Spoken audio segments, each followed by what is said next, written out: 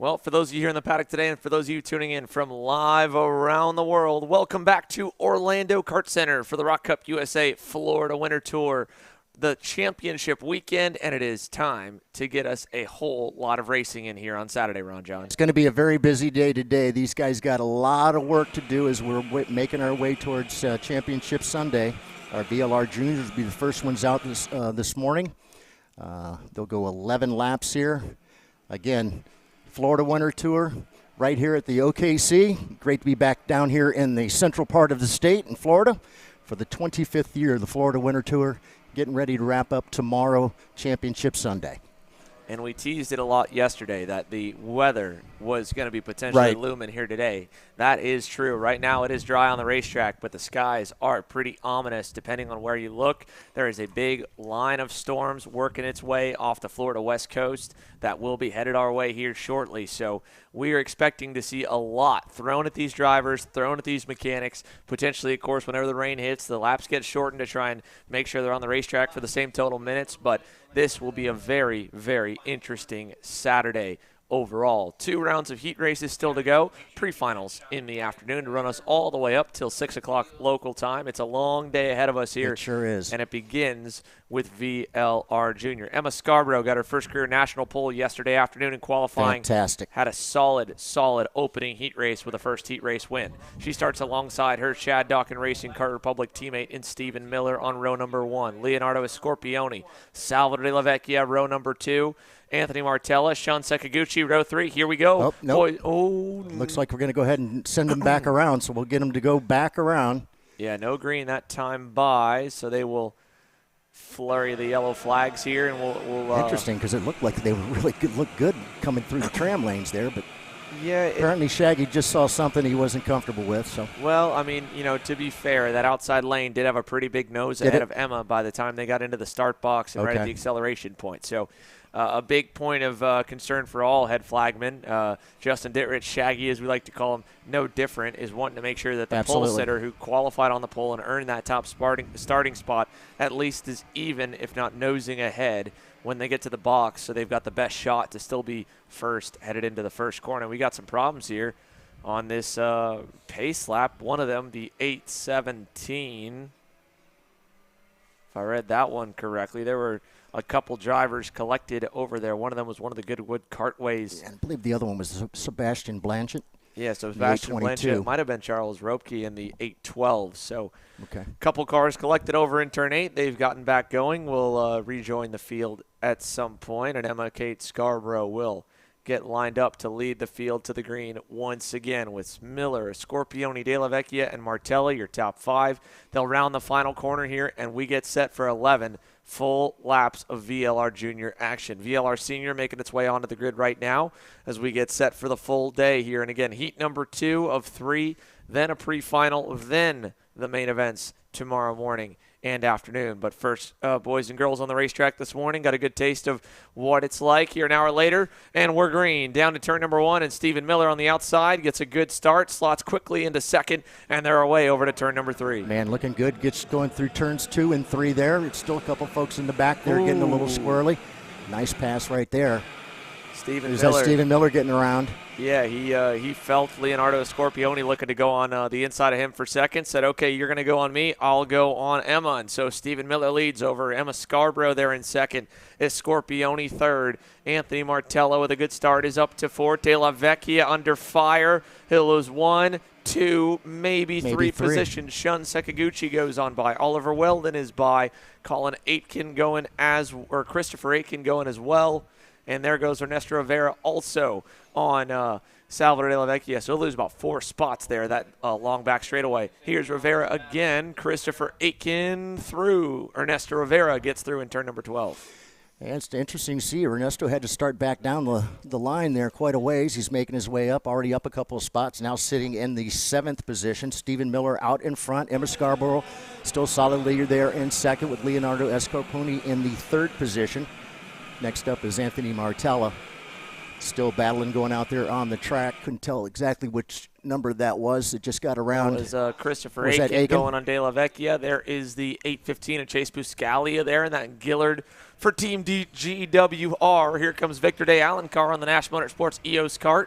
Not going to go just yet, but looking, and Stephen Miller all the while continues to lead down to turn number 9. Yeah, Emma's right there on his back bumper, hoping to maybe get a chance to get back around him. Meanwhile, she's got Leonardo right behind her. And Anthony Martella, those four trying to just maybe space a little bit of a gap there between the 4th and 5th place drivers. Everybody with their heads down as they come back by the start finish once again. So 2 laps complete here, 9 laps to go. Stephen Miller still the leader here. Emma Scarborough's right there, not yet going. Now she's looking. A little shimmy in the braking zone, went low to kind of defend from a Scorpione, and like you mentioned, from Anthony Martella back to Shun Sekaguchi, a little bit of a gap forming 4th to 5th on the racetrack as the top 3 even begin to break away a little bit. Miller, Scarborough, and Scorpione by about a car length or 2 over Martella as they head through turn number 8. And once again, we've got a big shout out there for Shun Sekaguchi, all the way from Japan to come and race with us here at the Florida Winter Tour. That's awesome. Great to have him here, doing a great job so far right now, sitting in that 5th position. Oliver Weldon right there behind him, though.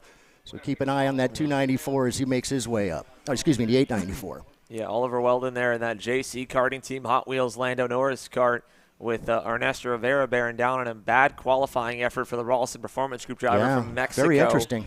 But Ernesto Rivera, 2 spots gained so far here. He had to come forward a little bit in Heat 1.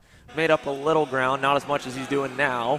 But they're going to go side by side up ahead of him. That'll help. Anthony Martella to 3rd. As Scorpione back to 4th. Shun Sekaguchi pulls right up to the rear bumper there as the Supertune USA Tony kart is all over that Zanella Racing entry. The black and yellow colors of a Scorpione headed through turn 8. Here he comes, looking inside, clear for 4th. Shun Sekaguchi moves up a spot higher inside the top 5. You know, Xander, it's almost like you can see them set them up to come down and make that particular pass right there. Great pass, by the way, by, Shun. Yeah, I mean, you can Excellent tell, right? When they set him up, without a doubt, yeah, coming through turn 7 there, heading to 8. Just got him to go over the inside and, boom, pop to the inside, and next thing you know, he's back around him. So that put Shun up into that 4th position. There's a lot of really, really good passing zones here around Orlando Kart Center, even all the way to the ROK Pro Shifter and Shifter Master classes as well. So lots of ways to make moves. Here's one for the lead. Emma Scarborough gets through in turn number 4. She'll take over the top spot from Stephen Miller. Anthony Martella still about 3 to 4 car lengths back. Can't do much but watch as Scarborough retakes the lead here. 3 laps in. They make it 4 laps completed so far. 7 laps to go. What a great move by Emma there. Once again, set him up heading into turn number 6. Got around him, able to continue on. Emma is just having a great weekend so far. And, of course, this is a good weekend to have a great weekend. So for her, she's just got to maintain her position, get out there and keep racking up the points as much as she can. Yeah, like you said, Ron John, great weekend to have a good weekend. Every round of the Florida Winter Tour increases by 33% more points, so you've got a ton of points up for grabs here in Orlando. For her getting the pole, for her winning that first heat, on the verge of winning heat number 2. Big-time point swing for Emma Scarborough here in the VLR Jr Championship as they head over to turn 4. And there's been something going on back for 5th as well here. We've watched the top 4 get away. There they are. There is a look at Scorpione, Rivera, Buscalia, Weldon, all in a mix here, about probably second back with how much they shuffled the last lap. But Ernesto Rivera has got himself into the top 5. Not a bad run so far, as you just mentioned, got himself now up into the top 5. So Ernesto Rivera trying to make his way up there. 5 laps in the bank. We're working till lap 11 here for the juniors. Good pass for Salvador De La Vecchia as well, and Oliver Weldon back there in turn number 8. Lando Norris kart on Lando Norris kart in that San Antonio Racing LN kart as they exit turn number 12. That gave a little gap to this group of 3. So now the question is, how quick really is Ernesto Rivera with a second gap out front? Can he start to make some headway on the leaders? With the pass that time, he was about 2/10 slower. This lap will give us a little bit of a better idea. At the same time, 3rd and 4th are moving forward. So Anthony Martella, Shun Sekaguchi, if they can be a thorn in the side of the top 2 and start to mess with them, this pack of 5 right here, 5th on back, could all of a sudden make it a 9-driver party at the front of the field. And when the pack gets that big, Ron John, we've seen it before, it explodes at some point. Never know what's going to happen from that point on. And it'll end in tears for someone. It never can stay at a full 9, 10-car, 11-car single file line. Some way or another, someone's going to make a mistake. There's just too many carts all around each other. So it might become that here in a moment. Martella, great run forward here. He's down to half a car length back from Miller as they exit turn number 12. And this time by, 7 down, 4 to go here in VLR Jr Heat number 2. I think Anthony's got some pretty good speed here. He just needs to get into the right position to get around Stephen Miller. Stephen looked like he was protecting the air going through turn number 2, now through 3 and 4, heading for 5. Yeah, we were looking for the pass. Unfortunately, it didn't happen. But there, as I say that, there goes Leonardo Escarpone. Got back around, I believe that's Ernesto Rivera, putting Rivera back 1. Yeah, nice pass there for P5. Yes. So he gets by. Martella still closing in on the top drivers, but a Scorpione going by on Rivera. Obviously didn't think Ernesto was quick enough to lead them forward, but every pass just kind of impedes their progress to the front. Look at this right here. Martella went through for second, and Shun Sekiguchi was thinking about going on Stephen Miller for third. Miller had a little late kind of fade on him there in the braking zone. Hangs on to that third spot. So 2 packs we're trying to keep our eyes on everywhere that we can. This second group here led by Leonardo Escorpione. And the first one led by Emma Scarborough out front with 3 laps to go. Anthony Martella now up to second. Yeah, they're winding down, and guess who's coming? Anthony Martella is on the move up into that second spot, the Speed Concepts driver. Looking good, and as I say that, Stephen Miller looks to the inside of him, getting around there in turn number 5. Stephen Miller, of course, thinking big picture right now, right? Like he's thinking championship. Yep. He wants to keep himself in contention. Every position he makes up versus falls back all kind of goes into that here. The gap that he's trying to make up to Ernesto Rivera, about 100 points. He's already made up some here in Heat 1, and there's another great crossover by Miller in turn 8. That was absolutely perfect. Perfect timing, and Shun just wants to get up there and get around Anthony Martella himself and get up there and try and battle with Stephen Miller. In the meantime, though, that's allowing Emma to kind of sneak away. It is, and this is going to help a little more, too. Sekiguchi, nice pass for third. They're going to go wheel-to-wheel down the front stretch, but Sekiguchi's going to have the inside lane. Martella kind of throws his hand up in frustration, but at the end of the day, everyone's out for themselves. Sekiguchi takes over third here with 2 laps to go. Yeah, that was quite a pass there. Good run so far for Shun. In the meantime, as I had mentioned, Emma just kind of sneaking out there a little bit, about a half-second gap the last time by, although you look there on the track. We've got a cart around here. Not really sure what cart number that was, but... No, that was Christian Cameron. That was there Christian? In that PSL Karting Bureau Art going around over at turn number 3, so Christian Cameron falls to the rear. Tough luck for Christian. Had a tough weekend in Loxahatchee, unfortunately, but feel a little bit better out here racing. Good pass there for Christopher Aitken. He gets by on Chase Buscali here at the edge of the top 10 in that second group. 4th in line on that Zanella Racing Tony card. This time by the white flag a wave. 1 lap to go. Obviously, this group here will not catch the leaders, so they'll start fighting amongst themselves as the white comes into the air. De La Vecchia on the bumper of Ernesto Rivera. Looking, doesn't go through in turn number 1, so no change. Up front, a little bit of blocking there from Stephen Miller. He's going to try and keep that teammate out front of Emma Scarborough in the lead. Keep Sekiguchi behind, but he opened the door in turn 5. Sure. Sekiguchi crossover from Miller. Got it there as they go through turn number 6. Once again, the crossovers have been amazing. What a great run there for Stephen, once again, being able to get back around Shun. And again, as you mentioned, kind of protects his teammate out there in front. Emma Scarborough making her way around. Doing a great job out in front here. She'll exit turn number 9. Little drop of the wheel, but still about a car length ahead. At this point, this second heat race win will make it very easy to try and just coast through heat number 3 and lock in that pole for the pre-final. For Emma Kate Scarborough, another national heat race win as she wins heat 2 in VLR Jr. Bam! Good run for Emma there. Congratulations.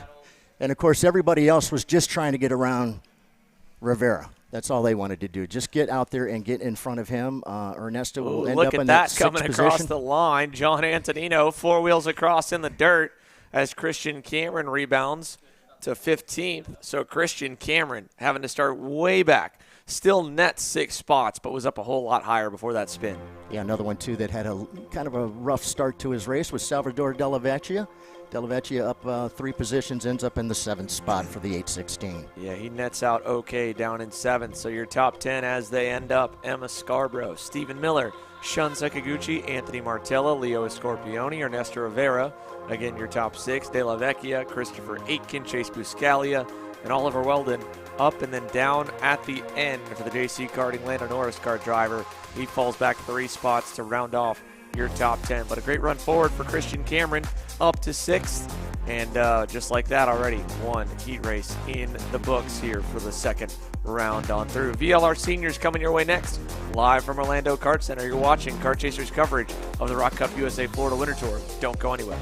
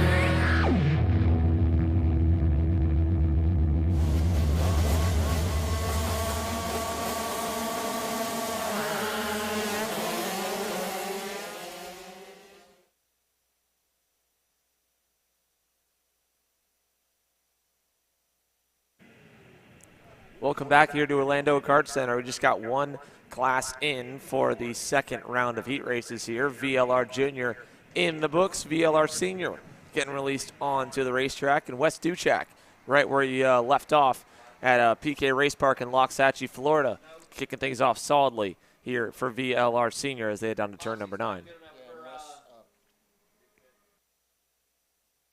Sorry about that. Wes, once again, talking with him this morning, pretty excited about this weekend. Knows he's just got to go out there and maintain his positions, put his kart exactly where it needs to be, and perhaps pick up a championship come Sunday. We'll have to wait and see because he's still got Haley Omeza chasing after him. Yeah, Wes Duchak, of course, in points for VLR Sr here. Comes into the weekend still needing a little bit more to try and close that gap with the win at PK Race Park. Got a whole lot closer to that championship title with more points up for grabs at round 2 than round number 1. But like we've been saying all weekend long, you got to perform at all 3. You really got to perform as the season heats up and get better by the end of it all. So Duchak will slow them down as they come out of turn number 5 and begin to form them up. And again, the driver on his outside who's had a standout weekend is Grayson Redzian. Redzian was probably the fastest driver on the racetrack in heat number 1 yesterday afternoon, but the track conditions completely different. A much cooler morning here this morning. Sun not really out nearly as much, a lot more overcast style skies, so the track temperature a lot lower. And all that factors into, again, the setup, the air pressure, and how you have to drive the racetrack. You know, it's going to change every time they go out there. It's going to be very interesting to see. Again, we're holding our breath here when it comes to the rain. We don't want to see it come here. Rather that not happen at all and just let everybody go throughout the weekend on a dry track and everybody even. But, hey, the rain always makes things a little more interesting.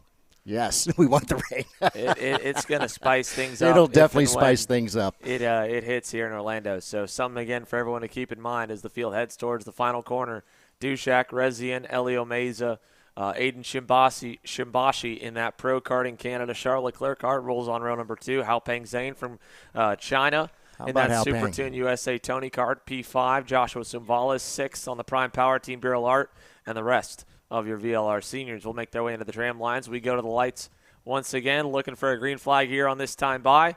Looks good enough. It will be. The lights go out, and we're racing down to turn number 1. Duchak releases the brake, gets through to the lead, and a great start for Redzi, and he'll slot into 2nd. Meza to 3rd, still side by side a little further back. 3rd, 4th, and 5th as they head down to turn number 4. Interesting how Gregian takes that particular line heading into the turn right there because it basically opened the door for everybody else. They weren't there to be able to take advantage of it, but nonetheless, he's right there all over the back end of Wes Duchak. Yeah, he's shoving he's him coming right there through turn number 6. Dushak felt it. He went low to block there in turn 8. Redzian went wide to try and keep the momentum up, but didn't get a great exit. So It'll still be Duchak headed to turn number 9. Redzian can't do much there. Duchak, big lock up, little sideways. He'll go wide, and we're side by side for the lead, but Redzian going to let him back in. He'll tuck back into second, and Wes Duchak holds the top spot through turn number 12. Well, I thought for sure he had messed up just enough to allow Gratian to get around him. Not quite, and he's going to say, he'll go ahead, jump on my back end here and push me up a little bit further. I know Haley's right there behind you. And who is that? That is Aiden Shimbashi right there in that 4th position. Here we go this time. Turn there we 4. Go. Redzian is through. Good pass there by the Technokart USA Tony Kart. Duchak blocks slow to kind of keep Meza at bay and stop the bleeding. He'll stay in second. Here's Meza, pulls to the rear bumper, but he's got to get a good run through 6 and 7, or he'll get dive bombed over here in turn number 8. Let's see it. He's going to cover that off. Not enough. Meza gets through for second there. Here comes Shimbashi looking for third. Again, Haleo just being patient enough. Waited for his move and made it. Now he's up into that 2nd position. Now trying to chase down Gratian Redzian. Duchak took a little look over at the tires there to make sure he didn't pick up anything. Again, from all the drivers throughout the last year and a half, they've been talking about how difficult it is when you do get passed and have to go offline to kind of clean the tires back off. Takes you half a lap to a full lap. So Duchak in that mistake in turn number 9 really net has costed him 2 positions already. Car length and a half to Meza, 2 car lengths from Meza to the race leader.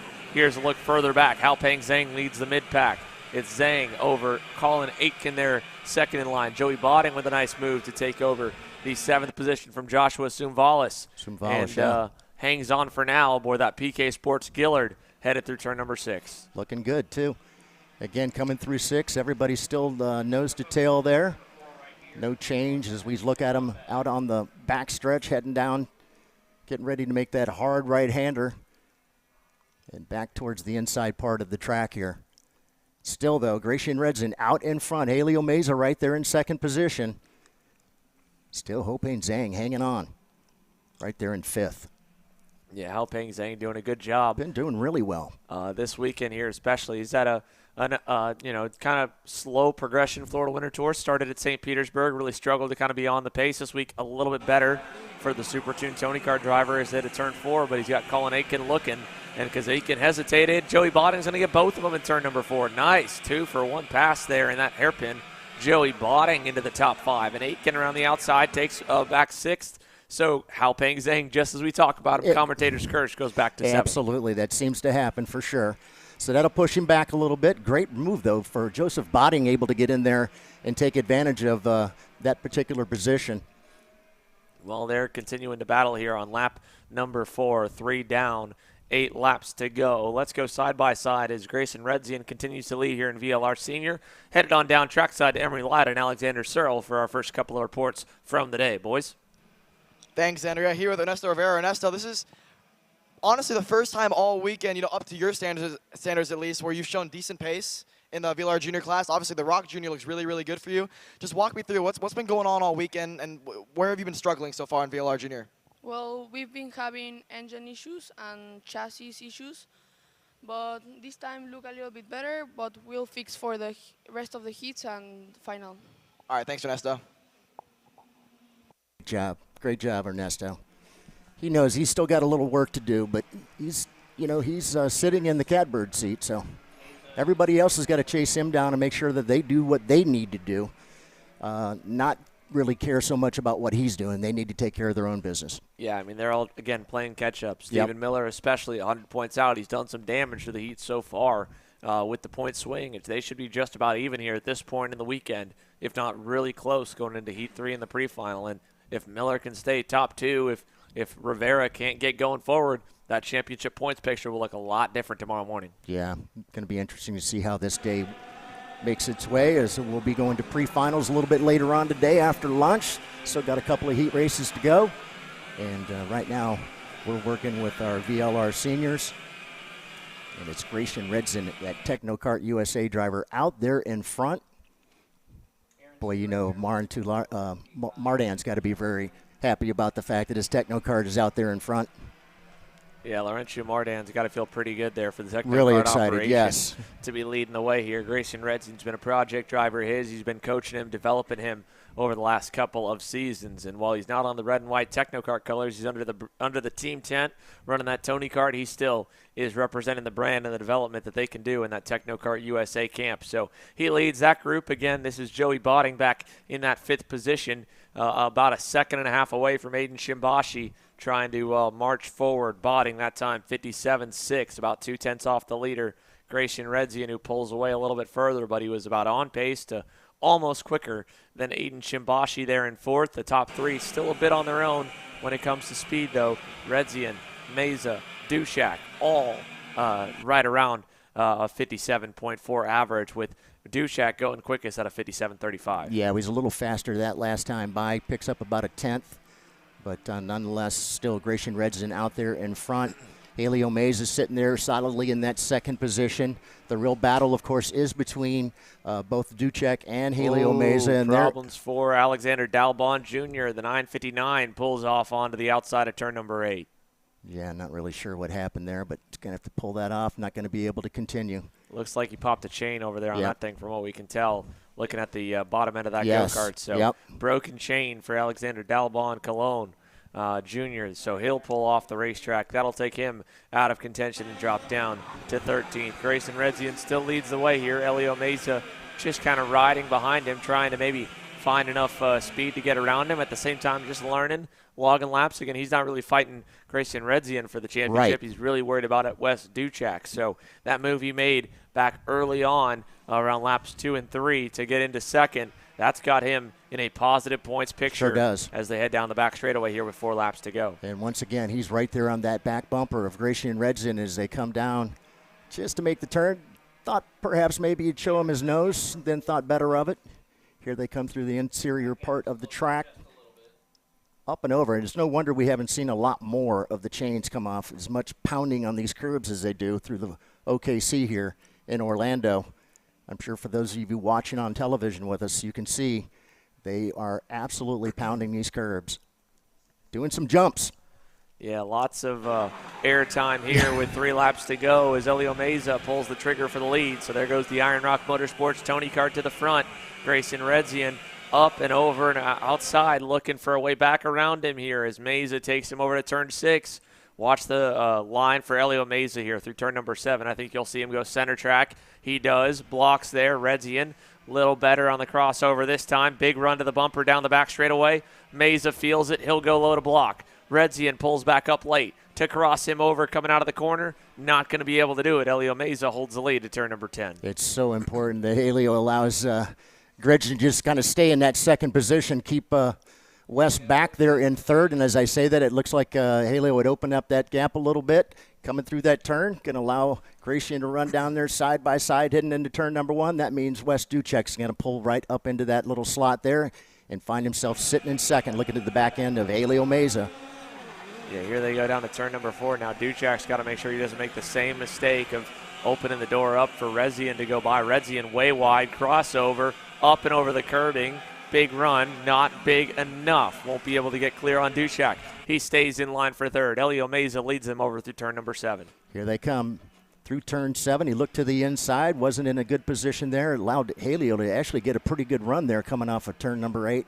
And look at the battling for 2nd. This is going to play well into Elio Meza's hands here as Redzian tries a crossover, gets a run, not enough. He'll go side by side, enough to be a bit of a nuisance, though, for Dushak. And that's going to, again, just continue to allow Elio Meza to pull away as they fight for 2nd. White flag in the air this time here. 1 lap to go. Meza leads down to turn number 1. Dushak, Redzian still going at it to the 1st corner. Yeah, looking good. It looks like Redzian is going to take interesting spot to try to make the move there. A little side by side. We'll have to wait and see how things shake out on that. Yeah, a little bit of a hip check, as they like to call it hockey right there. So Grayson Redzian was setting him up for a crossover over and over. And Duchak tried hard to kind of keep it from happening, kept it only about a lane off the inside in that double apex turn 1-2 complex. And Redzian saw the hole was big enough to get the nose in and made enough room for the rest of the go-kart to slip on through. But he gets through for 2nd, and Elio Meza gets a big gap. Redzian still a big gap back to Dushak, all kind of even. The big battle's back there all the way for 5th spot. Joey Botting versus Colin Aitken. Haopeng Zhang looking on as they head over to turn number 10. Final time in the run on through it. Last lap, Botting should be safe, and he is. Looking for Aitken will Helio. cross him over. Can't do it, but Elio Meza will win Heat 2. Bam! So Elio Meza, your winner in VLR Sr Heat number 2. Botting hangs on for 5th. And so Elio Meza over Gracie and Redzi and Wes Duchek. Aiden Shimbody, again, Botting in the 5th spot. Joey Botting on Good that run. PK Sports Gillard rounds your top 5. Colin Aitken, big run forward there. 8 spots gained from tail end Charlie to get up to 6th by the end. Hao Peng Zhang 7th. Joshua Sumvalis 8th. Sarah Vico and Franco Savalio in the VSR Tony Kart round off your top 10 for VLR Senior. So good run for all of them. And now we get a real treat coming our way. The Minis, the Mini Rockers are headed our way here. Next up, stick with us for more action here live from Orlando. You're watching Kart Chasers coverage of the ROK Cup USA Florida Winter Tour.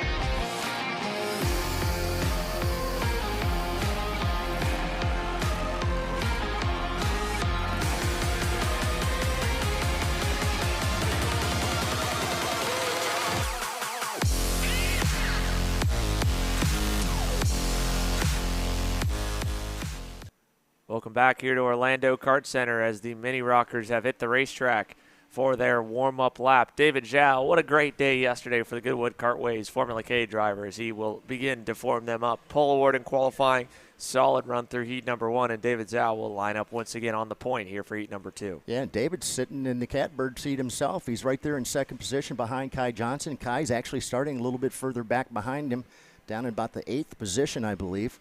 So, again, just waiting for our minis to form up here. We're going to go 8 laps, Florida Winter Tour here at the OKC in Orlando, Florida. It's the 25th edition of the Florida Winter Tour, and we're looking forward to Championship Sunday tomorrow. Got a bunch of heat racing and a pre-file to get done. So here we go, waiting for our minis to get started.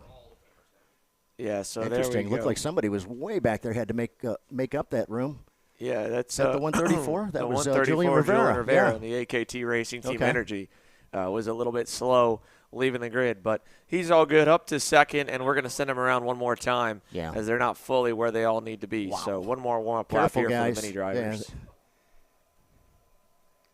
Every time I start to see them do that when they're side by side with one another, it's like, no. It's just warm up. Don't crash now. No, it's tough here. So they'll head out of turn number 4. And slowly make their way around. Gives us time to go through the starting lineup one more time here, Ron John. Yeah, Julian Rivera, as we had mentioned, is sitting on that outside pole. Rocco Simoni, the 2022 champion, in the 109 up next. Marco Romero, the 117. It'll be Antonio Pizzogno rolling off in the 173 with Max Christie in the 139. It's Kai Johnson in the 167 with Santiago Nandum in the 160. Fion Shi up next. Fion rolls off in the 153 with Royce Vega in the 106. Jackson Morley talked with Jackson this morning. He's rolling off in the 192. Antoine Lemieux in the 133. Martin Hamil in the 189. Luca Propesco in the 111. It's Lucas Ferreira in the 103. Max Morcom in the 101. Cole Medeiros in the 107. Luca Chiardi in the 129. Luke Fedowitz in the Luke is in the 183. Geronimo Corral in the 188. Melville DeSantis in the 151, Ethan Tyers in the 122, Cole Davidson 163, Declan Deonerin starting way in the back in the 124, and Edward Kennedy along with Declan way back there in the back. And again, keep an eye on Edward Kennedy, especially here with how much speed he has shown. We saw him come forward in heat number 1. I think he might even do some more damage here in heat number 2. So that energy car driver in the 144 rolls off all the way at the end, but that is a driver that should be at the pointy end of the grid by the end of this weekend. So where they all stack up, where they shake out, 8 laps for Mini Rockers as they go into the tram lines here for heat number 2. We'll line them up, stack them, pack them, ready to go, and we are green down to turn 1. Great jump for David Zhao. He'll get into the lead. Simone into second, and they'll slide their way 2 and 3 abreast through turns 1 and 2. Man, he was on it. David had a great start there. Left Julian Rivera all by himself. Now Julian has made up a little bit of ground, got up into that second position. As I said, it looks like somebody else has gotten around him. What a move by Marco Romero here on the start from 4th all the way up to 2nd now. He got around Rocco Simone quickly, followed Rivera through, goes by in Rivera in turn 5, and Marco Romero up to P2 as Rocco Simone gets there back to 3rd. He gets by on Julian Rivera here as they head down the long back straightaway. Man, look at them as they come down here to make this turn. They're snaking their way down here, and Rocco is able to slide right back into that 3rd position.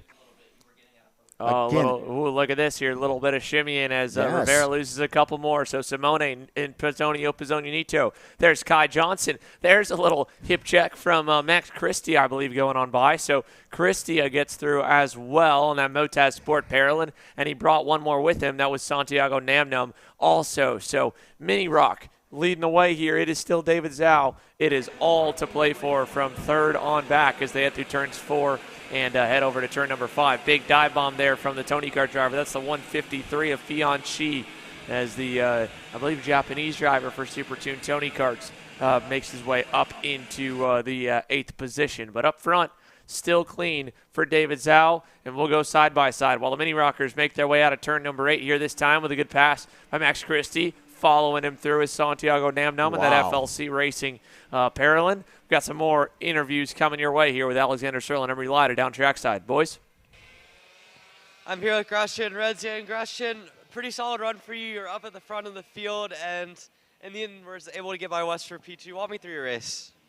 I mean, started second, stayed second, passed West nice and early kept my head down the whole race and got passed by Meza. Then West passed me eventually at some point, and I'd rather take second than 3rd, so I went for it last lap and worked out in my favor.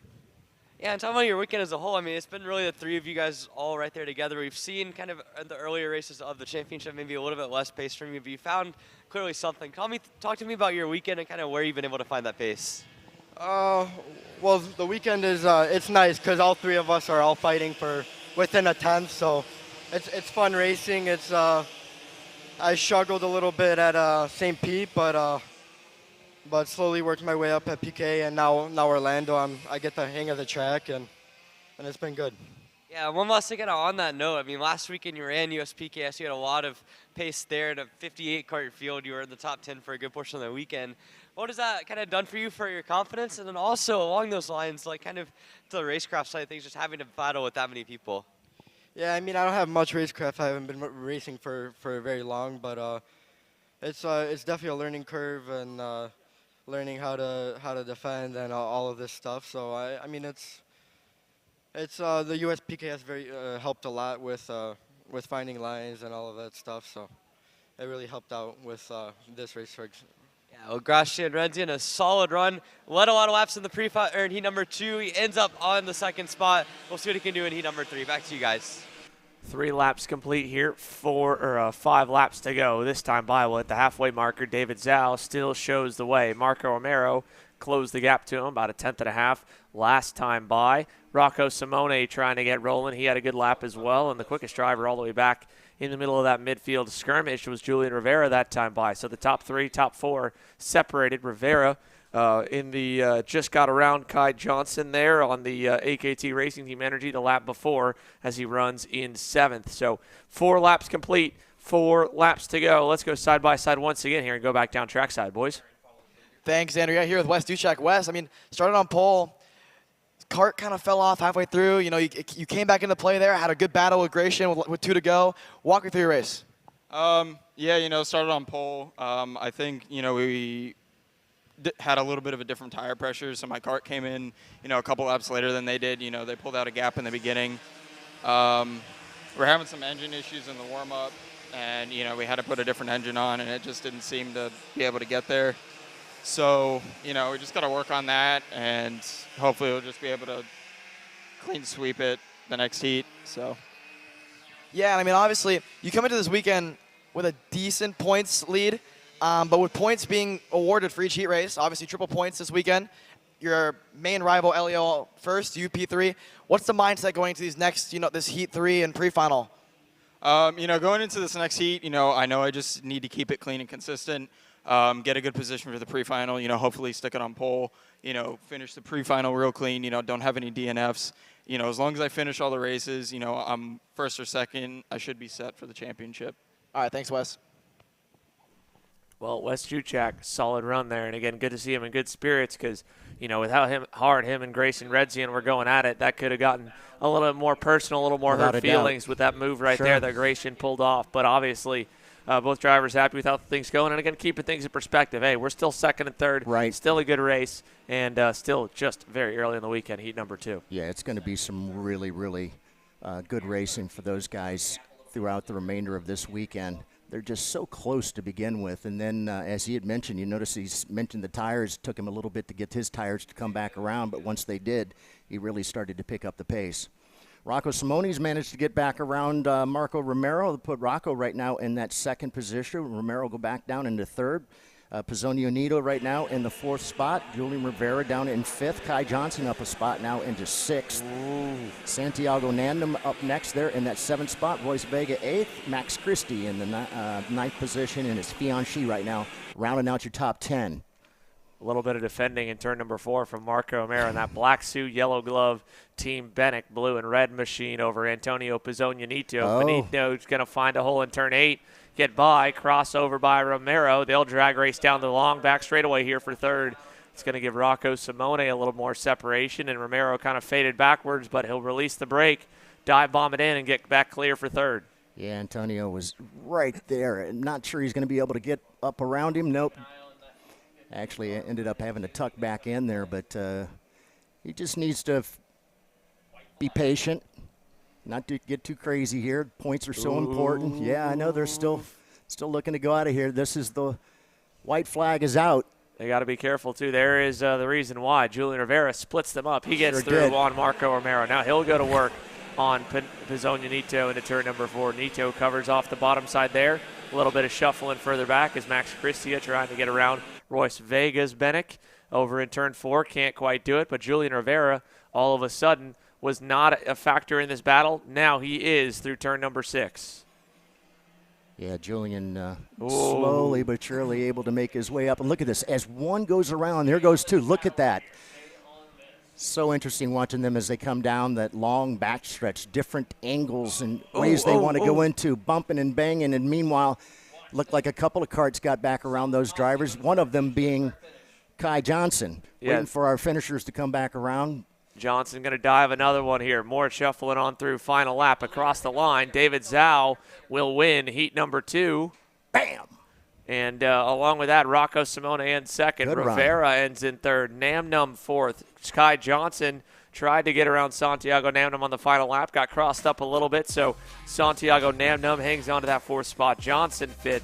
Antonio Pizzonio Nito fades back to 6th for that wheel-to-wheel contact with Marco Romero, who falls all the way down to 9th behind Royce Vega and Max Christie. A fiancée looking on there, ends up at the edge of the top 10. Great drive forward for Edward Kennedy. We mentioned to keep your eye on the 144. Didn't fully make it into the stream too much, but he picked up 11 spots, last to 14th for Edward Kennedy in the Energy Course of North America's entry, and great run, fastest lap of the race on that very final lap. Yeah.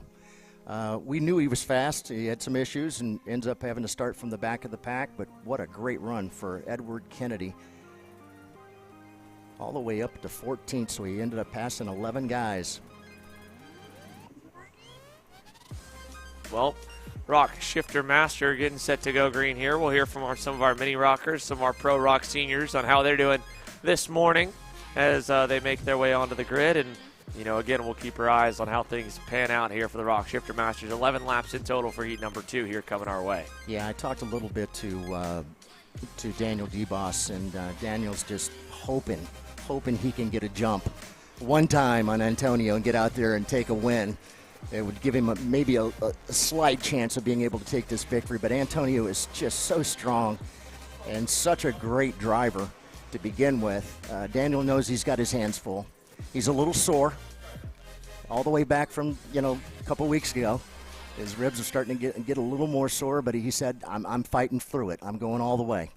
Yeah, there was, again, a lot of bruising, battered drivers on that opening weekend at PK Race Park in Loxahatchee, Florida. A big part of that, again, the track just a little bit rough. They're going to do some more resurfacing work over the course of the year to prep it better for next year's Florida Winter Tour and a number of national events headed to the West Palm Beach area, which is cool to see, and to have a racetrack in that market once again. Great looking racetrack. Yes. Just, as long as you're about 10 feet away.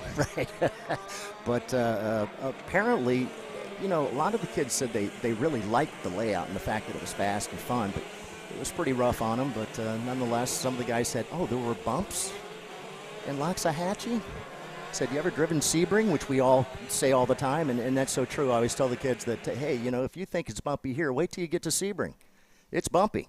Yeah, we have been spoiled by a lot of top-tier racetracks. A lot of really, exactly, yeah. Here around the country. This one being one of them. A great surface, has been for quite some time here at Orlando Kart Center.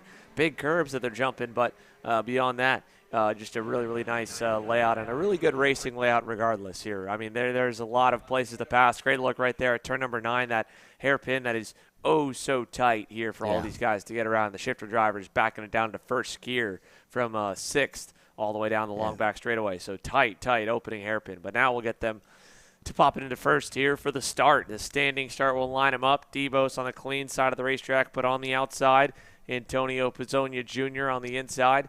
Andre Martins, the owner of Orlando Kart Center, has been wheeling it this weekend. He rolls off third there on the inside of row number 2. Yeah, very interesting to see Andre out here racing with us. Love it. You got a great facility. Might as well become part of it. And right now sitting in third position in the 522. What a great start he gets. Luis Gautier joins him on the second row. Alex Mueller and Brian Chatfield will make up row number 3. Scott Presti, Morn Van Tok, and the VTM Racing Team.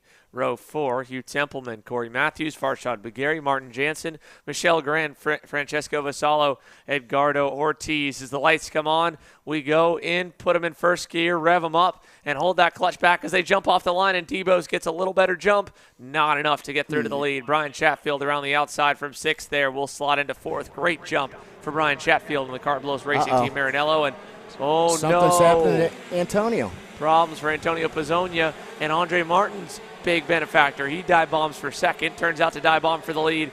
And Antonio Pizzonia is slowing over in turn number 5. Something about racing, right? You never know. And that's why I was talking when we're talking with Debos today, telling him, it's just important that he go out and do the best he possibly can.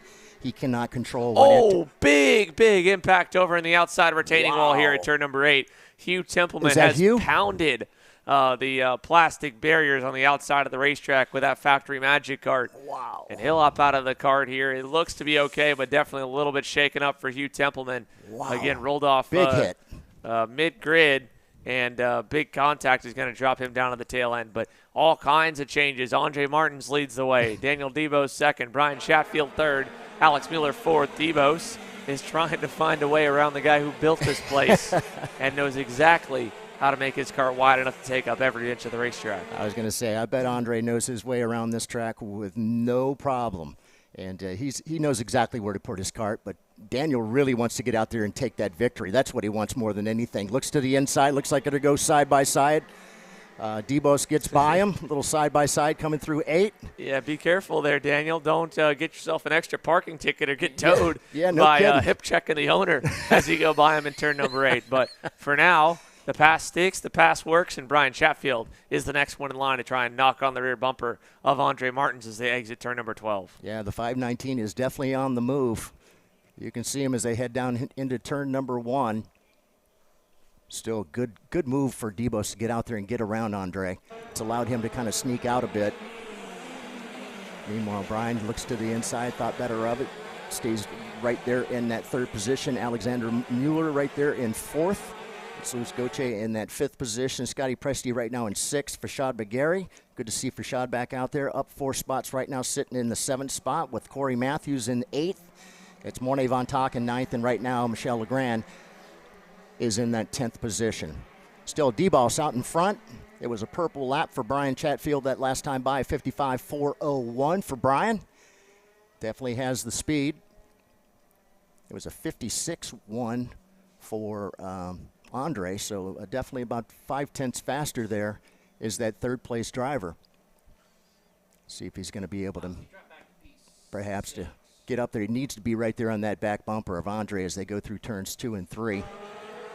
Yeah, he's just not being able to time the run really to get himself that good launch off the corner and be on the bumper of Andre to get around him there for second. This is a look a little further back. How about Farshad Bagheri working on the rear bumper of that Ralph Schumacher car to Scott Presti, and right there for third, Brian Chatfield versus Alex Mueller. So Luis Gautier in 5th ahead, and again, this is 5th, 6th, and 7th on your screen headed out of turn number 8. In the meantime, DeBoss still out there in front. Again, went purple that last time by, 54.744 to a 54.9.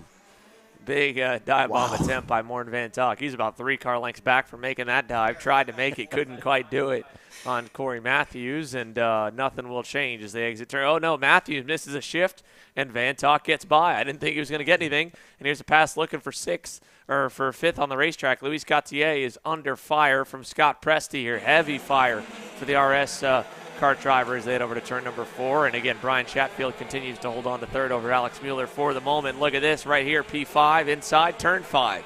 Got him, and we'll get the launch enough to get out of it. Scott Presti cracks the top 5 in that Ralph Schumacher car. Yeah, Scotty on his way up, slowly but surely trying to make his way towards the top. Got a little ways to go. Right now sitting in that 6th position, but Debos still out there in front. Andres Martin last time went purple, 54.45 to a 54.57. So he picked up just a little bit. Good pass by Farshad Bagheri there on screen in turn number 9. So the Shad man gets through. They're going to drag race down the front straightaway here, but Gautier should not have enough momentum. He will not. Going to pull out to the inside, dip out to the inside there, turn number 1, and he does, gets through over in turn 1. I wasn't really sure he was going to be able to make that move, but yeah, got up there kind of side by side, able to get around him. So yeah, pulls that spot back into his grasp, gets back to 6th, and look who's joined the party. Morn Van Tock in 8th on the bumper of Farshad Bagheri now to fight for 7th. So good fight here in the midfield as ROK Shifter Master Heat race. And again, our leader out there stretched it out about 3/10 that last lap. Well, no, never mind. I'm sorry. I was going to think for a moment. I forget here for the ROK Cup Florida Winter Tour, we don't run pushback bumpers in the shifter classes because for a moment it looks like I think they're on the go-kart of Daniel Debos, and I think he's pushed that thing in. But thankfully it's no penalty. Right. Yeah, they're definitely trying to get up there to get around him for sure. Andre's right there. Brian Chatfield right there with him as well as Alexander Mueller. So those 3 continue to battle. Farshad Bagheri in there as well. Yeah, they're about 1.25 seconds away right now. Andre Martin's doing a good job pulling the gap over Brian Chatfield, who kind of bobbles a little bit exiting turn number 4, but they're all just rubber banding at this point here. Yep. I don't think they have any big aspirations of trying to get around each other too much. 5 laps to go, just past the halfway marker, and they're all safely spread apart here in heat number 2 for ROK Shifter Master. Morton Van Tock still pressuring Bagheri, pressuring Luis Gautier, but not doing too much about it here as they head down the backstretch. And once again, it's still those top 3, nose to tail, although they do have about a second, 1.2 seconds there back to the second-place driver of Andre Martins. Daniel Debos out there in front, the International Motorsports driver, the Peruvian, out there in front, pretty happy about it. The 504 kart feeling really good in his hands, and as I'd mentioned, it just takes other folks to have not so good luck, but you'd end up having some really good luck. And right now he's sitting in the catbird seat in the first position right now in the 504. Good pass by Alex Mueller there for third. Move him up ahead of Brian Chatfield. He was gaining on him a little bit the last couple laps, picked up a lot the last time around, and him and Andre Martins Alex Mueller as well were both quicker than race leader Daniel Debos last time by. So a 53.7 for Martins, a 53.8 for Alex Mueller, a 54.0 for the race leader. They picked up 2 to 3 tenths apiece as they head out of turn number 9. So Daniel Debos is going to have company here. Andre Martins is a little bit over the age minimum for the 30-plus age bracket for ROK Shifter Master, but don't count out the wily veteran here, as he has kept himself in shape, pounds laps as much as he can here at Orlando Kart Center, and he is charging here at the end of this one. Lost a little bit of time that lap around, but looks like he's kind of gained it back, I think, maybe half a tenth here in the opening sector alone. We'll see that on the time charts in a moment, but 3 to go as they've all spread apart. Debos a second out. Martin second safely there. Alex Mueller third. Chatfield fourth. And on backwards here through sector 1. Give the advantage and give the nod to Daniel Debos. He's picked the pace back up here. 10th and a half back opened up. All right, here comes Debos through turn number 9. Down that front stretch, back stretch, whatever you want to call it here, and heading for turns number 8 and 9, 10 and 11 through the interior side. Oh, somebody clipped the marker there. I guess it's no harm, no foul. I don't know, but we'll have to wait and see. They're getting to 2 to go here at the start-finish. Shags are letting them know. Just a couple more to go. All right, there's Debos. Just now coming through turn number 5. Heading through 6.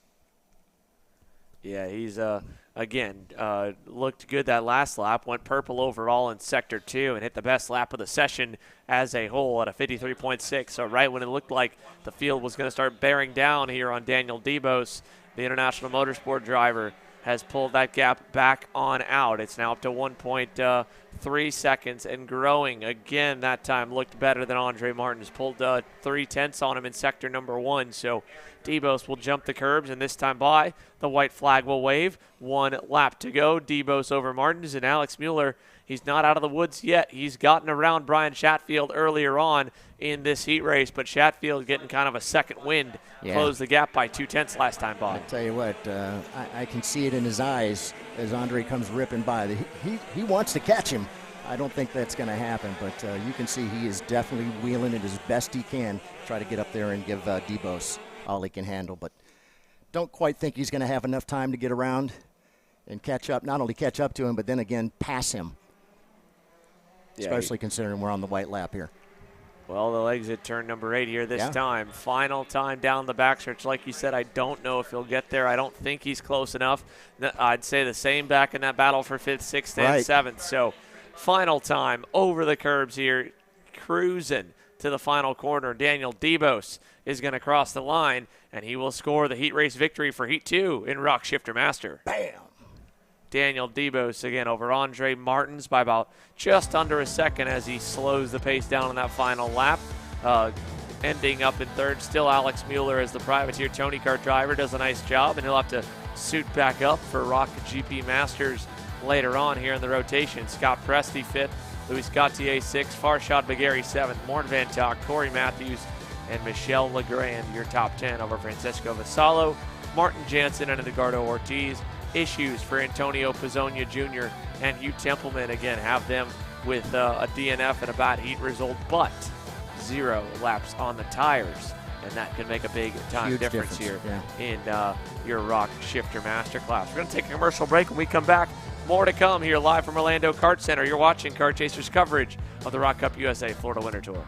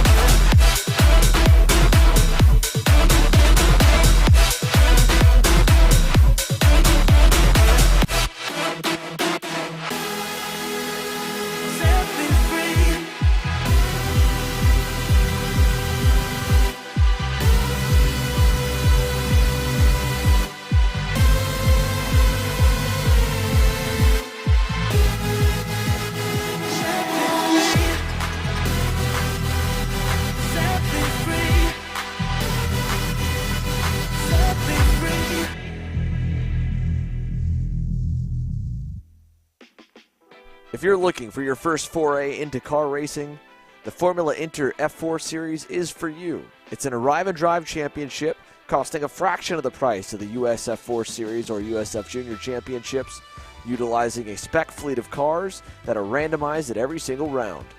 You can start with International Motorsports Karting Team and advance through the ranks to the Formula Inter Championship. For more information, follow us online at Formula Inter on all social media.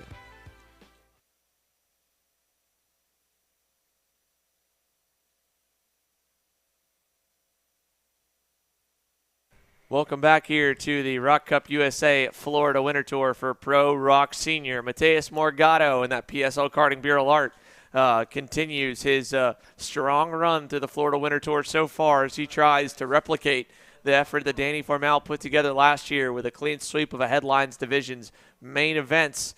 And he's on track for it. Round 1 winner, Round 2 winner, Pole Award winner here for Pro ROK Sr.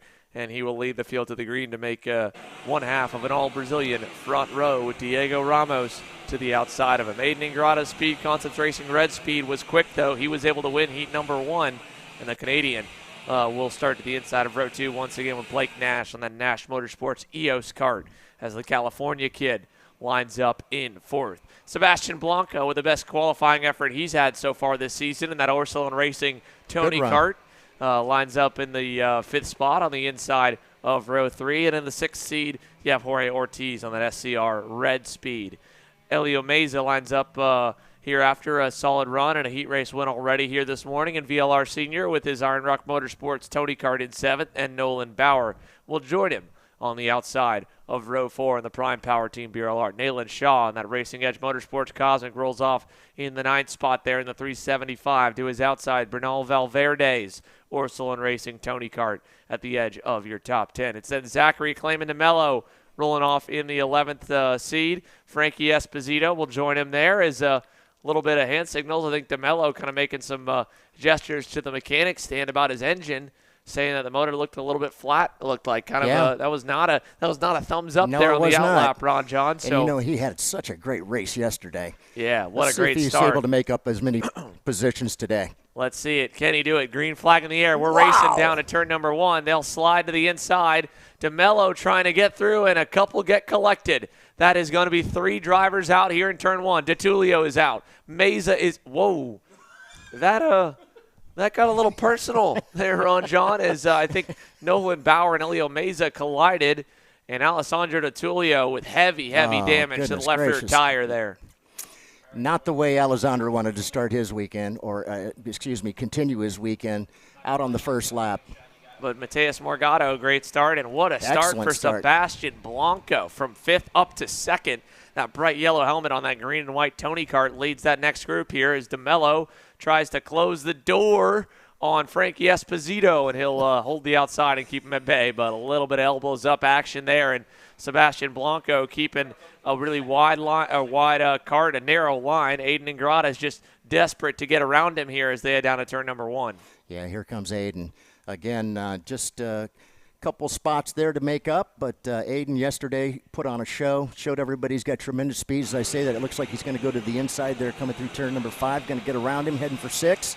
So Aiden Ingrata, as we've mentioned, on the move, now up into the 2nd position. Yeah, how about that for the professor? Gets himself finally around Sebastian Blanco, but the damage has been done. Mateus Morgado's lead at the end of the opening lap is over a 1.5 seconds. So long run forward here for Ingrata as his teammate Jorge Ortiz. Nice move on Blake Nash. They've been going at it for about half a lap now here for that 5th position. He has finally snatched that spot away with Bernal Valverde now next, looking to challenge that bright blue Nash Motorsports EOS kart. Here's a look at Sebastian Blanco losing another spot as Diego Ramos gets through for 3rd. They'll go side by side. It'll be Brazil versus Colombia here headed down to turn number 1. I think perhaps the Brazilian showed him one of his Colombian fingers and said, hey, I need that spot, and moved right there in front of him, but look at him go at it. Oh, whoa. A little bit of contact there. Sebastian Blanco giving a little love tap to love tap for sure. Diego Ramos through turn number 4, but Ramos holds strong. He keeps the position here now, and with Ingrata getting through, he was only able to match the pace of Mateus Morgado last time by. Needs more speed to run him down, still at a 1.3 second margin here. Blake Nash a little bit wide out of turn 8, though. has got to worry about Bernal Valverde closing in, and the next driver would be Kevin Cavedo in the International Motorsport Lenzo card. I think the issues for Zachary Clayman DeMello are continuing to roll as back at the edge of the screen, he is fighting tooth and nail to held on over Frankie Esposito. So Ortiz on Sebastian Blanco now for the 4th spot as Blanco begins to fade backward. There he goes down the inside in turn number 1. And here's a look back at ZCD, just again, hanging on for dear life, it looks like, right now on the 317. Yeah, it looks like he just pulled off a piece of tape there on his radiator. Able to get that off and out of the way. Thinks maybe it might help him out a little bit. In the meantime, though, you got to look at our leaders still continuing to put down purple laps out there, a 55.1 to a 55.2. The last time, Aiden Ingrata trying to make up that space. Just have to keep an eye on them as they're working lap number 3 of 11. Here we go down the backstretch for Jorge Ortiz and company. He's got a little bit of a separation on Bernal Valverde, who I think Valverde's got a pushback bumper. His bumper looks pretty loose there on the front end of that Orsolin Racing Tony kart. So we'll get a better look at it in a moment. But Sebastian Blanco is going to have Blake Nash now starting to bear down on him here in just a few moments. And as the lap times come across, give the advantage to Aiden Ingrata. He goes purple, 54.83 to a 54.91 to Mateus Morgado. So Ingrata's making some headway here towards the race leader as Ortiz all over Nash, following him over to turn number 5. Yeah, Jorge needs to make a little move there and get around Blake. But Blake's showing you, again, tremendous speed. Just seems that, like, on the starts, he just doesn't get the start he wants. And he gets kicked back so far, and it takes so much to, again, race his way back up to the lead pack. Right now he's sitting in that 5th position with Jorge Ortiz all over his back bumper. Keep an eye on that. Yeah, and again, you know, like you said, he's just falling backwards. Part of that, to be fair to Blake Nash, again, starting in the 4th spot, that's not a fun place to be. And now he's going to go side by side with Jorge Ortiz, who gave him a little love tap going into turn number 12, saying, hey, just a reminder, I'm right here. Yeah, don't forget, I am right here. Going to push him through turn number 2 as they're heading through 3. They'll going at it together. There. Looks like he's going to dive to the inside. Yeah, Ortiz going by on Blake Nash there in turn 4. Yeah, we'll have to keep an eye on and see if somebody else tries to make one of those over and under moves on him. But, again, Jorge looks like he's going to be able to stay right there in that position. I believe that's the 4th position or 5th. Sorry, that put Jorge up into 5th, pushing Blake back down into 6th position. Indeed there. So a couple car battle here for the top 5. Sebastian Blanco leads this group 4th, 5th, 6th, and 7th. Back to Bernal Valverde right there in that 305. So all together. And, again, we're trying to keep an eye on where the times stack up towards the front at the same time. Aiden Ingrata not making too much change at the moment. Just, again, stride for stride. He's right there with Mateus Morgado. Diego Ramos about a 10th off of them, but the next best on the racetrack. But Ingrata, you can see, here's a look at the margin. He's got up to Mateus Morgado. Pretty major at the moment. ZCD is doing a good job keeping Frankie Esposito at bay. He's picked up 3 spots through attrition, and the good start that he had has not gone forward since. Right. As Ortiz now closes in on Sebastian Blanco. That could be a good little battle here for 4th in just a moment. Boy, it didn't take Jorge, that is, very long to get up there to get onto the back bumper. He got past Blake and just kind of split from Blake and is off and on his way. Looking to the inside. Nope, thinks better of it. Going to line up here, maybe perhaps take a look as he'll go through 2 and 3 and head for 5. We'll see if he's able to make a pass there. Yeah, seems to be one of their favorite spots for sure. Yeah, he's got close enough here, but he didn't really get a good launch out of turn 2 or through 3. He won't be close enough in turn number 4. Again, Blake Nash has got to be careful on the back end here. Bernal Valverde has started to get a little closer to him. Nash was pretty even, and look at this battle here. ZCD, Frankie Esposito battling back and forth, headed over through 6th. Has to give way. Esposito gets through for that 8th position. Yeah, he was just in the right position right there, coming through turn number 8. Looking good, 377. Here comes Clayman DeMello back to the bumper to turn 9. He'll dive it to the inside in the hairpin and get back clear. Again, it looks like to me, reading this from the outside, it's a bit of damage control for Clayman DeMello. He's going to pass you back no matter what right now because he doesn't have the pace. He's just trying to hang on for any positions that he can. and again salvage a good heat race out of it. Long look back over the shoulder there to check Esposito. And behind them, again, it's Kevin Cavedo in the 10th spot, Nayland Shaw in 11th as they go through turn number 3. Looked like he gave him the evil eye there as he's looking over his shoulder back at the driver there. Not really sure what he was saying through those eyes, but he was saying something.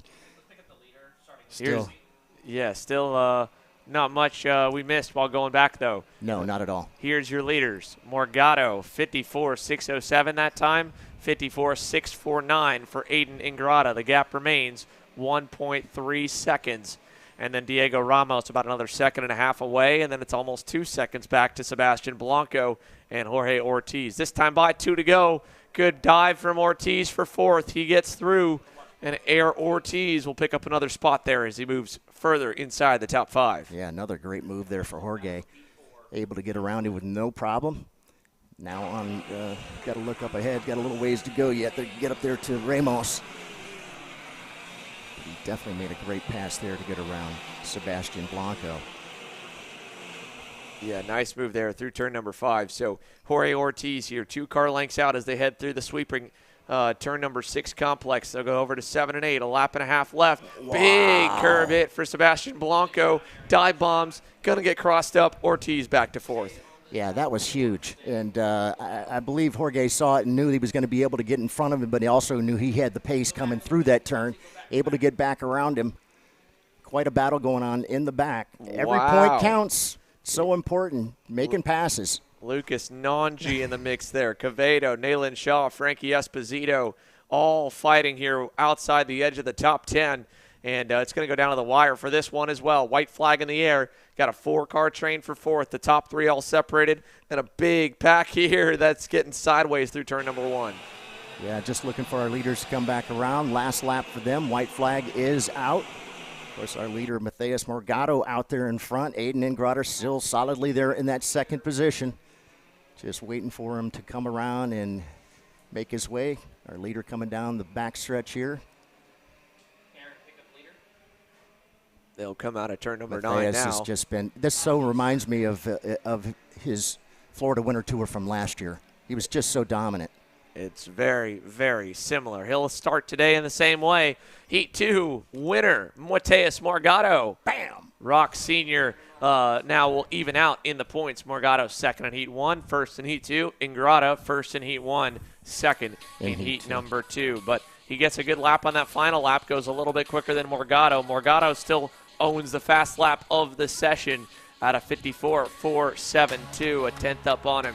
And the SCR Red Speed will have to, again, settle for that 2nd spot. So Diego Ramos ends up in 3rd, Ortiz 4th, Blake Nash rounds your top 5, Brunello Valverde ends up in 6th, picks up 4 positions on that one. Of course, Zachary Clement de Mello just survives, really, that heat race there for 8th with what looked to be, again, a bit of an engine issue. Yeah, we need to talk to him about that because perhaps that's exactly what it was, an engine issue, and just didn't give him that speed he was looking for because yesterday, once he made that move, he showed he had some good speed, ended up in the 4th position. Now today, not quite where he would like to have been, but nonetheless ends up in 8th. Not a bad run. It's one of those things that kind of surprises you. Again, it could just be kind of a problem that came up overnight. I don't think he looked too bad in morning warm-up. He seemed to be in pretty good spirits walking away from that one. Yes. Talking about chassis changes, but obviously something amiss there on the 314 International Motorsport Factory Lenzo kart.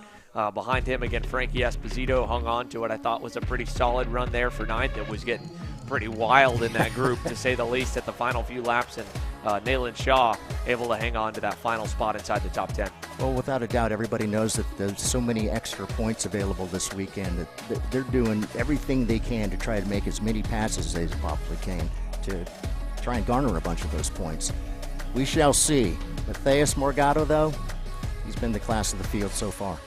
Yeah, he looks pretty strong here in the morning. So we'll probably hear from him in a few moments as Alexander Searle and Emery Lida are down on the ground getting us some intel. In the meantime, we'll clear the racetrack from some of the carnage, and unfortunate for Alessandro DiTullio. Right. That's some pretty heavy damage. So a good opening heat, picks up a lot of spots, gets to the top 10. Not so good. Right. Heat number 2 for ADT. No, not at all. He was looking forward to having a much better result this time, but he'll have to go back, do some work, and come back out and try again. Well, there's a good look at the Levanto Tire bridge here as the ROK Masters get set to go. Halfway in, halfway to come still for heat number 2 from the Orlando Kart Center, and the engines will come to life as we get set for action here in ROK GP Master. Let's take it through the starting lineup here, Ron John. All right, on the pole, the 618 is Danilo Ramalho, the U-Race driver, the Brazilian, will lead us off. Daniel LaPlante on the outside, David LaPlante on the outside, and then the 684, the Premier Karting driver. It's Martin Stone in the 606 up next. Mario Barrios, talked a little bit to Mario. He was so happy to be out here racing with us again. The 699 couldn't quite make the race down there in Loxahatchee, just too brutal on his ribs, as he had said. Andre Nicastro up next in the 628. It's Alex Mueller rolling off the 621. Sylvain Colombi in the 681.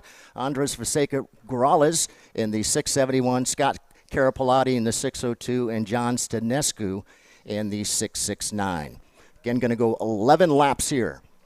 Yeah, 11 laps the distance for the ROK GP Masters here. And we saw a bit of shuffling in that opening heat race. Problems for, I believe, Andre Nicastro, if I remember correctly. Yes. That was all of a sudden something amiss for him there. And Danilo Ramalho was, or maybe it was Ramalho. I'm trying to think back of which of our Brazilian superstars had that issue in heat number 1. I'll look it up in a moment. But we saw, again, some different kind of comers and goers there in heat number 1.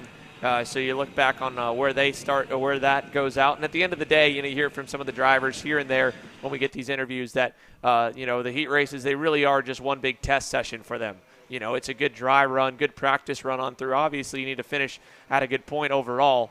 But at the same time, it's an aggregate. You got all 3 heats. You start where you qualify. You can try a setup change. You can try an engine adjustment and see if it makes the difference. And if it goes the wrong way, hey, 1 bad heat, 2 good heats is still going to net you a pretty good spot. And it was indeed Andre Nicastro that had the issue in that heat race. He just kind of dropped like a rock and eventually pulled in before it was all said and done. So he's got 1 bad heat out of the way. He's looking to try and make up some ground. And at the same time, Danilo Ramalho in that Team U-Race Tony Kart will lead them off to the green. So the No Sleep Energy Drink Team U-Race entry will line up on the inside. Again, you said David LaPlante there in that Premier Karting Cosmic.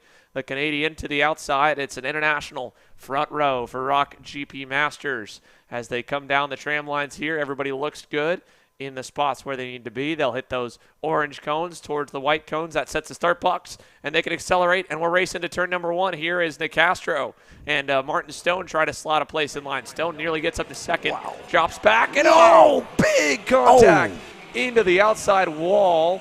That is the 606 of Martin Stone.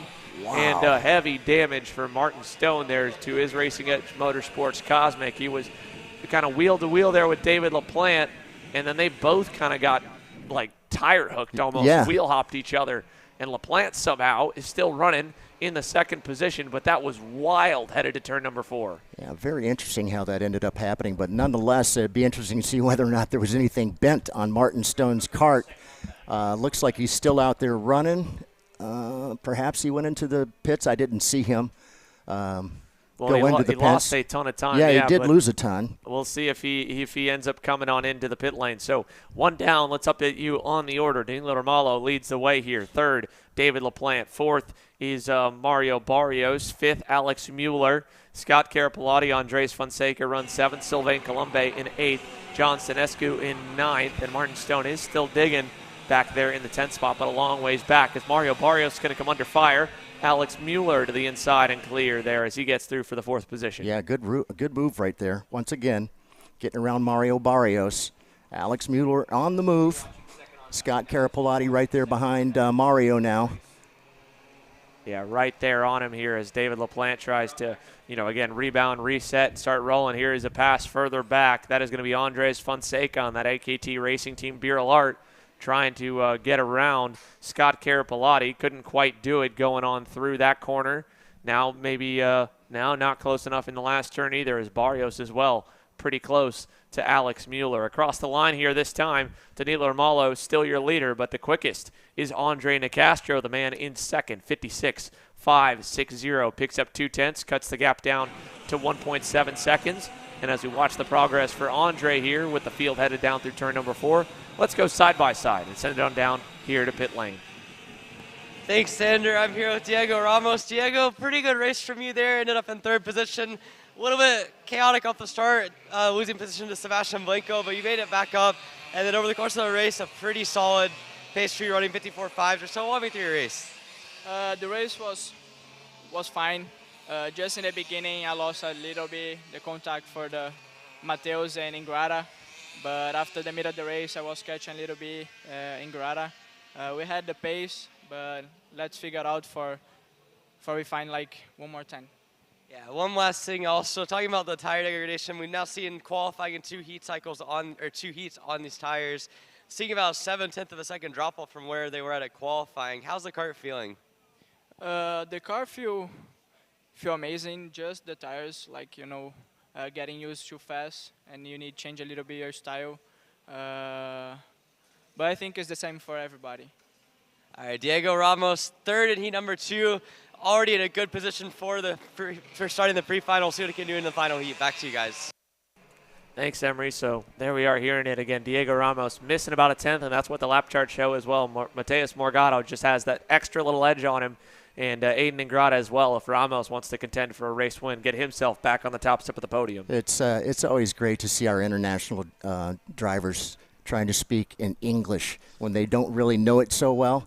But it's really cool having them take a shot at it. Well, Diego should know stuff. better. He's been living in Orlando for 5 years. You talk to Diego, and he's good, and then all of a sudden he's not so good. But he knows he should know it better. It can't be just Portuguese for him living in Orlando, Florida for the last few years. He'll figure it out.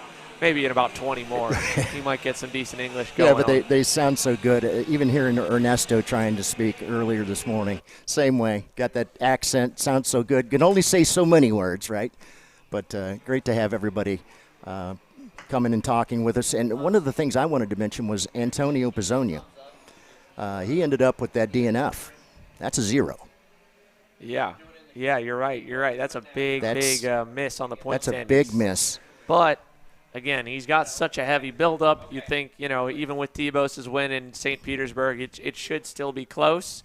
We'll see. We'll take a look at where the points starts to stack up, because everything is going to matter a whole lot more here as the day goes on, and we'll get a better and more clear picture of where the championships all lie here. And ROK GP Master is starting to tighten up at the front of the field. Andre Nicastro has been chipping away at the gap by Danilo Romalo. We said it was 1.7 seconds before we went to that interview. It is down now to about 7/10 of a second. He's kicked off one whole second off it in about 2 to 3 laps. So Andre Nicastro is hunting down his fellow Brazilian here as they exit turn number 8. Yes, he is. A couple of Brazilians out there in front with Danilo Romalo on the point. Right now, Andre Nicastro trying to make his way up there to the back bumper. Boy, good run there coming down to turn number 9. Not quite into position for him to try to make any sort of a pass or anything, but nonetheless, he made up quite a bit of ground there. Yeah, he definitely closed the gap significantly. This time by 6 down, 5 laps to go. Here comes Nicastro, a car length away from Danilo Romalo to turn number 1. And there they come through turn 2. Still, he's right there on his back bumper as they head to turn number 4. Not in a position to make a move there, though. No, not quite close enough in turn 4.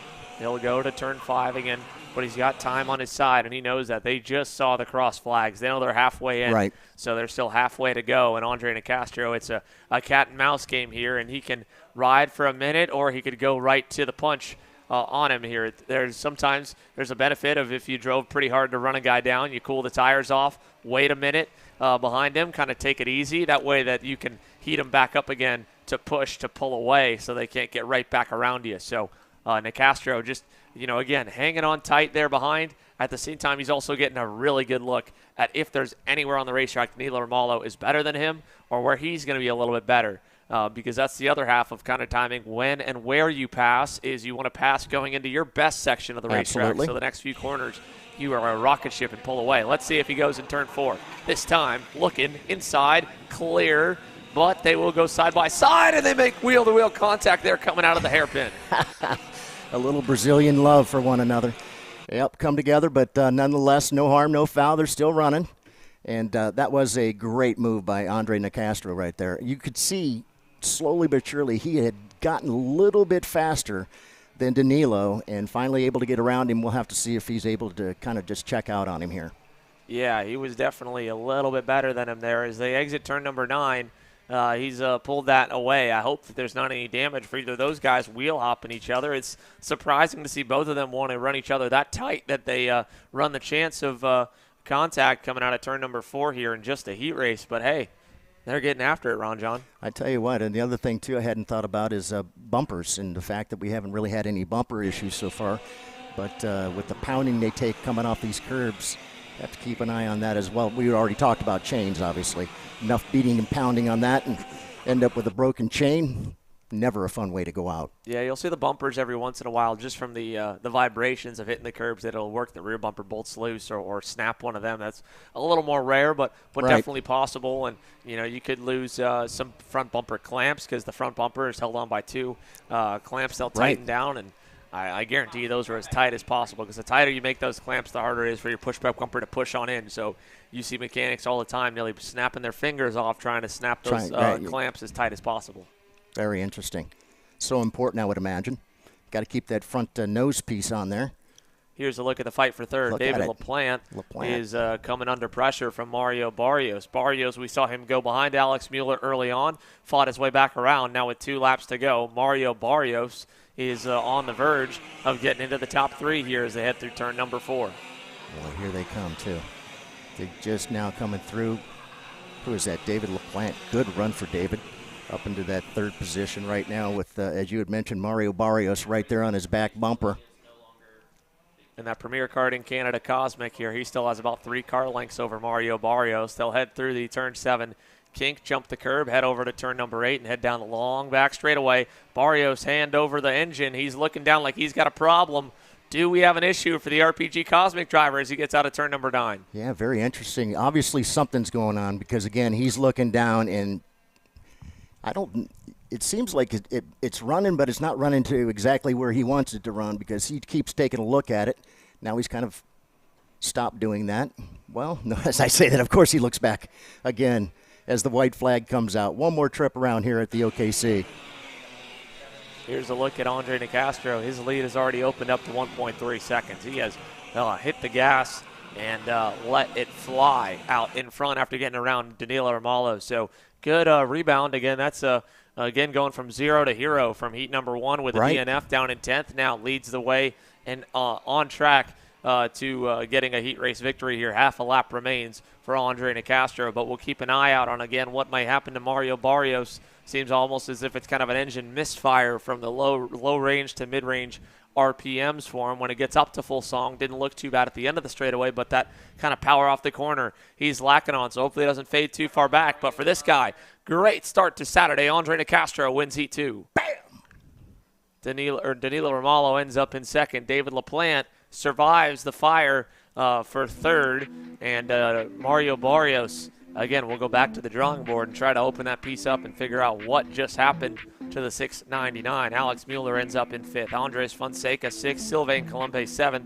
Martin Stone, late in the going by staying on the racetrack, picks up a spot from Scott Carapolati, who pulls in early, and John Stanescu as well with a DNF early on in ROK GP Masters. So 6 down, 4 more heats still to come your way here. The Micro Rockers, Junior Rockers, VLR Master, and Pro Shifter Rocker all slated to run here this morning before our lunch break, and we'll hit them all again 2 more times here this afternoon for heat number 3 and pre-finals. Don't go anywhere. You're watching Car Chasers coverage of the ROK Cup USA Florida Winter Tour live from Orlando.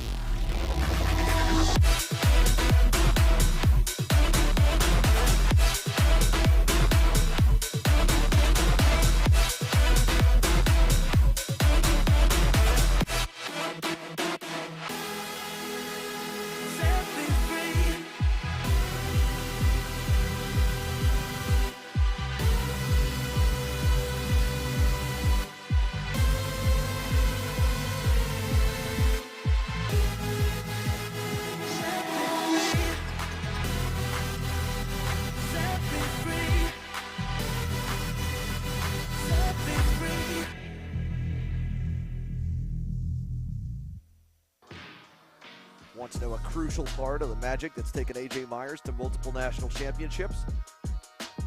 Check out Greyhound Racing Seats and their full catalog of options, from their R1 and R1 Extra Soft seats for high grip conditions, their Viper Medium seat for medium grip, and the RS2 Stiff seat for low grip conditions. It's time to win. It's time to see why Greyhound makes the difference. If you're looking for your first foray into car racing, the Formula Inter F4 Series is for you. It's an arrive and drive championship costing a fraction of the price of the US F4 Series or USF Junior Championships, utilizing a spec fleet of cars that are randomized at every single round. You can start with International Motorsports Karting Team and advance through the ranks to the Formula Inter Championship. For more information, follow us online at Formula Inter on all social media. All right, welcome back to the Florida Winter Tour here at the OKC in Orlando, Florida. As it's heat race number 2. A couple more heat races. We'll do a pre-final later on this afternoon as well. Right now we're getting ready for our next group to get ready to roll out, which will be our micros. Micros will go 8 laps here. Here's the way they're going to line up. On the pole, the number 16, Matheus Ramalho. Outside pole, the 73 of Antonio Pizzonia Nito. It's Michael Collins up next in the 35 with Juan Diego Garcias in the 36. Liam Van Beek up next, the 14. Alex Chandler in the 26. It's Maxwell Macha in the 33 with Gavin Decay rolling off in the 75. Yao Bonaninium, I'm sure I just blew it, but anyway, nonetheless, the 27 rolls off. It's Zane Burgess in the 55, Nicholas LaRusso in the 99, Nico Orbezo in the 58, Sebastian Di Mosaic in the 23, Asher Pavon, the 54, Jaden Francisco will roll off in the 13, Nico Salazar in the 28, with Rafael Canas running off in the 52. Not going to have enough time to get a whole lot more of those names in, but nonetheless, here they come, heading into the tram line. Let's see how things go. Hands are up. People are waving. Things are happening. We are racing. Looks like Matheus Ramalho there getting a good start. So we got one car cut in the corner there in turn number 1 to be down through the middle of the field. That was a little bit sketchy. As we say the battle for the lead now. Antonio Pizzonia Neto to the inside, wasting no time getting by Matheus Ramalho.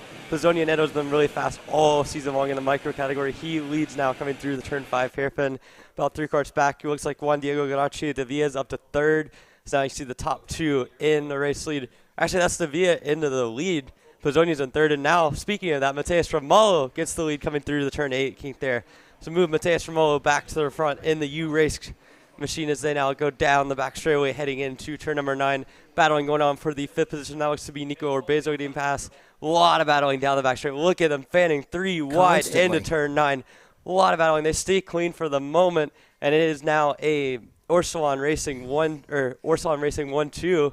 So it looks like we're trying to figure out what happened there to Matheus Ramalho. Yeah, that's Gavin Decay all the way up into 3rd now. Yeah, so somewhere there it looks like Ramalho has made a mistake in the backside of the track. He's lost 5 spots. Yeah. And now it's the Garace de Villa leading lap number 1. Antonio Pizzonia Neto going into 2nd there. Now Pizzonia Neto to the inside into turn number 4. He makes the move, and he's back by his Orsalon teammate. So this is Orsalon 1-2 with Gavin Decay up into 3rd position. Maxwell Macha rebounding from a little bit of a disappointing qualifying. He's up to 4th. And Alex Chandler's in 5th as they now come through the sweeper. Orsalon Racing 1-2. These guys working well together right now. Pizzonia Neto back up at the front, which he's had a lot of experience doing this season. Well, without a doubt, I know they certainly don't want to have the outcome that they had the last time those two were running together on the last lap. Down in PK. Teammates, yep, and at the PK Entertainment's in Race Park there, those two came together on the very last lap and their teammates. It was unfortunate, obviously, for both of them. But nonetheless, here they are out in front right now with Gavin Decay right now sitting in that 3rd position, up 5 spots already. Taking a look to the inside as they're heading down towards turn number 1. Yeah, thinks better of it. Yeah, Decay could not get the momentum. It's difficult to make that pass in turn 1 here. You have to have a pretty big pace advantage to make it stick on a really. In the bigger classes, you'll see in the lower gears, we see Decay going for that 2nd spot into turn 4. He makes it stick. He pushes Garacia de Villa a little bit wide as Maxwell Macha up into 3rd. Maxwell, good move. So Macha was able to kind of get by through that sort of contact there. And so Garacia de Villa getting a little bit shafted there by Gavin Decay. But Decay on the move early up into the second position already, and he's now looking for first, although as I say that, clips the curb coming through the turn 8 corner there, and it looks like he's going to lose about 3-4 kart lengths to Antonio Pizzonia. So turn in middle, we got contact Get a couple down of in carts the around. back half of the top 15, as that's Rafael Canas in the RPG machine. Looks to be the Burrell art maybe of maybe Jaden Francisco.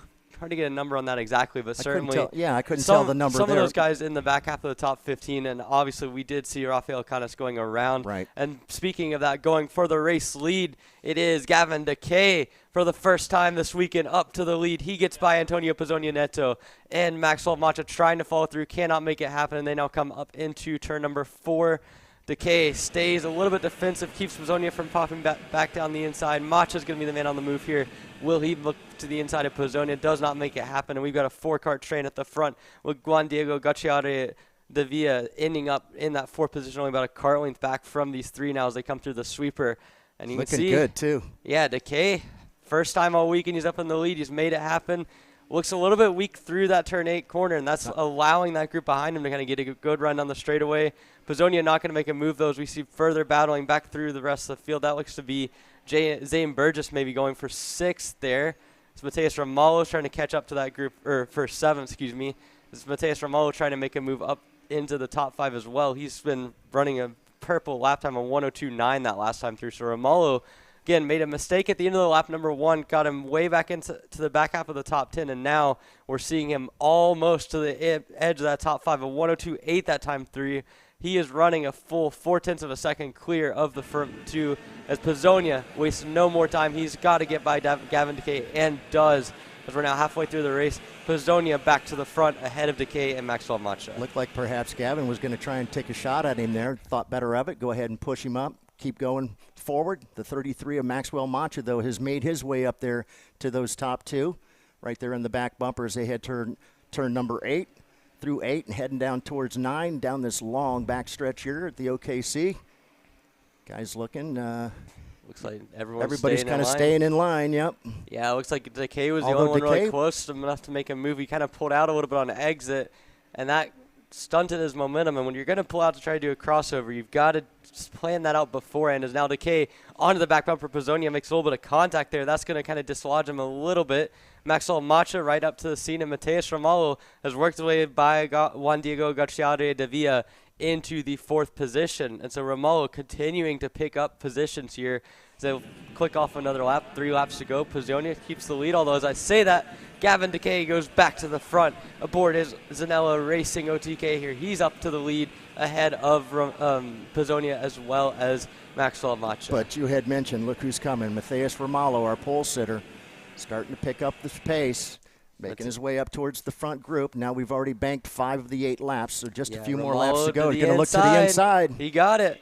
Late move there for Mateus Ramallo and the board, the U-Race machine, and he gets it done. So move him to 3rd. He's got about 2.5 laps to make it happen from 3rd.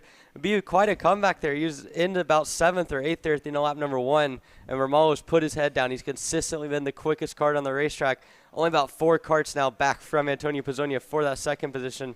We'll see what Gavin DeKay can do at the front. He's not been content to run in 2nd. Pizzonia hasn't either as they now come down to get the 2 sticks in the air. 2 to go here, and Gavin DeKay keeps it up at the front. All right, here they come through 2 and 3, heading for 4. See if anybody's in a position to maybe make a move. I know he's going to try and protect that low line. Smart move by Gavin, but it does allow them to maintain a little bit more speed heading for 5.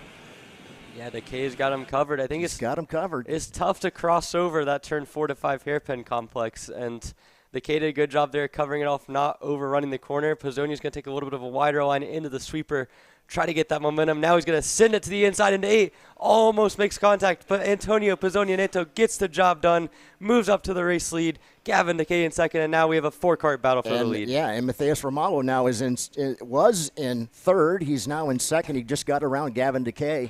That'll put Maxwell Macha back into that 4th position. So the battling's still going on up here in our top 4. Antonio Pizzonia Neto right out there in front, and Gavin DeKay is just not happy sitting back behind the guys. Yeah, he wants to be out there in front.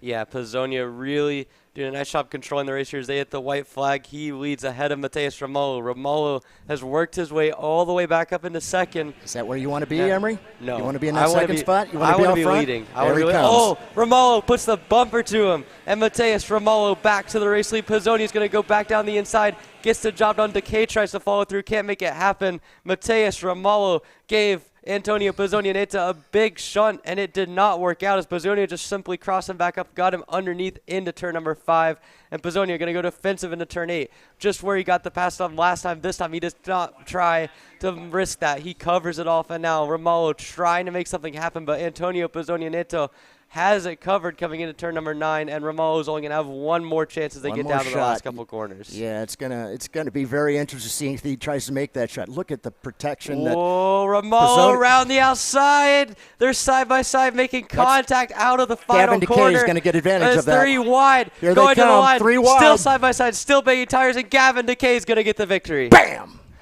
What a finish, and Gavin Decay, third into the last corner, makes it happen. What a race that was. Gavin Decay, your race winner for Zanello Racing, ahead of Antonio Pizzoni, who did such a good job of covering it all race long. Maxwell Macha in third. Mateus Romolo almost got there around the outside in the final corner, but it just was a little bit too ambitious, and he has to settle for the 4th position with Juan Diego Gacciari de Villa in 5th aboard his Orsalon machine. Alex Chandler 6th aboard the Iron Rock Racing. OTK Zane Burgess 7th. Nico Obrezo 8th. Nicholas Russo 9th. And João Paulo Vanderman in the 10th position. Ranjan, that was a finish. That was a finish. That's exactly the type of thing we like to see, is some real side-by-side racing. Everybody looked good coming through there, but it was Gavin Decay. He just happened to have that momentum coming through there as well. Allowed those guys to continue their little battle, and then, bam, able to get out there and take that victory. Congratulations to Gavin Decay. We'll quickly take a break, and we'll come back. We're here at the Florida Winter Tour in Orlando. We'll be back right after this.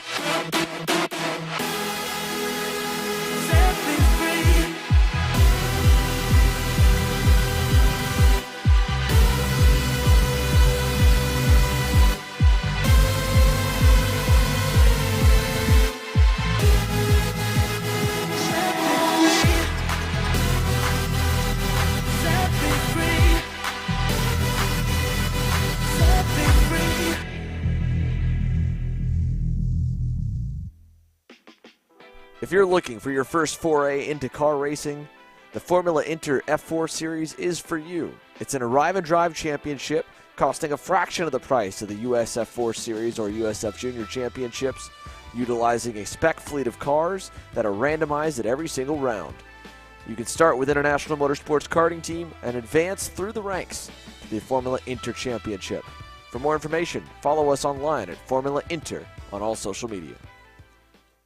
Back here for the Florida Winter Tour season finale here at the Orlando Kart Center. We're getting set to go for the ROK Jr category that Ernesto Rivera has had a strong hold on this season, and he'll be starting up at the front of the field. And I mean, we have to say, Ranjan, that micro race set the bar pretty high for this next heat. I mean, we've seen some exciting stuff out of the ROK Jr category all season long, but that micro heat too was pretty something else. That was incredible. These young, I'm telling you, they put on a heck of a show all the time.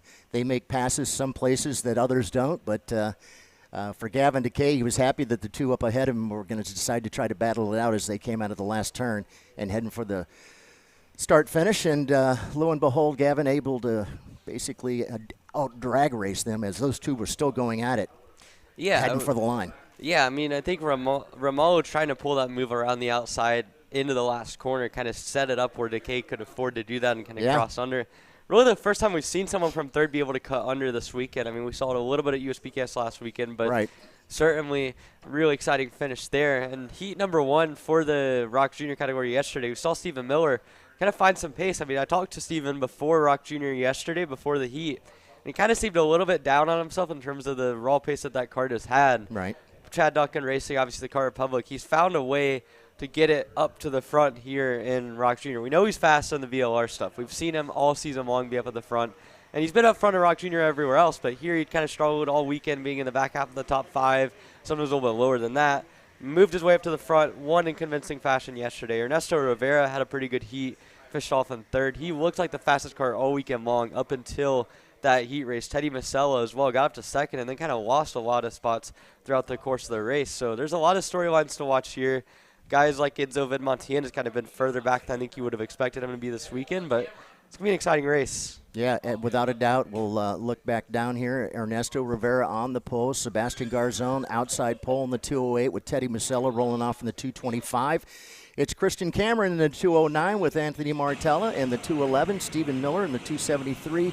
Emma Scarborough rolls off in the 288 with Leonardo Escarponi in the 255. It's Nathan Dupuy in the 289. Sarah Bradley in the 214 with Christopher Aiken in the 218 kart.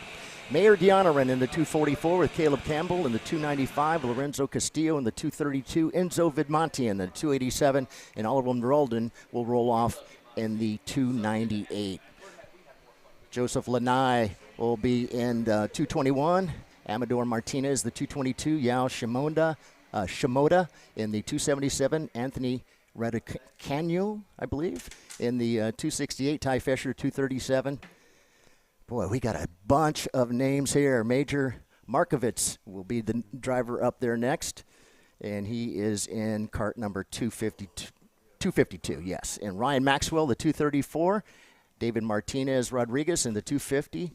Santiago Medina will roll off in the 207. Aristide Theodopoulos, I was trying to figure that one out earlier. 236, Javier Chapero in the 257, Carlos Sasso and Lorenzo Lopez. Here we get ready. We're getting set to go. Let's see if we're going to have Garzon Rivera. Oh, we got one in the air already off the line. That might have been Ty Fisher back in the back half of the field. Wow. Craziness there at the start. I think we got a green, and we got Ernesto Rivera in the race lead ahead of his teammate Teddy Masella. Stephen Miller, what a start from the Chad Duncan Racing KR. He's all the way up to 2nd from the 3rd row of the grid. Move him up there as a late dive bomb there by Sebastian Garzon to get himself back into 3rd ahead of Masella. And now you can see Garzon ahead of Masella, ahead of Leo Scorpioni. That's the battle for 3rd, but at the front, a strong start for those guys. We got Speed Concepts car off in the back, and we got Teddy Masella to the inside in turn 8 going by Garzon. Garzon crossed him over. This is getting intense here in the battle for 3rd. Masella trying to kind of shimmy his way down the inside, but Garzon gets the job done. Leo Scorpioni going to follow through. Here comes Christian Cameron for 5th. Christian in there all as of this well, going yes. on, and it is Sebastian Garzon that looks to have won the battle on lap 1 for 3rd position. All of this going on behind the front 2 of Ernesto Rivera and Stephen Miller. Yeah, and Ernesto, again, has gotten such a great lead already. First lap, about 0.6 of a second there over the second-place driver of Stephen Miller, who had a great start. Ends up 4 spots into that 2nd position right now. Masella giving the bumper. Masella giving the bumper there to Sebastian Garzon. Garzon going to go back down the inside. These two are going at it as Sebastian Garzon gets the job done, and he's brought a whole train of go-karts in behind now. Masella back down the inside of the sweeper. Garzon going to try to cross him over, but here comes Christian Cameron aboard the PSL karting VLR down the inside. Garzon going to go back down the inside, bring 3 karts with him, as there goes Leo Scorpioni as well as Anthony Martella. All of them getting the job done on Christian Cameron. Now Scorpioni under fire as Anthony Martella to the inside almost clips the back of Garzon, and Anthony Martella able to get himself by as we go 3 wide into the kind of chicane there. Scorpioni and Christian Cameron survive, but for Christian Cameron, for a brief moment there, it looked like he was going to fight for P3, and now he's lost multiple spots there. Masella in the clear for a little bit. Here's the Scorpioni to the inside of Christian Cameron, gets the job done in turn number 1, brings in Kate Scarborough along with him. So Never this fails. is really going off as now we see more battling, and that is Christopher Aiken down the inside of Christian Cameron. There goes Sarah Bradley in the Motorsport Parallel getting the job done in turn number 4. Good run for all her. of this going on. I mean, this train of go-karts from about 3rd on back has just been chaos these first few laps. So many times we see somebody make a pass and so many others There's come right another along one. with them. There's another one. Christian Christian? Cameron to the inside of Sarah Bradley. There goes Caleb Campbell trying to go down the inside. Bradley's going to fade back inside of Cameron, get the job done into the turn 9 hairpin, and there goes Caleb Campbell again. So all of this battling going on. Now the group has been split up a little bit, and there at the front of that group that started this all was Teddy Musella and Sebastian Garzon. They're coming back together, and we'll see if it causes even anywhere near as much fireworks as we've seen on these opening couple of laps. And once again, you open the gate, and everybody else comes running through. Christian is having a tough time. He's been past there coming into an 8 a couple of times, and when that's happened, again, usually when one happens, the other one comes along with him. Just wasn't in a close enough position.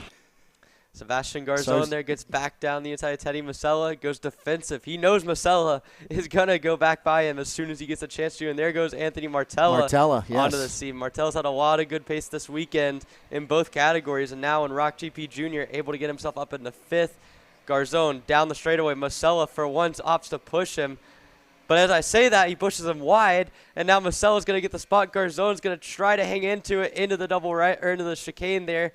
Happens there, and Garzon into that 3rd position. So no love lost between these two fighting for the 3rd spot. Sebastian Garzon holds on to the spot, finishing up lap number 4 of this 11-lap heat race. Musella going down, into the double right. That was an aggressive move, and Teddy Musella gets the job done on Garzon. Garzon going to try back down the inside, and now this time Anthony Martella follows him through for that 4th spot. So Anthony Martella getting himself between the two guys that have been fighting this entire race, Emma-Kate Scarborough and Leo Scorpioni going at it for that 6th spot. Scorpioni hangs on, and right behind them is Christopher Aiken. And Christopher's coming. Yeah, as there, Martella down the inside and 8, overshoots it. Garzon able to get the spot back, and now Sebastian Garzon with a little bit of separation, but Martella going to send a late lunge to the inside and get the job done. Garzon going to cross him back over for 3rd, get the job done there. There's the Zanella boys going at it. Aiken and Scorpioni going at it and getting into each other a little bit there as Teddy Musella going to try to cut under Martella. I don't think that's going to work coming out of the final corner. He's going to have to settle back in line in 5th. All of this going on behind Ernesto Rivera and Stephen Miller, who have about a 2nd gap between each other. As there we see another move from Teddy Musella for that 4th spot. Musella really liking that double right pass. He gets the job done for 4th. As a Scorpioni 2 and 1, he's going to overshoot that, but he's still going to get 1 of the spots, I think, and maybe 2 if he can fit it to the inside of Teddy Musella. Move Leo Scorpioni aboard the Musella machine up into the 4th spot. As now Musella tries it down the sweeper. That is very sketchy stuff. They make more contact. Martella to the inside. There goes Musella trying to get the job done on Scorpioni. Cannot make it happen. And Leo Scorpioni has allowed a big breakaway for Sebastian Garzon in 3rd. All of this going on for 4th through 9th as Aiken gets passed by Emma-Kate Scarborough. Wow. I'm glad you had to say all that. That was awesome. But that was a lot in just those short couple of laps there. These guys putting on quite a show. It was a great move there for Leonardo Escarponi. He's managed to get himself up there. I think I've gone entire race weekends without saying that much in a race. that was absolutely more battling, it's still going on. Yeah. There goes Musella. There goes Martella trying to go down to Leo Scorpioni, but it looks like it's not going to work as now Martella goes defensive against Emma-Kate Scarborough. But Teddy Musella has been super aggressive in this race, and we've seen it kind of lose him the opening couple of laps. He lost the front 2 because of it, and then he lost Sebastian Garzon. But on the flip side, it's keeping this big group of karts behind him. I mean, this spans all the way back to Christian Cameron in 10th, and really Enzo Vidmontien's only about a lap or so away from arriving on the scene in 11th. So a lot of guys there is now. Cameron goes down the inside of Christopher Aiken for that 9th spot as we see Teddy Musella continue to hang on to the rest of this group. There's Leo Scorpioni right behind him as a complete lap number 7. And you can see more problems there in the back of the field. That's why the PSL karting Burrell Arts down the list there. That is Carlos Sasso all the way back in about the 25th position there, breaking down. As we see more, they stay in line for once, for one lap. We see a run through turn number 4 without any passing as Teddy Musella finally has a little bit of a gap, a little bit of breathing room. He's lost Sebastian Garzon in front of him, but now he's under attack. But who is under attack is Leo Scorpioni for that 5th spot, as there goes Anthony Martella back into the top 5, coming down into turn number 8. We'll see if Scorpioni sits in there behind him. He does. He elects to push. And now Martella dropping a wheel on the exit of the turn 9 hairpin there, but he stays in that 5th position. Emma-Kate Scarborough not too far behind those two. Behind them, you got Cody Campbell, the other Speed Concepts Racing Tony Kart. Obviously, they've had a lot of pace aboard both of the ROK GP classes this weekend. And Campbell, kind of the highest up we've seen him. And Martella trying to hang on against this group of karts. I mean, this has been a dogfight in the middle part of the top 10. Scorpione going to go back down the inside. Gets the job done there into turn number 4. Martella going down, gets into him a little bit through turn number 5. That's going to allow Emma Kate Scarborough to get by on the honor Chad Duncan Racing Kart Republic there, and now move Emma Kate Scarborough as high as she's been in this heat race. So a lot of action. Good move here. for her. And now Martella has a little bit of space to work and see if he can try to close in on Musella. And I was going to say that Teddy Musella has loved the fact that those guys behind him have been battling like they have, because that has allowed him to kind of break away. At one point we had a Musella and a Martella running back-to-back there. And at the time, it was Escarpone who was part of that sandwich, but they've been split up now. And right now, again, Ernesto Rivera out in front. Went purple last time by, 55.7 to a 56.2 of Stephen Miller, your second-place driver. And third right now is Sebastian Garzon. Teddy Musella in that fourth position.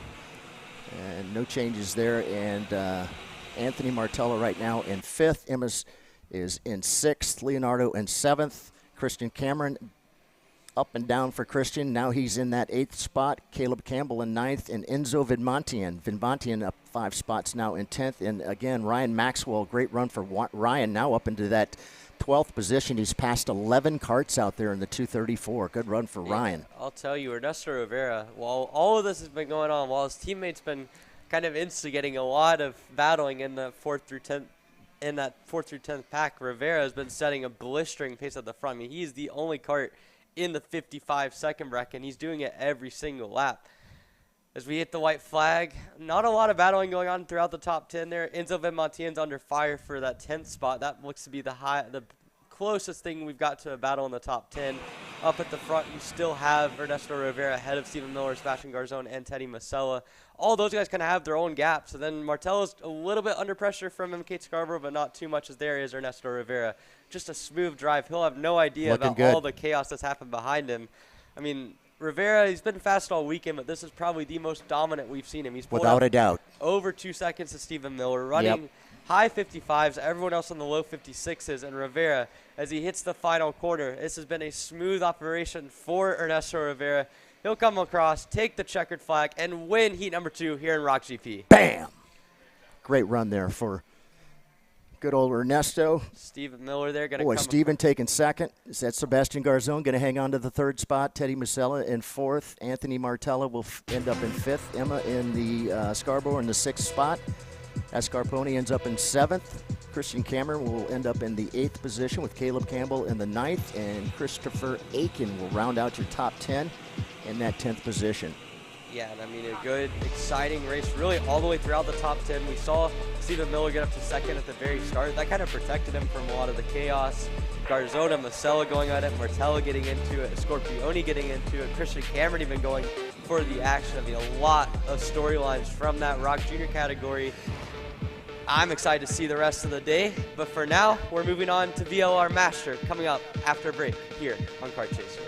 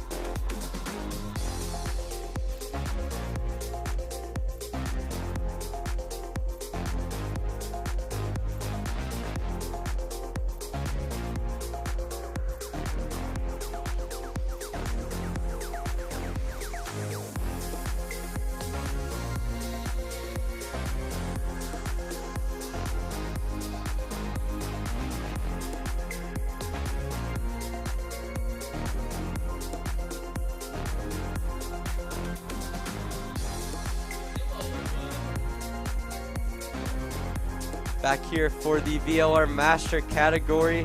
Heat number 2 getting set to go. It's a nice field here. Obviously, Ariel Castro set quick time in qualifying. We have not seen him since, though. He did not start heat number 1. It looks like he's not out there again for heat number 2. The guy who won heat number 1 was Laurencio Martin. We don't see him out there either at the moment. So both of the top 2 in qualifying are not on the track at the moment, unless I'm missing something.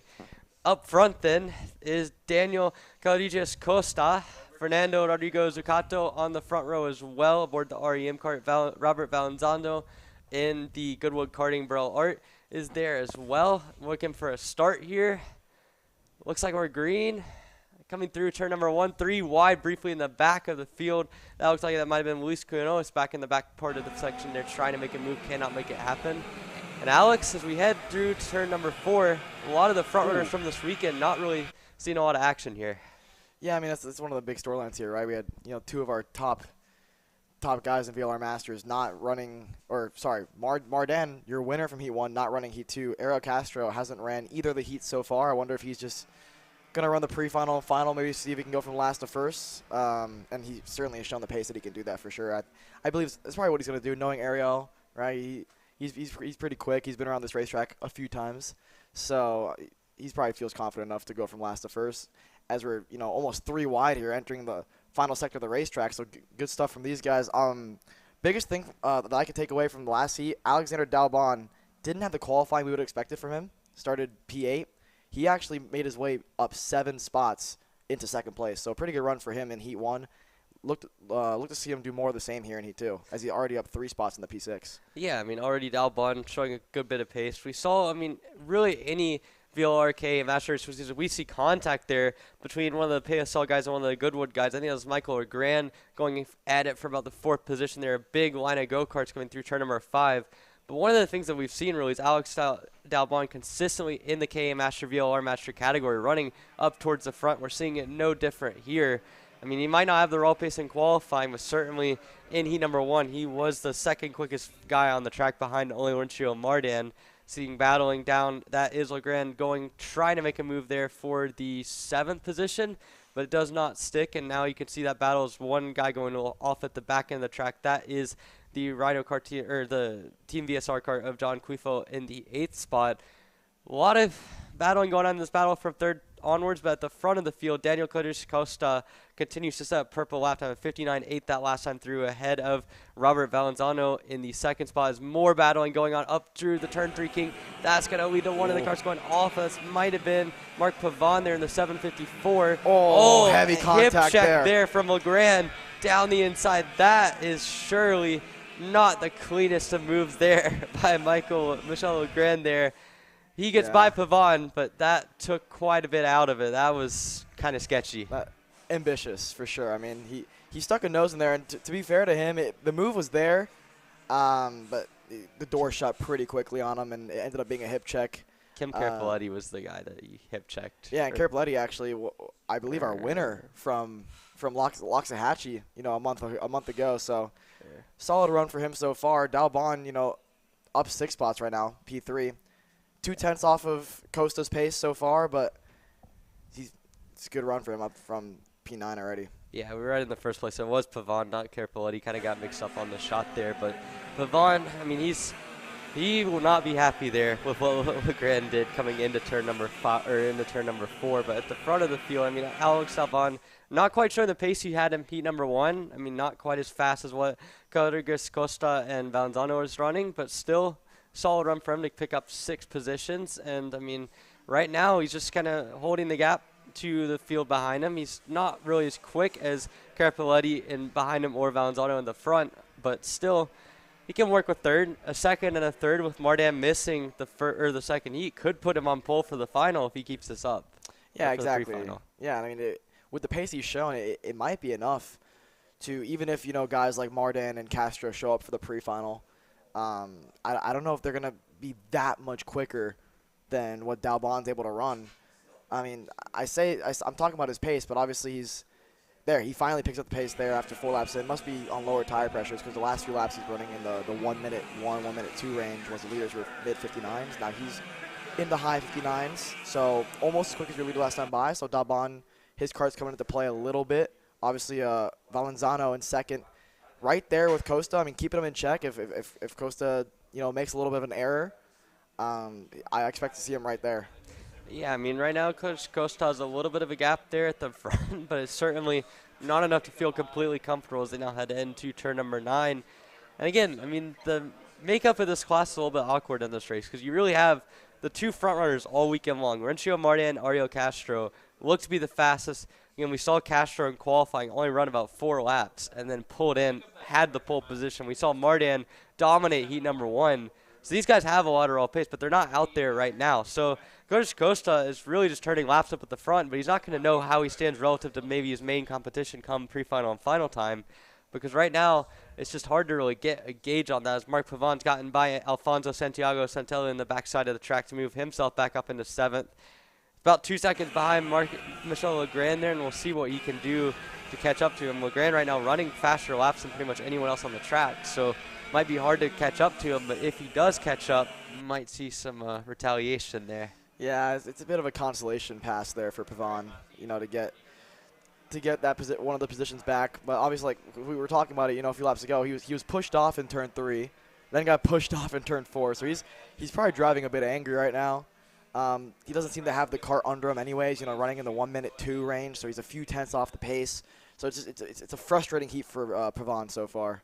Yeah, Alex, I gotta ask you, like when you're in a race like this and you have 5 tenths, 6 tenths of a second to the cart ahead of you, 6 tenths to a second behind you, you're really not catching or losing any ground. How do you get through that sort of race and kind of continue to focus on setting the best laps? Like what are your kind of thoughts as you go through that sort of race? Oh, I mean, it's one of the toughest things you can probably do. I don't want to say it gets boring out there, but you become a little. You're not really conscious out there anymore. You're kind of just setting laps. You gotta just remind yourself. It's a heat race at the end of the day. It may seem like a practice day for some of these guys. If like you said, if you're in the middle of no man's land almost, but you just gotta get back in that qualifying mindset. Just put laps down to get the best out of your cart.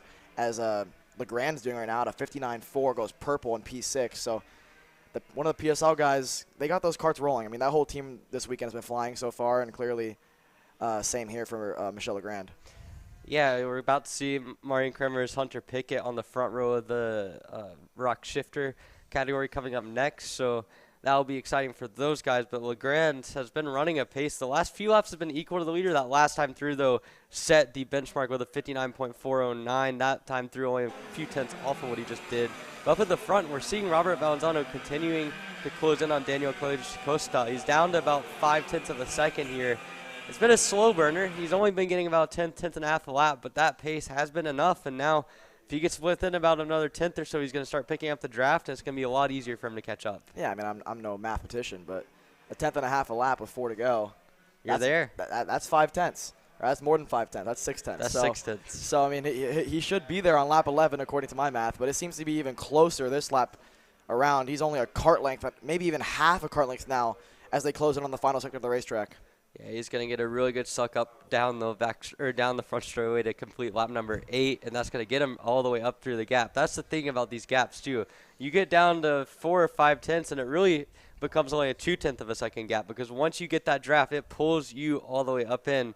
As Robert Valenzano resets purple lap time of 59.304, 2.5 tenths that time through.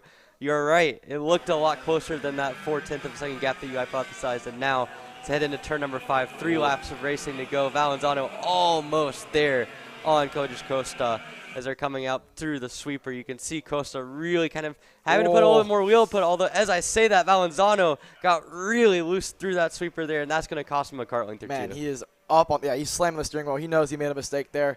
He is up on the wheel right now. He's driving the wheels off of that go-kart. The one thing with the way he's driving, though, obviously, you got a heat left after this, right? So you got to make those tires last.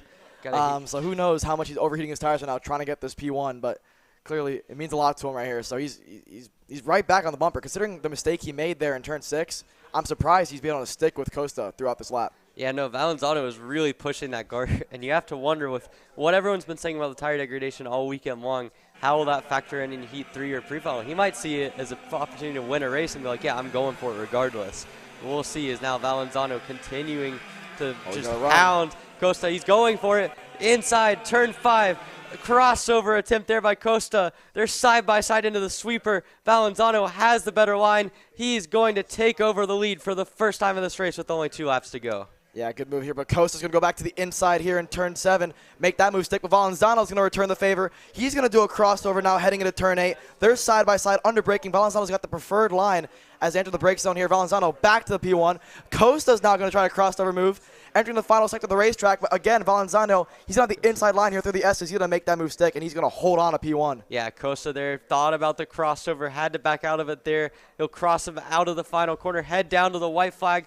There goes Valenzano defensive, heading down the front straightaway. 1 lap to go. Valenzano for the first time already, but he goes wide. He blew it, and there it goes. Daniel Costa back to the race lead. Valenzano had 1 lap up at the lead, and then he overcooked it through turn 1. Got a little bit of help there, and now Costa up to the race lead again, and now he has about a 2-kart length lead. So Valenzano had done all the work to get there.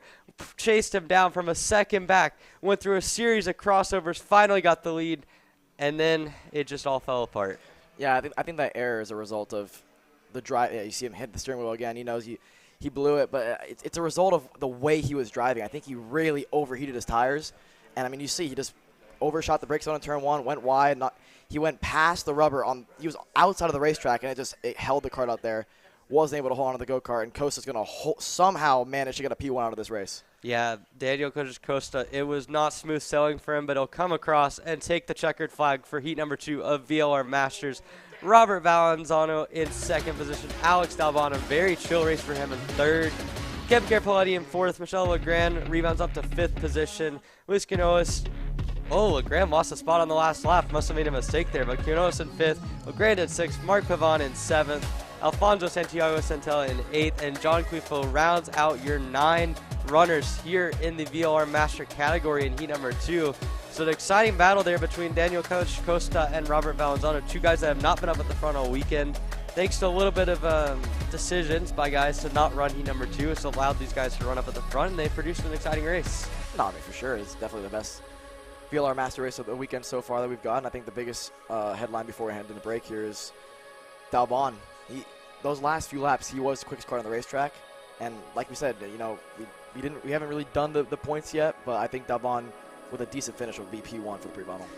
All right, well, we're going to go to break. Alex, real quickly, what's your prediction for the shifter heat number 2? Hunter Pickett. I'm going to take Hunter Pickett. I'm taking Marion. I'm basic. We'll be back. Coming up on Kart Chaser, it's heat number 2 of Pro ROK Shifter here live at the Orlando Kart Center.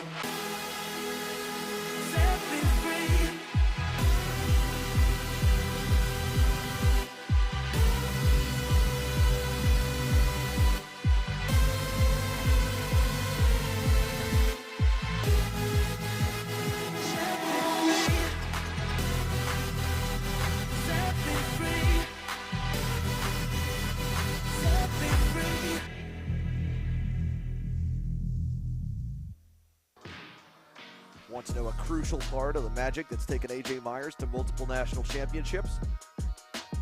Check out Greyhound Racing Seats and their full catalog of options. From their R1 and R1 Extra Soft seats for high grip conditions, their Viper Medium seat for medium grip, and the RS2 Stiff seat for low grip conditions.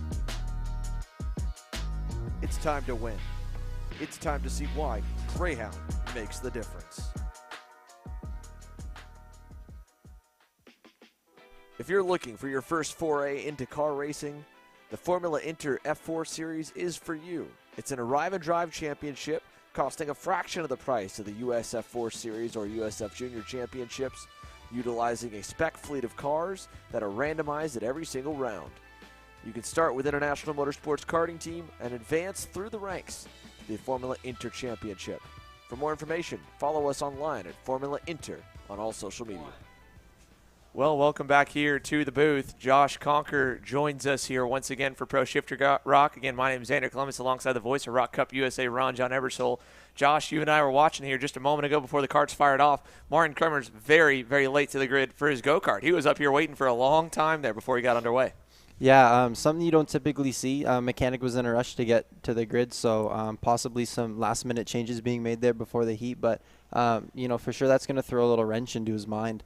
You know, when the kart's late and you're not there ready, preparing yourself for grid, you're going to be a little at a sore start in the race. So for sure, we can see Hunter attack early here. Yeah, it throws you off the routine a little bit here as we get underway, Ron John. We'll go on to the on-track action now and show you guys the outlap as they begin to get going. But nothing kind of, again, like Josh says, really throws you out of the loop than being worried about whether or not you're even going to make it on the racetrack. Well, you know, that's interesting. I didn't think about that before, but what a good point.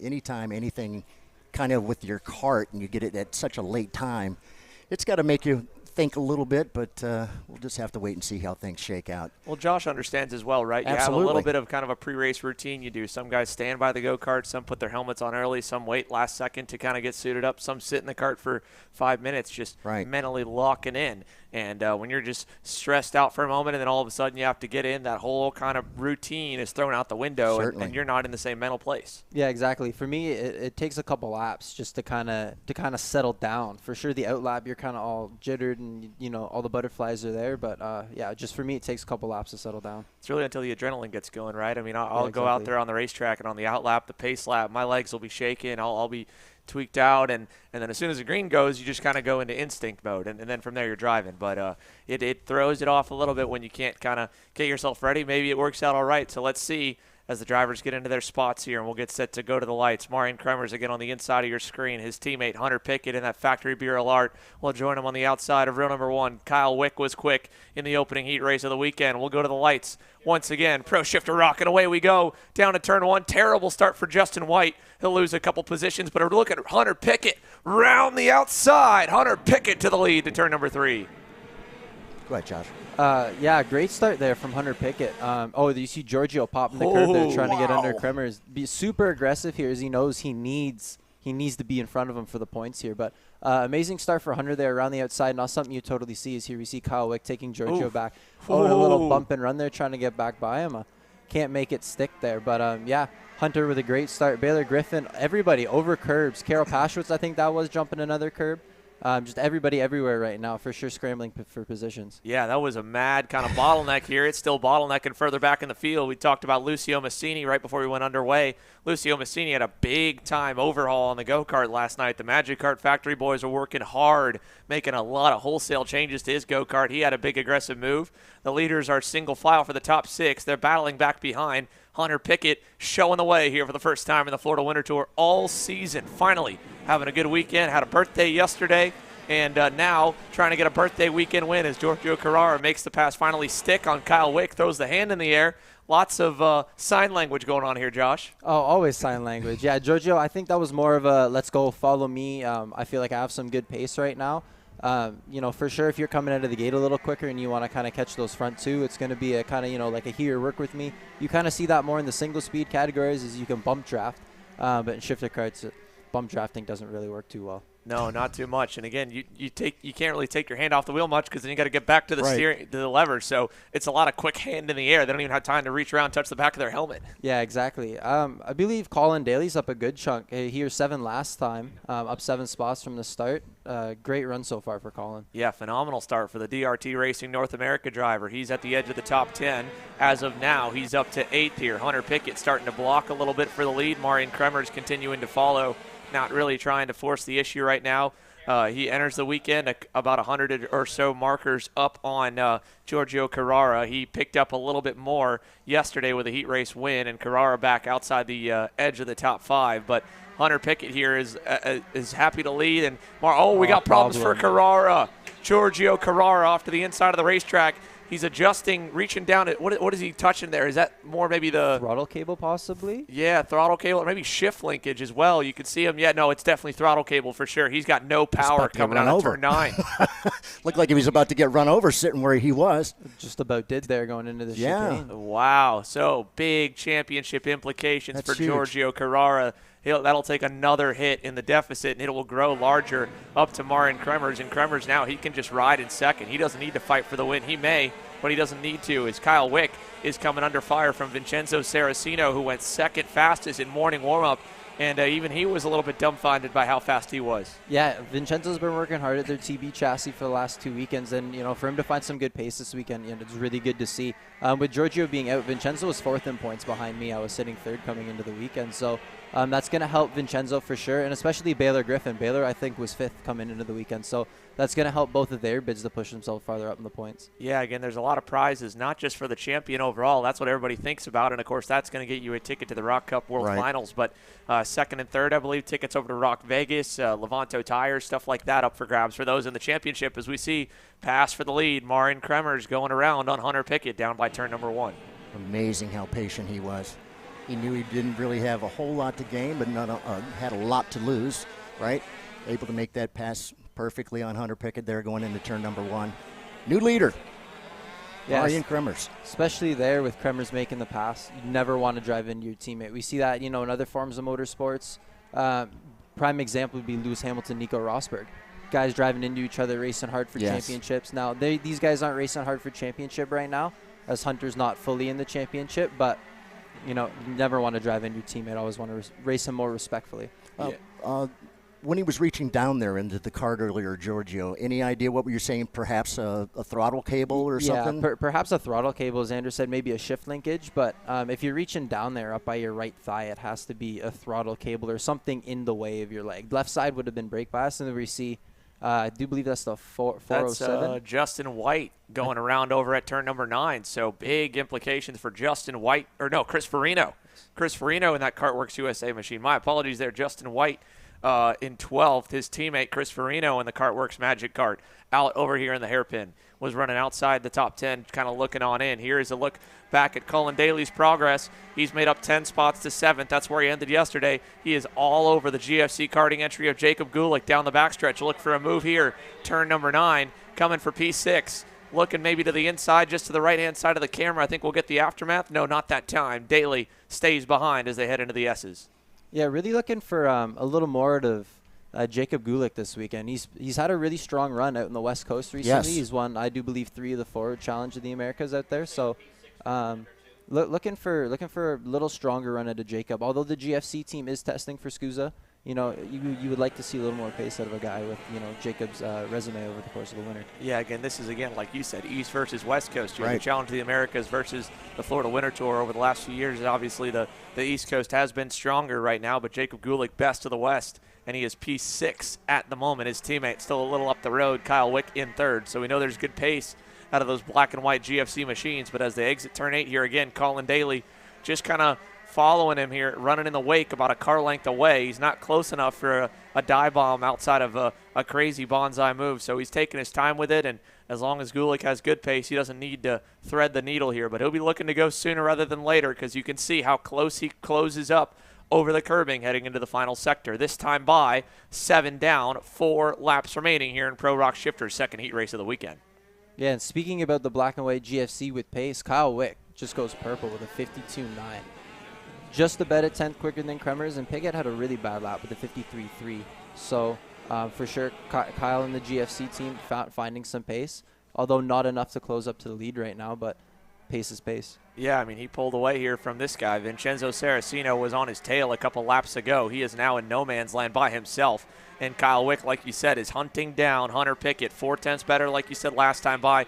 Even closer this time by. So Colin Daly fighting for 6th. This is that looming battle for 2nd as Pickett led early. Got a good jump, hung it around the outside lane, kept the grip up on the go-kart, and was able to roll forward with basically this is weekend number 3 of race kart rubber going down on this racetrack. The grip levels seem to be astronomically high here, even yesterday, with how much grip had been put into the surface. And so it's put a lot of guys on a bit of a struggle compared to where they were last week, thinking the conditions would be similar.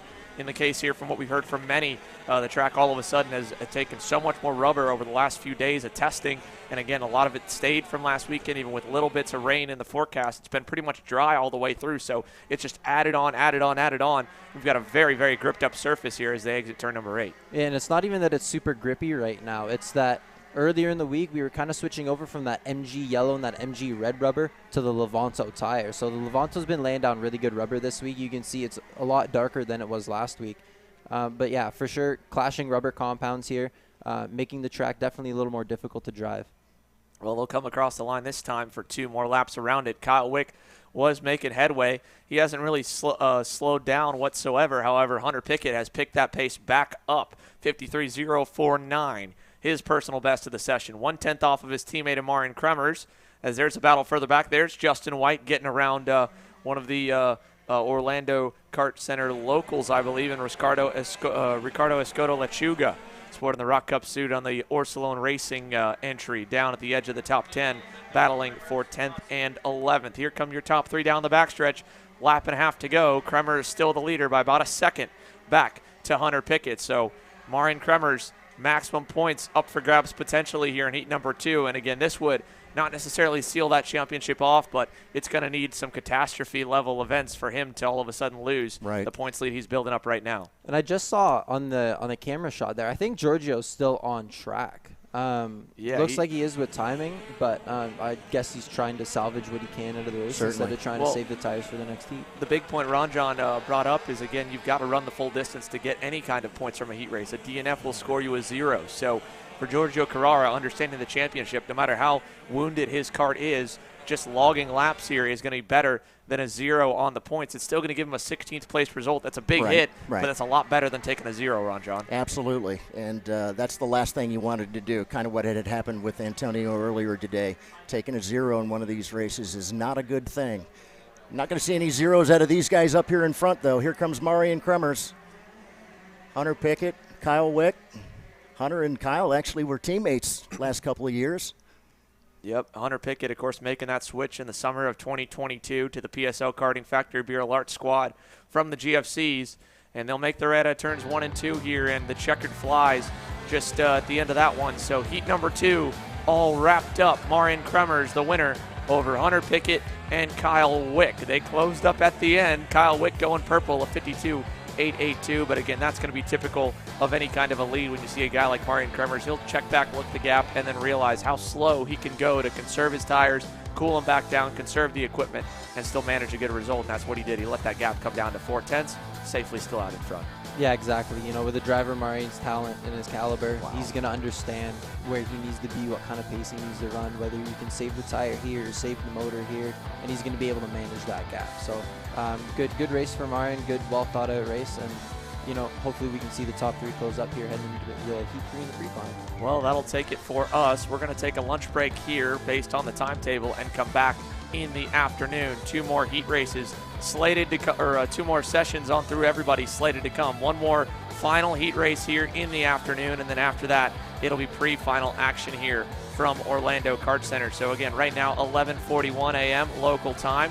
The lunch break takes us away. We come back at 12:22 p.m. Eastern, 9:22 a.m. Pacific, with VLR Junior's final heat race of the weekend. 8 laps for the minis and micros, 11 for everyone else, and then 11 laps in the pre-finals for the cadets, 14 for the headline and the full-size classes. Again, that's going to be all back-to-back, straight from heat 3 into pre-finals. So you've got a full afternoon of action. Take a break, grab some beverages, grab some food, find a good place to watch and sit on your couch here or wherever you're watching from. Again, you've been watching Car Chasers live coverage all morning here. Josh Conker was slated to be on the racetrack, but unfortunately rib injuries have him on the sidelines, and a 6-week recovery will keep him out. But luckily, while he's in town, we're happy to have you joining us. Thanks again here for joining us for this heat race here, Josh. No, perfect. Thank you, Xander. I'm excited to be here, glad to be here. Although we're not racing, this is a good change of pace, so enjoying the change of pace. It's a heck of a view to watch everything going down. Absolutely. And right now, if the times show anything, hopefully we'll have an even closer showing when we get towards the afternoon. Hunter Pickett, good showing there in the beginning of the heat race, leads his first laps of the Florida Winter Tour in quite some time, and hopefully he can try and get a heat race or main event victory as the progress continues. And again, like we mentioned, Kyle Wick, a little bit awkward of a start for him, but once he got going, it seemed like he just kind of let the parachute fly and rip off, and he was moving towards the end of that his heat. way. So the top 3 ended up pretty close at the end. Once again, folks, running you back down the order of how they all landed. Marian Kremers, Hunter Pickett, Kyle Wick, 1, 2, 3. Vincenzo Saraceno with good speed early, but he faded a little bit. 2 spots gained net for the VS10 Karting Privateer TB card. Karel Pashowicz rounds the top 5 off Jacob Gulick, 6th. Colin Daly's run forward again into the top 10, again to 7th. 10 spots gained. Baylor Griffin, Ethan Boer, Justin White end up at the edge of your top 10 as White got around Ricardo Escoto Lechuga. Dominic Legrand, 11th. Lechuga, 12th. Lucio Massini, Jared Ramnarayan, Michael Riccio, 14th and 15th. And Giorgio Carrara, a DNF at the end, 2 laps from the finish in the International Motorsport Factory Lenzo kart. Second place in the title, not going the way his championship weekend would have liked to. And again, we saw that problem with Chris Farino earlier. He ends in 17th, tail end Charlie on the field. So the broadcast comes back 12:20 p.m. Eastern Time. Stick with us or come back when you take a little break. We'll see you here from Orlando.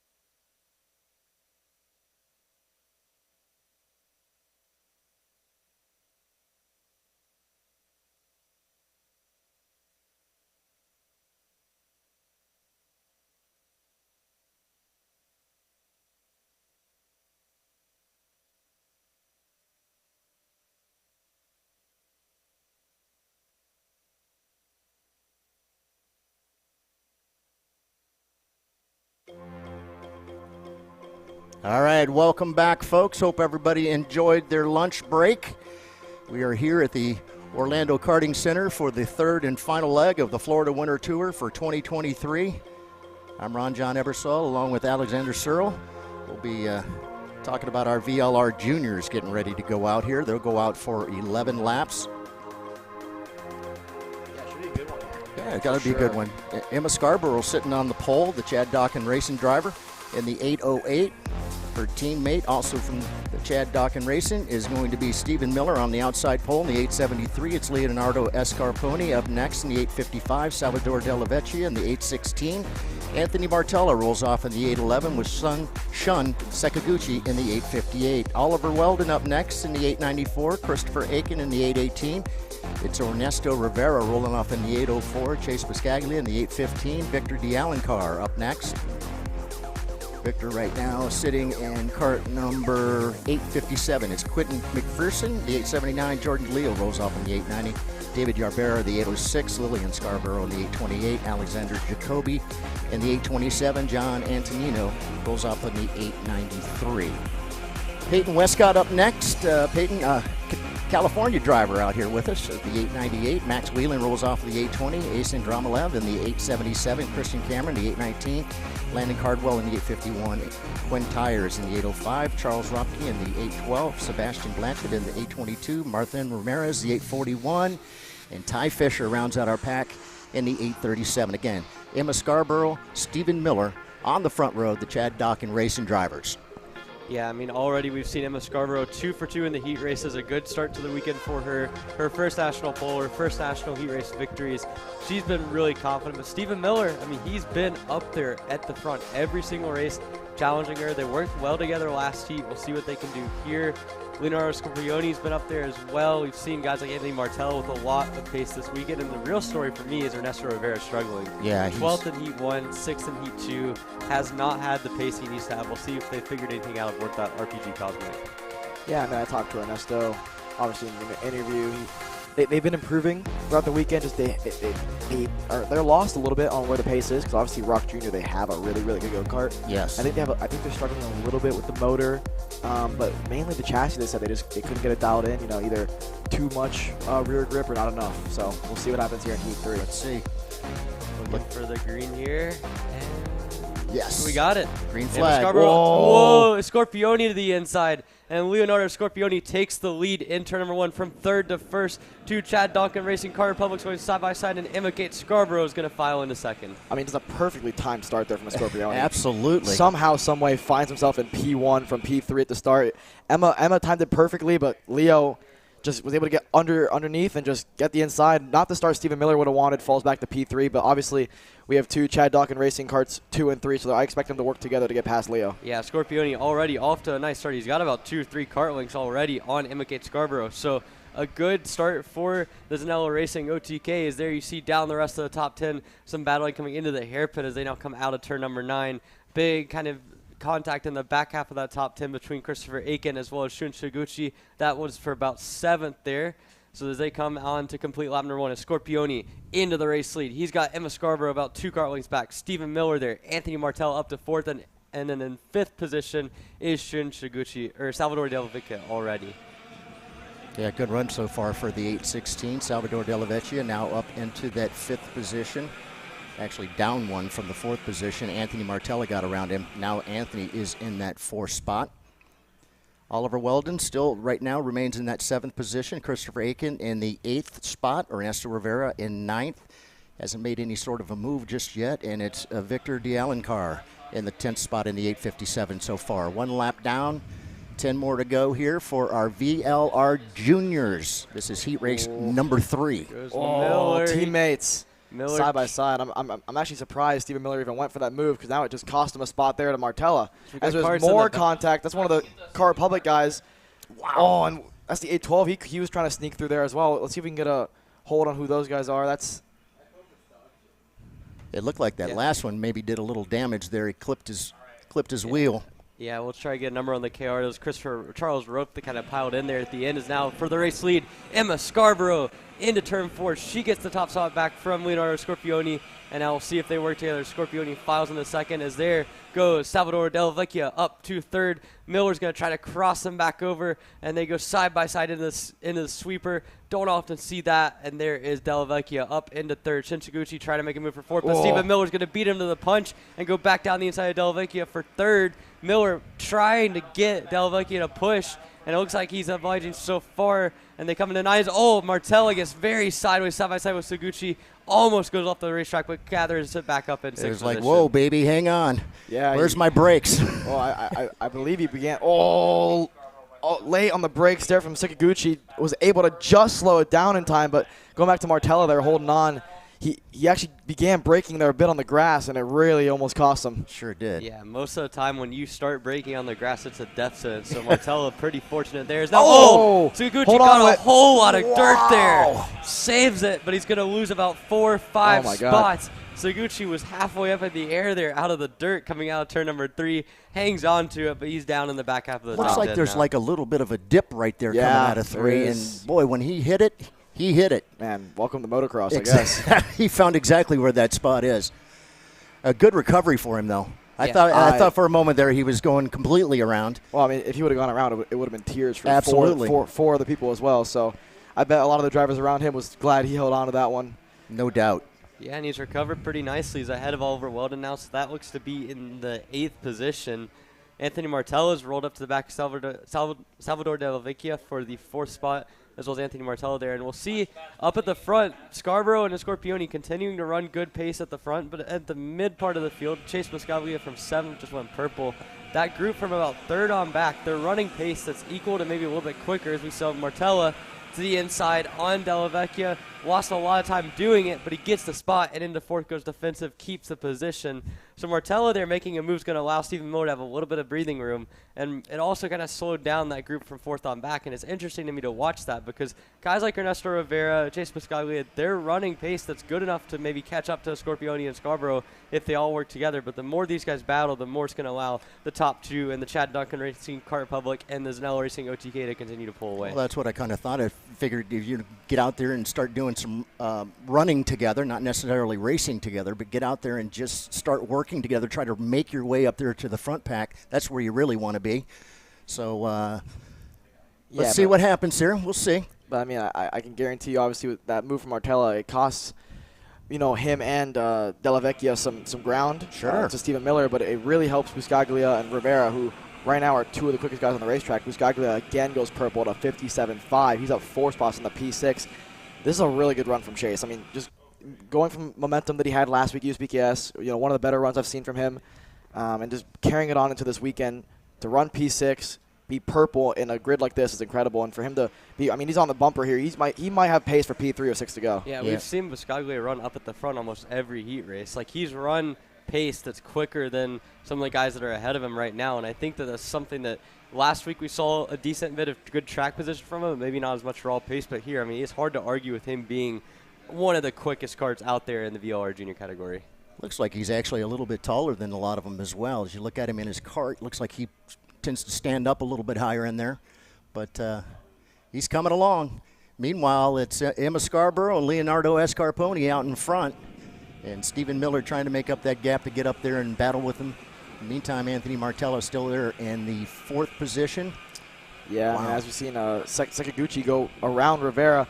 I think interesting for me to point out here, I mean, Scarborough and Scorpioni are by themselves kind of 57.5, but from 3rd on back, 57.2, 57.1 pace. And then there's Ernesto Rivera at a 57.6, half a second off of the guys around him. He's clearly struggling right now to get this VLR Jr to work for him. Right. Yeah. And it's one of those things where it looks like his racecraft is good, but he's getting himself into that top pack, but then he just cannot hang on from a pace standpoint. Him and Oliver Weldon both have kind of struggled for the sheer pace this weekend. And Rivera, as you see him now, he's lost about 3 kart lengths to Scagucci just on this lap alone. But the battle up at the front is about to heat up because Stephen Miller and Anthony Martella are arriving on the scene. Emma Scarborough and Leonardo Scorpioni have not gone slow per se, but they're just 3/10 or so slower now. Scorpioni tries it down the inside. He's going to get the job done, move him back to the lead ahead of Emma Scarborough. So those top 2 battling has finally brought Steven Miller back into the fray. So after a number of laps here of just the top two trying to work together, did not pull out like they were hoping to, and now it is going to be a big fight at the front of the field. And right now it looks like Steven Miller is the fastest of those three as he just came through turn number 8, heading for 9.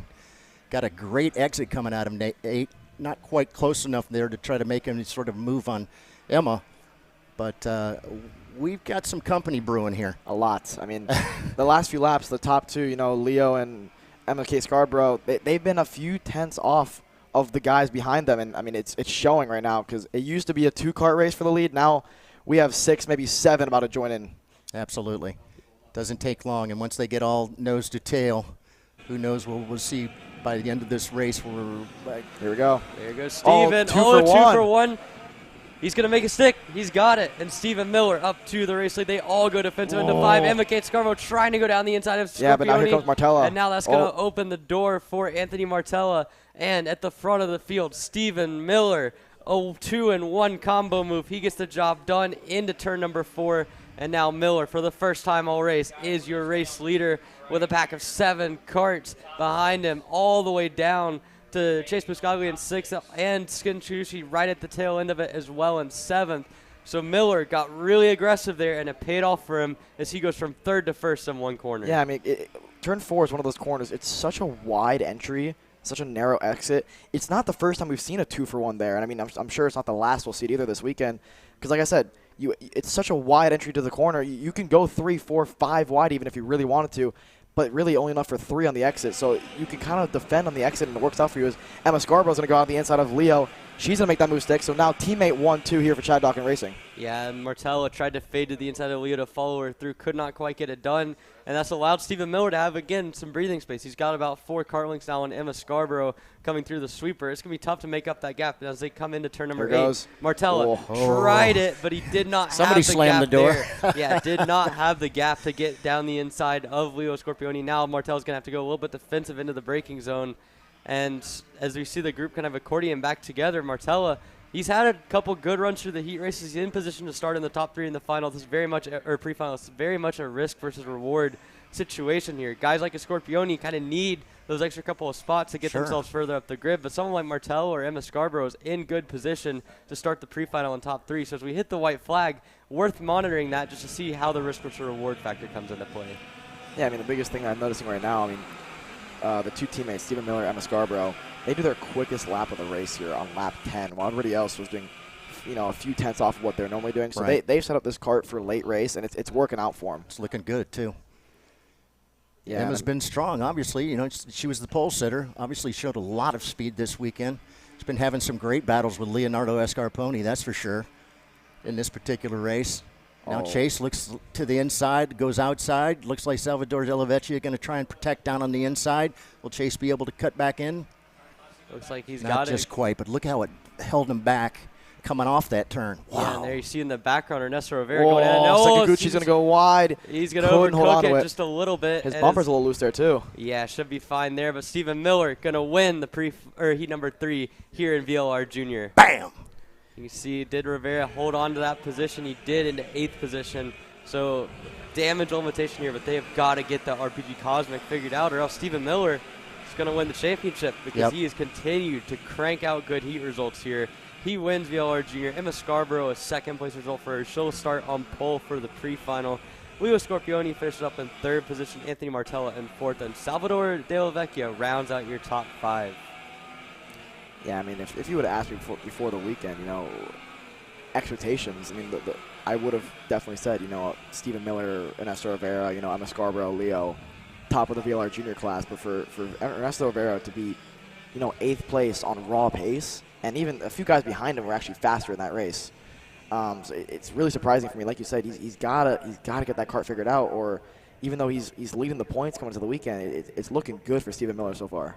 Yeah, certainly Steven Miller has done a lot of work to claw back the deficit through the 3 heats. Pre-final, again, worth a good number of points in the final. The most valuable points day of the entire season coming up tomorrow. We'll see what Steven Miller can do with that, and we'll see the rest of VLR Juniors coming up later today. But for now, we're headed to a break, and when we come back, we will see VLR Sr live on Kart Chaser.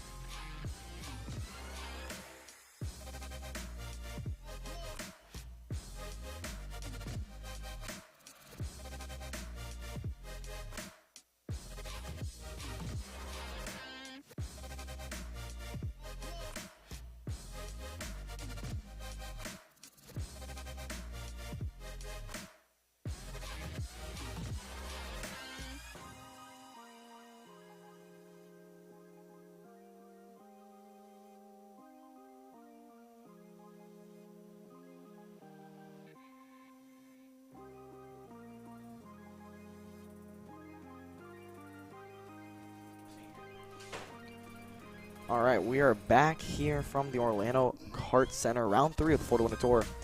VLR Sr Heat 3 coming up. It's been, you know, a solid run for Wes Duchak, your pole sitter so far. He can win the first heat, 3rd place, 2nd heat. Right. Obviously, your points leader going to the weekend, but, you know, main rival Elio Meza has had some solid runs, triple points this weekend. So it's not over for the points in terms of, you know, you can't relax too much and, you know, finish P3, P4 if your main rival is exactly P1. Winning the race, right? So I'll be curious to see the aggression levels that we see in this 3rd heat, because this sets you up for your start of the pre-final. Sure. So we'll see. I mean, I'm sure Wes wouldn't mind, you know, letting Gratian by, but I'm sure he's going to fight Elio more than most go-karts. Yeah, not really exactly sure where Gratian falls into the points battle right now. Right there. He's right there. He's right there as well. Yeah, so okay. He's in a good position as well. So, no, I don't see that happening. No. I mean, obviously, the best case for Wes, he's not going to want to let the lead go at all. But I'm sure if he doesn't have the pace, he wouldn't mind, you know, giving up a position. Sure. All right, going to go 11 laps here. VLR Seniors, Florida Winter Tour here at the Orlando Karting Center. Here comes your VLR Seniors. And we're green here. Good start from Gratian Regin, but just can't hold on the outside. Maybe he can. Elio Mesa's going to push him wide, but Gratian's going to hold on to P2, so good start for him. Has to hold on to it. They're exiting 3. He's messing with a few things on his motor. Could have a bit of a carburation issue because he got a really, really poor run out of 3, so it looks to me like he may have some sort of issue, but let's see if he can figure that out in the carburation there. Yeah, he's still looking down. He's still looking down as well. Interesting. Not what you want to see happen when you're just getting started here, and already perhaps something's going on with Gratian's engine, although he's still pretty strong there coming out of turn. Contact with Botting and one of the other, I believe, Magic Card drivers. Yeah. We'll see what the official said about that. It looked pretty okay to me. You know, Botting got to the inside, had the inside line, and just maybe got a tire with the Magic Card driver, but fair game, I think, for me so far. And Aiden Shinbashi doing pretty well as sits there in that 5th position in the 972. Good run so far for him. Meantime, they're actually starting to spread out just a little bit. Yeah, it looks to me, I haven't seen Gratian mess with the carburation there a little bit, so he might have gotten it figured out, but maybe we can talk to him after the race and see what was going on, because I'm almost sure there was an issue with, you know, the exits he was getting out of the corner. It was pretty poor, so especially for that first half lap, probably heart rate skipped a bit of a beat, but it's cooling down, I think, a little bit now. So now the real race is going to be for those two up there in front. I don't know how many points the difference is, but obviously taking the win is a whole lot better than ending up in 2nd. So you want to go out there and get the maximum points. Yeah, I mean, Wes went into the weekend with about a 220-point advantage over Elio. Okay. But obviously, you know, Heat 1 went Wes's way, Heat 2 went Elio's way, and went his way a little bit more than Heat 1 because he won the race and Wes finished 3rd. So it's a decent point swing. Obviously, like I said, triple points this weekend, so it's a lot of points up for grab. Anything can happen. You know, we still got the rest of Heat 3, pre-final and final. So you never know what's going to happen, especially in an unpredictable class like VLR's. We see Botting late move there. Wow. Make that move 6 and move Joseph Botting up in the P5. He's up 5 spots there in the PK Sports go-kart. Yeah, that was a great move for him. Again, the 955, Joseph Botting on the move up into 5th position now. Yeah, he's got that red speed rolling right now. Yeah, that red speed is definitely rolling. Yeah, I was able to speak with his mechanic, and, you know, they've got that thing dialed in. They feel comfortable, and obviously Joseph feels comfortable up 5 spots. I saw him tapping the helmet there. He already sees he might be able to go after Aiden Shinbashi here in a lap or 2. Again, I happen to notice Gratian looking down again. Not really seeing any issues as far as you see his speed out there. Let's see. I mean, he's solid. a 58 to a 57.9. So. Yeah, but speaking of speed, Elio Meza is flying right now. He's on the bumper of Wes Duchak, pushing him around turn 1 and 2 pretty much. I expect to see him. He might peek a nose here in turn 4. Wes sees that. He's going to defend really late. Elio's going to look for the crossover move. Not going to make it happen. Wes going to defend again into turn 5. Meza going to go for the crossover once again, but once again, entering turn 5, it's really hard to make the crossover stick, but he's going to sneak it up the inside in 5. You don't see a move there very often. Not at all. I think Wes was playing it smart. I think Wes played it smart there. He knows. Me too. Points lead, right? championship's more important than a heat win. Just sit there, you know, bide his time behind Elio and see if he can get him back. Obviously, we're only 3 laps into the race. I was going to say, and he just kind of threw his hands up like, okay, you're out in front now. Let's go get you. Yeah, exactly. And Grayson's still solidly in that 3rd position. So whatever was going or any sort of an issue there seems to have gone away. Yeah, but the biggest thing for me with Grayson is, at least for Heat 1 and Heat 2, that the main thing for him has been late race pace. His kart seems to just get better and better as the race goes on, and I expect it to happen. I mean, obviously we're only 4 laps into the race, but he's, you know, bettered his lap time every single lap, and I expect it to stay that way for the next 6 laps. That being said, I think we got an interview down with one of our reporters. What you guys got for us? Thanks, Alex. I'm here with Leo Scorpioni. Leo, really good move on the start. First off, I got to ask you, how do you make that happen going from 3rd to 1st in one corner? Yeah, I saw we got a lot better start than Steven, me and Emma, and then Emma braked a bit early into 1, so I thought I would try it since I had nothing to lose since I was really bad through the other heats. Yeah, and then obviously once you got done with that, you had the lead for a little bit. Obviously, you and Emma tried to work together, didn't quite work out. From there, just kind of battling through the pack, ended up in 3rd. Talk to me about how your weekend's been going and kind of where you lack a little bit in pace. I mean, our weekend has been going pretty bad so far, as we had a lot of engine issues in the past heat and in quali, and this was the only heat that we had a pretty good engine that we could compete with them. And for the final and pre-final, just try to get the engine a bit better and keep up with them. One last thing, pre-final, he's probably going to start 3rd or 4th. I want to ask on used tires, how are you feeling about the tire deck, and what's your mindset going into the pre-final? I mean, here in Orlando, I've done a lot of laps with really old tires, so I have a lot of experience with these type of tires, so I think I'm going to do pretty good. All right, Leo Scorpioni, a 3rd place run in heat number 3. Should line up about 4th in the pre-final. We'll see what we can do from there. Back to you guys. All right, thanks a lot. Leonardo ready to try and win himself a championship. He's got some work yet to do, but we shall see. Again, still a lot of racing left here. Yeah, exactly. And while the interview was going on, we saw Botting make a move for P4. So, like I was saying, that Red Speed go-kart. He's been on the move. Yeah, he's certainly on the move, and he's feeling comfortable in that go-kart. You know, it's obviously the PK guys, you know, made the move to Sodi kart, right? But for the ROK weekend, I guess he's still on the Red Speed, and right. He's enjoying both, right? He's still working on the setup for the Sodi, but getting the laps, you know, down, right? And laps and laps and laps helps with setup, whether it's, you know, the Red Speed, whether it's Sodi kart. So I'm sure he's going to be pretty happy with this result, especially after what happened last weekend, you know, with the incident in the LCQ. So it's a bounce back weekend for him. Bit of a confidence booster here. So far, looking good, yeah. P4, solid lap times, you know, up 6 spots. So impressive stuff here from Joseph Botting. And speaking of people on the move, got a big shout out there going out to Colin Aiken. Colin right now up 8 positions into that 6th spot. The Zanella Racing driver, obviously showing he's got some speed as well. But Gratian is starting to make up a little ground here on our top 2. Yeah, this is what I was mentioning. His late race pace has been super impressive. And it's not even that. It's what's impressive to me is that he has the kart set up for late race as he goes purple with a 57.3. That's a flyer here. Right. But the fact that his kart just gets better and better, like his early race pace is better than, you know, Meza and Duchak's pace towards the end. So that kart is, to me, the best handling one out of the top 3 so far.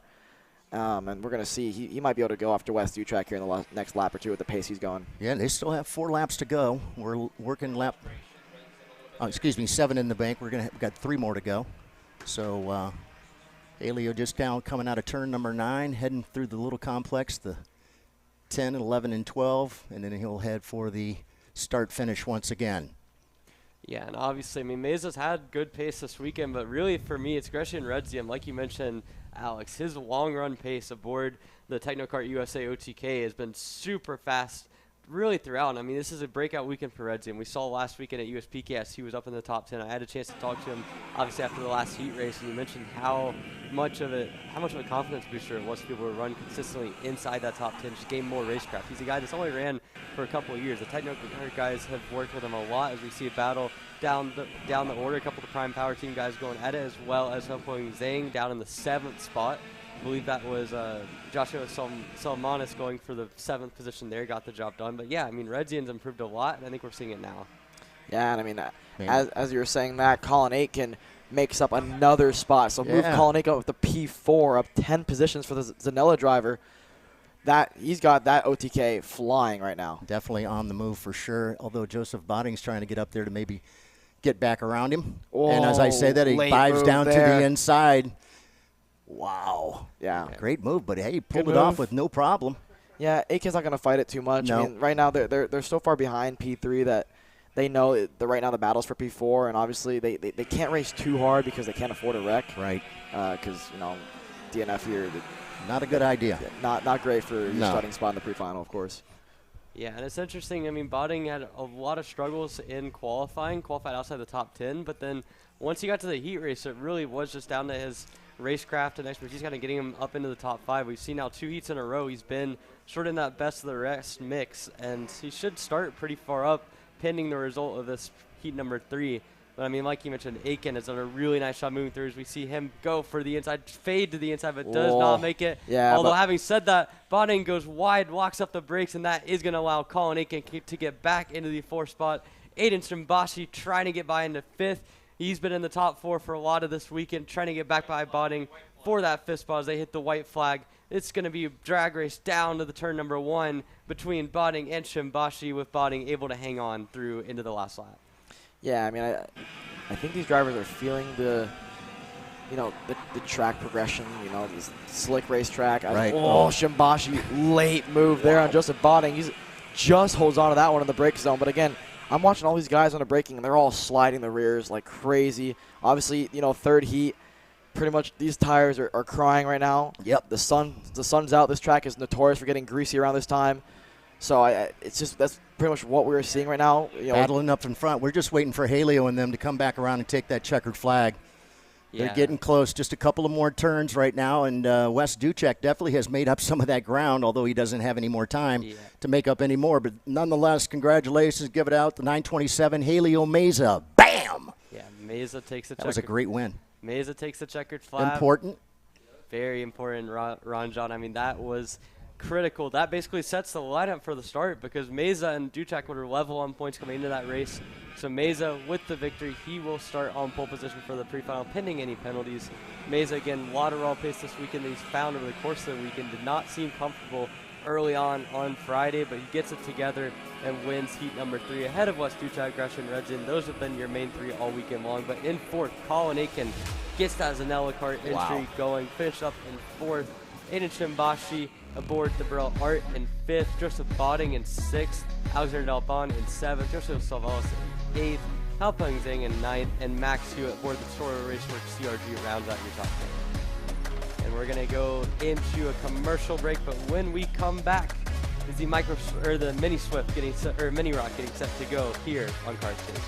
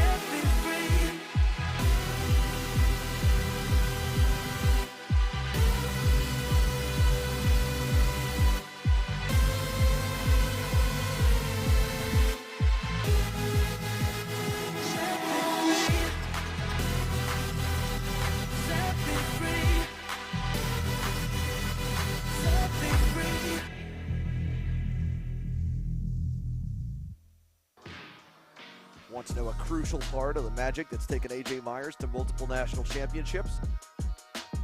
Check out Greyhound Racing Seats and their full catalog of options, from their R1 and R1 Extra Soft seats for high grip conditions, their Viper Medium seat for medium grip, and the RS2 Stiff seat for low grip conditions.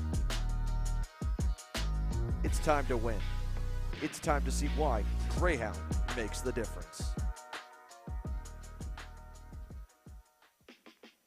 If you're looking for your first foray into car racing, the Formula Inter F4 Series is for you. It's an arrive and drive championship costing a fraction of the price of the USF4 Series or USF Junior Championships, utilizing a spec fleet of cars that are randomized at every single round. You can start with International Motorsports Karting Team and advance through the ranks to the Formula Inter Championship. For more information, follow us online at Formula Inter on all social media. All right, welcome back. Florida Winter Tour here. Round number 3 underway at the Orlando Karting Center. Just waiting for our mini rockers to roll out. And they're going to go. Oh, well, one of them didn't get a chance to roll out. out. Yeah, it didn't even. Perhaps the cart didn't start properly. Looks like they going to should take a look at it. Should have a chance to get it running before they get to the starting blocks. Yeah, he's got power. Yeah. Looks like they're going to get him out. It just keeps dying on him. Oh, no. Yeah, it could be a starter issue. The cart, the cart gets rolling, but after the second he put it on the ground, it just died on him. It's not what you want to see. And and they die on it as well. Yeah, because their little hearts drop right down into their stomachs. Yes. Oh, no doubt about it. Yeah, frustration for one of the energy kart drivers there. I love the fact that racers are such a unique group of people. Something about them. Absolutely. Right? True racers, true passion. Always, right, always passion. Young age. Oh, absolutely. And to think that they get out there and run around and race just as well as the other guys, and gals. So looking forward to this race again. 8 laps here. Yeah, I mean, this should be a good one. The mini guys always put on a really good performance for us, so makes it fun for us up in the booth. As they're lining up for green, we have one car in the back who should make it just on time, but one of the stragglers. Oh, they got that cart running. Yes. It's great to see there. All right. They're lined up. Oh, one of the carts is a little bit off, but we're going to go green anyways here. David Zhao's going to hold on to P1. I believe that was Julian Rivera who's going to fall back to maybe P4, P5. Not a really good start for him. David Zhao going to go maybe protect the inside. Not going to work, though. Rocco Simone beats him to it. Yeah, Rivera's going to follow through, too. So Rocco Simone, last year's winner. Oh, that's Romero gets pushed wide. Marco Romero going to fall back a bunch of spots here, down to, I believe, maybe P12 for Marco Romero. That was tough. Looked like a couple of tires came together there. Popped him up in the air and allowed the other. Look at the amount of folks making moves going into 8. That's been. Here we go. Look at this gaggle of carts in the back there. Always trying to make space. Wow. First lap, jostling around for position. Yeah, David Zhao got the move on Julian Rivera, but Julian Rivera's going to follow him back through. So David Zhao back to P3 from the pole. But like I was mentioning with Romero, it's been the name of the game for him all year long. He's shown a lot of good speed, top 3, top 4 all year in mini, but he's gotten pushed around a bit, maybe a bit unlucky in some races. As we see Pizzone Nito going to go to the inside of David Zhao, and I think that's Kai Johnson going to try to follow him through, and he's going to give him kind of a hip check there to make sure he gets that position. So move Kai Johnson to P4. David Zhao not going to defend again. David Zhao's going to fall back to P6 now. That's Santiago Nanmum. This is music to Rocco Simone's ears right now because he can just set away and get away out of this pack. Right. Yeah, I mean, look at the gap he's got right now. I mean, it's over a second at least now down to Julian Rivera. But these are some smart drivers. I expect Pizzone Nito and Rivera to work together. They did it a bit in the previous heat race. They've raced together quite a bit, so I expect to see that. Oh, big crash back in the back. Oh, that is not what you want to see at all. Let us hope that driver is okay. Yeah, wow. Not really sure. Yep, I'm seeing a red flag. Hoping the driver's okay. Yeah, absolutely. Couldn't really see what caused that. I'm sure ROK Cup will do the appropriate actions to get to that driver safely. Yeah, we see everybody slowing down here for the red flag. That's not what you that's not what you want to see at all. Not at all. Anytime those tires come together, they're coming out of turn number 8. Looked like you just flipped him up in the air. Yeah, that's right. You never want to see the underside of a go-kart. Not at all. Yeah, let's see if we can get any word on if that driver is okay. But yeah, we see the first Orlando Kart Center and ROK doing a great job getting the medics out there as soon as they can, just to make sure everything's okay with the driver. Absolutely. Yeah, great job from these guys. First response team is already on the scene, so. Without a doubt, I can tell you that our ROK crew are extremely concerned about all the drivers all the time. That's the one thing about it. you've got to be so aware and ready to make the move when it's called for. And this time, Chuck, Yoder has called that red flag really quickly. Allow everybody to kind of take it easy, move back over, take a little breath, look down there towards the other end of the karting center and wonder what in the world just happened. Yeah, it's great to see all the other mini drivers showing good sportsmanship and yep. just making sure they take care of their own fellow racer. Look at all of them. They're all having a blast over there. Yeah. Nothing like being able to stop during the race and talk to one another about what you're doing, right? Right. What are you going to get for dinner later? Yeah. Hey, man, did you see that on? Did you see Formula One practice today or qualifying? Yeah, I mean, speaking of Formula One, it's coming on in 2 minutes, so I'm sure there. Is it really? Yeah. Yeah, we got Sebring going on here in Florida as well. You know, last time we were here for the Florida Winter Tour, not necessarily here, but at the other event, we had Daytona 500 going on. That's right. Exactly, so yeah. Lots of fun stuff going on here in Florida for the Florida Winter Tour. All right, well, while we get a view of the mini kids, you know, messing around a little bit on the barriers, we're gonna send it over to a little break here as we're gonna have our Friday Thoughts video play for you right now. All right. I think so. At the end, we just weren't catching. We tried something like really different from what we were thinking, and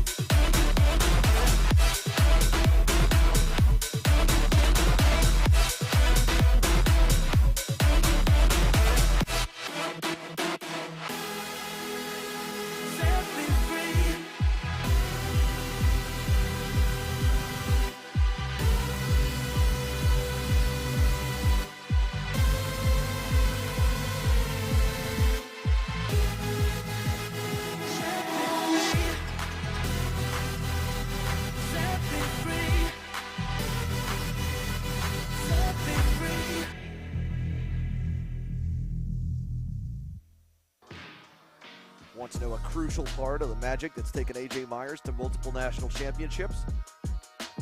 Check out Greyhound Racing Seats and their full catalog of options, from their R1 and R1 Extra Soft seats for high grip conditions, their Viper Medium seat for medium grip, and the RS2 Stiff seat for low grip conditions.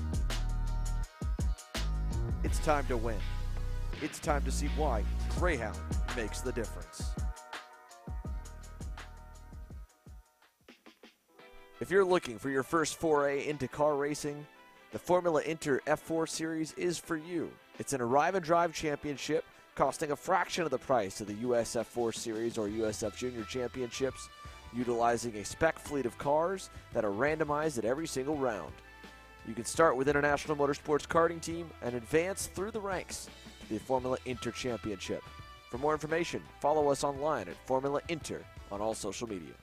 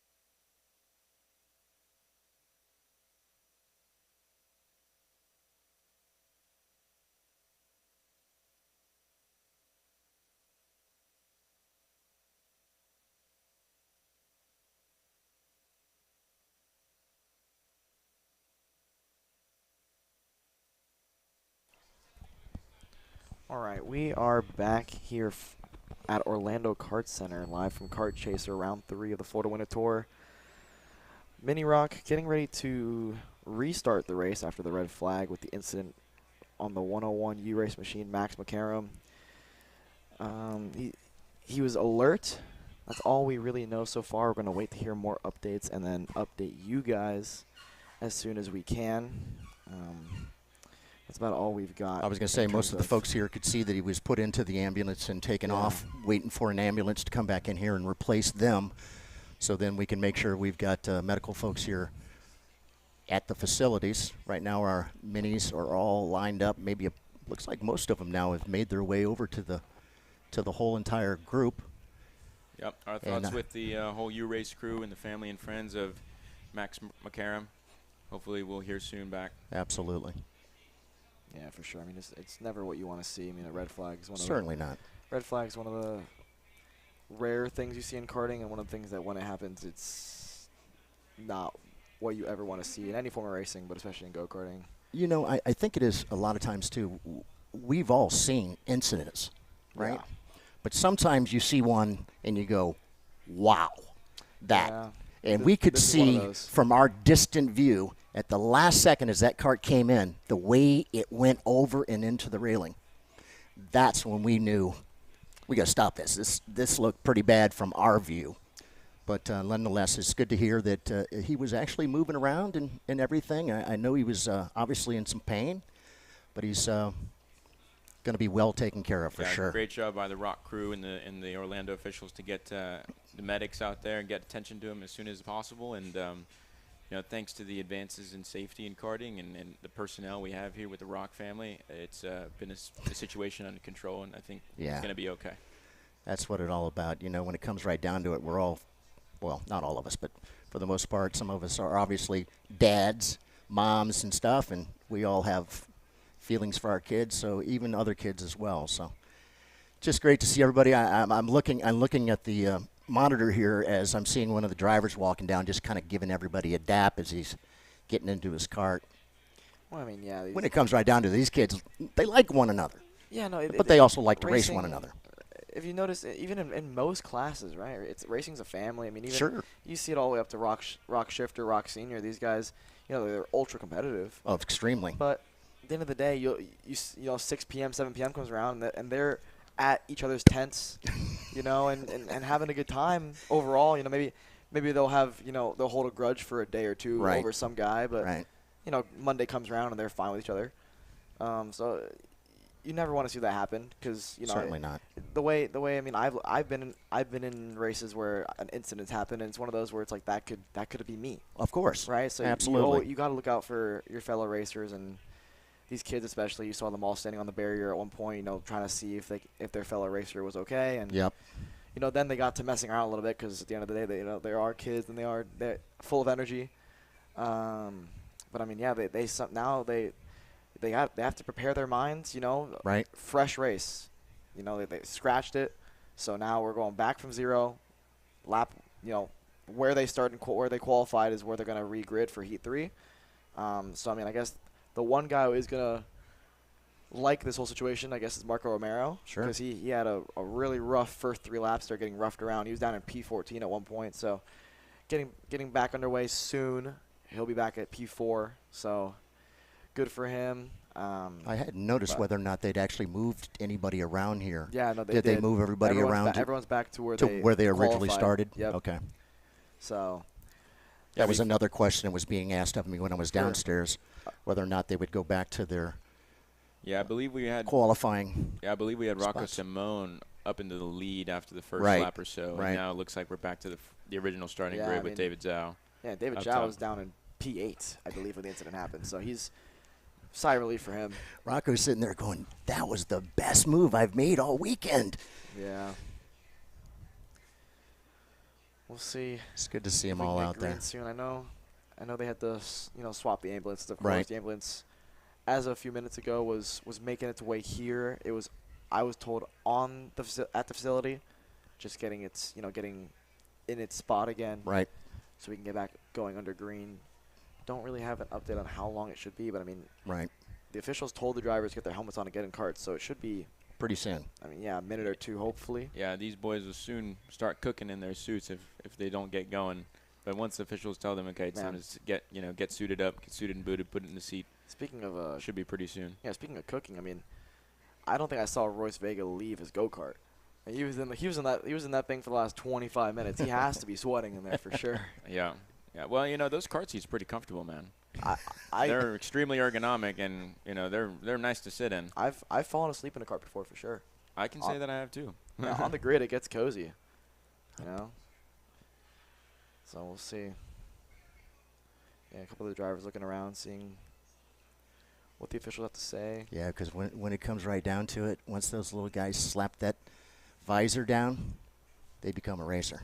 Yeah, and they show such maturity behind the wheel a lot of the time. I mean, we saw last weekend at the USPCast, the Mini guys are putting on a clinic in terms as of the tires get a little bit worse. We'll see where everything to the older classes. Right.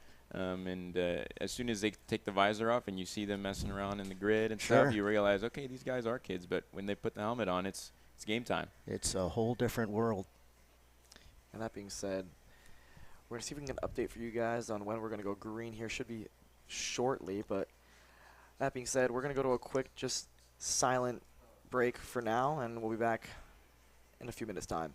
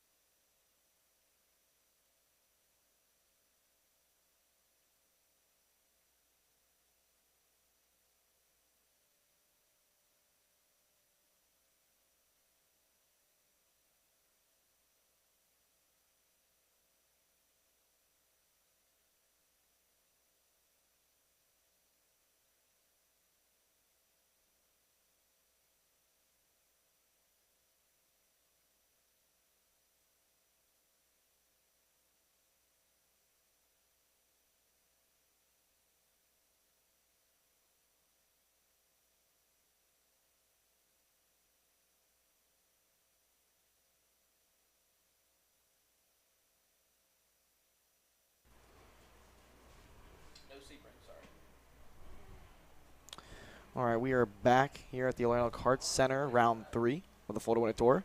Mini ROK is gridding up and getting set to go underway here for their 3rd and final heat. Full restart here for these guys, back in their grid spots from where they qualified. So, looks like they're getting a little confused out there on the track, still waiting to make sure they get into the right positions. We've got a kart dying. 111, Luca. The 111, yeah. Luca Popescu, he's had issues all race long with getting that kart going on the way. He was the same one that was the same one earlier. Same one earlier. Same one we just saw again when we were on the silent break. So, having starter issues. That was a much better picture view right there. Yeah, looks really good. These karts run lean, so they don't like being, running at a slow pace. All right, they tend to die. A whole new race. Yeah, here we go. Well, here we go. Clean slate. Let's do it. Reset the mind. They're still looking. Hands are up. Keeping an eye on them. Lights are out. Green here for Heat 3 of the Mini ROK. Once again, outside lane didn't go. Rivera's going to fall back 2 spots down to 4th. So once again, just deja vu for him. Is ROK going to go again? He's going to try again. Oh, David Zhao learned from last time. Yep. He sure did.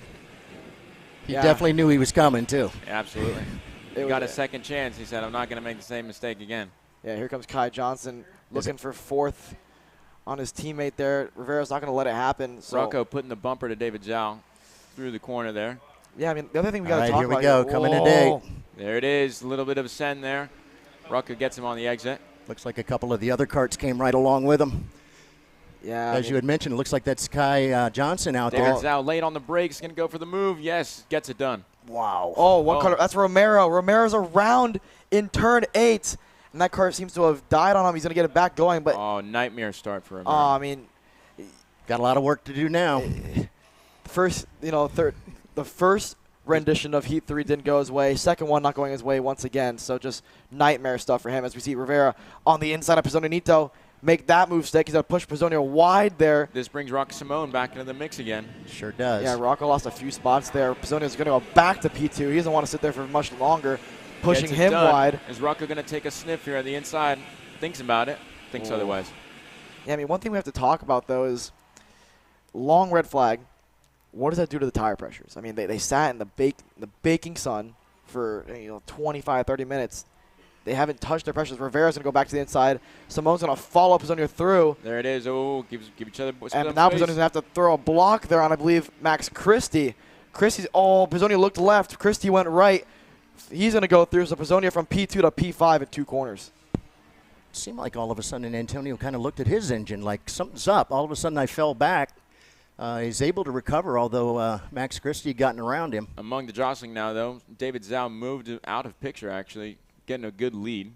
Yeah, I mean, all this racing is going to let these guys him pull away as Pizzonito's going to go back through on Max Christie there, so put Pizzonio back into P4. But with low horsepower classes like Mini ROK, as you see Rivera putting a little bit of a block on Simone. Christie's going to follow. Oh, Christie gets the move back on Pizzonito. Kai Johnson's going to maybe look for a move on Pizzonito. Not going to make that stick. Pizzonito's going to try and go for an over-under there on Max Christie. Christie's going to hold on, though, entering 5, as we see Simone and Rivera trying to work together. Wow, Christie actually gets through on Pizzonito. No. And now Kai Johnson's going to go through on Max Christie. So move Kai to P4, Christie to P5, and Pizzonia down in P6. And he got pushed wide in 6. So now he's got some dirt on his tires. He's going to fall back into the clutches of these guys in P7, P8. Simone takes a quick look back, says, okay, time to go, work together, let's get after David. Yeah, I mean, Simone obviously winner of last year's Winter Tour, so he knows what it's like to win a race, win championships. Rivera, experienced kid in Mini ROK as well, so these two are going to try to work together and catch David Zhao, who's been arguably the quickest guy in Mini ROK so far this weekend, as he goes purple at a 1:01.8, but these times will continue to tumble as the race goes on. I'll be curious to see who has, as we see, one car. We've got another big accident in the back there. Oh, yes. One car over on us to 160. Looks like driver's up and okay. Yeah, that is Santiago Namnum. That he was in P8. So really unfortunate to see him out of the race, but at least he is okay. Back up front, though, battle for P2 is raging on. I think we're going to see Rocco Simone and Rivera work together and try to catch You see Julian Rivera give the signal, hit, push me, bud. Yeah, I mean, it's clearly Simone's going to cooperate with him. because he could have made the move there and didn't make it happen. Yep. So they got no pressure from behind, nothing to lose. Might as well go forward. Might as well. You know, Simone may have more pace, as we see one of the Burrell art carts. Some major damage to the front bumper and the front big fairing time. bar. Yeah, but it's not going to stop him trying to send one there on the inside of turn 11. Doesn't make it stick, but I mean, what's that going to do to the aero, you think, for that go-kart? I mean, that's can't be Jackson great. Morley in the 192. Royce Vega having a look, thinking about it. Good run for Royce, by the way, up 2 spots. Yep. Another guy, Edward Kennedy, up 16 spots. He's one of the guys that, again, he had a good qualifying. Right. Had the penalty. Had to start in the back. Yep. But he's making pretty quick progress on these guys to be up 16 spots. Another guy, Declan Deonarin, up 13 in the AKT boys over there. So, yeah, up to P11 from P24. So, solid run for Declan. Yeah. You see a late move there from the 153. Fianchy. Royce Vega getting some help to get past Antoine Lemieux. Yeah, he's going to get it done. Royce up to P7. Lemieux's had a good run there, up 5 spots. He's going to fall back 2, though, on the Premier Karting Burrell Art guys. Or, sorry, Paralympic boys. But, yeah, Royce Vega has help there from one of the energy carts. That is Edward Kennedy. Man of the hour right now, up 17 spots. He's about to probably make it 18 as we enter turn 1. Lap 5 of 8 complete. 3 to go this time by. As we look back up front, Pizzonito inside of Kai Johnson. He makes that stick. Pizzonia last time by went purple to 101.599. 1 to 2 tenths faster than anybody else on the racetrack right now. So move him to P4. Those guys were pretty much the 2 guys that were up at the top, I believe, was both Kai and Antonio. Kai at the time was leading coming into this weekend. And Antonio, I believe, was in that 2nd position. So to see those 2, I'm sure Kai would like to get around him, pick up a few more points. But they continue to battle out there. David Zhao, though, is kind of just checked out on everybody, about a 1.3-second lead. It's impressive, though, to see what Zhao is doing by himself. I mean, these guys are running, similar lap times to David, but they're in groups of 2, groups of 3, groups of 4 even. Zhao's by himself running just consistent 101.6s. I mean, he was faster than Rivera and Simone last time by, and they were working together. Pizzonia went a tenth faster than Zhao, but he had the help of Kai Johnson. So, considering, the fact that he's alone, it's really impressive what the Goodwood driver could do there in P1 all alone. Looking back to the battle for P4 here, Pizzonia's stretched his advantage over Kai Johnson. So impressive stuff for him. That, I mean, again, like I was saying with the tire pressures, I mean, they were out there on grid for 25, 30 minutes. Yeah, it looks those tires must be baking right now. Looks like Kai Johnson's starting to fall into the clutches of Max Christie here now as Pizzonia starts to check out a little bit from that little group. Yeah, we'll see what Christie can do. I mean, Christie's, staying solid, start at 6. Right now running in P6. He'd like to make that P5 here. Kai Johnson, like you said, falling into the clutches of Christie. We'll see what Christie can do here as we enter with maybe 2 to go this time by. It looks to me that Rivera and Simone last time by were a little bit faster than Zhao, and yes, they were. Rivera went a tenth faster. Simone goes purple at a 101.526. Starting to bring the gap down, but it looks like they're going to run out of laps. Yeah, I mean, 1/10 and is now not you enough. can tell, yeah, Simone says, we're out of laps, it's time to go. And Right. now with the mentality, now you get the final heat race, pre-final coming up. It starts, every man for themselves at this point, right? Yeah, I mean, Rivera's blocking now Simone, and Kai Johnson throws a major block on Christie. Christie gets a good run out, but entering the sweeper, it's really hard to make a move stick there. But Kai Johnson's cart just doesn't seem to be working for him right now with 1 to go. Simone trying to make shapes, trying to find a way to get around Rivera there. Rivera's on a major block entering 8. Wow. Gets going to swing out wide. Simone's going to try the crossover. It's not going to happen for him. Is he going to set up for the final corner?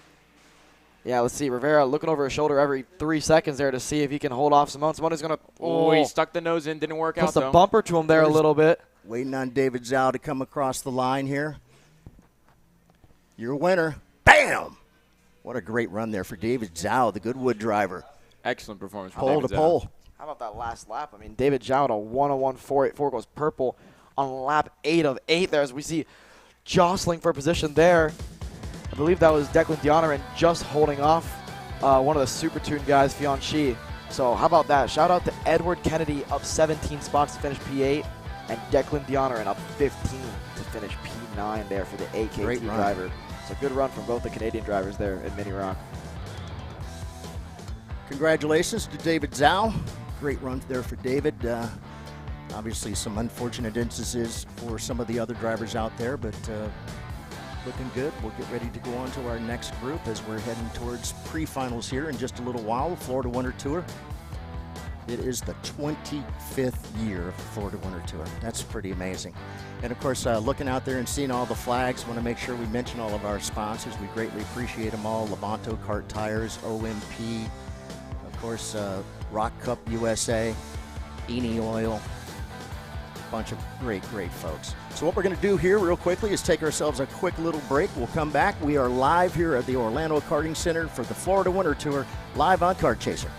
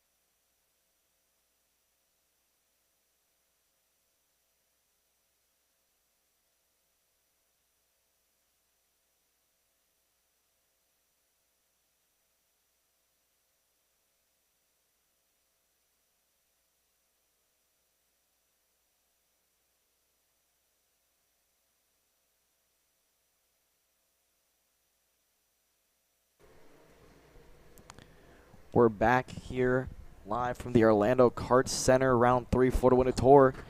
ROK Shifter Master Heat 3. Pizzonia Jr. is going to be on pole, but hopefully he can make amends for what happened in Heat 2 there. You know, didn't complete a lap there, had some coil issues, so looking to make amends for what happened. I mean, even if he wins this race, you know, with the way Heats work out, it won't put him P1. Just because of the way it works, it would probably put him, you know, the bottom end of the top 10. Yeah, it's going to be interesting so, to see. Oh, see, that is Andre Martin's around. He's going Toe Mater style into turn 4. Let's see if he can keep that car running. He does. Oh, he looks like he's beasting on the curb. Oh, no, he's running. I thought for a minute there he was going to high side himself. Oh, he does stall. He's have to get that cart fired up again. Just giving us a bit of a donut show before the race. Nice of Andre to do. See if he gets the cart started up. Yes, he does. All right. Watch this. There we go. And he stalls. Oh, no, it stalled. He has to get out of the cart again and fire it up again. Andre just put on a show remember, for us he's right still now. Still a long way away from where the carts have made it. They're heading towards the line. Hopefully they'll kind of slow down just a little bit. Otherwise, he's just going to make it probably by the time they take the green flag. Yeah, I mean, glad to see that he can, you know, get the cart fired up at least. But like you said, he's got, you know, 5 or 6 corners left before. Look how slow they're they pulling have down. To. Yeah. It's not really good for these shifter carts to be on the grid for so long at a standstill. Right. So ideally, these guys are going to have to, you know, wait before they get stopped because it's just not good for the motor, not good for anything for these guys to sit there to stand still. So we'll see. They're going to have to. All right, just waiting for him to come back around. Now, of course, he will start in the back Oh, well, no, they're going to let him go up and get into his position. They're waiting for him to get there. All right, he slots into his spot there at P3. All right, so Pizzonia Jr. on the pole, Daniel DeBoss outside pole, Andres Martins. And then Louis Gauthier as well in the second row. We're getting ready to go shifter kart racing here for our master shifters. We go to the lights. Keep an eye on the lights. Oh, no. DeBoss stalls it. And there's chaos. There's chaos here. Oh, absolutely. Right. DeBoss stalls it. Oh, it looks and like we have a bunch of guys out. as well. Yeah, but Gary's out. DeBoss is going to be out here. That is one of the, I think that's one of the Marinello guys. He's not going to get, he's going to get rolling. But, I mean, carnage here at the start of ROK Master Shifter. I kind of saw that happening. I mean, DeBoss, I think he might have forgot to put it in gear because right as the lights are going out, he tried to get it in gear and it stalled him immediately. It's almost like he looked down and realized he was still in neutral, and it caught him off guard, and he pulled the clutch too early and it stalled the cart. And it's one of the worst things that can happen where one of your front row guys stalls it because it's just, you don't expect it. Well, you've got all those other carts. Move, a little bit of contact that's on Hugh the exit Templeman there. And the 515, that's Corey Matthews. Templeman gives him a little bit of hit check exiting turn 8, but he's going to make that move stick. Back up front, though, this is music to Pizzonia's ears here. Absolutely. I mean, just 2-second lead already, lap 1 of 11. This is going to be kind of a cruise control race for him unless, turnabout is fair play, right? I mean, it is, yeah, for sure. It's racing. Look at Andre Martins from a spin in the opening, warm-up lap to P2 for him, obviously with DeBoss's stall on lap 1. So yes. Good little recovery here for him. He's probably glad to at least be racing right now instead of stalled out on the racetrack. Right. That's Alexander Muro right there behind him. Yeah, that's one of the privateer guys running in P3 up 2 spots. So good run for Alexander there in the 521 OTK go-kart. Let's see, yeah, we're looking back here. That's Scott Presti. Scott Presti there. Yeah, and the Ralph Schumacher go-kart. Good run for him. Up 3 spots into P4. Yeah, he's had good pace throughout the heats. I've seen it myself. He's been moving up, slowly and steadily, and he's got a good long-run pace. So I won't be surprised if he's able to catch up to the back of Alexander Mueller here in about a couple of laps. I agree. It seems like that kart is definitely starting to show some speed. Good to see Scotty up there being competitive. I mean, besides Pizzonia Jr. is running 54.2s. Right. The rest of the field's pretty close, right? 55.1, right. 55.2, 55.2. So solid pace from 2 down to 4. So I expect to see a pretty good battle there for second. Alexander Mueller took a look back just to see, is he coming in? It looks like it might be so.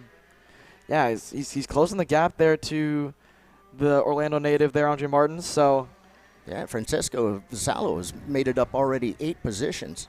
Yeah, those PSL guys, they've got that They're cart dialed in. I mean, in every class you see it, someone from PSL, up there. Right. And in Francesco's case, from 14th up to P6 there in the first 2 laps. So good run for him so far. Scott Presti taking out 2/10 from the guy in front of him, Alexander Mueller.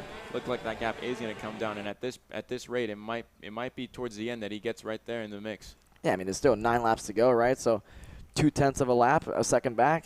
That's 5 laps at that pace. He'll catch him. So we'll see how this race unfolds. But like it is in any racing, Alex, it is one thing to get there, but the other one to get around, right? It's 2 different stories. Of course. Especially in shifter, too, because these guys, it's pretty easy to defend in shifter, right? Because the power, they can just get off the corner. They can kind of white line the racetrack. Right, you got the front brakes. You can stuff it in. Exactly. It's always amazing. You guys make those carts look like doggone semi-tractors, right? Oh, yeah. Tractor, trailer, and all. When you want to. These carts are... Make them really wide, that's for sure. These carts are a little over 1 meter wide, but they can make them 6 meters wide if they wanted to. Right. So. Yeah, I'm just saying that in the sense of being able to put your cart where you need it to be in order to kind of block somebody going around you. And I continue to see that. These guys know exactly where the passing zones are as well. And you can see them all kind of making sure, is he close to me? Is he gonna dive bomb me and going into 4? Will he come into me here coming out of 7 and up and over towards 8? Nope, not nearly close enough. We get a nice view here of the Ralph Schumacher driver of Scott Presti, who again 2/10 taken out of Alexander Mueller. So here comes Scott Presti. Mueller keeping Andre Martins at bay. Martins can't make a mistake like he did in the warm-up lap. That was obviously a cold tire issue, but it would be, lurking in the back of his head. He spun once. Who's to say couldn't catch him off guard again? But so far, so good for Andre. And, one of those things with this class and with the abuse of the tires that they take, I mean, spoke to Marian Kremers yesterday talking about the tire management. This is a technical track, a lot of load on those tires. I mean, if you push too early, you could end up cooking them, right? Yeah, exactly. I mean, the one benefit I get is that it is Heat 3. So, going to the pre-final, it's not going to be much of an issue. I mean, they got to make them last a little bit longer, but these guys, I think you're seeing like Pizzoni Jr. Last time by was a 53.1. This lap was a 54.2. So he looked at his micron. He's like, all right, I put my lap down. I'm good. I can dial it back. I got a 5-second lead. I don't need to push too hard. And Pizzoni, he's got that kart dialed in so much that his lap of him not pushing is still faster than the rest of the field. So, I mean, impressive stuff for him. See a battle raging on here for, I believe, P6. It looks like that could be Morn Von Tock. Corey Matthews making a move on Francesco Vassallo. Right. So Corey Matthews move him to P6. Francesco, we were talking about him having a good run up 8 spots. Now make it 7 spots as he loses that spot to Corey Matthews. A little bit wide there, a little bit of mistake. Puts a foot wrong, offline. He's going to present the chance. Oh, what a late lunge there for the PSL guy. Oh, a little bit of argy-bargy there. Gives a bit of a hit check. We see. Locking up the brakes. Not over yet. Oh, man. Francesco Vassallo on the PSL. Red and right Burrell. He's going to hold on to this spot so far, somehow, some way. But the TB car's going to look back, maybe. No, but a defensive driving here from Francesco. But look who's in the mix now. That's Hugh Templeman on the Magic cart. As we see, defensive. Yeah, super defensive there from Francesco. We're going to have a 5-cart race here for P6. Yeah, they are really going at it. Yeah, but they're having a blast. Oh, yeah. That's what they love. This is for a championship, right? That's right. Exactly. Every point counts. Yeah, these guys may not be in the championship hunt in terms of winning it, but I mean, this could be for maybe P4, P5 in the championship, and that it still means something to these guys. So they're going to go after it. And they're having some fun, right? These are the Masters guys. Corey takes a look, thinks better of it there. Yeah, it would have been a cent and a half if he would have gone for that one. I mean, Corey Matthews definitely on the wheel there, taking a little bit of a narrow line, trying to make the track shorter. Yeah, I mean, you can do that. You can do kind of the diamond strategy, right? Where you enter in shallow and you exit shallow in these shifter carts. The one problem with that is it eats the front end of the front tires a lot. Right, and we were just talking about that tire deg, right? Yeah, so I mean, maybe what Corey Matthews is doing is going to be a little bit quicker lap time-wise, but I'll tell you, come 2-3 laps from now, he's going to start feeling the repercussions of that. As we see Hugh Templeman. Big mistake. And Corey Matthews. He's got technical issues here. Yeah, I've been noticing him the last few laps looking down at something. Clearly, that something is an issue. The gremlins. Yeah. For Corey Matthews. Oh, and Templeman's he makes a mistake. He goes wide, so now that leaves the door open for Michel Legrand, who's up now 6 spots in the 578 PSL karting Burrell Art. And Templeman, he might have an issue here, or he's just struggling with some tire deg, because that's now another Burrell Art kart. That is a 595 there. Martin Jansen, another PSL kart. He's going to look to see if he can make a move there on Hugh Templeman coming up shortly. Yeah, you hate to see that so late into the race. Somebody end up with a cart going out. Look like we have a move coming into the inside here. Gonna get it done. Oh, a little bit tight squeeze there. Yeah, Martin Jansen gives him a little bit of hip check on the exit there. So now it's a Burrell, I believe, 6, big 7, mistake. 8. Oh, no. He's gonna open the door. Ooh, he's gonna stuff it down the inside. He's gonna make it work. That's one of the International Motorsports guys. That's a 504. Daniel DeBoss. That's DeBoss. On his comeback drive here, somehow, some way, he stole that car for about 20 seconds, and he's found himself back there in P9, looking for P8 here. And I think he's going to send him down the inside. Tupman's going to shut the door on him. He said, not in my house, but DeBoss inside turn 5 makes that stick. Move DeBoss up to P8. Daniel's been fast. Obviously, he's the outside pole sitter. Had that bobble there at the very beginning at the absolute worst time. I mean, as soon as those lights went out, his cart went out, and that allowed everybody else to kind of run around him, get around him, and you can see his cart's in pretty sad-looking shape there on the front nose. But nonetheless, he has made his way all the way back up into the 9th position for the 504. Yeah, I mean, I'm sure it's just cruise control for Pizzoni Jr., but looking up front as we see, here we see a battle here brewing for P5. That is Scott Presti has worked his way around Mueller, but looks like we got a mistake. Yeah, he's looped it around. Yeah, that's Morin Van Tack. Loops it in turn 4. Doesn't lose a spot because they had enough of a gap there down to Francesco Vassallo. But, yeah, Morin Van Tack was looking to go after Mueller, and in turn, he was looking at the other side of the racetrack there. He was turned around in 4. But so Scotty Presti actually got around Alexander Mueller. That's right. Yeah, he did. So Presti up to P3, Mueller down to P4. Now finds himself on the bottom step on the podium. Yeah, Pizzonia, he was 5 seconds ahead. Now it's down to a 3-second gap. I'm sure he looked about to take the checker flag right here. Look up there and bam! Antonio Pizzonia Jr. Cruise control. Great, absolute cruise control for him. Yeah. It was so important that he get another great run and, wire to wire there. Yep, absolutely. Had to make up for, the mistakes, the errors that happened in the previous heat race. Something to salvage there, damage control. And, of course, all Debos was hoping is that he would have that same incident happen again on his side. Yep. Because he had him actually go out one time without any points, but this pushes him all the way back. We said 9th, 8th is actually where he ended up. So yeah, I'll be curious to see how the points shape up here for how they start in the pre-final. Yeah. Pizzonia has a win, and then a DNF. DeBoss has some good finishes, but this is going to hurt his chances there to start up front in the pre-final. So it's going to be a pretty mixed grid, I think, for the pre-final in terms of, pace differences. So it's going to make for a really interesting pre-final coming up later this afternoon. That being said, we're going to go to a quick commercial break. When we come back, Heat 3 for ROK Sr.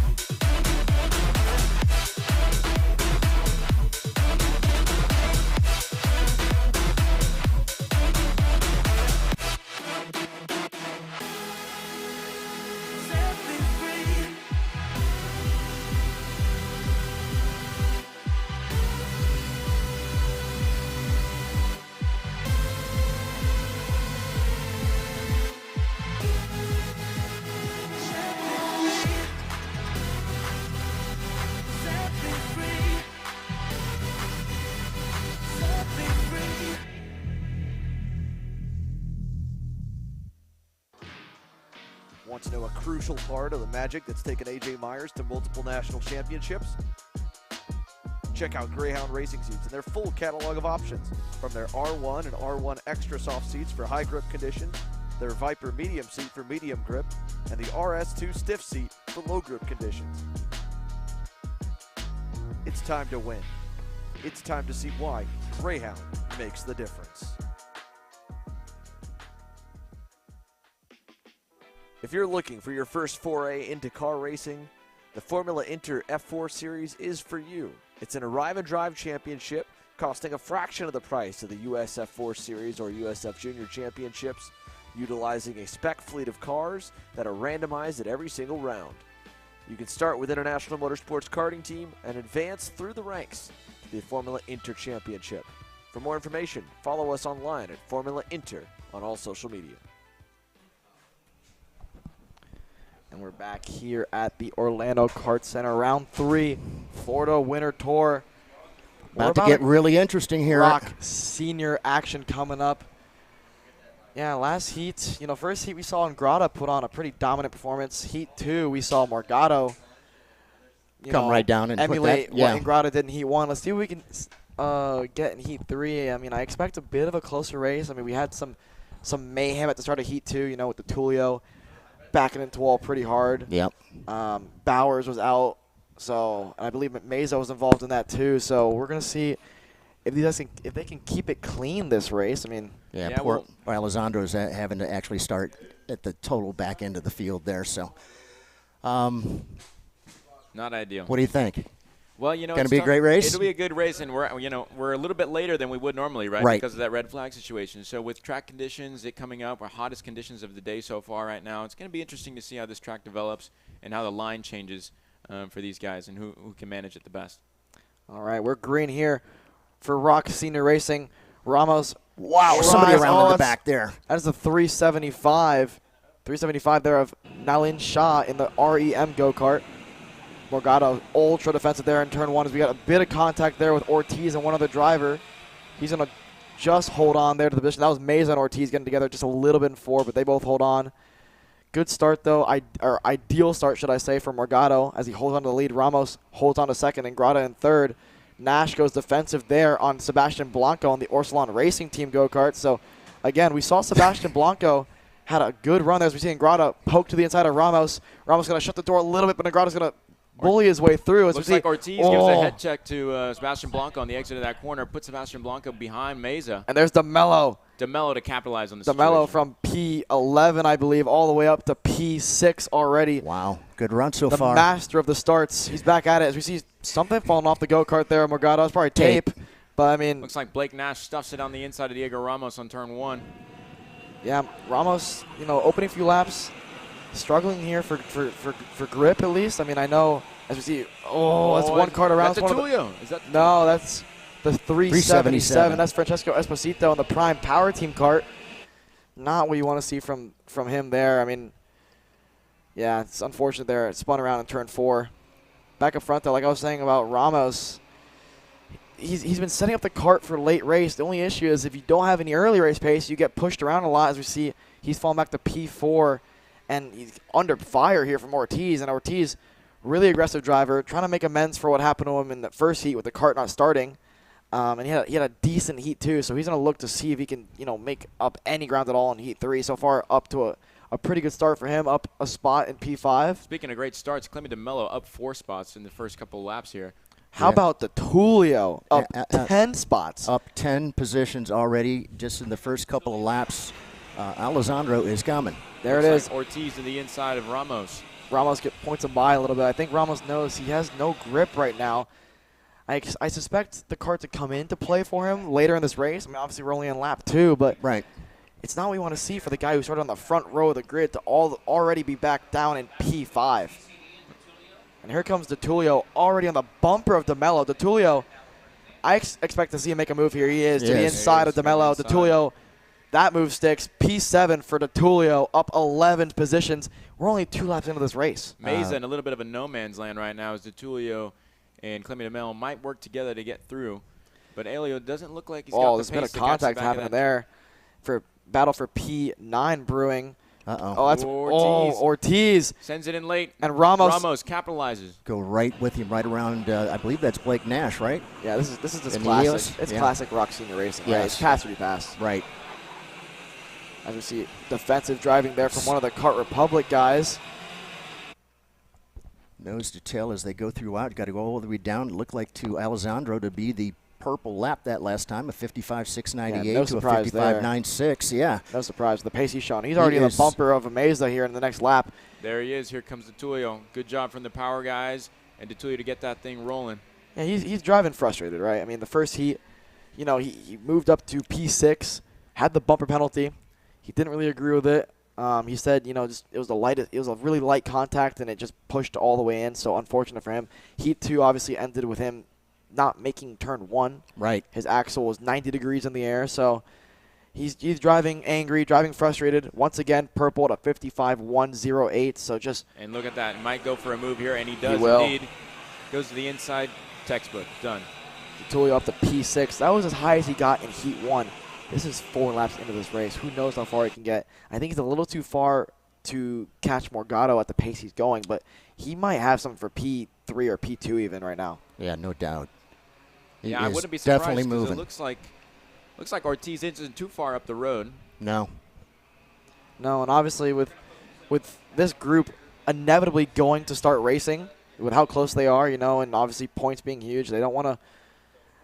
Morgado right now, in terms of the championship, kind of has it wrapped up. It's going to take a miracle in terms of, in these drivers' eyes, in mechanical, you don't want to, commentator curse him, but that's about what it's going to take for him to lose the championship. But in terms of starting position for the pre-final, it looks to be Morgado's to lose. And look at this, DeTulio now on the bumper of Blake. Ooh, going to go to the inside. Going to do the same move again. Done. One more up. Yeah, DeTulio at P5 now. That was a perfect pass, too. We're going to see now. I mean, obviously, DeTulio on the Prime Power team, but rocking the Burrell. We'll see if he gets to the bumper of Ramos, as Ramos can defend it all. He is absolutely coming.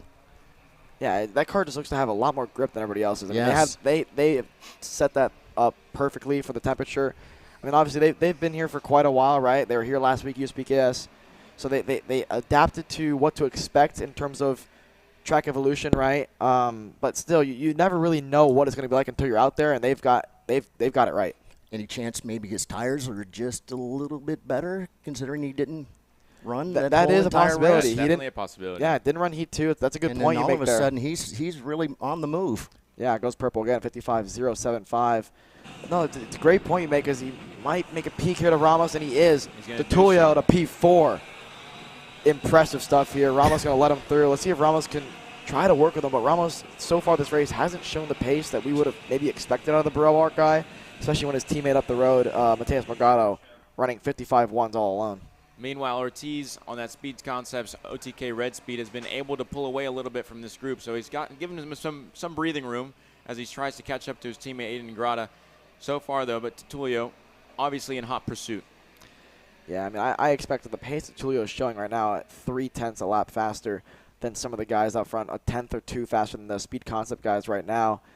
We'll see if he can get to Ortiz. I mean, he's a second back, but it looks to be closer than a second this time by. We'll see when he crosses the line. Morgado goes purple to 55.032, but the Tulio 55.0 as well, a tenth faster than Ortiz. So at this pace, he may not catch Ortiz, but obviously the draft come into play and help him out. But right now we're getting, the very rare sighting of Morgado, who's a second and a half out front. So, he's not going to get much screen time when you're leading by that much. But get a view here of Ingrata, who I expected a little bit more. I mean, obviously what we saw from Heat 1, he seemed really, really confident after that Heat win. But I talked to Morgado, and he said, he has more in it after the first Heat, and he showed it in Heat 2. He said he just missed a setup there, and clearly they got it right here. I believe all the Burrell guys got it right, besides maybe Ramos. Unfortunately, yeah, Diego's definitely having a tough time out there. Yeah, he was 7/10 off of his teammate last time by. So we'll be curious to see. Closing in very quickly onto the back of Ortiz. And what a lap! OTK Red Speed. 54.7, 3/10 clear of the field last time by for the Prime Power Team driver. DeTullio's absolutely flying right now in that Burrell go-kart. Got to be tires. That's just my guess, considering the fact it's the same kart. And, of course, Alessandro's a really fine young driver himself, so great to see him up here battling. It's a combination of a lot of things, right? Here comes Jorge. Yeah, it's a combination of a lot of things, though, right? Heat 2, he didn't do any laps, so it saves him 11 laps on the tires. He's driving angry, and he's driving good. He's been driving real solid, and he's had a lot of experience, unfortunately for him, coming from the back. USPKS had a decent qualifying, got the DQ, so he had to start in the back for all three races. Same thing for him this time by in qualifying, so he's just having he's not like he doesn't have experience at all in passing, but he's getting a lot of experience on how to pass, the guys in ROK Sr through the field at a track like Orlando. And, I mean, with 4 to go here, he is clawing his way back to see if he can get maybe a P3 or P2. Ortiz doing a pretty good lap there, trying to manage the pace in front of DeTullio, trying to minimize the damage. Not going to be enough, though. Looks like DeTullio is still closing in. He is right there.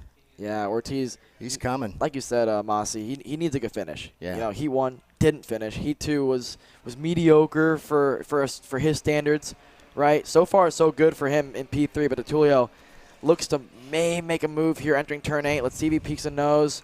Going to stay single file. Late lunge, but it does put the bumper to him. Might get him on the exit. DeTullio gives him a little signal. Sorry about that. Wasn't my fault. I didn't mean to do that. Yeah, respectful stuff from these guys. I mean, it's two fine young drivers right there. Yeah, we'll see if DeTullio peeks a nose. I expect to happen in P4, in turn 4. Sorry, that's been kind of the DeTullio corner. Right here. Yeah. Yeah. So sliding into the corner there from Ortiz. Just able to hold a little bit of a tighter line through there, making the track a little bit shorter. Here we go. Ortiz goes defensive. Yeah. Is he going to go all the way around? He's going to cross over. Cross over. He's not going to have the inside line though. You're right. Did not have the preferred line there. Jorge trying to make it as difficult as possible. Let's see if he can hold on the outside of 6. Ortiz going to muscle him out of the way. Not going to happen there. Ortiz holds on for now as we enter the last half of this last lap of the race. Ortiz looks back. DeTullio may not be close enough. He's going to take a super lunge for him at this point. A little bit of an early entry there for Ortiz. Here comes a crossover for DeTullio. Ortiz looks back. DeTullio looks back. They see nobody else is there. It's just a battle for these two guys in terms of who's going to get P3 or P4. Here comes Morgado across the line. Ortiz gets a lot of curve. Morgado's going to cross the line. He's going to win Heat 3. DeTulio gets Ortiz on the last corner there and put DeTulio up 15 spots into P3. What a drive from the Prime Power Team driver. That was an incredible run there for Alessandro. Yeah, it makes me excited for the pre-final here, because if DeTulio can do that performance in the pre-final, maybe get himself in the front row for the final, it could be a real good race there, because he was the only guy to really match Morgado's overall pace throughout that race. Yes. And, in fact, I believe he was faster most of the time. You know, right. the only laps he was slower than Morgado were the ones he was passing people on. So we're in for an exciting race here, I think, coming up in the pre-final later this afternoon for sure. Well, your 2022 champion is sure trying to put another championship in his belt, so to speak, and that's Matheus Morgado. Once again, winner, heat race number 3. Yeah, that being said, we're going to go to a quick commercial break. When we come back, ROK Masters.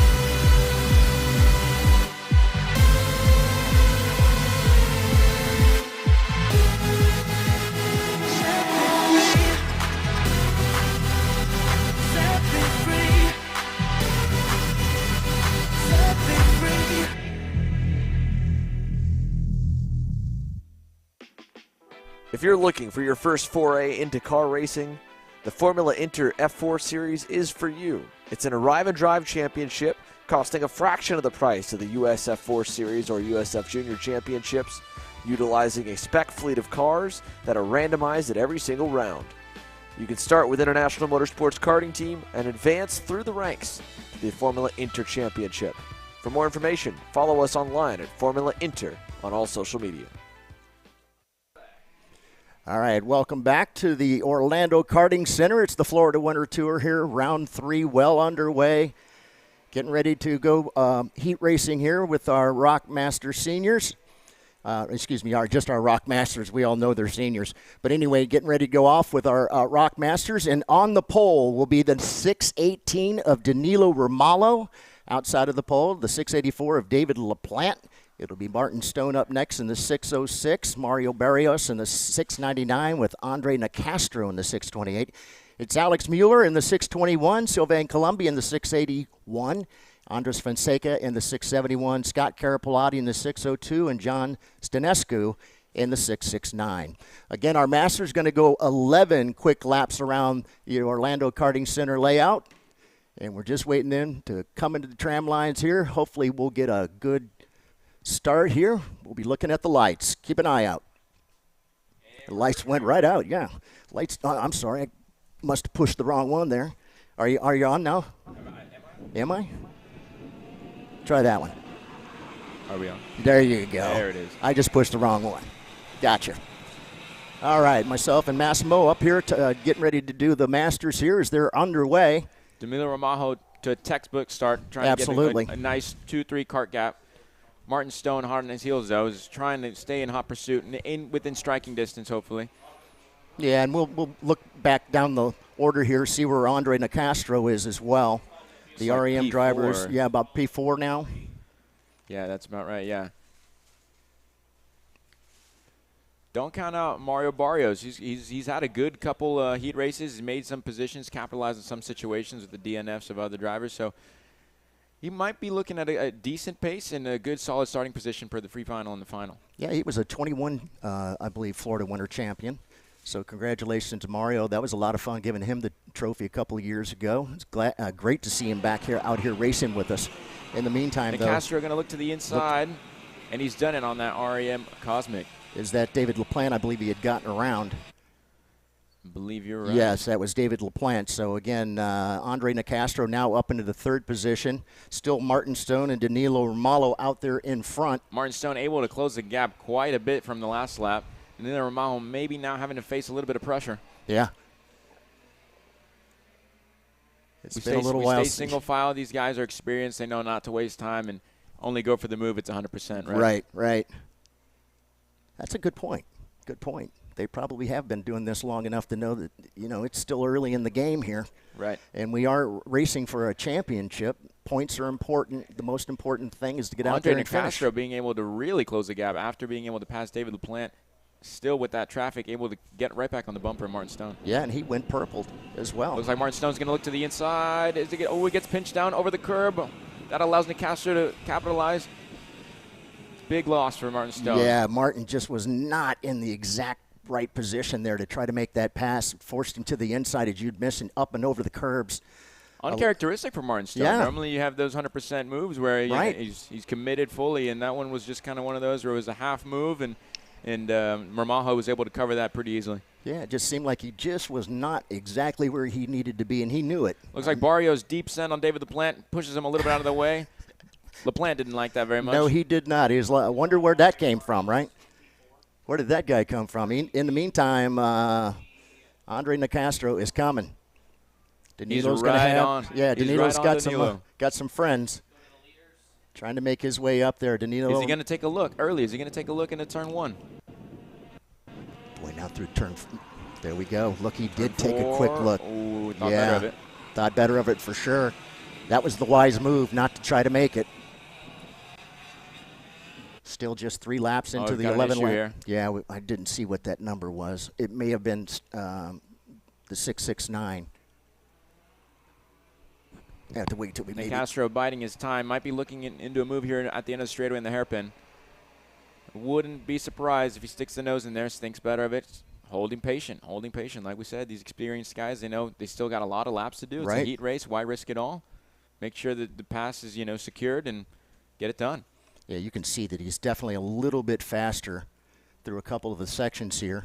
Let's see as he comes down, head down towards turn number 1, past the start-finish line once again. And look at this. Here comes Martin Stone and Mario Barrios catching them, right? Yeah. This could be a 4-car train here in about a lap or so.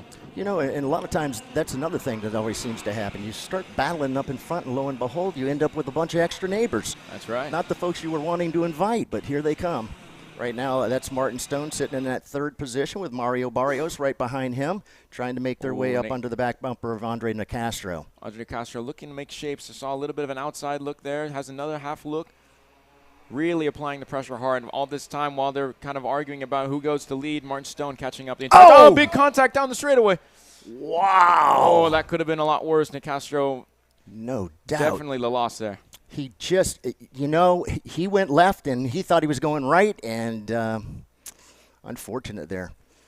That is absolutely not what you wanted to see there. And now he's just. Romalo able to come away from that unscathed. Right, yes. Amazing. All right, so we'll wait for him once again to come back around. And this brings the door open for Mario Barrios and Martin Stone, right? Yes. Oh, and Martin Stone, big mistake, runs wide. And, oh, straight into the barrier. Wow. Wow, uncharacteristic again mistake from Martin Stone. Yeah, he got up in the dirt there, and that just threw him around. But thank goodness he was able to come back across the track. That was close with David LaPlante there. That was very, very close. Don't want to see that. Looks like it's become now a war of attrition, Ron. Yeah. Mario Barrios has been biding his time, sitting and watching, eating popcorn, and now he's coming in. Here he comes. Yeah, Danilo Romalo's loving the fact that he doesn't have Andre Nicastro all over his back end. And Andre is probably steaming inside that cart as he goes around, continues out on the track after that incident. It was just one of those deals. It's one of those racing incidents, right, Ron John, where it's, I don't even think one looked back at the other. It was I don't think so at all. They went to the 1 into 2, 2 into 1 doesn't work, right? Right. Exactly. Hard to put 2 carts into one spot, right? That's right. All right, I'm ready with. All right, let's see here. We've got 5 laps of the 11 in the bank. What we're going to do is quickly go down. I think Emery's got somebody we can find out what's going on with one of our drivers. Emery, you got us? Yep. I'm here with Alessandro Tullio, finished up in the 3rd position after the heat race. Ali, it's been a difficult day for you so far. You've had to start at the rear of the grid. 2 bad heats, but still finishing third. Walk me through that last race. Yeah, I mean, it's tough starting last in the heats. Second heat, it was just a big crash, and I got pushed wide because other drivers tried to avoid it, and that made them go into me, and then I went into the wall, totaled the chassis. So, yeah, the team worked really hard to get another chassis set up for the Heat 3, and yeah, the pace was good. We're aware of the tire advantage we had, which is a couple tenths, but for sure, I mean, the speed is there. So, yeah, now in the pre-final, wherever we start, we just need to push forward and, yeah, start as front as possible for the final. Yeah, and talking about the new chassis you were able to get assembled, I mean, that's obviously a lot of work for the team and everything. Once you got assembled and got going, was there any differences you felt in it, or was it more of the same? It's different. I mean, every chassis is different to one another, but yeah, I mean, it doesn't take long to adapt. It's still the same brand. It's not like I'm switching brands. So yeah, it was good. The chassis felt really good. One last thing, you get into the pre-final a little bit longer in distance. You're still going to have the tire advantage on the opposition. Are you going to continue to be ultra aggressive to kind of get through the field? Because obviously you picked up 10 spots on the opening lap, made up a lot of good moves. Just walk me through kind of your mindset as you get in the pre-final. I mean, it's just make as many spots as possible and keep it clean because it's a pre-final. So if anything happens in the pre-final, I'm going to have to start last or I'm going to lose position. So just, you know, safely advance, and hopefully the speed is there so we could go forward. All right, Alessandro Tullio, a solid run through the field. He ends up in third in the third heat. We'll see where he lines up for the pre-final. Back to you guys. Yeah, a great run there for Alessandro. Congratulations to him and his team. They had an awful lot of work to do on that card after yesterday's debacle. But good to see him back. Right now, though, guess who's got a visitor? Looks like Danilo Romano getting a little knock on the door for Mario Barrios in that RPG Cosmic. Yeah, he's coming for sure, with no doubt. You could see he's been a little bit faster. It looked like maybe through this particular area coming here, but he got a pretty good run on him. Not sure he's going to be close he's enough. The tail. He takes a half look, but Danilo takes a slightly defensive line there. Here we go to turn 4. Yeah, this is the one I was wondering whether or not. Let's see if he stays down to the inside. Look, yep, tried to protect there. Obviously, we've had a lot of passes going on there through turn number 4 and heading through 5 and 6. Actually, we've had some passes going on through 7, over towards 8, staying on the inside. But in the meantime, we're getting ready to take ourselves back down trackside to Emery. What you got for us there, Emery? Thanks, Ron. John, I'm here with Jorge Ortiz. Jorge, pretty solid run for you, making up for the DNF in heat number 1, finishing up in 4th after a last lap battle with Ali. Just walk me through that one. I had a pretty good start. Obviously, starting P6 around on the outside isn't where you typically want to be. But, yeah, we got launched off to a pretty good start. Going into 2, 3, 4, it was a bit of a shuffle, trying to get up to the top 5, top 3 spot. I passed Blanco and then 2 others, Nash and Ramos. We were always catching Aiden a little bit into the end of the race, but I think my tires might have gave up a bit. I think I was pushing a little too hard as well. Yeah, P4, me and Ale was battling as well into the last couple laps. I defended it a little too much, and he got the over under me. So, yeah, P4 wasn't that bad, but we got 2 position penalty for I don't know what. We're going to look back in the videos to see what happens. But, yeah, that's it.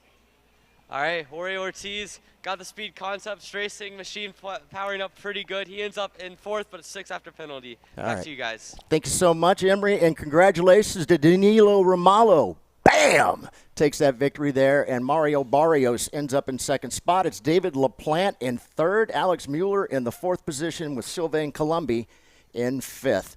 So, again, that wraps up our ROK Masters for their heat racing. Next time we'll see them will be pre-finals. Right, and that'll be a little bit interesting, right? I mean, after this heat race, that kind of shakes things up a little bit. Sure with does. 2 big factors, Andre Nicastro and Martin Stone, kind of, unmistakably kind of retiring. There was some, incidents there that it was just bad luck. Yeah. And, of course, that obviously comes into play as well. what kind of luck are people getting this weekend, right? Some guys are actually getting some of the luck, and then some of them are not, for sure. And with the points situation, that's what makes this so much more interesting, because even though they might make some points today, it's all about tomorrow. That's right. You know, what do you have tomorrow? Championship Sunday. It's all Championship Sunday. I'm ready to hand out some Florida Winter Tour championships. It's going to be a great thing for the 25th year they've been doing this. And, of course, Rock Cup USA, very proud to be out here with our folks as we are working our way through the third and final leg for 2023. Just amazing. We've had some amazing racing going on, that's for sure. Started out in St. Pete, ended up in Loxahatchee, and here we are in Orlando. Loving it. Right. Yep. We've been lucky to have the weather hold out on us. There was some rumors of some rain speculation coming in today and tomorrow, some showers. Luckily, it's been all right.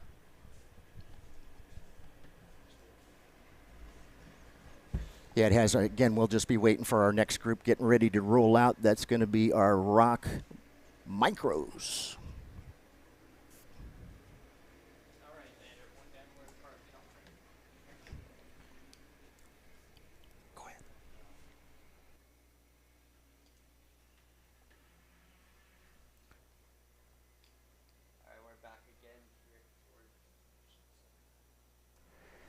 Back again for the ROK Micro category, heat number 3.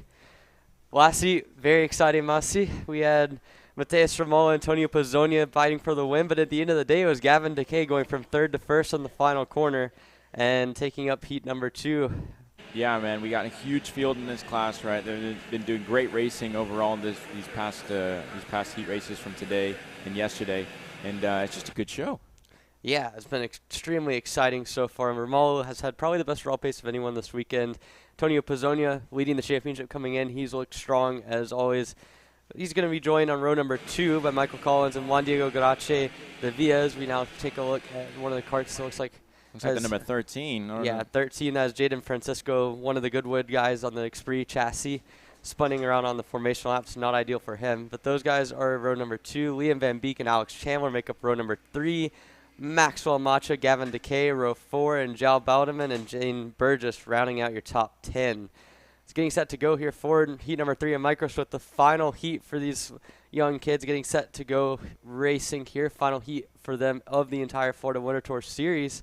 And we're getting set. And I mean, you've got guys down through the rest of the group. Guys like Josh Bergman starting back in 22nd. He's had a lot of pace this weekend, but rough qualifying kind of set him on the back foot. And we're getting set out of the final corner. You can see going a little bit fast, I think must be said. Yeah, you can see the ROK officials are really trying their best to slow them down. Let's get run over there. Will we get the green? And we do. Get the green flag going, and there goes Mateus Ramola. Big send down the inside. Oh, my. Multiple guys cutting the corner there in turn 1. 3 wide. Multiple guys going 3 wide there coming third turn. Pizzonia Nieto goes to the outside. Sees, takes a look back. Yeah, and it looks like a lot of guys going defensive into turn number 4, but Ramola keeps the lead into second. Again, Juan Diego Garache de Villa. The second time he's done this tonight. We got one cart in looks the like barrier. 72. Yeah, it's a 72. Another one of the Goodwood entries there is out in turn number 5 as we now come through the sweeper into 8. You can see Ramola going to very defensive. Oh, it's going to cost him down the straight. Yeah, that is not. Oh, a little bit of contact there. A little bit of contact back further back, but in the meantime, Juan Diego Garache de Villa way up into the front of this race. Ramola going to get shuffled all the way back to 4th. There goes Maxwell Macha into the top 5. You can see one of the Iron Rock entries. That looks to be Alex Chandler getting into the top 3. Oh, we got some contact in the back there. Yeah, that's a big swarm back there. And one of the energy carts slamming his fist on the steering wheel. He's not happy about that. As it's Orsalon Racing 1-2 at the end of lap number 1, just like last heat. Diego Garache de Villa in the lead, as well as Antonio Pizzonia Neto in second. We'll see if they work together. As I say that, Antonio Pizzonia Neto to the race lead coming through turn 4. So now you can see almost a battle for the 3rd position. Alex Chandler able to get it, but now Ramola down the inside again through 5. He gets the position, and he's got about 5 cart lengths now back to the front 2. But now the Orsalon guys have a bit of separation with Pizzonia Neto in the lead ahead of Garache de Villa. And then it is Mateus Ramola finding himself on the exit of turn number 8, getting a really good exit Really good run. Like you said, Mateus Ramola been having kind of the class of the field in terms of raw pace by himself. Might be able to close the gap here in about a lap or so, especially if these two up front start racing. Yeah, Romola, I mean, we saw in the last heat, he was able to hunt down the top 5. He lost the top. He was almost outside the top 10 at the end of lap number 1. Found himself up with a chance to lead. Now with a lot more time and a lot more track position, he might have the opportunity here to get to the lead and make it a little bit easier on himself as he complete lap number 2. And he goes to the inside. Got him. Got the job done. Move Mateus Romulo to P2 as he gets by Juan Diego Gacciardi. He's going to go for it back. Yeah, Gacciardi, Davia able to get second back from Romulo. We'll see if Romulo is going to go down the inside. Davia goes very defensive. Romulo still sends it, though. Sends it over the curb, puts him in the wall a little bit. He put Davia in the wall. We'll have to see what happened to Davia if he lost more, but Maxwell Macha takes advantage of that contact and gets by both of them. There you see Davia's lost 4 spots there as a result of the contact. So Romulo got his elbows out a little bit there, and it looked like it cost both of them. It did a little bit there. Now, Pezzogno Nieto by himself has a little bit of a 3-4 cart-like gap to the pack behind. Now we have this huge gap of carts. That's allowed Alex Chandler coming into the equation, Liam Van Beek as well. Yeah, you see Liam Van Beek really motioning to the guy behind him and then Jal Bondum and trying to get him to work with him, and it looks like they're just not going to really listen to us. There, down the inside is the number 58, Nico Orbezo, aboard the Iron Rock machine. He gets by Bondeman, and that is going to create even more of a frenzy in the back half of the top 10. All of this battling really separating the packs out as Antonio Pezzogno continues to lead at the front. Ahead of Maxwell Macha, you can see Romulo's into third. They're continuing to battle all the way through the top 10. There's Bondeman, slide jump. Oh, one around in the corner. That's Alex Chandler. Big mistake for Chandler. Iron Rock OTK, he has spun it around. He's going to lose 15, 20 spots, and that is one of the guys in the top 5. He had worked his way by Juan Diego Gacciardi Davia. Oh, Romulo puts the bumper to Macha. Yeah, Romulo continuing to get his elbows out, and now Macha going to cross him over. Romulo's like, don't cross me over. Don't do that. Macha didn't listen, time, right? And now Romulo continues to throw it down the inside, and all of this is allowing Antonio Pezzogno Nieto to just drive away. Romulo and Macha both have the pace to run him down, but if they keep fighting each other, they're never going to have that opportunity. You can see now on the exit of the final corner, there is Romulo. He's got the position. Are they going to work together? Macha went purple last time through the 103.7. This time through, though, they lost 0.4 of a second because they were battling. If they keep pushing, they're going to catch them. They will catch him, yeah, absolutely. And that notable mention here, Nico Orbeza now up 7 spots now. A great start for him for this heat race. Yeah, Orbezo's been fast all season long, really. I mean, again, the Iron Rock entry out of Texas on board the OTK. We saw it with Alex Chandler. These guys have been fast all weekend long. Absolutely. A lot of pace, and it's just about trying to maximize their heat finishes. I mean, Orbezo has really, I'd say, outpunched for what his qualifying effort was. Absolutely, yeah. At the end of the day, you just got to kind of stay consistent. He's in 5th and on track to have a good starting spot for the final. Yeah, it looks like Mateus Romulo is towing around Maxwell Macha. They're starting to kind of close a little bit into Pezzogno, but still not enough really to make a significant damage. Yeah, I mean, Romulo and Macha, the more they push, the better they're going to be. The problem is you wasted a lap or two just kind of fighting each other, and now at this point, you're going to get the cross sticks in the air here. You can see Romulo really trying to push, and that lap by, though, Antonio Pezzogno by himself was still a 10th clear of what the second and third guys of Romulo and Macha could do. So yeah, he's in that clean air. He's found the groove. He's in the rhythm, right? He's just got to settle in and just pound the laps, right? Yeah, I mean, at this point, it's all just down to a rhythm track. This track in general really rewards kind of getting yourself up to that level of comfort, pushing the braking zone. There's not a lot of real long sweeping corners, a lot of braking zones where you're kind of having to just find the limit. And once you find that limit, just staying consistent with it. I feel like Antonio Pezzogno Nieto, he's someone that when we've seen him drive out up at the front and do a good job of it all season long. And here we are here again in the in heat number 3, more of the same as he's got about a second gap back to the guys behind him. Absolutely. Here we go down to the hairpin. Still looks about maybe slightly smaller gap. I think they might have made up a little bit more time, but it's about it's really about the same. They're not able to. Oh, Pezzogno's on the wall. Big mistake from Pezzogno. Pezzogno's dropped it coming into the final corner. And just as we were talking about the consistency of the young Antonio Pezzogno Nieto. Oh, the commentator's curse. He dropped it in the final corner. A rare mistake from the Orsolon racing driver, and that hurts to see. I mean, Pezzogno Nieto had been so good and so consistent out front, and now he's going to have a lot of work to do aboard his Orsolon machine. That is not good at all. He's only got 3 laps to do it, too. And scrolling down, we're going to see how just how far down the order he's dropped. He's all the way down in 22nd. Oh, no. So that is 21 spots that he lost just with one single mistake. And I got to say, Masi, I mean, that's heartbreak, man. Yeah. That is heartbreak. I mean, it's going to take a real drive to make up some position just in this race alone. We're running out of laps now. It's going to be a big dent in where he starts for tomorrow's final and the pre-final as well. Yeah, I mean, Romalo at this point has to be feeling like he's gotten a gift off of that. Maxwell Macha as well. Those two now have a 4-second gap back to Juan Diego Gacciare de Villa, who once led this race. He's kind of not had the pace I feel like he might have expected. kind of fell off a little bit, no? Yeah, it's now down the front straight. We got the white flag in the air. Romajo looks behind, goes defensive. Yeah, Maxwell Macha thinking better of it, says, I'm going to go around the other way. Yeah, Romalo there, really interesting line through the second part of the double right. Kind of took a little bit of a squared off approach. Macha around the outside. Is he going to be able to do it? Crossover move? Yeah. Not going to be able to get there. Looks like Romalo's been able to cover him off so far. Goes defensive again into turn 5. Oh, he overcooked it a little bit. Still able to get the cart turned and rotated and gets the position still as they come into the sweeper. Still Romalo ahead of Macha. Macha really kind of ringing that cart out there.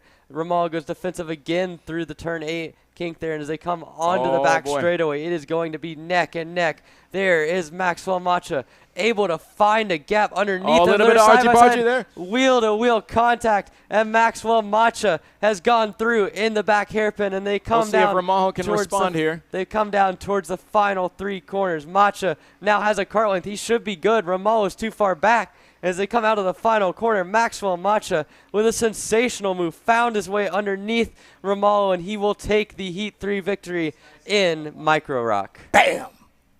What a race. Excellent drive from Maxwell Macha, right? Obviously, at the beginning of that race was a little bit farther back in that lead pack, but just had a patient game and ended up playing out right. Yeah, I mean, Macha, again, he got a little bit lucky there with Pizzoni and Ito dropping it into the final corner, Absolutely. but still, solid drive from Macha. He did not have the best qualifying effort. He was 7th, a little bit poor for his standards. But all 3 heats, he's been up at the front. So he'll start up towards front in the final, or pre-final. Mateus Romalo, solid 2nd place. Juan Diego Gacciare de Villa in 3rd. Nico Orbezo aboard the Iron Rock Motorsports entry gains 8 spots to finish up in 4th. Nicholas Russo aboard his REM OTK in 5th position. Gavin Decay, your Heat 2 winner, finishes up 6th. Zayden Burgess 7th. Yao Bondeman in 8th. Josh Bergman, a big mover in that one, aboard his Sodi cart sponsored by PK Sports, finishes up 9th after picking up 13 spots. And Alex Chandler, responding from the spin, still ends up in the top 10. Still in the top 10. Excellent drive. Colton Schneegerberg as well, up 7 spots. Great drive from him. Yeah, Colton Schneegerberg ends up in 11th position. Rafael Canas 12th. Massimo Russo in 13th. Another one. Jaden Francisco 14th. Samuel Chaveri in 15th. And the rest of your Micro ROK finishers. You have to notice Antonio Pizzoni Neto falls down to 18th after that spin. Liam Van Beek, we saw him turn around on the opening lap. He ends up in the 18th or in the 20th spot. Both of those guys will be devastated with their heat result, and they're going to have a fair bit of work to do as they get to the pre-final coming up later. Any idea? But you saw what happened there? Did just take his mind off for a second and just put his cart in the wrong just spot? Showed a little bit of the chink in the armor, right? Yeah, you just never know. A little bit know. of lapse in concentration, put a foot wrong off the line where there's a lot of marbles now. We've done a lot of laps over the last couple of days over here. And it's been rubbering up. Anytime you go off the line, we see in any other classes, if turn 1 and 2, right? If you put one wheel off, it takes the whole cart around. Yeah, well, Musa, you know this. Like, you get onto the grass or onto a really slick surface and you touch the brakes, as soon as you know it, it's wraps. Your rear's going to go in, especially in these micros. They don't have the natural grip to be able to really overcome that. So if you're offline, if you're in the really dirty part of the racetrack, whether it be, or even worse if you're on the grass and you touch the brakes, get a little bit too much sensitivity into it, it just loops the cart around. It's going to loop around. You can and that's why we see a lot of times when the senior guys, they have a little bit more experience with that kind of problem. When they put a foot wrong and then straight away, they'll try and weave about, clean the tires as much as they can before the next braking zone. And that's something that comes with time and experience. But as we saw, there was a late move there for Maxwell Macha, and both of them were on the inside, heavily on the inside of that track there, and all the marbles were getting on their tires. Yeah, and I mean, at the end of the day, with Maxwell Macha, I mean, that was a really good move. But he had to fight for it because Romalo put all the defensive moving possible there, made it difficult for him. But, I mean, they have to say that was a really composed effort there from Maxwell Macha being able to get down the inside. Because I thought for a moment there that Romalo had him covered off. They almost made wheel-to-wheel contact. Macha was able to get through, and that was a sensational drive from both of them. Yeah, it was. It was a good drive. We'll see how it shakes out for the pre-final. You're absolutely right. As I was watching him come down that stretch there, it looked like he was so far to the inside. He was going to pick up all those marbles. All those marbles, right? But was still able to make the move. Yeah, certainly a good move there from Max Lamacha. I mean, Mateus Romolo. Big time. Yeah, Mateus Romolo, I mean, he was really aggressive in that heat race. For better or worse, we saw it with Juan Diego Grachare de Villa almost getting into him, almost pushing him into the wall coming out of turn 5. A little bit there, yeah. Yeah, we saw it kind of on the opening lap going really defensive into turn 8, and then we saw it on the last lap as well. So, I mean, it's kind of a driving style thing. I mean, it's one of those things with micro, you kind of change it up race by race. Right. So getting used to it, but certainly. Of course. Yeah. And, you know, they're developing, right, as well, you know, their skills, experience, but also as the weekend elapses in terms of races, we get closer to the final, the ante gets a little bit higher, right? The pressure gets a little bit higher, the driving intensity comes a little bit higher, the attitude changes. It starts to be kind of more of a battle than a race, right? It becomes more a war of attrition. Who can get their elbows out, do it cleanly, do it hard, do it aggressive, and who comes out on top. Yeah, I mean, and you've worked with micro drivers a lot. So Absolutely. So you kind of know when you get with these guys, obviously a lot of different experience levels, kind of different mindsets. Obviously at this point, their racing experience might be limited to just one sort of section of drivers and whatnot. So you get in these big national events, you get in these opportunities where it's an important heat race. Yep. And, I mean, if you're telling your drivers when you're going out, so you're coaching Colin Scheinberg, what's your kind of mindset when it comes to just kind of getting him not to be too aggressive, but finding kind of that right balance? Absolutely, yeah. You know, it's all about trying to get, you know, make sure that, you know, he focuses on his own race, make sure he hits his mark, keeps his nose clean, right? Make sure he's relaxed. A lot of the times these kids get a lot of pressure on their shoulders, and they forget, you know, it's about having fun and making sure that their mind's clear. So when they do put their best foot forward, it's really their true pace, right? And they're not worrying about other things and making sure that, you know, they're developing as a driver as well, right? And then usually with that said, they put down the laps and they're able to kind of run around the track true and well. And it's not about having, oh, you got to do this move and do that move and make sure you know, protect here, protect that. Just get out there, do your laps, put your head down, get to work, and stay focused, right? Yeah, and I think that's really important. Shifting from one class that had a couple of entertaining heat races to another one. This one's going to be fun. One of the craziest opening few laps that we've seen all season long here. It is the ROK Jr category. Ernesto Rivera, he was the uneventful part of last race. I mean, just class of the field, right? Walked just away from it. Stephen Miller finished second last time. We'll start in 5th position.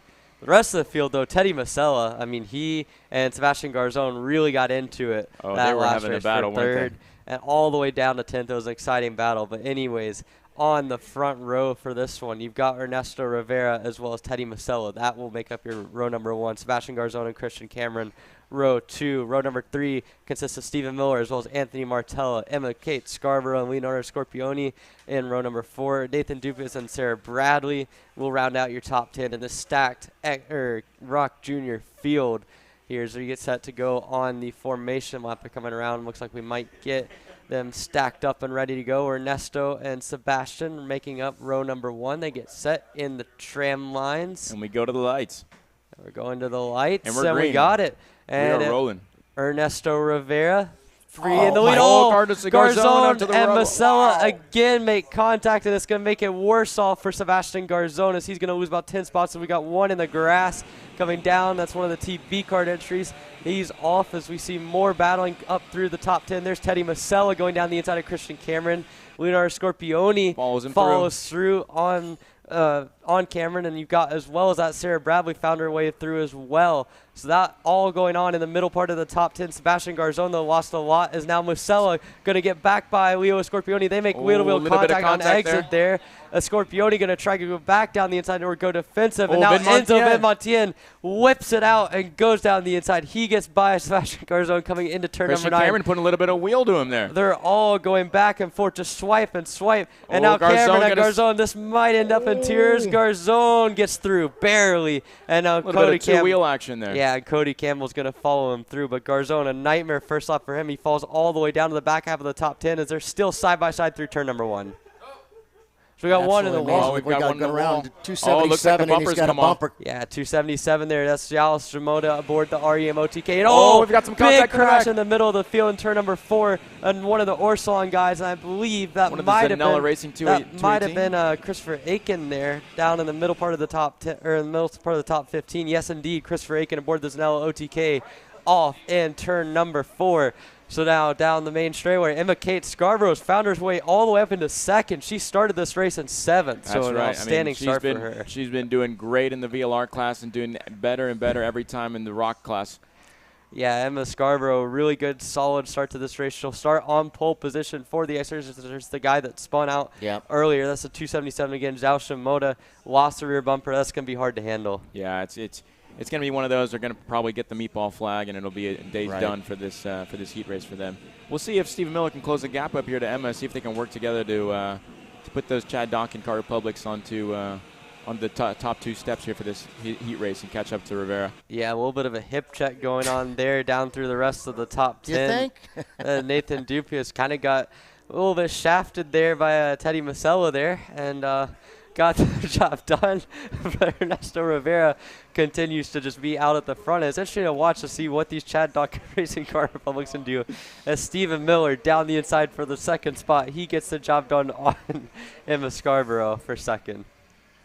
That was a good pass by Stephen Miller right there. Able to get back around his teammate, Emma Scarborough. That leaves Emma right now in that 3rd position with Stephen now up into 2nd. Ernesto Rivera, though, out there in front. About a 2nd lead now for Ernesto. Yeah, Ernesto, again, we saw last race. It took him a few laps to kind of get things going, but once he did, the pace of his RPG Cosmic was really good.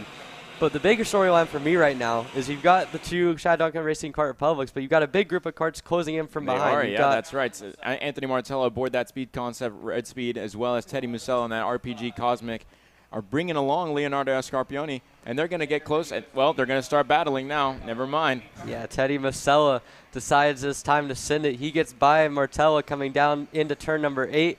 Martella going to stick in line. Is Scorpioni going to stick in line? Those guys are fighting from 4th to 6th. Musella, it's been interesting. He's had the raw pace that can be up in the top 3, but it seems like he's ultra aggressive getting his positions, and I'm almost wondering in this heat race format if it's kind of been a little bit to his detriment, because we saw him get into it with Garzone a little bit in heat number 2. We now saw it again in heat 3 at the start, and that constant passing position, like those guys were going purple the lap before. They had caught up to Scarborough and Miller, and now they're going to have to do all that work over again. Now they have to do all that work again, you know. It's one of the, a little bit of a mistake there from Musella. Goes in a little deep. Invites the door open for Martella. Yeah, Teddy Musella there driving on the edge. Martella, again, he's been quick all weekend long. I don't know if he's been able to find himself all the way up at the front. We saw in the VLR Jr category, he's been in the top 3 consistently. Here he's been in the top 5 consistently.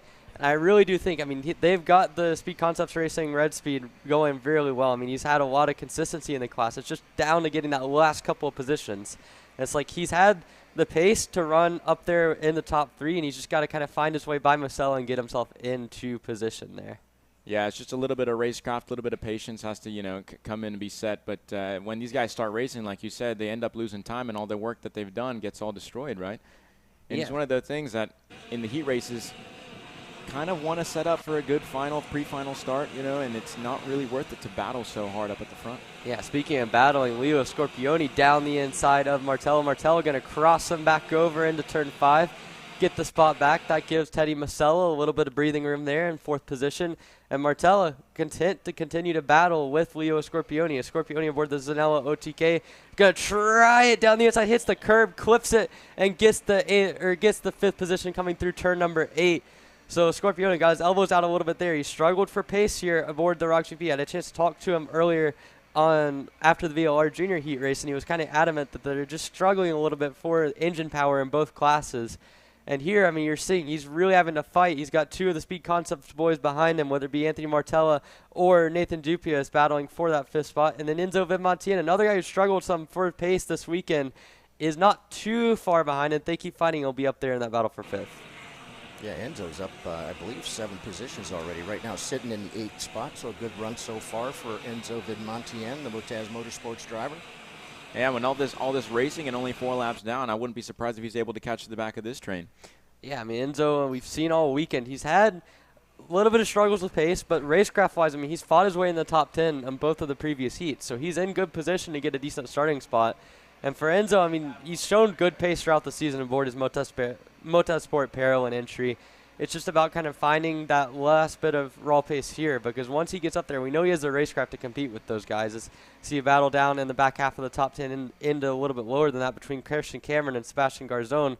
Two guys that will be very disappointed to find themselves this far back in this race. I mean, Garzón got shuffled way back on the opening lap after contact with Teddy Masella. Ernesto Rivera going purple again by himself just this last lap ride.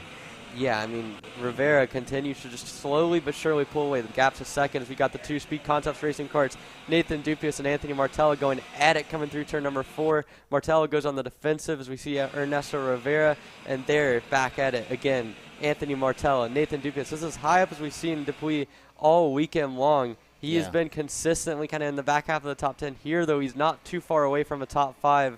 Again, last race in PK Sports, it was mostly Anthony Martella and Caleb Campbell flying the flags for Speed Concepts Racing. Martella stayed up there, but this time it's Dupuis instead of Campbell continuing to fight up in the top 10. As we now see again, the Scorpione continues to have about a 2-3 kart length lead on both of those guys. And I mean, Leo, like I was mentioning, the raw pace is not there compared to what I think it needs to be. He's about 3/10 off of what Ernesto Rivera is running at the front. Stephen Miller matching Ernesto for lap time. But just for a guy like Leonardo Scorpione, he had to spin in the top 5 at Supernats, that's run up at the front of all of these races. It's a little bit disappointing for him to be in the back half of the top 5 and not really having the pace to go anywhere further forward. I mean, you have to think the Zanella guys will be looking at it overnight, just trying to find that last little bit out of the kart. Because, I mean, Scorpione, this is a track that will fit his driving style. He's very good, kind of aggressive on braking inputs, uses a lot of curve. You can tell in just his body language when he's driving that kart. He's using everything he can in his body to get that car to rotate around these tight hairpins. As we see Oliver Weldon go down the inside of Enzo Vidmontien, he's going to make it work. He's going to bring along, who is that with him? That looked to be Sarah Bradley there briefly. And but it didn't work out for him, did it? Yeah, he got Joseph Lonnie as well in that battle aboard the Privateer OTK, or Powerhouse Racing Engine's OTK entry there. So Vidmontien, Sarah Bradley, Oliver Weldon, all of those guys back there. There's Christian Cameron. And at the very back of that group is your outside pole sitter, Sebastian Garzón.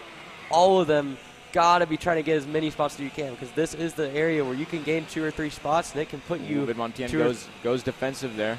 Yeah, Vidmontien going really defensive, stacking everyone up. This is the time of the race, though. You pick up 2-3 spots here and pull away, you can gain 2 spots in the pre-final starting order. So all of this stuff is very critical. And Vidmontien knows it. He's stacking everyone up as they come through turn 8. Christian Cameron and Garzón want to get out of this. They want to get through this as quick as possible because they know they have the pace to fight up front, but they got shuffled back at the beginning, right? Oh, Vidmontien makes multiple moves, and there goes Lonnie down the inside. A little bit of a bumper move there, and he gets by Vidmontien, and that allows Christian Cameron to go with him. Both of those guys getting through as Vidmontien really pushed the issue on the blocking, and that time it did not pay off for him. Absolutely not. Yeah, that was a little bit of a mistake. Like we said earlier, 2 doesn't go into 1 there, and that was one of those cases where a little bit of touch at a high speed can cause a big issue.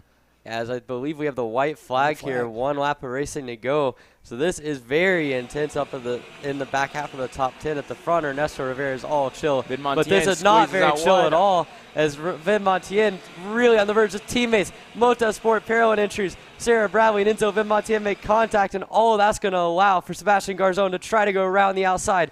Vidmontien trying to hang in there. They're side by side. That usually doesn't work. Garzón into the curb, and he's going to hold on. Enzo Vidmontien hangs on against Sebastian Garzón, and that was super super-sketchy. At the front of this group, though, Joseph Lonnie and Christian Cameron on the inside, locks it in. up. This is really intense racing, and Cameron's going to get crossed over by multiple guys. Joseph Lonnie and Sarah Bradley, both of them getting by at the checkered as they come out of the final corner. Ernesto Rivera won the heat race. He's been just class of the field, but the rest of this field has been very exciting. Stephen Miller comes through to finish second. Emma Scarborough third. Teddy Masella fourth. Leo Scorpione in fifth. And then the rest of the group, the guys that made it really exciting. Anthony Martello in sixth. Oliver Weldon works his way all the way up to seventh. Probably his best run of the weekend. Nathan Dupuis in eighth. Joseph Lonnie up 8 spots as well in ninth. And Sarah Bradley rounding out your top 10 aboard the Motorsport Barrel and entry. So congratulations to Ernesto Rivera. Bam! took that victory. Congratulations to the 204, the RPG guys. Obviously picking up where they had left off from us back in Loxahatchee. So Ernesto, very strong in this group, really struggling in his other group that he's racing in. But we shall see. Yeah, we'll have to see if they can figure something out in the VLR Jr Pre Final, as Ernesto will start outside the top 5 for that. But in the meantime, we got VLR Master coming up next here on Kart Chaser.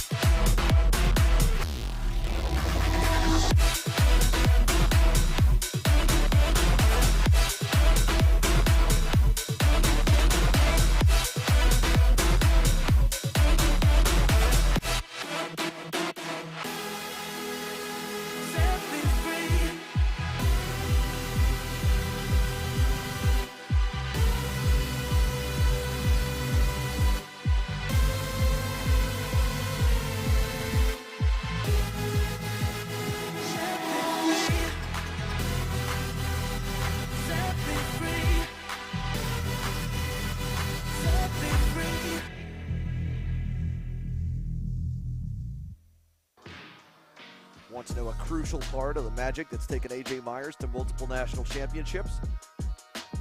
Check out Greyhound Racing Seats and their full catalog of options, from their R1 and R1 Extra Soft seats for high grip conditions, their Viper Medium seat for medium grip, and the RS2 Stiff seat for low grip conditions. It's time to win. It's time to see why Greyhound makes the difference. If you're looking for your first foray into car racing, the Formula Inter F4 Series is for you. It's an arrive and drive championship costing a fraction of the price of the US F4 Series or USF Junior Championships, utilizing a spec fleet of cars that are randomized at every single round. You can start with International Motorsports Karting Team and advance through the ranks to the Formula Inter Championship. For more information, follow us online at Formula Inter on all social media. Back again here for the VLR Master race, and we are underway for heat number 3, and there goes Daniel Carreras Costa into the race lead ahead of Robert Valenzano. Again, this is a class that has 3 of your guys that are not racing here. Yeah. And all of them are really front runners and contending for the win. I mean, Ariel Castro, Uncio Mardan, Fernando Rodrigo, Zucato, all out and not running in this race. So Costa, again, we saw a good battle between him and Robert Valenzano in the second heat. So it's gonna be interesting to watch and see if Ariel Castro and Uncio Mardan show up for the final, for the pre-final and final. But in the meantime, Costa as well as Valenzano able to hold on to the front 2 positions. Yeah, what a shame. Hate to see Lauren Toon not out there racing with us, as well as Fernando Rodrigo, Zucata. But nonetheless, we are underway here, 11 laps. This is heat race number 3 for our VLR Masters. Yeah, as they go down to complete lap number 1, Daniel Carreras Costa in the race lead, Robert Valenzano in second, Alexander Dalbon in third, Michael Legrand in fourth, and Kim Carapelletti in the 5th position. As you can see at the front of the field, Costa continuing to lead. He's got about a 3 car length lead. You see battling down through the rest of the top 5. There's Mark Pavon and Kim Carapelletti going at it for the 5th spot. Looks like Pavon was able to hang on to that position in 5th. He just made that position up in turn number 1. There's Pavon, Carapelletti, 7th position. Alfonso Santiago Santella, as well as Luis Cornelius, all racing right there together in that group. So now come down the back straight away into the turn 9 hairpin. They're single file coming through that hairpin, and now the top 3 continue to spread out. As we see Pavon trying to go around the outside of Michel Legrand into the chicane and into the final corner. We saw these 2 get together in heat number 2, and here again, they're getting right close there together as the PSL karting entry of Legrand and Pavon's Goodwood Karting LN kart continue to do battle as the top 4 have separated them, or the top 3 have separated themselves from this group. Didn't take too long for Daniel Carreras Costa to get out there and make his mark so far. He's out there a 1 minute .209 to the 1 minute .357 of Valenzano. Yeah, but they're getting awfully close here. Louis Jonas making a move there, coming through turn number 7. Yeah, there we saw a little bit earlier that through turn number 4. Looks like Pavon got his elbows out quite a bit on Carpoletti. And, I mean, these guys are really fighting it hard as they come into the turn number 9 hairpin. Again, single file. And, one in the wall. I think that might have been that's Valenzuela off the racing track. And he is going to be done at the very back of this group as now into the inside. Luis Canoas gets another spot on the exit of the hairpin. Going to go side by side with Kim Carpoletti coming down the main straightaway. And it looks like Canoas has got that spot on lock, as Robert Valenzuela is going to fall all the way down to 8th on that last lap through. So some kind of mistake there out of the turn 9 hairpin and into the inside for 4th place is Luis Canoas aboard the Rhino Kart Team OTK Tony Kart. Kim Carpoletti going to follow through. He's going to go down the inside and kind of shove Michel Legrand wide coming through that turn 5 hairpin. And Carpoletti moves himself up another spot. I think he just caught Michel in an area he wasn't ready for a pass. And kind of surprised him making the move, but he was able to get back around him. So Michel Legrand up in the 4th position. Louis Quiones now up 5 positions into 5th. Kim Carpoletti is right now in that 6th spot, but Daniel Caligaris Costa out in front. Alex Dalbon, Alexander up, I believe, 7 spots into that 2nd spot. So a good run for Alexander Dalbon. Yeah, good run there for Alex Dalbon. He's been consistently running up through the field. I mean, we saw Heat 1, he moved up a bit. Heat 2, he moved up 6 spots as well. So he could start on pole here with a good finish here in Heat number 3. So Alex Dalbon, again, did not qualify well in the slightest, but he's been consistently running in the top 3 in all 3 of the heats and should be good for a good starting position if we work down another lap.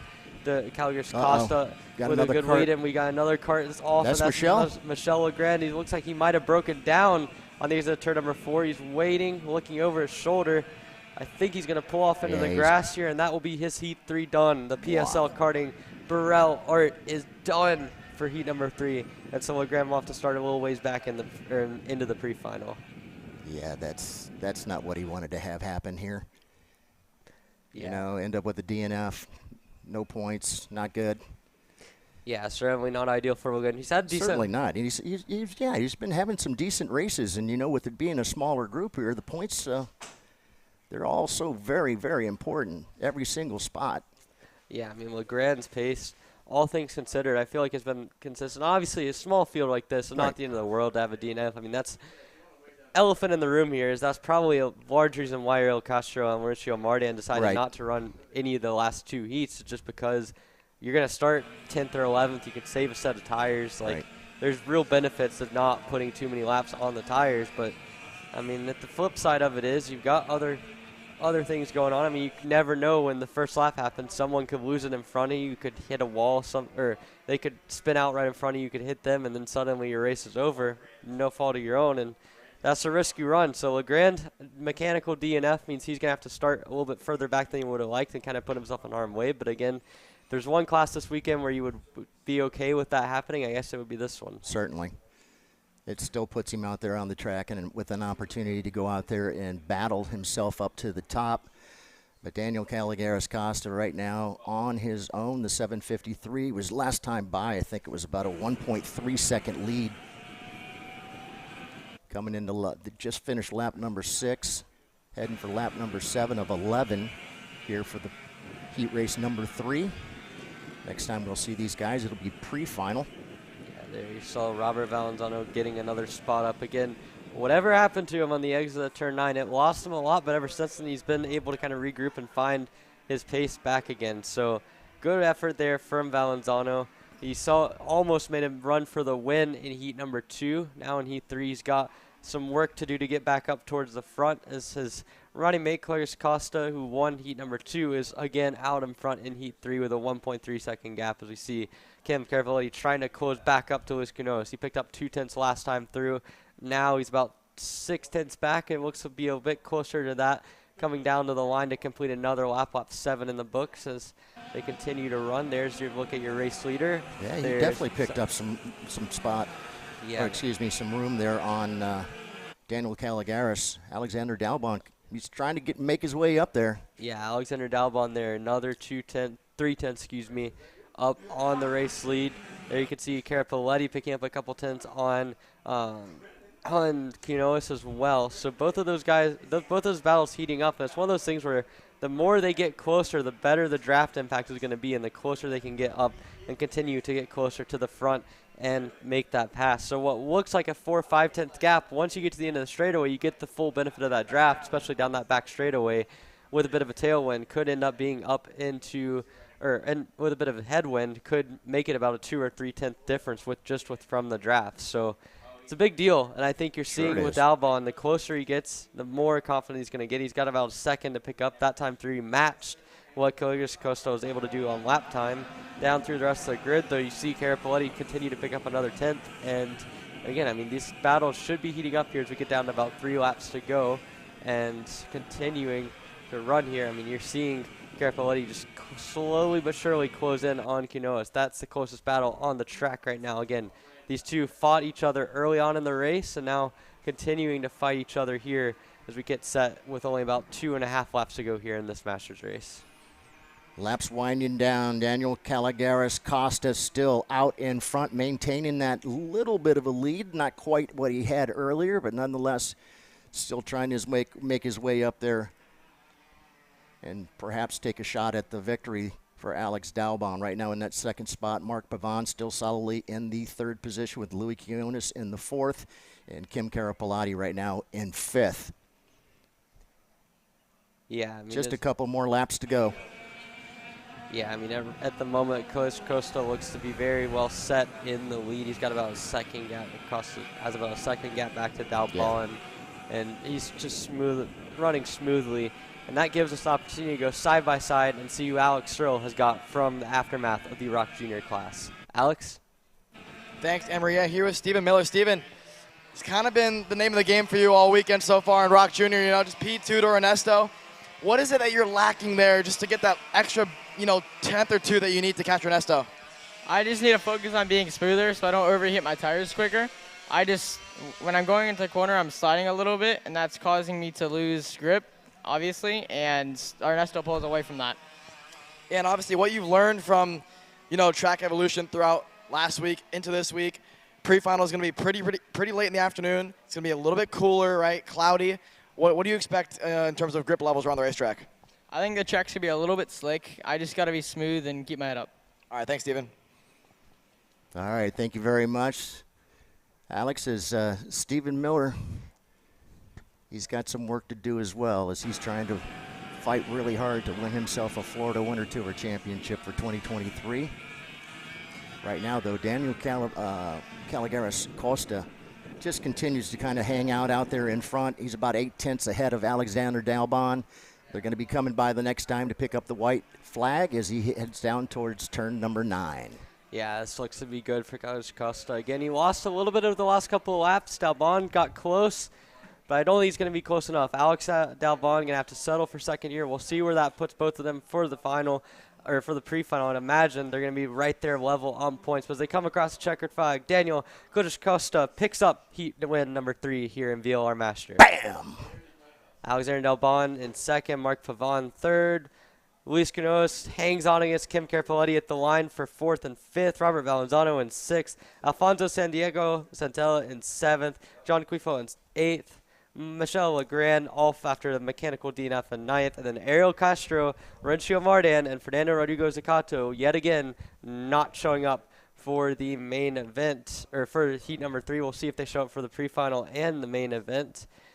So we get set for the final of our three heat races here.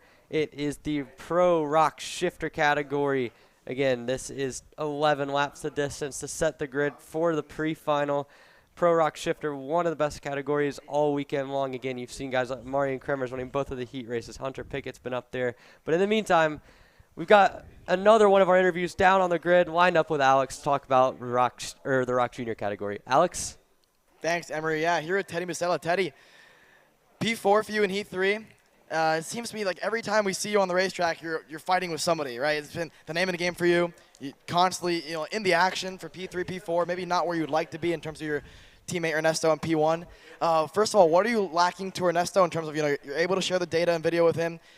what do you need for those last few tenths? And then also walk me through the races for you. I mean, we haven't talked to you much all weekend, but it's been chaotic for you. So what I've been lacking is just like braking zones and just overall grip level. I feel like I don't have the type of grip that I need to like be competitive compared to Ernesto. Also, I've just been getting unlucky at the start, so I couldn't be keeping up with Ernesto towards the end of the race. All right, thanks, Eddie.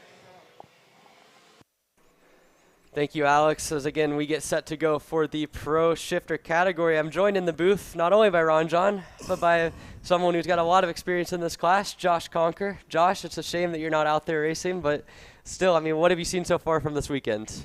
Yeah, you know, it's always a shame that you're not out on track racing, but it's been a good weekend so far for our shifter drivers. We've got a good, strong class here this weekend. Good to see. And we've seen a pretty dominant performance by those two Burlards out front, but love to see, you know, a little shake-up there, kind of give us something new. Yeah, and I mean, heat number 2, we saw Kyle Wick kind of got off to a rough start there, lost second position to Hunter Pickett, or kind of lost a good bit of ground there, almost lost third to Carrera as well. Then at the second half of the heat race really kind of came alive. Do you think that you saw anything in terms of kind of lines he was taking or some of the tire deck differences, or was it just kind of just him figuring things out over the course of the heat? For sure, a little bit of tire deg, and as well, you know, Kyle figuring out the track a little more, understanding his GFC chassis a little better, and, you know, it's a brand new Levanto tire for everyone this weekend, so just kind of understanding the Levanto, what the differences are from previous. Yeah, as we get set to go, again, Kyle Wick, a strong run through the second half of that heat race, Ron John, and I mean, this shifter category, we've seen Marion come under fire. Hunter Pickett led a few laps here in heat number 2, and heat number 1, he almost caught up to Marion at the end of the race, but Marion so far 2 for 2 in the heats, won the qualifying pole. He looks set to continue his championship bid here in 2023. Going to be very, very interesting to see how this shakes out here. It's all about the start, though. If you get a really good start, maybe be able to get out there and get ahead of him, maybe somebody come along with you and get out in front of Marion, might have a chance. So we'll have to wait and see, because he's there's another one. Giorgio, yeah, for sure. So I was talking to him actually after just on the grid here, and his throttle pedal actually broke. So he was driving around with the pedal in his hand. Wow. That was crazy. Okay, so that's what that was. That's what that was. Okay. That's what his faulty was last time. The throttle pedal broke. Thank you. We kept wondering what it was that he was reaching down. Lo and behold, he's got a throttle pedal in his hand. Yeah. Yeah, that was crazy to hear about. I mean, hats off to Giorgio being able to do that. It might be critical for his championships. We get set to go racing here at the start. The lights getting set to go. Let's get going for shifter. It's lights out, and away we go. Marion Krivers gets the whole shot. Kyle Wick going to the inside of Hunter Pickett, and he's going to muscle his way to second, but all of that's allowed Giorgio Carrara to get himself into the second spot as they now head into turn number 4, and Wick looking to get back by the International Motorsports guy who slides it down the inside of Marion Krivers, but Krivers maintains the lead. Wow, a couple carts once again coming together, going there through turn number 5 and 6.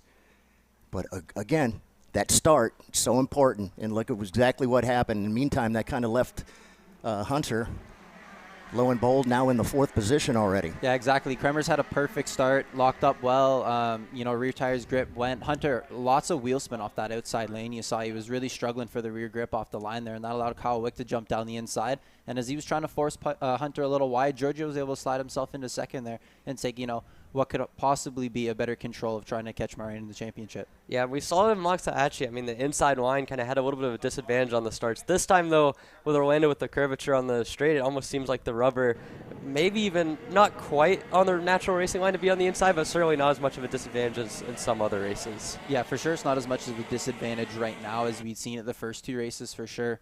But, you know, definitely starting on the dirty side of the track doesn't help. So for Kremers to be able to get hooked up like that off what we would classify as the dirty side of the track, it's what he needs. Yeah, I mean, I definitely think that's a big part of it. Is now Carrera really finding some pace here on the opening couple of laps.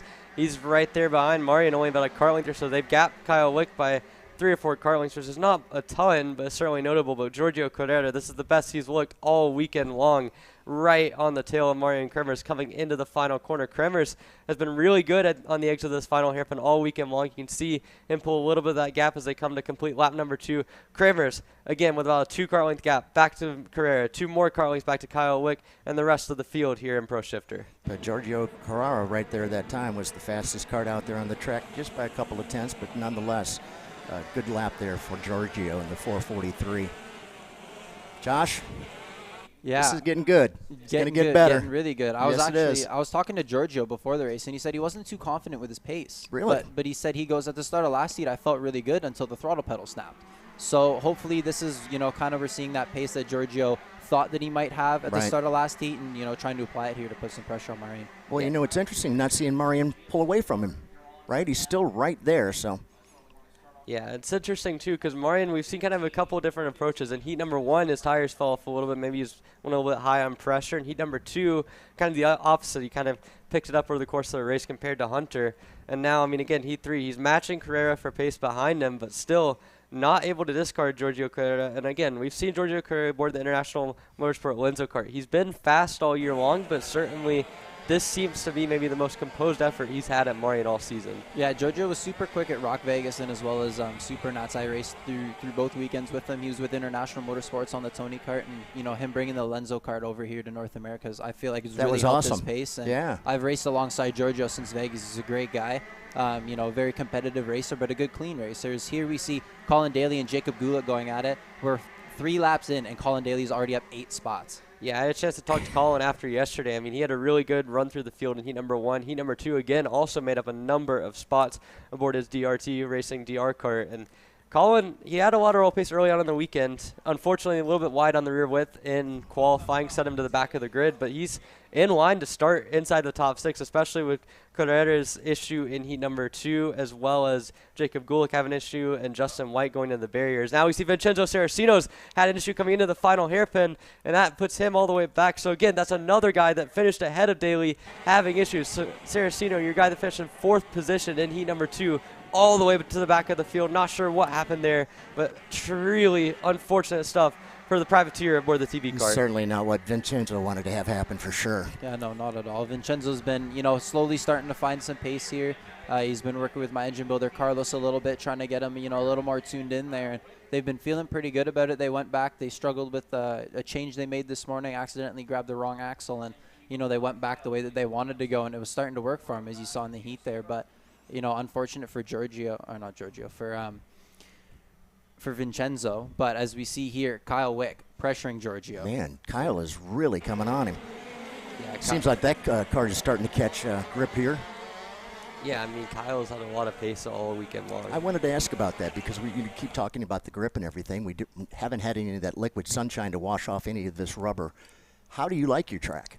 Well, for sure, the track right now, we've been seeing time slow down and, progressively continue slowing down. And that's something that we've seen with some practice here this week for a couple of the drivers around the grid. They've been talking. And the new Levanto tire is very quick right out the gate, but we see a lot of tire deg, and the lap time's falling off very quickly. So you see that the track's rubbered in. And it's not that the track's over-rubbered and, we're losing pace because of that. It's just the tire deg is a little more aggressive than we're used to here, so we're seeing lap times fall quicker than normal. But we see Marian Kremers go purple here with a 52.9.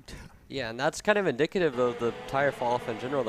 Heat number or qualifying, the pole time was in the 51-second bracket, so you're talking about over a second drop off from qualifying to heat number 3, and we still got a pre-final on these tires. So I think that's indicative of, just like you mentioned, the fall off on the Lenzo kart, or the Levano kart, or Levano tires. But certainly a big drop off there. And Carrera aboard the Lenzo kart maybe struggling a little bit to keep up with Kremers as a result of that. And his Levantos maybe not holding on quite as well as you got Wick and Pickett right there with him for company. There's Karel Paschwitz in the back end of the top 5, and there's Colin Daly all the way up to 7th. He's got a lot of clear track now ahead of him to catch up to Justin White. So he's all the way up to 7th as we see one kart dropping a wheel on the exit of the turn 9 hairpin. That is one of the Magic karts outside the top 10. That's Lucio Massini. He's got a problem here, I do believe. Yeah. He's got his hand in the air coming off the final corner. Yeah, Lucio Massini aboard the Powerhouse Racing Magic kart there. Unfortunate for him, but certainly not the best way to end his heat number 3 as we look back now trying to find. Well, just as we were watching that battle there, Hunter Pickett's gone to 2nd, Kyle Wick 3rd, and Carrara 4th. So as you were talking about and then we got a little accident here, Baylor Griffin and Dominique Legrand making some contact there. But as you were just talking about the tire wear, we've seen a massive shake inside the top 3 here. Giorgio struggling on the tire, Kyle kind of finding some pace, maybe not, but Hunter grabbing both of them off camera. Seems like all of a sudden his kart has come alive. Yeah, and I mean, we've seen this from Hunter. Heat number 1, his kart really came alive the second half of the heat. He was able to chase down Marian. And again, I'm not sure if maybe there was some contact between Kyle and Giorgio there that might have given him the opportunity to sneak through to second, because it's kind of rare to find in Shifter to find those 2 passes in 1 lap when you're equal on pace. I mean, you know more than anyone here, obviously, that just kind of when you're equal on pace, it's a lot more difficult to make a pass than it would be in kind of a single-speed kart, correct? Yeah, exactly. With the front brakes and the gears, we're able to run a more shallow-reliant in the corner to make a stronger defense. So just with that, like we see the lap times, they dropped off for Giorgio and Kyle into the 54s and the 55s, and Hunter stayed in the 53. So for sure, a tough defense there from Giorgio and Kyle kind of forcing his way through, and Hunter was just able to take advantage of that fight. Yeah, so we're being told there was contact between Wick and Carrera in turn number 2 that caused both of them to go wide and eventually led to Hunter Pickett getting himself up into the second spot. So that kind of explains why he was able to get 2 spots so quickly, and also why the group had kind of dissipated so quick. But that's going to be irrelevant for Marian Kremers at the front. He's managing his tires at the front, managing the gap. It's a 1.4-second gap with only 2 laps of racing to go. So Marian continues up at the front. He's got a good gap back to Hunter Pickett, who also has a gap back to Kyle Wick and Giorgio Carrera. Karel Paschwitz, a strong heat for him, up to 5th position. Probably the best we've seen him aboard the International Motorsports Lenzo, just behind his teammate Carrera, and running pretty solid pace, only a couple tenths off of what the leaders are doing. He is in the 5th position as we focus in on Paschwitz. And again, for Paschwitz, is kind of what he's known for in Europe, is running the shifter stuff. We saw him kind of dabble around with the single speed stuff in St. Pete and in PK. But certainly kind of finding his wheelhouse here aboard the Lenzo kart and inside the top 5 in a pretty decent shifter field. Yeah, talking with Carol before the race, he said he was happy to be back in the shifter kart, although he did enjoy running, ROK GP Sr. Glad to be back in a package that he knows. But you see he's really struggling on the tires there. And Justin White, second race in a shifter kart back-to-back, putting in a very strong performance right now in P6, putting all the pressure. That's amazing. That's a great run. And he just ran his best lap of the race with the 53.1. Yeah, and this is on to the last lap. So for him to manage the tires that well, 53.1, faster than pretty much anyone on the track that last time through, very impressive for the guy aboard the Magic Kart. We see Marian Kremers going through the sweeper for the final time of this heat race. There's the battle between Paschwitz and Justin White. White right on the rear bumper of Karel Paschwitz as they come through the sweeper into turn 7 and 8. Paschwitz going to take a defensive line there through turn number 8, clips the curb a little bit, and that's going to mean that he's going to have to go defensive down the main straightaway, down into turn number 9. White going to fade to the outside there, try to cross him over. Paschwitz gets on the race. Waiting for our leader to come around as well. Doesn't rotate it there. We're just a couple more turns. Here we go. Going to give it up for the 401. Bam! Marian Kremers takes the victory. Hunter Pickett, though, look at the amount of timing and stuff he had picked up there, all the way up into second. Yeah, drop half second on the final lap there.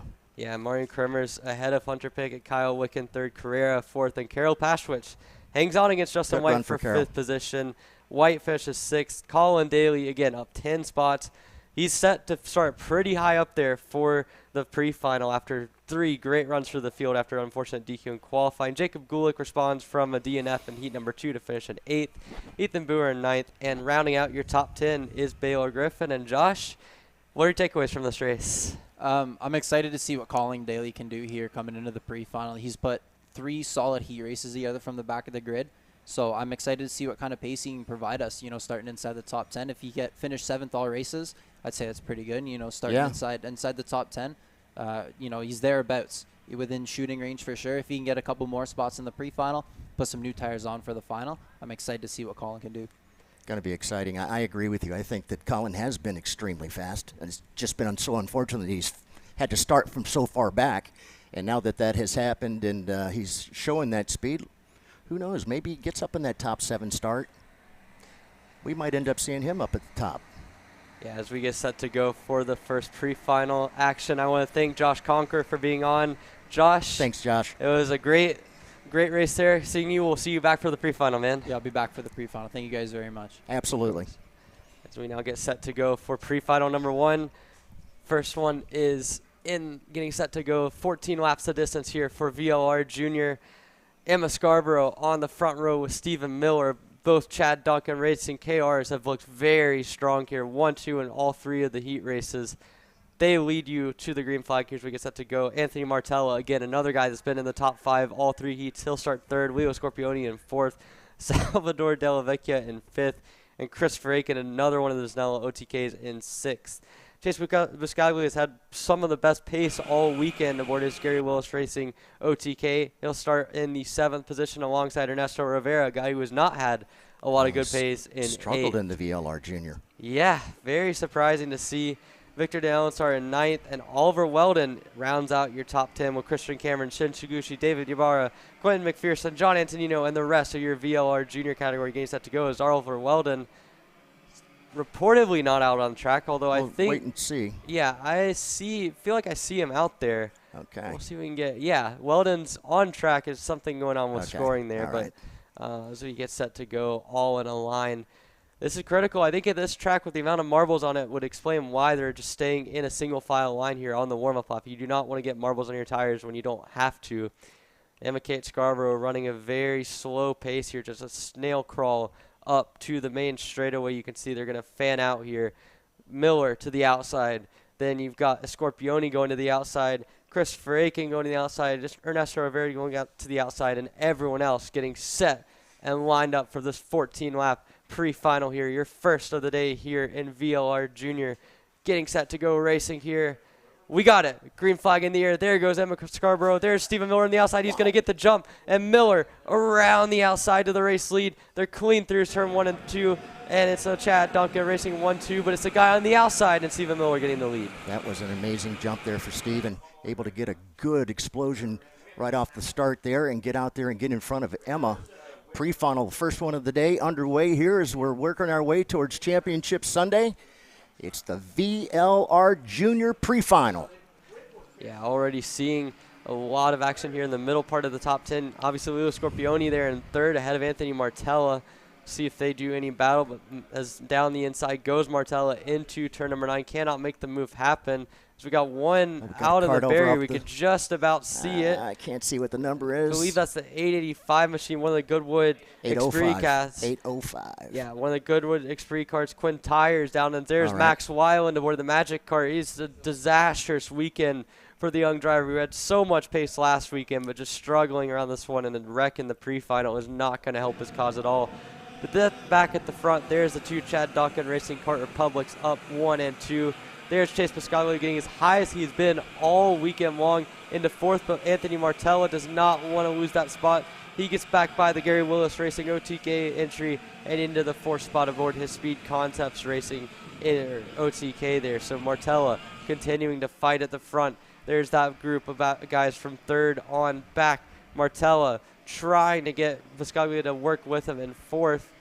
See if he stays in line. They all stay in line down through the rest of the top 10. At the back of that train is David Ybarra. Kind of the first time we've seen him up in the lead groups. We got 3 wide action down into turn number 9, way down the field. There's John Antonino throwing hip checks there. Yep. And you see more action there down through the rest of the grid. Looks to be Quinn McPherson in that battle there, way down through the rest of the group. Peyton Westcott's in it as well. Antonino, like I mentioned, Lillian Scarborough there. But at the front is Emma Scarborough working with Stephen Miller in 2nd, as Miller and her have about a 2nd gap. As Martella ships one down the inside. He's got a Scorpioni. He's got the 3rd position. Now he'll try to lead this group back towards the top 2. Yeah, that was a great move as well. Good run there so far for Anthony Martella. Oh, there. Pascaglio tried it into the sweeper. It did not work. Scorpioni's going to hop the curb and be safe into turn 8. But who's not safe is Christopher Aiken, as it looks like Salvador Del Vecchia was able to get by. I know Aiken got by Del Vecchia. Sorry, I got them mixed up there. But certainly this group from 3rd on back trying to form each other together. And Martella's got a decent gap now. He's got about 2-3 cart length gap on a Scorpioni. So Martella, aboard the Speed Concepts Racing OTK, has been able to find that pace over the last lap or so, and we'll see what the lap time is as he crosses the line. Last time through 1.2 seconds the gap. This time through, Martella goes purple and cuts it down to 1.1 seconds as we see Shin Chiguchi getting by Ernesto Rivera for the 9th position there. So again, Rivera under fire, struggling for the pace all weekend long. There goes De La Vecchia back down the inside of Christopher Aiken. That was for 6th. Christian Cameron going to follow him through for 7th in turn number 5. Move his PSL karting Burrell Art all the way up into the top 10, or into 7th position there. So Cameron, again, a nice run through so far in VLR. The Scorpione under fire here from Chase Biscaglia coming out of turn number 8. Martella has separated himself from that group. He is now on the fire, trying to find his way up to the top 2 is there. Biscaglia to the inside of a Scorpione. Going to have to get the elbows out just a little bit. Scorpione makes it easy on him and move Chase Biscaglia up into the 4th position. So again, the highest we've seen the Gary Willis Racing product in this race and in this weekend so far aboard the Red Speed entry, as we see the top 3 or the top 2 away from Anthony Martello. Martello, though, again, goes purple that last time through a 57.9. Another 2 tenths off from the top 2. He's only 8 tenths away now from the 2 Chad Dawkins Racing Car Republics. Boy, and I'm looking back down the list here, and we see Martha Ramirez up 8 spots, right now sitting in the 14th position. The AKT driver doing a good job so far. Like I said, up 8 positions already into the 14th. Looking a little further up, Christian Cameron up a few spots. Right now in 7th position, the 819. Again, laps winding down. Oh, Cameron almost put Leo Scorpione into a barrier there. That was aggressive. Now throwing hip checks down into the turn 9 hairpin. Goes back to the outside. Gucci going to try and get a spot on Christopher Aiken in the process. But Christian Cameron, the young PSL karting Burrell Art driver, just decided to make about 4 moves in the span of 20 feet there, and I don't know how legal that was, but it was certainly an aggressive maneuver, and he's lucky he made it out alive from that. That was very interesting, to say the least. Yeah, these guys are getting a little racy, and you can definitely feel the intensity starting to pick up, obviously, as we head towards Championship Sunday.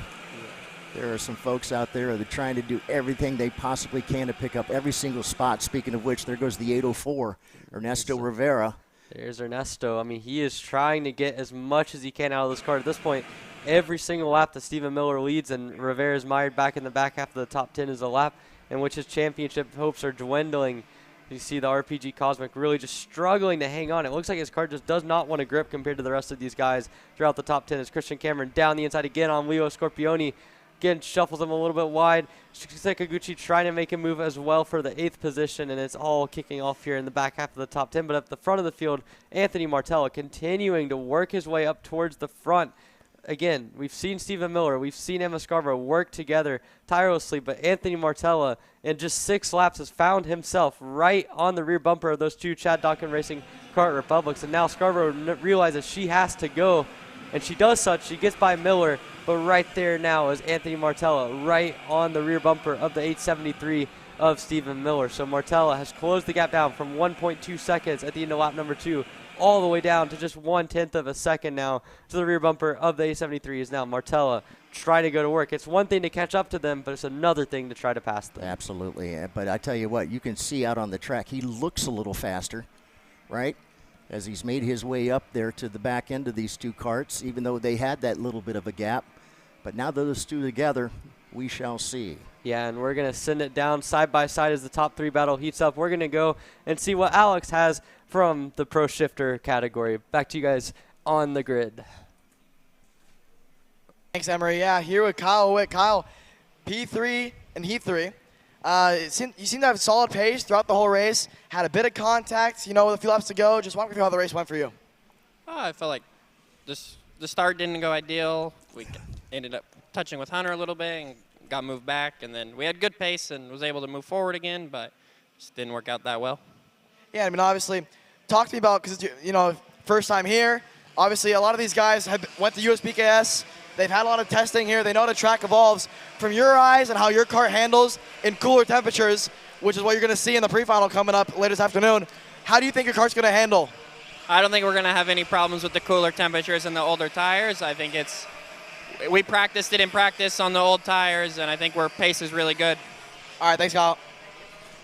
All right, thank you very much, Alex. Great to see Kyle and the gang out here in Florida, all the way from over on the West Coast in California. Gary Carlton and his crew. Going to be quite interesting to see. Looks like perhaps Alex has grabbed another one of our drivers. Let's go down and see what Alex has to say. Take it away, Alex. Thanks, Ron John. Here at Giorgio Carraro. Giorgio, solid run for you. I mean, you were running P2 behind Kremers for a while, staying within, striking distance. Had a bit of contact. Fell back to 4th. I know you had a bit of a mechanical issue you were talking to me about as well throughout the race. Talk to me about it. Yeah, I mean, I think it was the first race that I was without too many problems, you know what I mean? So, yeah, I think my start was quite okay. Then I was running in P2, quite similar pace with Kremers. Then, yeah, they were coming from behind also, I think, a little bit quicker than me. Yeah, I got a little bit pushed out and then, yeah, finished P4. But, I mean, it's okay. As long as we race clean now, you know, on. So, yeah, I will try to do my best in the pre-final to try to recover the places I lost in the heat number 2 because of a problem. So, yeah, I will try to do that. Thanks, Giorgio. Thank you. All right, thank you very much, Alex. Greatly appreciate it. Great to hear from Giorgio. Got another race for himself a little bit later on. Shun Sakaguchi, by the way, went purple that last lap, up in that 5th spot, the 8:58. He's been coming. Yeah, I mean, Sakaguchi continuing to run fast. He had to start this pre-final outside of the top 10, but Martella has been content to just run behind the 2 Chad Dog Racing Kart Republics.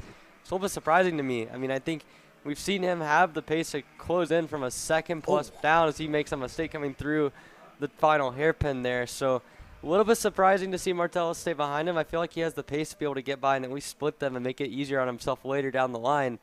But certainly, I mean, he's had the pace for days. We know that these two have kind of picked up the pace since he's caught up to them. They're in the low 57s now.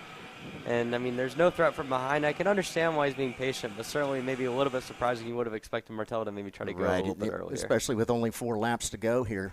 As you had mentioned, it's always great to be out in front on that last lap, although he's a pretty good ways back from, obviously, Emma Scarborough. Yeah. He's got a teammate in between. Certainly helps. Yeah, he's going to have to do a little bit of displacement work there to get by Miller first because Scarborough's been quick enough this weekend where if you get her out front and you make one mistake, one kind of battle for that 2nd spot, she has enough pace to keep that gap up at the front. So really as soon as she was able to get by Stephen Miller, it's kind of been the pace has picked up. So it shows to me that she has the quicker car, and even if Miller can keep up with her, it's one of those things where they're better off with her leading as they come into turn 4. And speaking of that, Stephen Miller disagrees with me. He goes down the inside, gets the place, gets the race lead, and now that's going to allow Anthony Martella to go. He's almost going to try a 2-for-1 move, but he gets down the inside and at least takes 2nd away from Scarborough. And now we'll see if they work together to get by Miller as Martella, for the first time all races, up into the 2nd position. Love the little communications there as he got around her. Come on, we're going there. Yeah. So yeah, we'll see. Is he going to be able to help pull her back up there and get around Stephen Miller? If she's going to, is she going to listen to everything this week, or is she going to listen to what Martella has to say about that? I mean, those hand signals very rarely mean anything. Right. Sure. But the fact that they're pushing, I mean, you have to say so far so good. Martella gets his point across with the hand signals as we come down. Against that to go 2 laps of racing and go. Martella's successfully split them. The top 3, again, all within about 0.3 of a second from each other. Miller, that last lap through at 57.2, so good pace from him leading the race. Looked like he was going to protect that little lower line there going into turn Martella, though, he's going to get it, but Miller's going to cross him over. And I have to say, I think Anthony Martella is going to have to figure out a way to make that pass without dropping so far down. I mean, he's a solid cart width and a half underneath what Miller is. I don't think you need to go that far down to get that move into turn 5, but allow Miller to cross him over as they get down inside of a lap and a half to go here. Stephen Miller back in the prime position. He's in the race lead.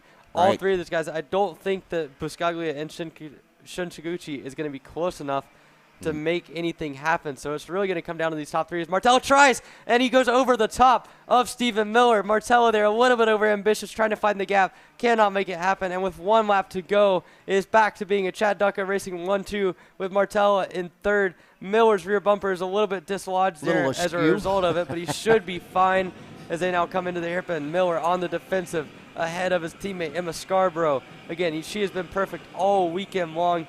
If she wins this pre-final, still has a mathematical chance at a championship as they come down through into the sweeper. The top 2, Chad Duncan Racing Kart Republics, continue to show the pace as it's been all weekend long. Anthony Martella right there in 3rd. Miller again goes defensive out of the turn 8 hairpin. He looks back, sees he's got a little kart length or so gap. Scarborough's going to have to try something here into turn number 9. Going to go to the outside, try to get the crossover working. Cannot happen, and Stephen Miller to come towards the final corner. It's a Chad Ducka racing 1-2. Martella not able to really find anything. Miller goes defensive. Scarborough tries to cross it. Nothing happening there. And Steven Miller will come out of the final corner and take the pre-final win here in VLR Jr. Bam! Great run there for Steve. Yeah, Steve. Good run. I talked to him as I'd seen him a little bit earlier. I said, you got to go get him. He said, I am. I'm going to get him. Yeah, so Steven Miller there. Great run. Solid run for him to take the win. He'll win the pre-final, start on pole for the final. Emma Scarborough in second. Anthony Martella third. Chase Buscaglia, the best run for him all weekend, ends up in fourth.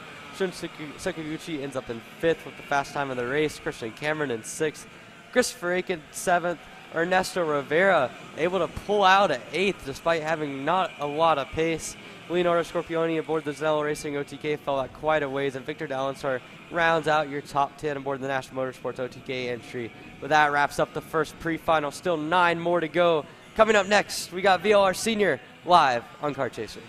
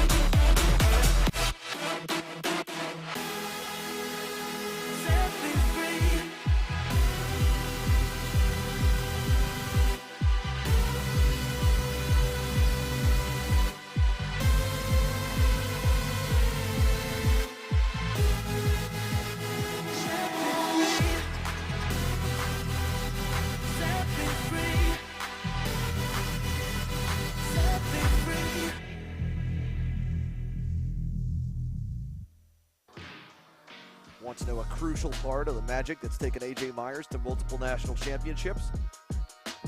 Check out Greyhound Racing Seats and their full catalog of options, from their R1 and R1 Extra soft seats for high grip conditions, their Viper medium seat for medium grip, and the RS2 stiff seat for low grip conditions. It's time to win. It's time to see why Greyhound makes the difference. If you're looking for your first foray into car racing, the Formula Inter F4 Series is for you. It's an arrive and drive championship costing a fraction of the price of the US F4 Series or USF Junior Championships, utilizing a spec fleet of cars that are randomized at every single round. You can start with International Motorsports Karting Team and advance through the ranks to the Formula Inter Championship. For more information, follow us online at Formula Inter on all social media. Welcome back here to the pre-final action here at the final round of Florida Winter Tour 2023, the 25th anniversary of the Florida Winter Tour. We are live at the Orlando Kart Center here for the VLR Sr Pre Final. Elio Meza, a strong run through the 3 heats. He won 2 of them. He'll start on pole position, and it's his championship protagonist as he's starting alongside Wes Ducek in second position, and it's Grushin Redzian who's given both of them a run for their money here in the 3 heats so far, Ron John. Yeah, it's going to be interesting to see. It's so important that you get out there and pick up some points. Also, make sure that you don't make any mistakes. DNFs don't help. This is the pre-final, so go out there and do the absolute best you can, because you know it's all about tomorrow and Championship Sunday. Looking forward to it. Yeah. This ought to be a fun group. They were really battling at it earlier in heat number 3, again between Haleo, Weston, and Gratian. Hopane Zhang going to start off in that 4th position. Good starting position for him all the way from China.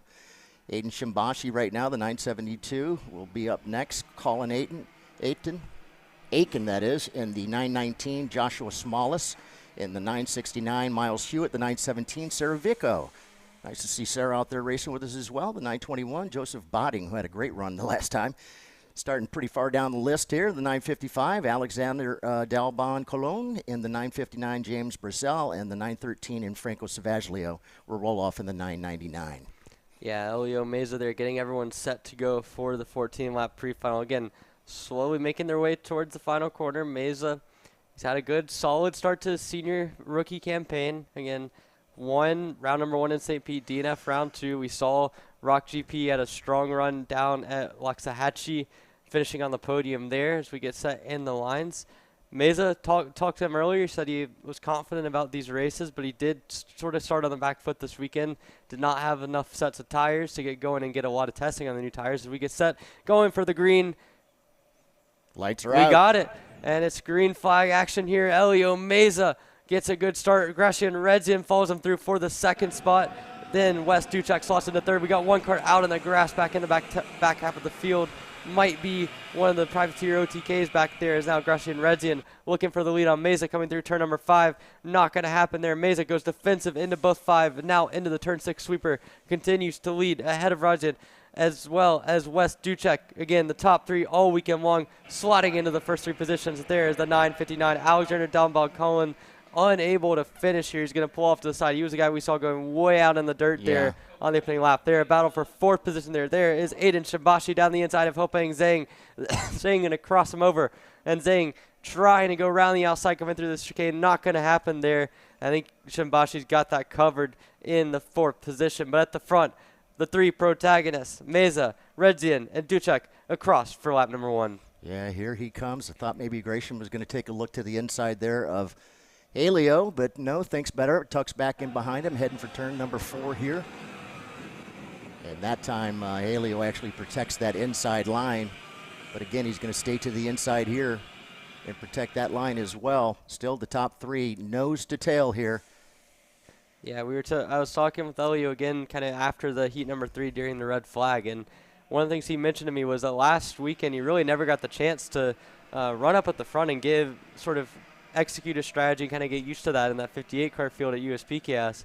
Here a little bit different kind of with the field spread and kind of how the top 3 have continuously battled out, but we've got a chance to see that when he wants to be, he can be ultra aggressive, but he's also been patient and kind of chosen his opportunities. You got Grecian Redzian, who, again, by his own assessment, kind of lacks a little bit from a racecraft standpoint. Just kind of getting used to getting his feet under him. He's continuing to develop, but he's maybe not quite there yet compared to Meza, a guy who crossed the line first at Supernats and KA Junior last year, or a Wes Duchek who has been running in the midfield of the X30 Pro field for a year and a half now. I mean, both of those guys have been running a lot of national stuff for the last couple of years. Redzian has that national experience, but it's kind of more towards the back end of the field. So with this rapid improvement we've seen from him, these are the sorts of battles where you maybe see in those 2-on-1, 1-on-1 kind of racing, that experience that Meza and Duchek have might give them a bit of an advantage. Boy, this is some fun, close racing here amongst our top 3. Again, Helio Meza out there in front last time by 58.3. He was the purple lap for him. Technokart USA driver right there, Grecian Redzian right behind him, along with Weston Duchek. Wes right now in that 3rd position. Yeah, and we got Joshua Salmanis, Hopeng, Zhang, Colin Aitken, all of them working from 4th to 6th. Those 3 guys continuing to run pretty decent pace, nowhere near obviously what the front 3 are running, but better than anyone else in the field. There you see Redzian right on the bumper of Meza. He has been there, but just cannot quite find a way through. Meza continuing to defend a fair bit. So we now head down to the grid where it looks like Alex has someone lined up. Thanks, Emery. Here with Anthony Martella. Anthony, you had a solid run there. You're running P2 for most of the race there behind Steven. Had a bit of contact with 2 to go. You finished P3 on track, but unfortunately that contact with Steven pushed your bumper in all the way, is what you told me. So it should put you in P6 for the final. That being said, just walk me through your race and what you expect going to the final tomorrow. It was a really, really hard race. They got an early lead. I had to pass 2 people. I got back to 3rd. I just put my head down, try to catch the 2 ahead. It was so hard. I tried to be basically perfect. I caught them, but it was just I couldn't make a move early because they were just drafting. So then when they started the battle, I took control and I passed them both. And then Steven over-undered me, and then I hit him in the last corner. But it's okay. We'll get him in the final. Thanks, Anthony. That's a very big penalty for Anthony Martello, because starting in 6th, you kind of bring yourself back into the hornet's nest that is the midfield in the VLR Junior category. So, I mean, Martella, we've said all weekend long, the pace has been so good for that Speed Concepts Racing Red Speed. He has been, outside of the 2 Chad Duncan Racing KRs, the fastest car on the track, and sometimes even faster than them. It's just about putting things together, getting the racecraft out. I mean, Anthony's made so much stride over the last year or so aboard, again, his Speed Concepts Racing Red Speed. He continues to work on that, but I do think there's maybe a little bit there. Could have been a little bit more aggressive in the middle part of the race to get himself into the middle of those top 3, and then certainly at the end, that move on Miller wasn't quite there in the last corner. I feel like he'll go back and look back at the video and see that. But in the meantime, Alex has another interview down on the grid. What you got, Alex? Thanks, Dan. We're here with Chase Piscaglia. Chase, solid run for you. I mean, all weekend long, you've been improving the kart. I mean, I've talked about you quite a bit on the announcing side of things. You've been just progressing your kart. This is all from last week. Even last week, you were in the top 5. This week, again, top 5. Started P7 in the pre-final. Worked right to 4th. Had similar pace, if not faster than the leaders those last few laps. Walk me through your race. Well, I started 7th, and I got a really good run out of 1. I think I ended up around 5th on the start, and I passed one of the drivers going into 5th, and I just ran away with it. Passed going into 4th, I just ran away with it for the rest of the race. Yeah, and I mean, talk to me, because obviously we've seen the kart just improve throughout the whole weekend. How's the OTK been for you? OTK has been really good. Fits my driving style perfectly. Barely have to move the wheel anywhere. It's just a really good kart overall. All right, thanks, Chase. Yeah, I mean, really good run there by Chase Piscaglia. We've seen, again, another guy that has a lot of pace too. I mean, didn't necessarily get a chance to show it in the first 3 heats, but certainly in the pre-final, got himself clear of the rest of the midfield and found himself up in 4th. So a good run for him. In the meantime, though, Elio Meza continues to lead from Gracian Redzian, but the big story here is they have dropped Wes Ducek. You can see now almost a second gap between the front 2 and the RPG Cosmic. And Ducek, I mean, all weekend he's been able to keep up with these guys, but here so far through the first 6 laps of the pre-final, not able to hang on to both Meza and Redzian. So Emery, a couple of corners ago, though, we happened to notice that Halio kind of took a look down towards the engine. Now, I don't know if that meant anything, but he just happened to take a look down, kind of like the other guys have been doing throughout the day. It doesn't seem like there's any issues, but still, nonetheless, to see him in the middle of the race all of a sudden take a look down as he was coming back by the start-finish. But right now, it looks like everything's perfectly fine. So yeah, I mean, Elio, he's got a lot of experience. If he knows something's up, I'm sure he'll be able to kind of diagnose it pretty quickly. But certainly, it's worth monitoring for sure. I mean, so far, the pace hasn't dropped off. He did a 57, not at all. 57.8 the last time through. His best lap of the race was a 57.8 as well. Purple lap time was only a few hundredths better by Gracian Redzian. So for all intents and purposes, he is running as fast as anyone else out there on the racetrack. So far, so good. I mean, it's worth monitoring, but right now, the big focus for me, what can Wes Ducek do to bring this gap back? Because right now, he's in danger of losing them. Last time through, he was marginally quicker than Meza, marginally slower than Redzian. But if he doesn't pick up the pace quickly here, he might be having to settle for a 3rd as Redzian continues to just stay right there in line. Meza resets fast time of 57.697. Again, stretching the gap out of the front, another 10.5 back to Wes Ducek in the 3rd position. So now it's over a 2nd for the first time all race. And Meza, he stopped blocking quite as much, and I think they're starting to pull a little bit as Redzian really put it on the wheel there. It looks like he made a little bit of a bobble through turn number 5, and that gave a little bit of a gap to Meza there. Yeah, Halio's kart looks like it's definitely come in a little bit better as the laps have gone on here. Yeah, Meza 8 in the bank of the 14 as we head towards 14 laps here in our pre-final. Yeah, Meza there, I mean, he's certainly got a lot of experience leading these races. Again, Heat 2, Heat 3, kart came in. Heat number 2, he kind of had to fight off against Redzian and Ducek quite a bit. Heat number 3, he kind of had it more in reserve. So it's all been about management and managing this race. And when you get in these situations where you have 3 karts that are relatively evenly matched, and you're just trying to find where you can find that selective advantage. And right now, Meza looks like he might be able to pull away from Redzian a little bit. But as a whole, looking at this weekend, when they go onto new tires here for the final, a situation that I even talked to Elliot about, he was a little bit less comfortable on the brand new tires due to just a lack of practice on them compared to some of his competitors. That kind of creates a whole new situation. And in these 3-kart battles, you're looking more along the lines of where can you find those advantages, because it's a lot different racing 1-on-1 or 2-on-1 than it is racing in a big pack like you might see in the KA Junior or in the VLR Junior category. Right, it's got to be very difficult when you've got a crowd of about 45 karts out there trying to make passes throughout the day. Because you know, once you open up that gate, lots of other folks are coming through, and we've seen that time after time after time this weekend. Doesn't matter, and although it's been just a few times that we actually only saw 1 kart go by for the most part, we've seen 2 and 3.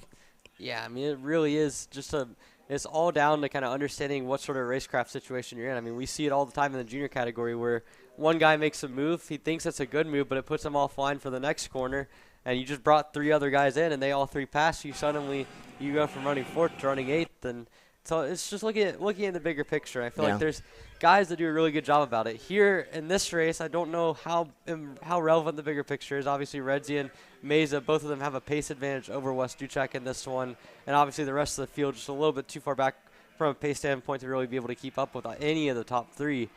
But you get into the final, and for them, they're looking at a one-on-one. Which is better? I've noticed with Redzi, his kart rotates really well on the center of those slow-speed corners, and he feels really confident as well utilizing the curves. For Meza, it's just kind of medium to higher speed stuff. Turn 1, turn 2, through the sweeper. He looks really comfortable with that kart, and I feel like they've done a nice job there with the gearing as well, kind of giving him a lot of top-end speed. Duchek seems to have struggled, but you see he's having to use multiple inputs. Maybe the worst his karts looked all weekend long. Maybe a little bit of tire degradation coming into play. So all 3 of them are going to have to realize where they've struggled. As Meza goes defensive into that last hairpin there into turn 5.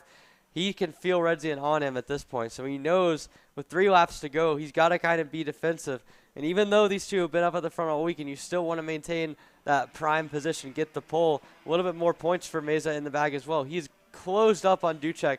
He's going to need a little bit of luck here in the final. I don't know if a 1st and 3rd and a 1st and 3rd is going to be enough to make the difference in the points, but it's going to make it close, and any slip up by Wes Duchek could be the difference. So as they come down to get the 2 to go signal here as they come to the final corner for the 3rd to last time, it's worth noting for Meza, this race means a lot from the point standpoint. For Redzi, this race is all about pride, getting the confidence down that you can go out there and win at a national level. For Meza, though, winning this pre-final gives you an extra few points, and that might make all the difference in keeping his championship hopes alive. Yeah, he's still kind of peeking over his shoulder there, trying to figure out where Grayson is. He's still right there on his back bumper. Boy, it's been quite a battle amongst these top 2, although the 3rd place driver, Wes Duchek, just kind of sitting back there watching, hoping that maybe something might happen ahead of him. But right now, just now coming through turn number 7, heading into 8, still Helio Meza out there in front, the Iron Rock Motorsports driver.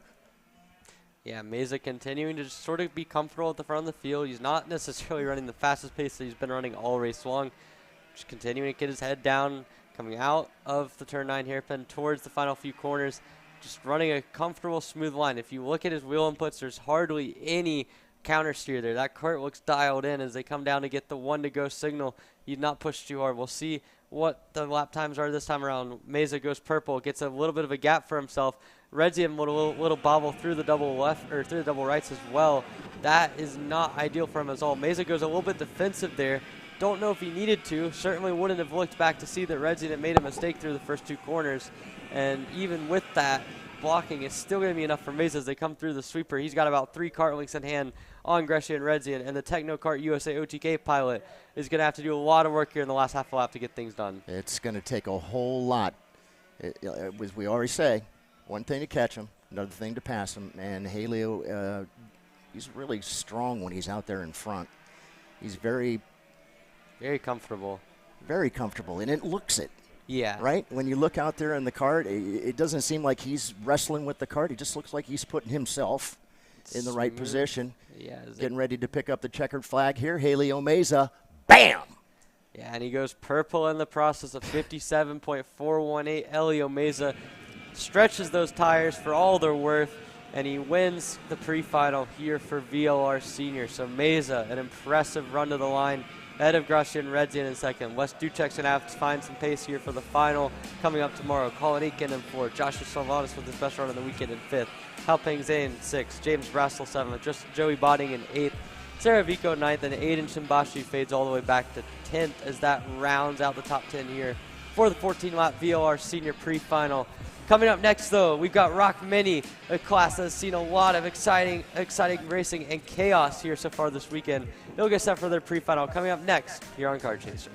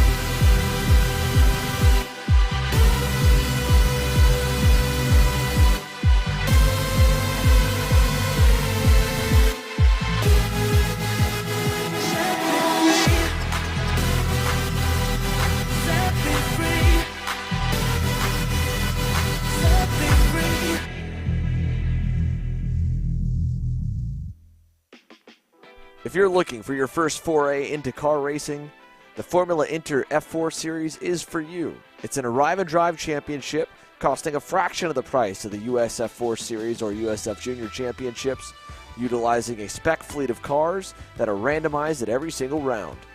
You can start with International Motorsports Karting Team and advance through the ranks to the Formula Inter Championship. For more information, follow us online at Formula Inter on all social media.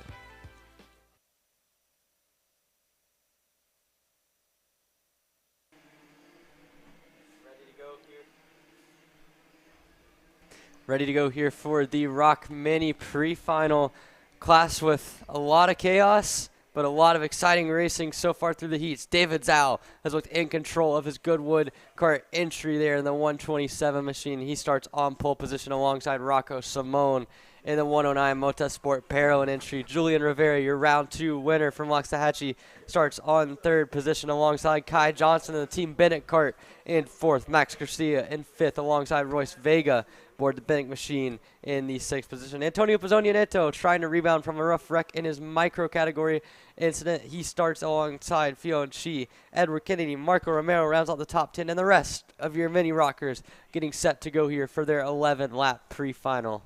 Yeah, so it's going to be really interesting to see how Edward Kennedy, now that he's starting up a little bit further up the pack here, see how he pans out this race. Again, our guy just making sure that they're aware that this is the starting line up here. This is the commitment line. Keep an eye.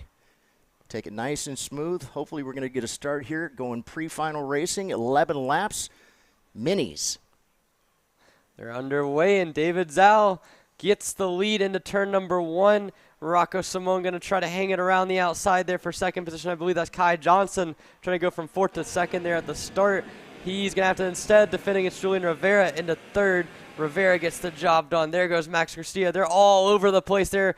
Antonio Pizzonia Neto nearly dropped it coming through turn 5, saved it. Somehow. And that was chaotic there. But Max Garcia now trying down the inside of Kai Johnson for 4th. And Johnson, what once looked like he could get up to 2nd, now going to have to fall all the way down to 5th as he makes another move to get himself into 4th as they're now going, fanning out here coming out of turn number 8. Yeah, and again, you know, you open the door and here comes your partners, and that's exactly what happened to Kai Johnson there.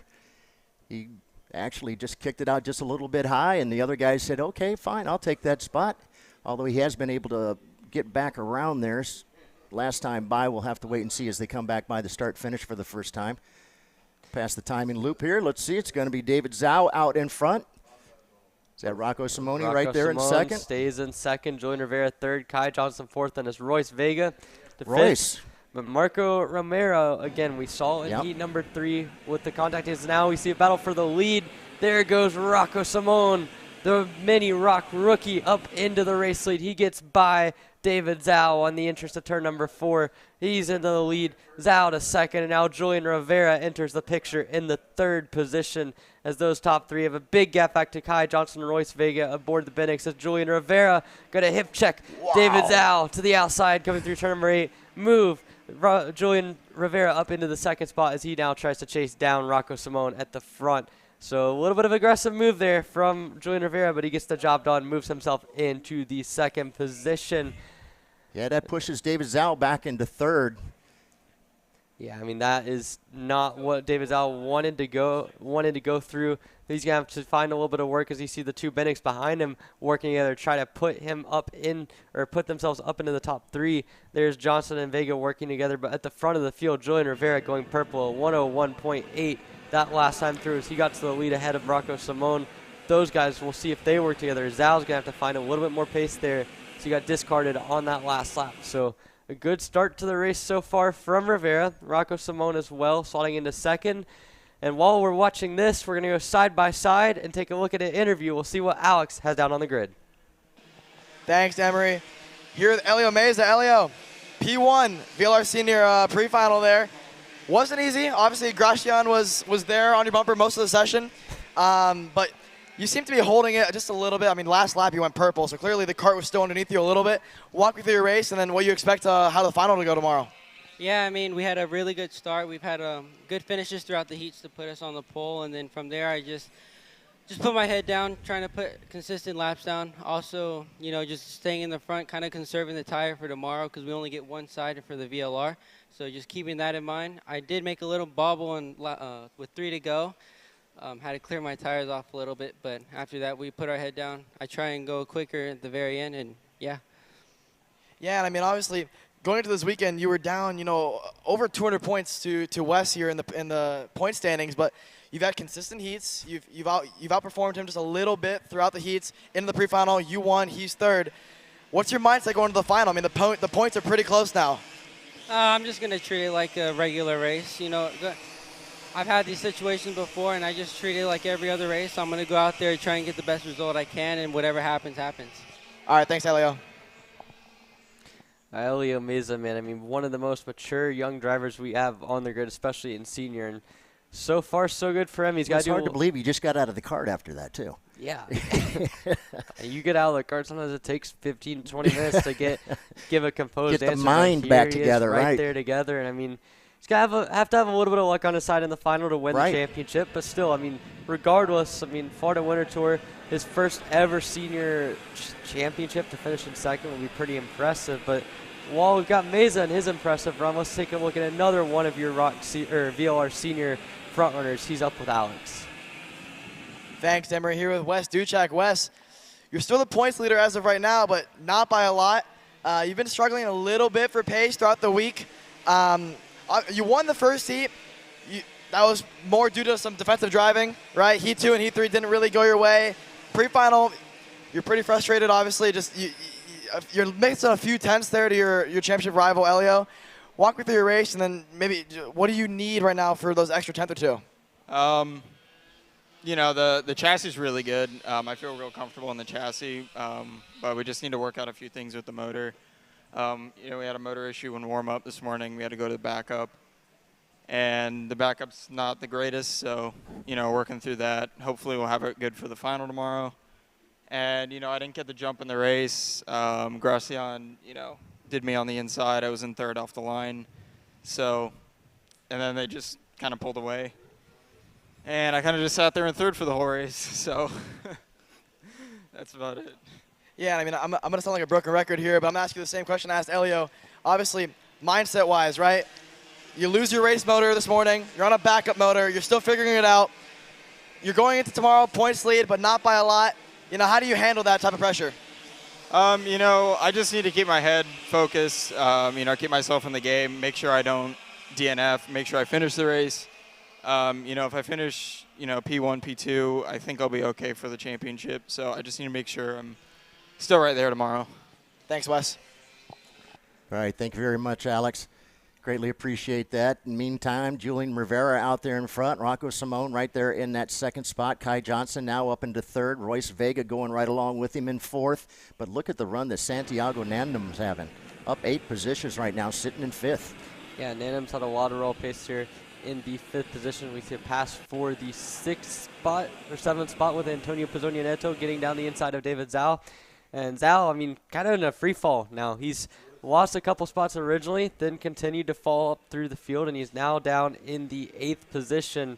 So rough go for Zhao as we focus in now on the 160 car. That's Santiago Nandum again from 13th to 5th already in this heat race. Still 5 laps to go, or 4.5 laps to go in the pre-final. So a lot of work that's already been done by Santiago Nandum, again, aboard the FLC cart, aboard the parallel entry there. So good run for him so far. So now come down to click off another lap at the front of the field. Rivera and Simone continue to be content, just working together. They've got about a second gap on the 2 Bennett carts between Kai Johnson and Royce Vega. That gap fluctuates about a 10th or so each lap one way or the other. But the big point is, because they're being so patient, because they're working together, and because Rivera has the pace up at the front, it's not allowing the 2 Bennicks who have the pace to match them to be able to get up closer to them. No, and I thought perhaps if those two had gotten together and really worked hard together, they might be able to push their way up there. Although all of a sudden, starting to see Julian start to make a little bit of a gap here over Rocco Simone as they just coming through turn number 8 here, and once again down the back stretch. Yeah, I mean, Rivera has been really consistent up at the front of the field. Simone's having to kind of push to get himself up there. And now there is Antonio Pizzogno. He was really fast the last time through, a 101.4. That's 0.3 quicker than your leaders. He just got by on Marco Romero for the 6th spot. So move Pizzogno up another spot again, trying to avenge himself for what happened in the Micro Heat number 3 the last time he was out on track. So they now come down to get 3 laps to go here again. Rivera, Simone up at the front. Then you've got the 2 Binnix, Johnson and Vega. Santiago Nanam has been really good running through the field. He's in 5th. Antonio Pizzogno had got himself up to 7 or up into 6th, but while we were off camera there, it looks like Marco Romero was able to get himself back by for the 6th spot. So Pizzogno trying to make all he can out of it, but up at the front is Rivera getting himself a little bit of a gap back to Rocco Simone and keeping the pressure off of him for the time being. Yeah, and still a pretty good gap from Rocco back to Kai Johnson as well. But if they work together, they may still be able to get up there and have maybe a shot at it, but it's going to take them working together. Not able to see them right now on the track as we're looking at a group heading down to turn number 9. We'll find our group, and there they come just out of turn number 9. You can see Royce right there on the back bumper of the Bennett cart of Kai Johnson. Who was that right behind him? I believe that is Santiago Nanam. That's coming along as well. Yeah, Nanam continuing to work his way up. We'll see what continues to happen here as we get down to 2 laps of racing to go. Julian Rivera has been able to continue to lead up at the front of the field. He has this race under control with Rocco Simone continuing to work with him. And then it's the 2 Binnix who have continued to work with each other in 3rd and 4th, trying to get back up there. They're almost to the point where if they battle for the lead, they'll be able to get into the battle. But for now, Rivera and Simone continuing to have this under control. Rivera leading by about a kart length coming up into turn number 8. As I'm joined in the booth by Simon Sykes. Simon, you've been watching this race. You've seen a lot of this going on. What are your thoughts so far? Great race so far. The leaders obviously taking care of business. I thought that we were going to see a little bit more progress from Kai Johnson and the fellow karts behind him to make it up towards that front 2. But those front 2 are holding solid, and with only 2 laps here remaining, it's going to be a tall task to get there. Yeah, it's going to be a lot to happen. I mean, Kai and Royce, they've been able to match the pace of the front 2, but just not able to get enough inroads. As they hit the white flag, it's do or die time for Rocco Simone against Julian Rivera. He's been patient this entire race and being just on the back bumper of the AKT Energy cart as they come into turn 4. Defensive driving there from Rivera. That's going to open up crossovers. We see the battle for 3rd, and Vega getting by on Kai Johnson. In the meantime, up at the front, another defensive line there from Julian Rivera. And as they come up towards the sweeper, Rivera going to go defensive again. Trying to set up the crossover is Rocco Simone. I don't think he's going to be able to do it as they come through turn 7 and 8. Again, another defensive line from Rivera as they come onto the back straightaway. Rivera is going to have 1 or 2 more opportunities to hold off from Simone as we see more battling in the background. And Simone to the inside coming into turn number 9. Wow, what a great move right there. Just a few more turns to go. Are they going to be up? Well, I thought Javier was right there. I thought maybe he was going to block him going in there, but he was able to get around him. In the meantime, it's going to be a drag race down to the start-finish here. And Rocco Simone, bam! Rocco Simone there, able to hang on. Wow. On the last lap, he waited. He was extremely patient, used the bumpers. We see a huge line of go-karts all the way down. That looks like the battle from about 11th on back coming to the line. Max Cristia in that battle. All the way, he's going to get the 12th position ahead of Edward Kennedy, Cole Meridius, Lucas Ferreira, and more. What a battle there to the finish, Simon. That is prototypical mini racing down through the rest of the field. Exactly, and even we see we have an incident there in that last corner with the number 122 machine. I'm not sure who exactly that is, but unfortunate way to end the pre-final. Going to be starting from the rear of the field in tomorrow's finals. Yeah, certainly not ideal for him, but man, that last lap action, one of the things that kind of got overlooked in all the scraps for the race lead was Santiago Nanam working his way by both of the Binnix. So from 13th on the grid, heading into the pre-final, just 11 laps, works his way up to 3rd. He'll start right behind Rocco Simone, who wins the pre-final here in Mini Rock. So an exciting race for the Mini Rockers. We'll see what they have to offer tomorrow for their final. But, man, I mean, Julian Rivera controlled the race, did not work out for him in the end, but he'll still start on the outside of the front row. So a solid effort from him, a solid effort for Rocco Simone, and a solid effort from the rest of your Mini Rock field. But coming up next, we go from the youngins to the old guys. It's the ROK Master Shifter Pre Final, getting set to go live here from the Orlando Kart Center, live on Kart Chasers.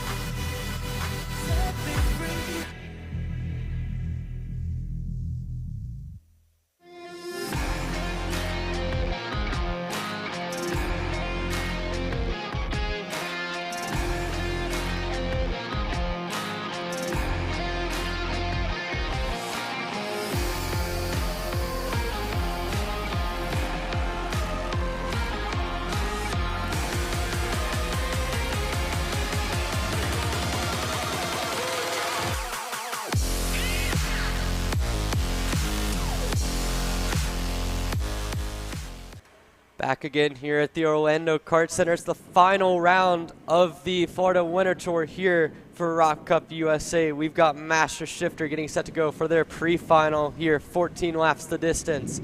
Getting set here as we see Vincenzo Saracino, among others, on the fence line, getting ready to watch this one here.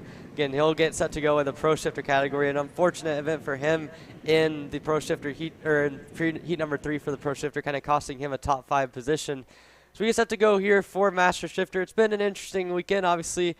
A lot of interesting racing going on. Simon, one of the 2 shifter categories out there. We've seen some interesting starts here. Last time, a lot of bottling up on Heat 3. But walk me through what you've seen from your perspective so far this weekend. Honestly, it was pretty entertaining with the pace lap skerfuffle in that last heat. We'll see if they can keep it clean on scrubbing their tires this time, but I'm sure we'll be looking for a good race. And Andre Martins, he spun it, but he came back and he drove a great race in that heat number 3, so we'll see what he can do from what looks like the front of the field here. Yeah, I'll be interested to watch Andre, obviously the owner of the Orlando Kart Center. He has a ton of laps around this place. I mean, you look pretty much anywhere and there's references to Andre around this place, so I gotta say, kind of surprising seeing him loop it on the formation lap, but here we go. But in the meantime, while we're still on the formation lap here, we wanted to give an update on the Mini ROK driver, Max Muckerem, who earlier in the day suffered a really bad accident in heat number 3.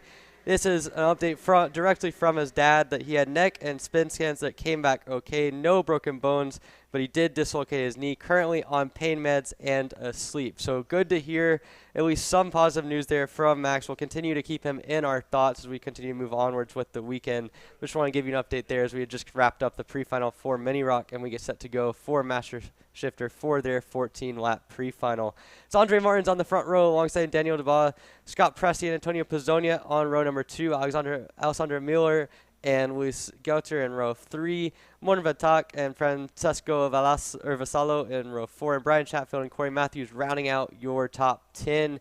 Here's we get set to go for the standing start here in the pre-final.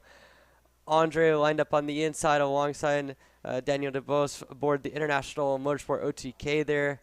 Red flag up in the air, green flag in the back. That means we're set to go. We'll get the light sequence ready and underway. Is set to go here for the start of Master Shifter. Light sequence has started, and a little bit of false start there, but it's lights out. We get a big crash in the back. One of the Maranello karts in the back, and it looks to be Brian Chatfield is around at the start. Another one is stalled at the back. That's Edgar Ortiz aboard the TV Kart USA entry. In the meantime, while we were watching all that, Daniel DeVoe gets the whole shot, but immediately Andre Martins gets the lead coming back down into turn number 4. And Antonio Pizzonia right there up in 3rd was looking at making a move. It still might here on the outside coming into the sweeper. A very tough place to do it, but outside they're bumping and shoving. He'll stay in 3rd for now, coming to this hairpin onto long straight. We'll see what they can do. 3 lined up, back to back. How are they going to handle this? Yeah, it's going to be interesting to watch. Here's Pizzonia to the inside of Dubois into turn number 9. He gets the job done. Pizzonia obviously has had a lot of pace. An issue in heat number 3 kind of mired him back through the field. But on pure pace, it's hard to see that many guys in this field being able to match him. As he now goes around the outside of Andre Martins down the main straight. And Pizzonia around the outside of the race lead to complete lap number 1 from 4th on the grid to 1st after only 1 lap. A nice sign of respect from Andre Martins there, pointing him by, knowing that he had the pace and that Pizzonia was probably going to take this one and run with it and didn't want to put up too big a fight and drag themselves back towards the rest of the karts in this field. Yeah, certainly a good move there from Pizzonia. You have to respect it, really. I mean, from Martins, you have to respect it, really. I mean, he knows that at the end of the day, Pizzonia has half a second on him in terms of pure pace. So all he's doing is creating a whole lot of headache. And you can see now already the gap that Pizzonia has made on the rest of this Master Shifter field. And, I mean, these guys, I mean, there's a big pace gap, really, if you look through the whole entire field. I mean, we've seen upwards of 2 seconds throughout the weekend. So if there's one class that's going to have that level of give and taking, sort of pointing guys by, I think this would be the one. Absolutely, and we see Pizzonia's taking off, but the battle for the rest of these podium positions is still wide open. 2 and 3 are right together, 4 and 5, and so we'll see if they fight or try and work together to push forward. Yeah, certainly. I mean, Andre Martins, Daniel Dubois continuing to run 2nd and 3rd. Alex Mueller and Scott Presti have worked themselves into 4th and 5th. Mueller, of course, running aboard the privateer OTK entry. He's having a solid weekend running in multiple classes. Scott Presti is kind of falling back a little bit at the start. Now Pizzonia goes wide on the exit of 7. Not sure if that's a mechanical thing or just a driver error. As Pizzonia looks down at his cart, it might be an issue. He's looking at the left rear or the right rear of his cart. Right now it's okay. He's still in the lead, but certainly something has gone awry aboard the Orsilon racing machine of Antonio Pizzonia, and he'll come into the final corner, hop the curb. He's still looks a little bit slow, not sure what's going on. He's looking at the right bodywork there, maybe the right rear tire, so not sure what's going on with Antonio Pizzonia, but what was once a big lead for him is now gone and dwindled over the course of just one lap. It'll drag Andre Martins right back into this fight. We'll see if Pizzonia can get back into form and show that true pace again, but right now, 1, 2, 3, it's all pretty close to each other, and we'll see. No idea what's going to happen with those other podium positions, but we can figure that if Pizzonia can keep his nose clean and keep the cart working, that he's probably going to try and take off here again. Yeah, I mean, Pizzonia, that last lap through was clearly a blunder on his end, but still, he has the pace to pull away from the field. We've seen it multiple times now. Down the inside, Scott Presti made a look to the inside of Alex Mueller, did not make it happen, though.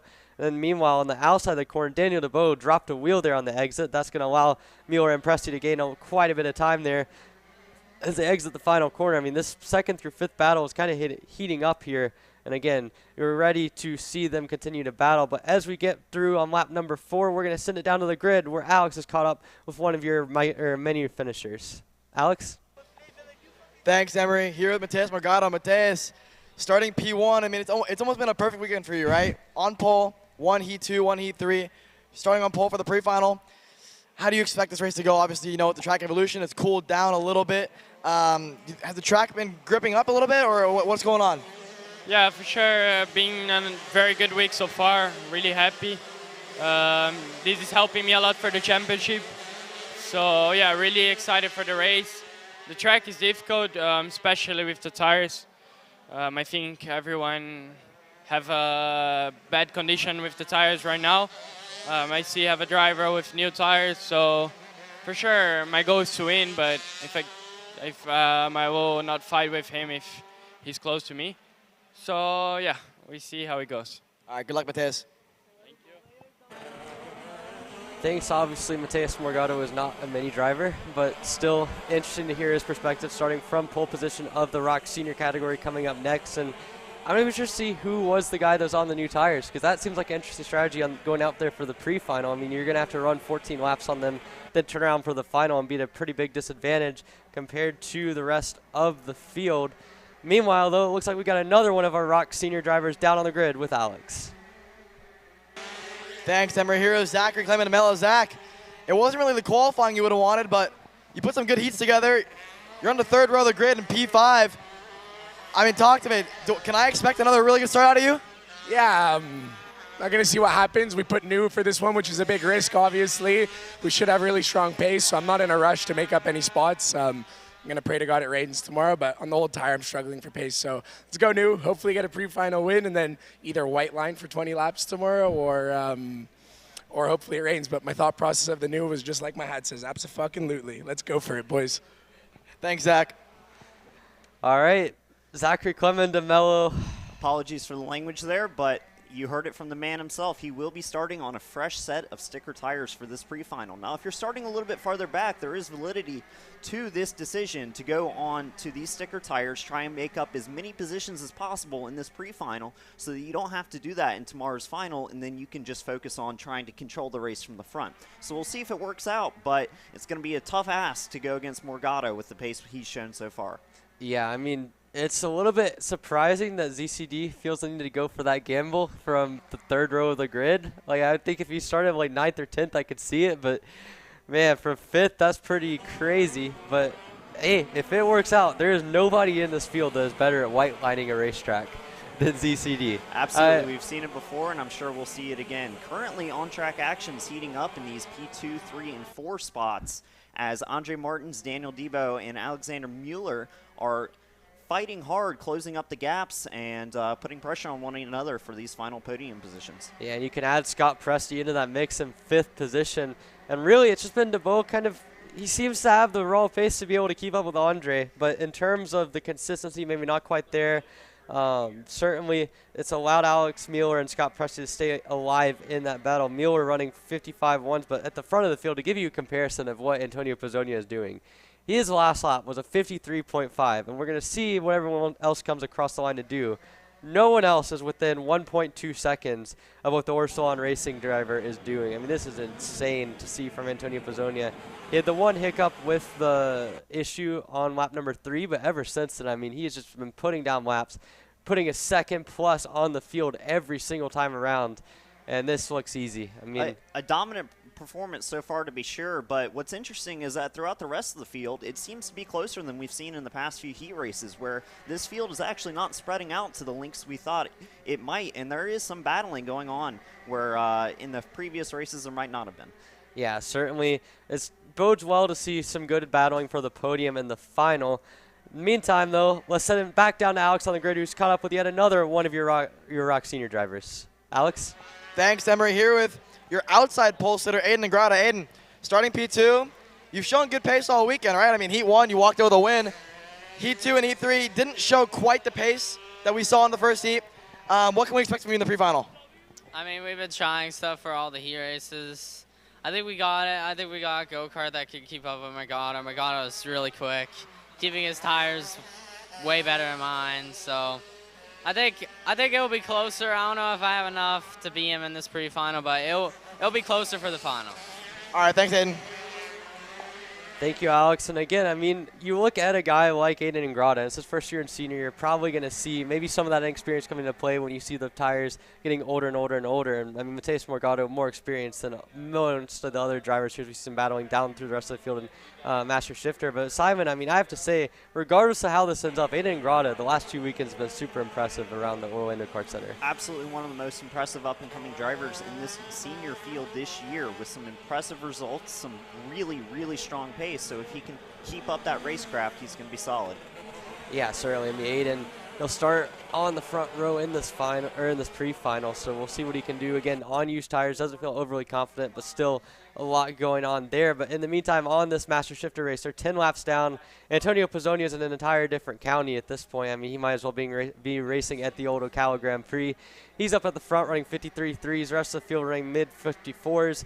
He's got about 8.5 seconds on Andre Martins for second. Daniel DeBow, Alex Mueller, and Scott Presti continuing to loosely battle for that third and final spot on the podium, at least heading into the final. You see Pizzonia resets fast time. There is a look at Scott Presti aboard the Presti Racing machine.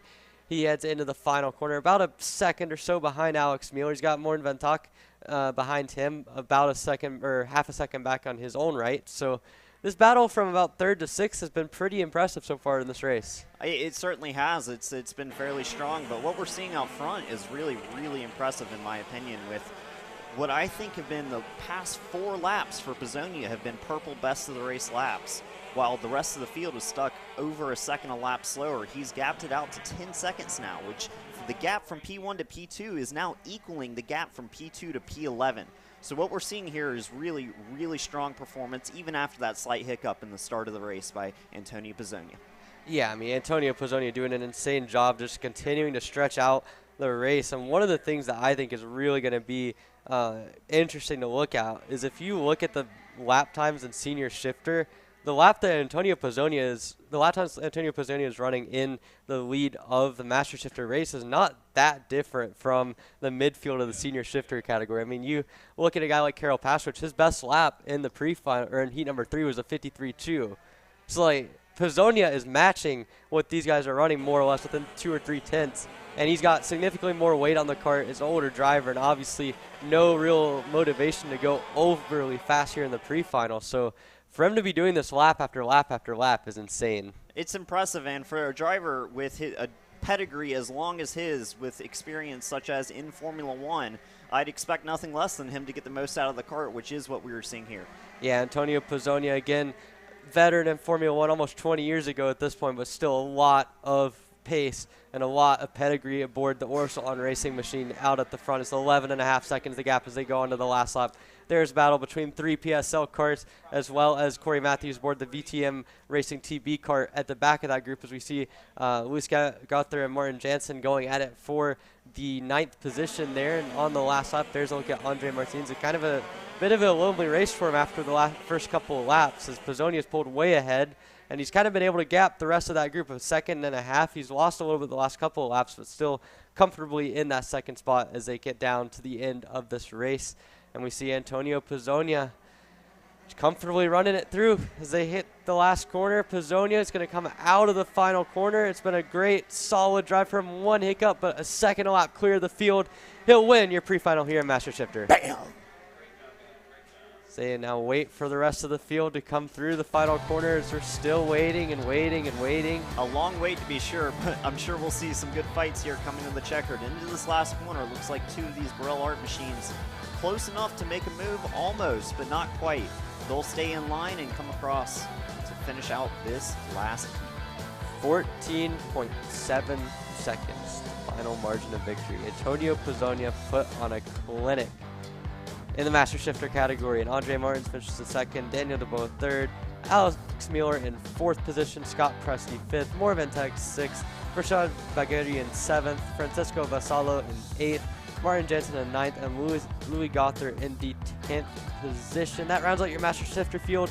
Coming up next, though, it's the Pro ROK Senior category as Mateus Morgado and Aiden Ingrata lead your field here. Coming up next on Kart Chaser.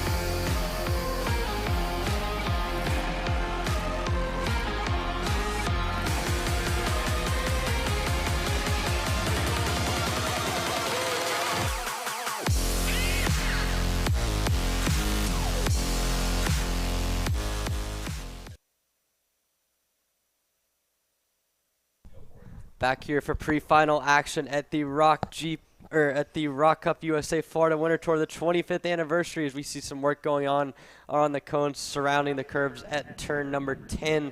Again, this is one of the most exciting classes of the weekend. It's the ROK GP Senior category getting set to go. Mateus Morgado and Aiden Grata on the front row. And Simon, we've gone through 3 heat races. Morgado has looked dominant in 2 of the 3, and Grata in 1 of the 3. Do you think anyone else can get up there and challenge them? I certainly hope so for the sake of entertainment, but the pace has been strong from Morgado. I think one of the keys to this race is going to be having a driver that can get around him in those first few laps before he manages to put a gap from himself to the rest of the field. Yeah, certainly, and we'll see what happens here. I mean, obviously, Morgado, a dominant display so far. We've seen Ingrata win a heat race. Diego Ramos lacking a little bit of pace so far this weekend. You know what? But he's been close up there around the podium positions, running with some pace. But I'd like to see a little bit more, and hopefully this pre-final is an opportunity for him to display that. Yeah, certainly. I mean, Ramos is in the 3rd position. Blake Nash, another guy that's kind of been in the back half of the top 5 for most of the weekend. But if he can find a little bit of pace here, he could challenge for the win. And then the ultimate wild card here on row number 3, ZCD, Zachary Clement DeMello, on new tires aboard the International Motorsport Lenzo kart. He's going to have a little bit of work to do, but on new tires, that should give him up to a second advantage here. So just being sure to see what he can do here in this pre-final. It should be interesting, and I have a feeling he's going to come out of the box pretty aggressive here to try and make up some spots to get to the front. So talking about a driver that could get around Morgado at the early stages of this race, it could be ZCD. We'll just have to wait and see. Yeah, then you got the pair of Orsolans, Brunel Valverdere and Sebastian Blanco. Both of them had good qualifying efforts, maybe faded a little bit in the heat races. Jorge Ortiz starting from the 8th position there. He's going to be interesting to watch here. Elio Meza in 9th. Again, two of those guys that had slight issues in the heat races. Alessandro Di Tullio, starting from the back in all 3 heats, had a bit of an issue in 2 of the 3 heats as well. He starts in 10th. Nolan Bauer 11th. And the rest of your Pro ROK Senior category field getting set to go here as they line up single file heading down to the last corner. Again, trying to avoid the marbles here as they get set to go for the start. Driver to watch, absolutely, is Alessandro Di Tullio as he comes back from those issues in the heat races to try and set himself up for a good final tomorrow. So be on the lookout for him trying to come through this field. He's also got the second best tires in the field behind only ZCD there. And as we get lined up and ready to go for the start, we'll see what happens. Mateus Morgado, Aiden Ingrata looking for the green in the pre-final. They got it. And off into the lead. It is Mateus Morgado ahead of Ingrata, ahead of Ramos. Now Ramos to the inside gets the move done. Meza going to go 3 wide and pick up a couple spots on the exit of turn number 2. And into 3rd position goes Zachary Clementemelo, already getting going on those new tires as Ingrata's going to try to chuck it back down the inside and push him wide.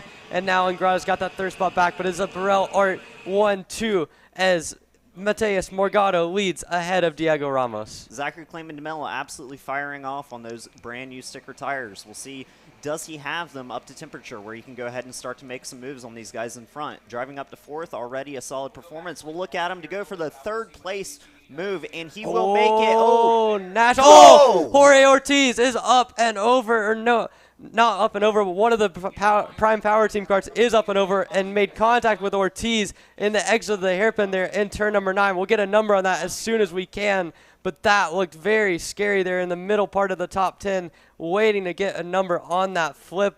Might have been Alessandro Di Tullio, Nolan Bowers in that incident as well. One of those 2 guys just flipped on the exit of turn 9. They were racing with Jorge Ortiz in the back half of the top 10, and for one of them, it ended up in a flip. We'll see if we can get an update on that as soon as we can. But in the meantime, Zachary Clementemelo is gotten by Diego Ramos for 2nd. Impressive drive so far. He is pushing on these sticker tires, looking to close that gap, and he is not that far away from Mateus Morgado here. As they come back to the same section of the track where we saw the flip, I hope the driver's okay, and we'll see as they come through here for the 2nd time in this semifinal. Looks like everyone's okay, and a close one there. It's not something we like to see, but glad to see everyone involved is safe. Yeah, Alessandro Di Tullio was, in fact, the driver that flipped, so a bad weekend gets even worse for the Prime Power Team driver. And, again, scary accident there between him and his teammate Nolan Bauer. They both got it, but look at the front and the speed that Zachary Clementemelo has aboard the International Motorsport Windsor car on those new tires. 6/10 clear of the field. He is flying, and he's going to get right up to Mateus Morgado here coming into turn number 5. I think we're about to see some fighting here. 2 absolutely phenomenal drivers, both aggressive, hard, but we'll see what they can do. Mateus with the pace, Clementemelo with the tires. Who comes out on top? Clementemelo to the inside. He'll stick it and into the lead on those fresh tires. Can he hold off for the next 10 laps now? Yeah, I mean, in theory, Clementemelo should have a massive advantage on the rest of the field. I mean, you're talking 0.8 of a second to a second of raw pace advantage on those new tires. I mean, I've been talking to guys all weekend long, and they say on the board these new Levanto tires, they fall off really heavily after about 2 sessions. Well, at this point in ROK Senior, the most abrasive category of all the single speed stuff, this is where you're really going to see that tire fall off. And for ZCD, he's using that pace to good advantage, already getting about a 3-car length lead over Mateus Morgado. The key to the race for ZCD here is going to be to get out to an early lead and then maintain those tires as best as he can. Running those again in tomorrow's final will not hold the same results that it is right now with the pace that he has. So doing everything he can to take care of these while securing the win is going to be the key for him to do well in tomorrow's final. Yeah, I mean, if ZCD wants any hope of winning the race, he's got to try to just nurse these tires as much as he can for 14 laps. And then tomorrow he's still going to have a disadvantage. But he can use his own, let's just say, defensive skills to try to stretch it out for the main event. Absolutely. We can count on him to make it entertaining. But 0.8 up on Morgado in pace on that last lap. He is absolutely flying here. Will he continue to check out, or will those tires hit the cliff? Yeah, you can see Ortiz there. His rear bumper kind of dislodged a little bit, not loose at all, so not in danger of getting a meatball flag, but still that turn 9 incident looms large as that last lap through. Ortiz looking to the inside of Blake Nash for the 5th position. He gets the job done. Move Ortiz aboard the Speed Concepts Racing Red Speed up into 5th, and we'll see what he can do from there. He's now right behind his teammate Aiden Grada in terms of position, about a second back on track as Elio Meza to the inside of Sebastian Blanco. That's for 7th, and that's a big group of go-karts all the way down to Francesco Esposito and the Prime Power Team kart as well. So a lot of battling going down into the back half of the top 10 and beyond, as now Esposito going to switch over on Benal Valverde into the 10th spot there. A nice move there from him as they continue to race in the back half of the top 10. Diego Ramos having an absolutely strong run so far, matching almost the pace of his teammate Mateus Morgado. So an improvement on what we've seen so far, and hopefully a good sign for tomorrow. I'll tell you what might not be a good sign is ZCD already running the same pace as Mateus Morgado, so you better hope those tires keep hanging on. Maybe he's doing a little bit of management up at the front, but certainly, I mean, this is not ideal. You'd expect him to be pulling that gap a little bit more, considering just the pure advantage that those tires should be giving him. But looking through the rest of the field, I mean, a good effort so far from Ramos, like you mentioned. Ingrata has picked up the pace a little bit the last couple laps there. You see the top 4 all in shot, as well as the battle from 5th on back where it's really close. But Morgado has not let Zachary Clementomelo get away from him at all. And for that matter, Ramos and Ingrata keeping both of them in eyesight as well. Also a strong run so far for Kevin Quevedo, up 4 spots into the top 10 for that International Motorsport number 373. You do wonder maybe he went on new tires as well alongside his teammate Zachary Clementomelo, so that could be worth monitoring as we see down through the rest of the field. Again, Jorge Ortiz, Blake Nash, and Sebastian Blanco all working together. Again, Blanco going to try for a move on the inside of Nash, slides it on in there into turn 4, and he gets the job done. That's for 6th position. Move Blanco up another spot aboard the Orsalon machine as he continues to charge back up to the field. Again, Blanco had a lot of pace early on in the weekend, kind of faded through the heats, had to start in 7th. Really, in all honesty, down to just other drivers kind of having misfortunes that priced him up a little bit further up. But so far, so good for him in the pre-final. A strong run, certainly, to be P7 in this pre-final. That would be a great spot to start tomorrow's finals. And if he can keep it up, hold on to this position, it'll be a good day. Yeah, so far so good for him. Elio Meza, a guy that made up a couple spots in the opening lap, got caught in behind Blake Nash, almost losing it on the exit of turn 9.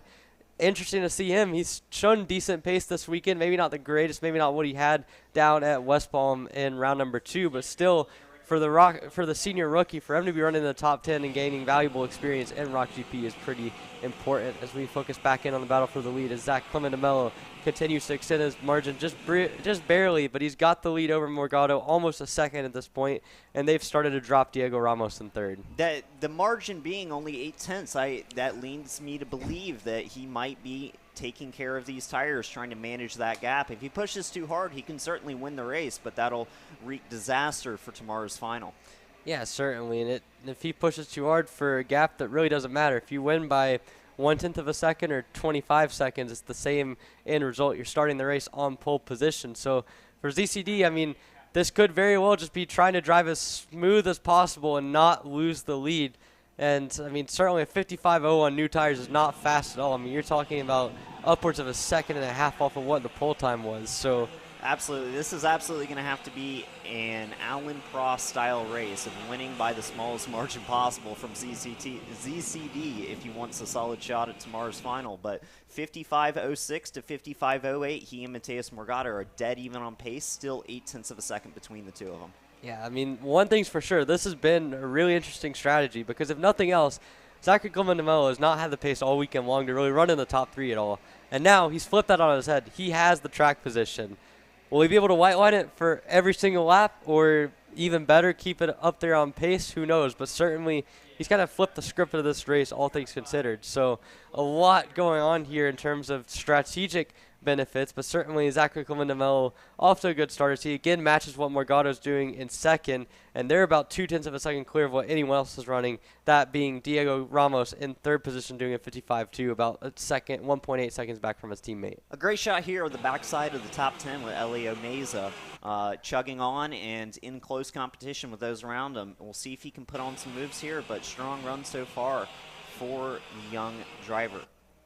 Yeah, I mean, really good showing so far. And I think, again, the middle of the field got kind of jumbled up after that opening lap incident between Alessandro Tullio, Nolan Bowers, Jorge Ortiz, and the rest of the field. So it's kind of thrown it off a little bit. But still, these guys, like Kevin Quevedo aboard the International Motorsport Windsor Kart, Elio Meza's having a pretty good run there as well. Jorge Ortiz, again, had some misfortune in the heat race. It started right around where Alessandro Tullio was slated to start as well. So, I mean, these guys are making it up as now Morgado, for the first time all race, goes purple at 54.9. This is really, really slow pace, to be completely honest with you. But he's making up a 10th on Zachary Clemente-Mello. And right now, Morgado, if it wasn't for ZCD's tire gamble, would be like the class of the field so far. 2.2 seconds back to his teammate, another second back to Ingrata, and the rest of the field not even really close to what the top three are doing. I mean, we're seeing 55.0, 54.9 from the top two, but 55.3 to 55.4 seems to be the pace for the rest of the top 10. So clearly, they still are going quicker, even though it may not be the all-out pace that we've been looking for. They are still extending that advantage over the rest as they now drag out a 3-second advantage on P3 in Diego Ramos.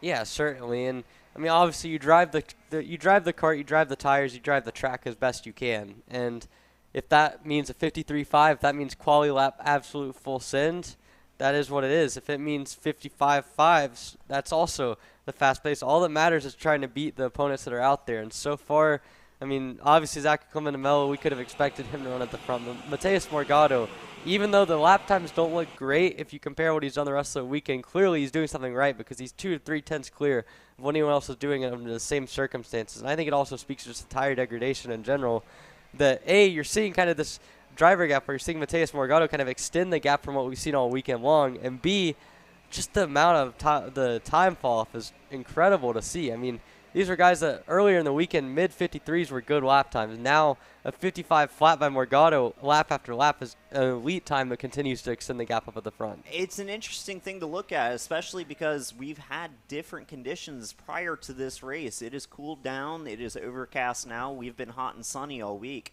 So, changing conditions, has that affected anyone's kart?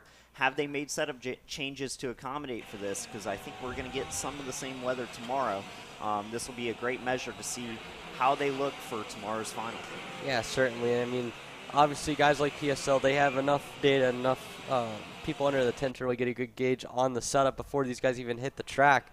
Speed Concepts as well. Again, Aiden Ingrata, Jorge Ortiz in 4th and 5th. They all have kind of the opportunity to bounce setups off of each other, but at the same time, big weather changes like we're seeing today, where you go from 85 and sunny, track temp drops 20, 25 degrees. I mean, that can make a massive impact. And not only that, but it really can change what you do on the tire pressure.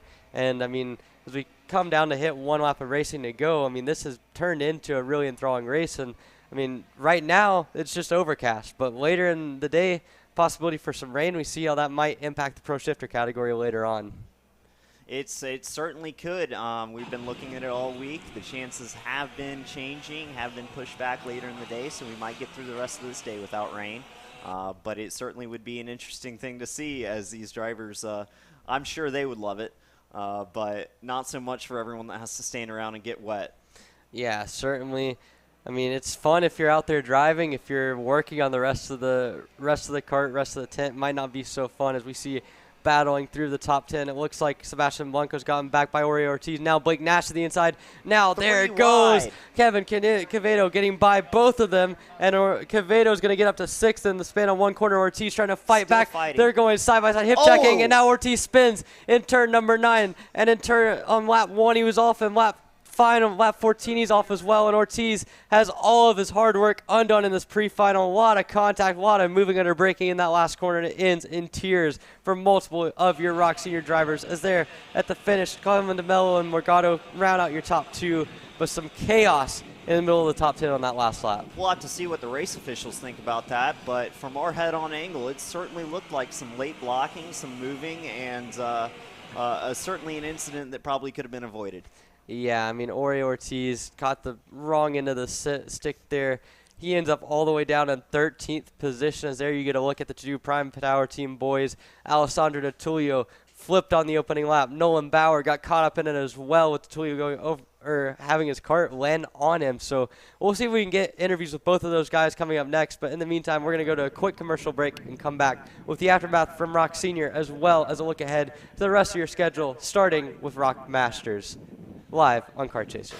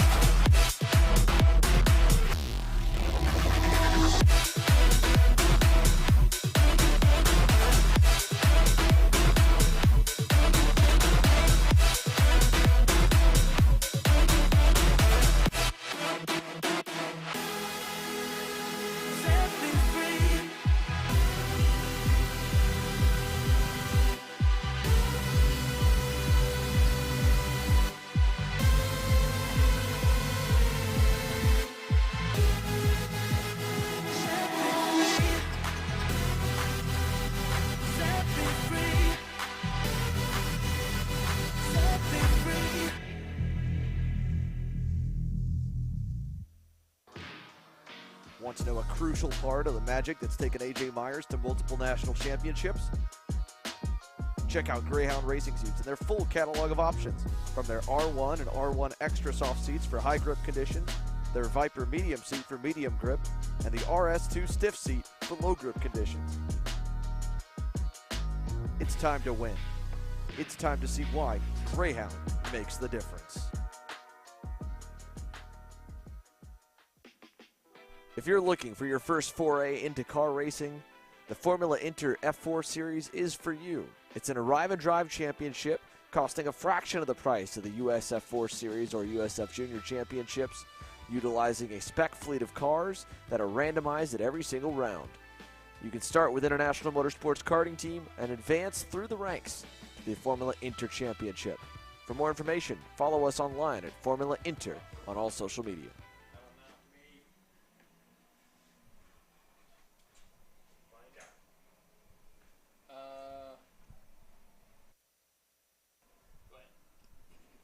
All right, welcome back, folks. Pre-finals underway here at the Florida Winter Tour at the Orlando Karting Center. It is Masters time. Bring the Masters out. And let's get ready to go do some racing here with Simon. Simon, what do you think about this upcoming race? I think it certainly is going to be an interesting race. I think Andre Nicastro is going to be my driver to look out for, as he is starting in the fifth or sixth spot here, and he'll be looking to push forward. He's shown he has pace, but David LaPlante and Mario Barrios will lead out the field to start the 14 laps of this ROK Master Pre Final. Going to be very interesting. Danilo Romalo obviously had been the pole sitter as well. Now been pushed back into that third position. Alex Mueller's been really racing himself. And again, Andre Nicastro, definitely keep an eye on him as well. So Sylvain Colombi out there in the 681. Martin Stone rolls off in the 606. It's Andres Fonseca Gorales in the 671. Scott Carapolati in the 602. And John Stanuscu in the 669. So again, we're going to go 14 laps. It's master racing. It's pre-finals. We're here at the Florida Winter Tour. Great day, and they're lining up in the tram lines looking for the green this time by. Everybody looking good as they head down towards the lights. Keep an eye on the lights. Lights go out. We are racing. Into turn one, everybody clean so far. David LaPlante going forward. It looks like he's taken Danilo Romalo with him into that P2. He'll look to the inside. Early contact from trying to take advantage and move into that P1 spot. He'll immediately have to go on the defense from Mario Barrios behind. So interesting start. And that's given David LaPlante a bit of a few kart links to work with over the rest of the field. Yeah, it definitely looked like David kind of knew he was coming. Didn't really give him a whole lot of room, and hey, that's racing. That's what it's all about. It is already but more action. Once again, look at him. more action coming your way. It looks like Mario Barrios. That's Mario, yep. And Andre Nicastro going at it. Some hand signals going up there. They don't look all too pleased so far with the driving. That's all about love right there, I could tell. Just, a little friendly wave. We're doing good. Yeah, good move there for David. He managed to get out there in front and is now stretching it out just a little bit, about 3/10 after that first lap by. He and Romalo certainly taking off at the start of this race, but the battle for P3 heating up with Mario Barrios, Andre Nicastro, and Martin Stone all competing within about 2 kart lengths. As we'll see, Mario Barrios goes wide, will fall back 2 positions. Not sure what happened there, but not what he was wanting out of this start. Yeah, no kidding. Very interesting. It wasn't just one person that went by him, it was 2, and I don't know, it looked like it almost caught him off guard, that they were right there. And in the meantime, still David LaPlante and Danilo Romalo trying to run away as well. We've got the rest of the field grouped in one pack, but the top 2 already out on their own. We'll see if they work together to try and push away from the rest of the field, or are they going to go ahead and attack and fight each other? In the meantime, the guys, they're hoping that the guys in front are hoping the guys in back continue to race as well. But yeah, you had said it. The couple have already kind of cut out a little bit. I guess it was a couple of seconds there that last time by. Not quite sure it's quite that much. But looking out on the track, it's still several kart lengths out to the leaders. It's about almost a 2-second gap now from P1 and P2 back to the rest of the field. They've started to spread out a little bit, but those top 2 still locked bumper to bumper. Looks like they're trying to work together and get away and secure themselves the front row for this final coming up tomorrow in ROK Master. Well, there's your Andre Nicastro coming their way. Had to head down, coming down towards turn number 9. Somebody you had mentioned, he's on his way. The 628, the REM driver. Certainly, he's already up to P3 and purple with the fastest lap of the race by 1/10 of a second over Daniel Romalo in front of him. So certainly pushing hard to close this gap in. It has already come down. We're less than a 1.5 seconds away. So certainly Andre Nicastro pushing hard to get to the front and take the fight to these 2. Yeah, we'd love to see those 2 up front start doing a little battling themselves and allow him to get up there. And, of course, he'll probably bring along Martin Stone, who's sitting right there behind Andre Nicastro. So, again, lap number 3 in the bank. We're working 14 here, pre-finals for our Masters. Big move for the lead there. Danilo Romalo up to P1, passing David LaPlante, and that will bring Andre Nicastro right into the fight.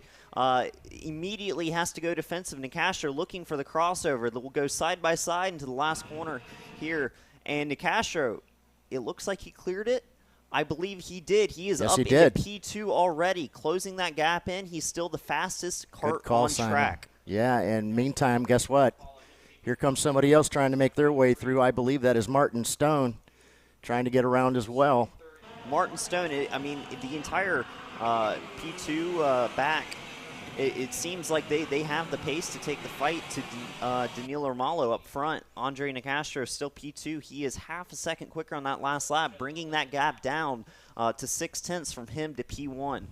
If he keeps pushing like this, it could turn into an interesting race as we see a whole group of 5 here in that front group. You're right, and if those guys can continue to just kind of push one another up, perhaps they can make their way.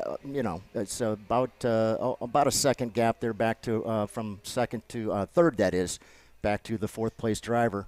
And Mario Barrios back in P5. It is the fastest man on track with that last lap. So as this closes up, we could see the whole top 5 start to battle.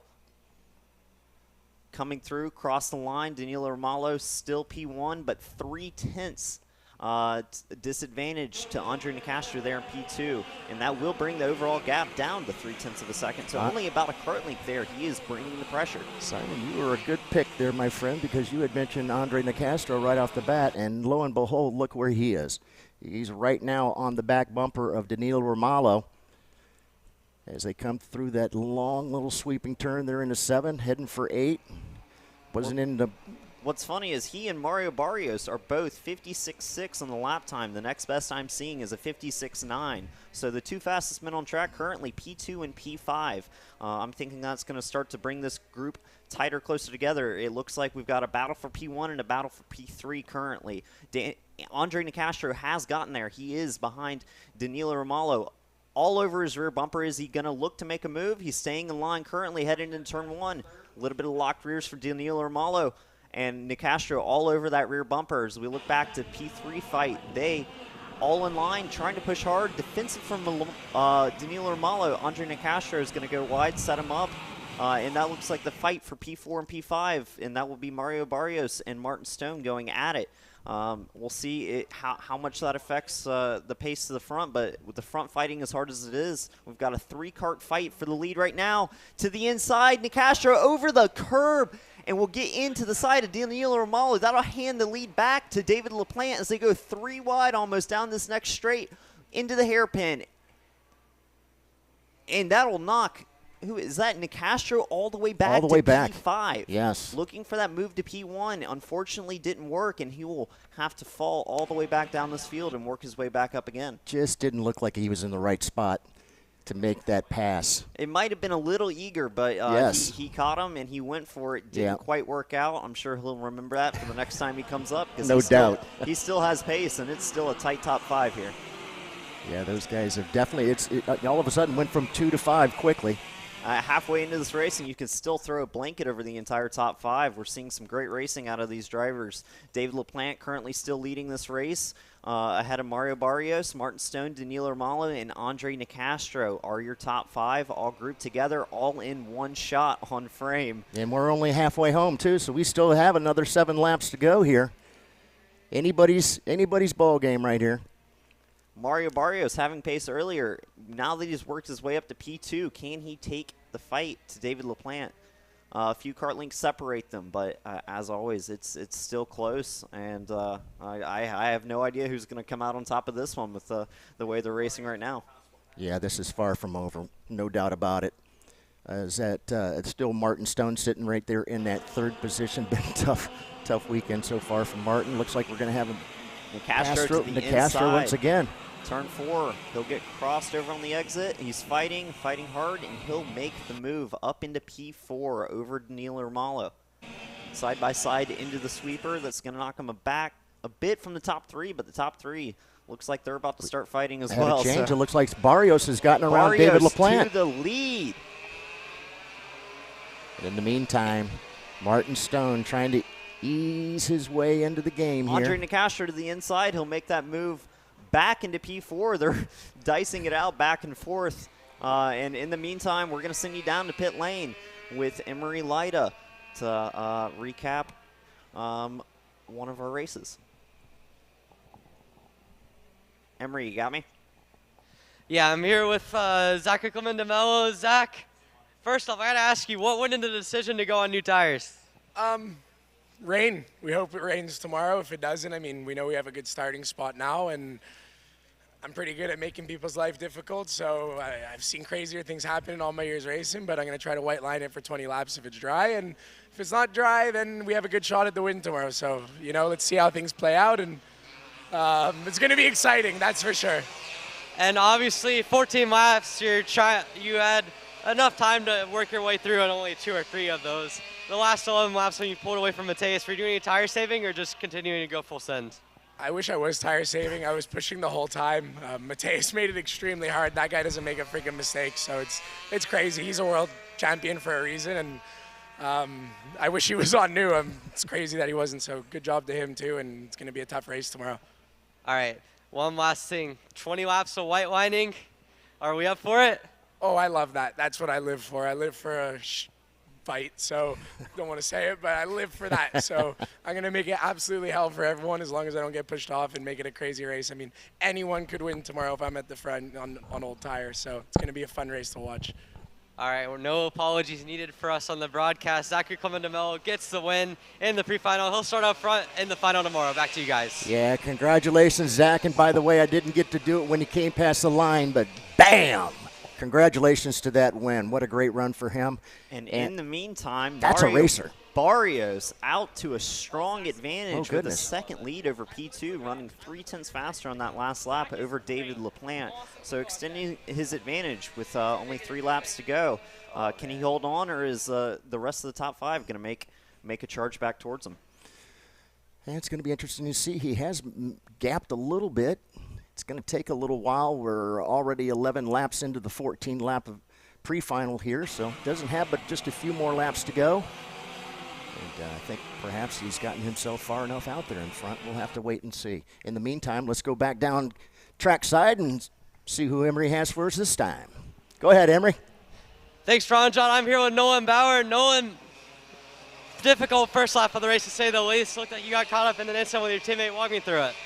You know, it's unfortunate to have contact on the first lap, obviously, but you know, no hard feelings between me and Alessandro. You know, it's just racing. You know, the biggest thing is that he's okay. That's my main priority and my main concern is that he was okay. As soon as he flipped, I was like, just get him out of the go-kart, make sure he's okay.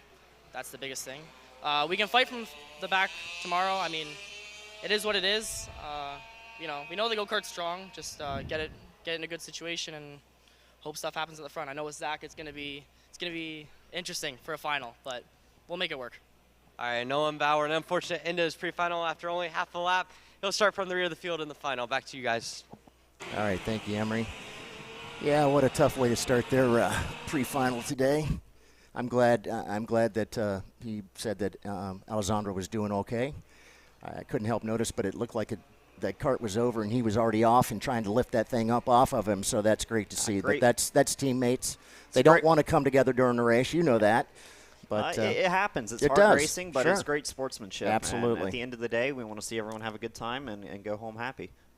Currently, though, in this race, coming into the close with only a couple laps to go, we're seeing Andre Nicastro has made a move back into P4. Mario Barrios has held his advantage. It looks like he may be able to lock this one up, but P2, 3, and 4 are up for grabs. Very interesting how Mario just happened to get back around everybody, and now that he's out to a 1.7 second lead over the second place driver of David LaPlante. Andre Nicastro right there in that third spot. Again, working lap number 13 here. This took the white flag the last time by. This time, this will be your last lap, and this battle, P2, 3, and 4 all in line. Andre Nicastro, he's gotten there. He'll make the move to the inside. Same as before. Contact again, and he'll lose another position. Unfortunate to see. It's the same thing we saw earlier, and he'll come out one spot worse on that. But that will move what I believe, is that Martin Stone that it moved up in front? I believe so. Let's take a look. As he comes back by, I do see Mario Barrios getting ready to come by the start-finish line, take the checker flag, bam! Good run there for Mario. I believe that is going to be Martin Stone that took advantage of that. Good call there, Simon. So Martin Stone moves up into the second spot with Andre Nicastro.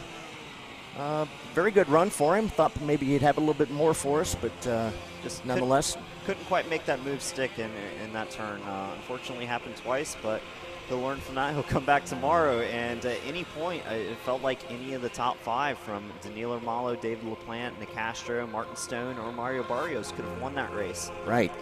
So tough racing, great to see. It was a very, very competitive event there, and your top 5 coming across the line. Mario Barrios, P1, Martin Stone comes home P2, Andre Nicastro recovers to P3, David LaPlante P4, and Danilo Romalo wrapping up your top 5 in ROK Master.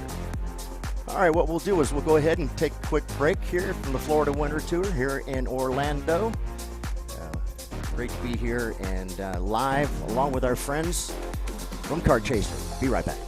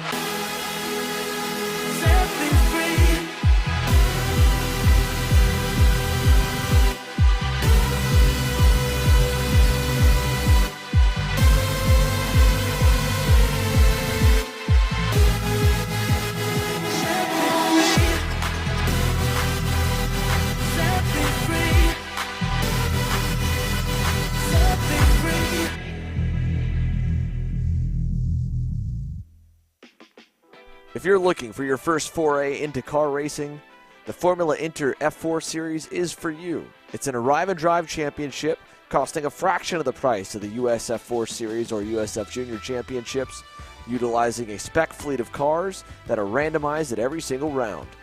You can start with International Motorsports Karting Team and advance through the ranks to the Formula Inter Championship. For more information, follow us online at Formula Inter on all social media. All right, we are back here live from Orlando Kart Center, round 3 of the Florida Winter Tour. Coming up next, Micro ROK Pre Final. What do you think, Simon? I think it's going to be an interesting race. We've seen some great heat racing, but this one's to set the grid for the finals tomorrow. So some long-term thinking is going to have to come into play here to make sure that you're getting the most out of this and setting yourself up for a good run tomorrow. Yeah, as I hear the karts starting to fire up here, Mateus Romano on pole position kind of got gifted that a little bit with Pizzonia Nito's mistake there on the final corner with wasn't even a lap to go. Uncharacteristic to see, but he's absolutely had the pace all weekend so far, so he'll be a strong contender. I'm not sure where he's starting, but he'll be making his way up. Yeah, Pizzonia Nito starts P4. I mean, it just shows you how dominant he's been. He can afford to have a spin and lose 20 spots, and he still starts P4. Pretty impressive. We see one kart spins exiting the pit lane. The cold tire monster got him there a little bit. Hopefully we can get that kart started. See if we can get a number on that. It's a 52. It's not the first we've seen, and I'm sure it won't be the last. Yeah, that's some issues getting going, but that's Candice Raphael. Get the number 52 turned around, and then we'll get this race underway. Yeah, I mean the temperature's cooled down a bit. I mean, I was outside for the last few hours, and I felt I've wanted a jacket for a little bit. I'm also a Florida boy, so it makes sense. But it's cooled down a little bit. I've heard a lot of people, say the tire degradation's huge. So that combined with cold temperatures makes it pretty slick out there for these kids. I mean, based on what we saw in that ROK Sr event with the 55Os being about as much as Clayman DeMello could get out of his sticker tires, it certainly seems like the track has changed, and that degradation, it hits hard. He was much quicker at the start, couldn't hold it all the way through. Obviously with these lighter karts, not as much weight, not as much power, so tire deg's a little less of an issue, but it's still a long race. You got 11 laps for these kids to go out there and make it happen. Yeah, I mean, tire deg is not as big in, mini and micro, like you said, lighter karts. There's just less, force going to the ground, less, steering input required, smaller, radius, wheelbase.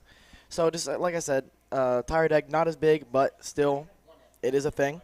They have tires. Absolutely. So as long as there's tires on the go-kart, there will be degradation on the tires. Coming so we'll around see the last corner, how these guys handle that. We'll be looking for the green here into the tram lines. Maxwell Mancha and Mateus Romalo will lead them off. We got a mess back here, but we're going to go green anyways.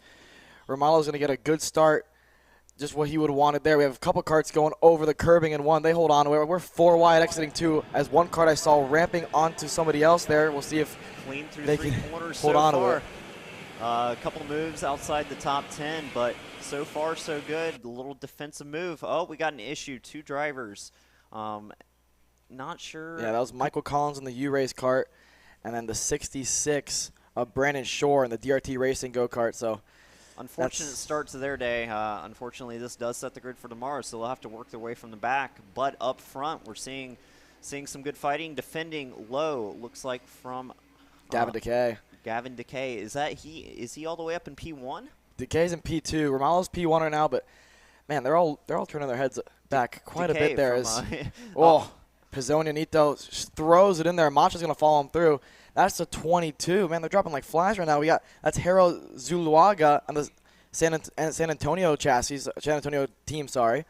So that's going to be his race essentially over. Even if they get that kart fired up, like you said, this grid sets the race for tomorrow. Especially with the field as big as you have here, the more drivers, the more an issue is going to cost Pizzonia. You. To the inside, Pizzonia will take that first spot over. He'll immediately run defensive into the next corner. Here comes looks Macha. like Macha is setting up to try and get a crossover, but those top 3 locked in place. It will be Pizzonia, Romalo, and then Macha. And it looked like the entire top 5 pretty well in line. Yeah, I mean, top 5, maybe even top 6, 7, or 8 if they keep racing like this. Or let's just say top the whole class. Right now, it's a train of, I believe, 15 go-karts right now. With how hard they're racing, it's going to stay that way for most of this race. Absolutely. It's turned into a full train. We had 2 groups that is merged into one with Pizzonia Nito at the front. Oh. But wait for it. He holds on to it. Romalo comes through and will make a dive in the last corner. But take here over comes that Pizzonia. P1 Oh, that's a spot, really down late block. Puts them all the way to the grass there. And Romalo's going to hold on. That's borderline. I think the officials are going to let that slide, but because it was, proactive just. But he drove up Pizzonia all the way to the grass there. Decay, 2 for 1 here. And Decay from 4th to 2nd. He's going to make that move stick. Pizzonia's going to hold on to 3rd here from Macha. Who's that making? But that's the 36 of Juan Diego Garciars. He's going to make a move on Maxwell Macha. Macha's going to hold on just a P5, but... And suddenly Macha going from P3 looking for the lead there for a moment. We'll drop back into the P5. That awesome move from Gavin Decay to pick up both Macha and Pizzonia Nito in one corner. Will put him up to P2, and he will set his sights on Mateus Romalo out front. Yeah, Macha getting pushed around there. That was our round 2 winner there at Loxahatchee. Getting pushed around a bit, but like we talked about, this is one of those classes, low horsepower, 2 is faster than 1, so it's not really worrisome for Macha, right? There's still 8 laps to go. With a group this big, with how hard they're racing, he's right in the mix. I mean, anybody right now in this top 7 or 8 is still in with a shout to win this race. Out front, though, Mateus Romalo goes purple at a 1:03.592. It's impressive stuff from him considering he's all alone. He didn't get to push that lap as he goes a little bit wide there. I think that might be signs of tire deg showing up there. Or just misses breaking point with the pressure imminent here from Gavin Decay. So Gavin Decay is closing up, but if Romalo can keep this up, running purple at the front of the field is how you separate and get that 10-kart group down to 2 or 3. Gavin Decay is not going to let him get away with that, though. He is all over the back of Mateus Romalo. Looking to the inside, into the hairpin, and he's through. Mateus Romalo not even going to look for the crossover. Will tuck back in line, and they're going to try and check out from Pizzonia Nito behind. Yeah, Decay gives Romalo the head tap, which basically says, please pass me right back, according to Romalo. So Romalo's going to go right back through. He feels comfortable from the lead. I mean, he likes leading the train. We saw in the last heat, even though he was P2 for most of that race, he led that train from P2. He was gifted a P1 there because of Pizzonia's mistake. But he's comfortable up front. And clearly he's shown good pace as Decay's going to go right through and expects, late braking there from Romalo. He's going to hold the outside in 4. You don't see that very often. Somehow holds on to the lead. Decay is going to hold on to 2nd there as Pizzonia Nito. He's right back in the mix. He went purple last time by a 1:03.230, 4/10 faster than Romalo last time by. And Pizzonia Nito all over the back of Gavin Decay. If Gavin Decay does not make this move back to the lead soon, I'm sure Pizzonia Nito will be happy to take over that 2nd spot and go ahead and attack Mateus and Romalo out front. Here but Gavin Decay to the inside. And he's through again. And he's through. Just like last lap. Same spot. Decay, he's really quick in that Sector 2 part of the racetrack. I mean, that's where he gets a lot of his time here, and I expect Romalo to, he's not going to go through as we see Garciars there. Romalo's, Pizzonia Nito's teammate, go through for about half a second, and then he gets crossed over by Pizzonia. This is Orsalon Racing teammates racing hard into turn 1, still fighting, but they're only in P3 and 4 right now. They've got to watch out for those 2 we got a yellow ahead. here in turn 8. See if we can get a glimpse of who that is. Issue towards the back of the field. That'll be and in turn 11, that's a 72 of Mika Baroque in the International Motorsports kart. That's not what we want to see for those guys. I mean, it's just one of those things where even if they get the kart running, which they did, it's essentially game over for your pre-final. As Macha, contact with Pizzonia Nito through turn 5. That was hairy. That was, and we've gone from a 2 or 3 kart breakaway to a full 6 kart group. Yeah, make it 7, and we have 3 who are on the charge right now. We're about to have a 10-car breakaway here. And we'll see the purple lap being set by the JC Karting number 55 of Zane Burgess, all the way back there in 7th place. So the faster you go at the back, the tighter this group is going to form. We're going to see some fighting, I'm sure, coming up. We're coming about to the halfway point here. Gavin Decay taking a little look to the inside. Not going to make the move there, though. But the move for P3 will stick. Is that Alex Chandler? Oh, off the Garciar's track. pushes Chandler off. He does a bit of motocross action there as Macha's going to go 3 wide. He's going to make that move stick, put Macha into P3. Pizzonito's going to follow through in P4. Hard fighting, some contacts, but all clear as they continue to race hard. And Pizzonito there on your screen. And here we go. We have, this is now 11 go-karts in the mix here. I mean, the top 2 have kind of pulled away now with how hard they were racing there in 4.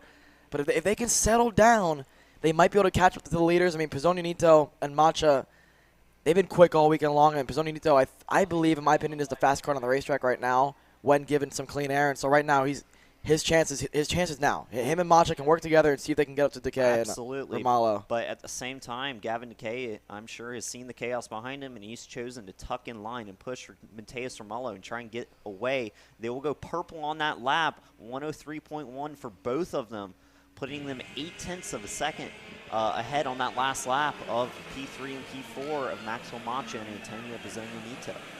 Yeah, it's interesting to see the different lines that they're taking. Romalo, I can't tell if that's just his normal line or if it's one of those things where the tire degs, it's pretty big.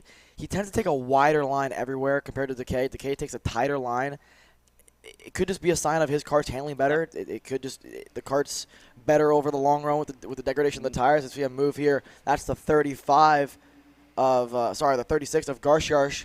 So he's going to go through it, I believe, P6. So to the inside, and he will take over that P3 spot from Maxwell Macha. We'll see if they continue to work together here. I'm sure he feels like he has the pace to go and decided it was time. He's going to go and try and chase down these front 2 with 3-4 laps to go here, 3 laps at the line.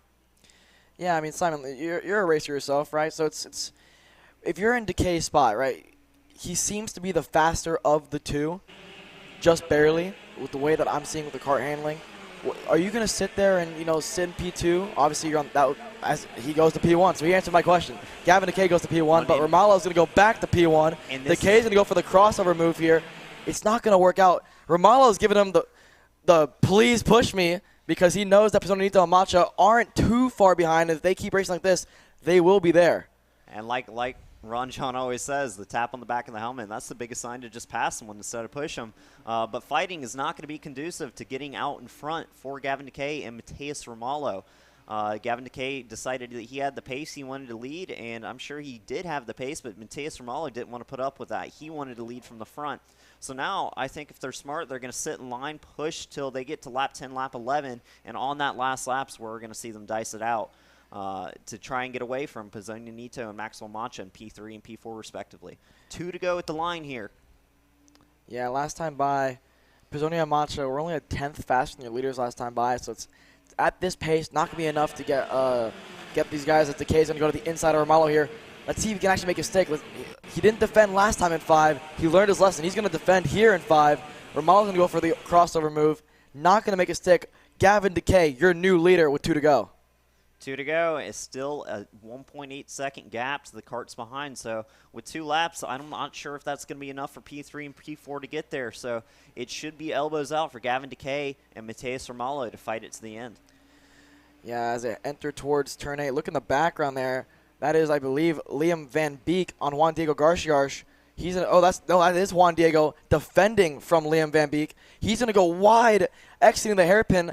That's most likely going to give Van Beek a chance here. If we can get a good view of that, we'll see it exiting the final corner. As they get the white flag, Juan Diego Garciarsh just holds on. So as they enter the white flag, to the inside. In turn 1, he'll take over that top spot. Poor exit, though, from Romalo. Here comes Pizzonito and Maxwell Macha. They are there. Hard defense from the Romalo. Gavin Decay will set him up wide. We'll look for the crossover. Defending again low. White lining it as Zachary Clayman DeMello would. Romalo doesn't get the exit he would have wanted, but he's going to be able to just hold it tight here in 6.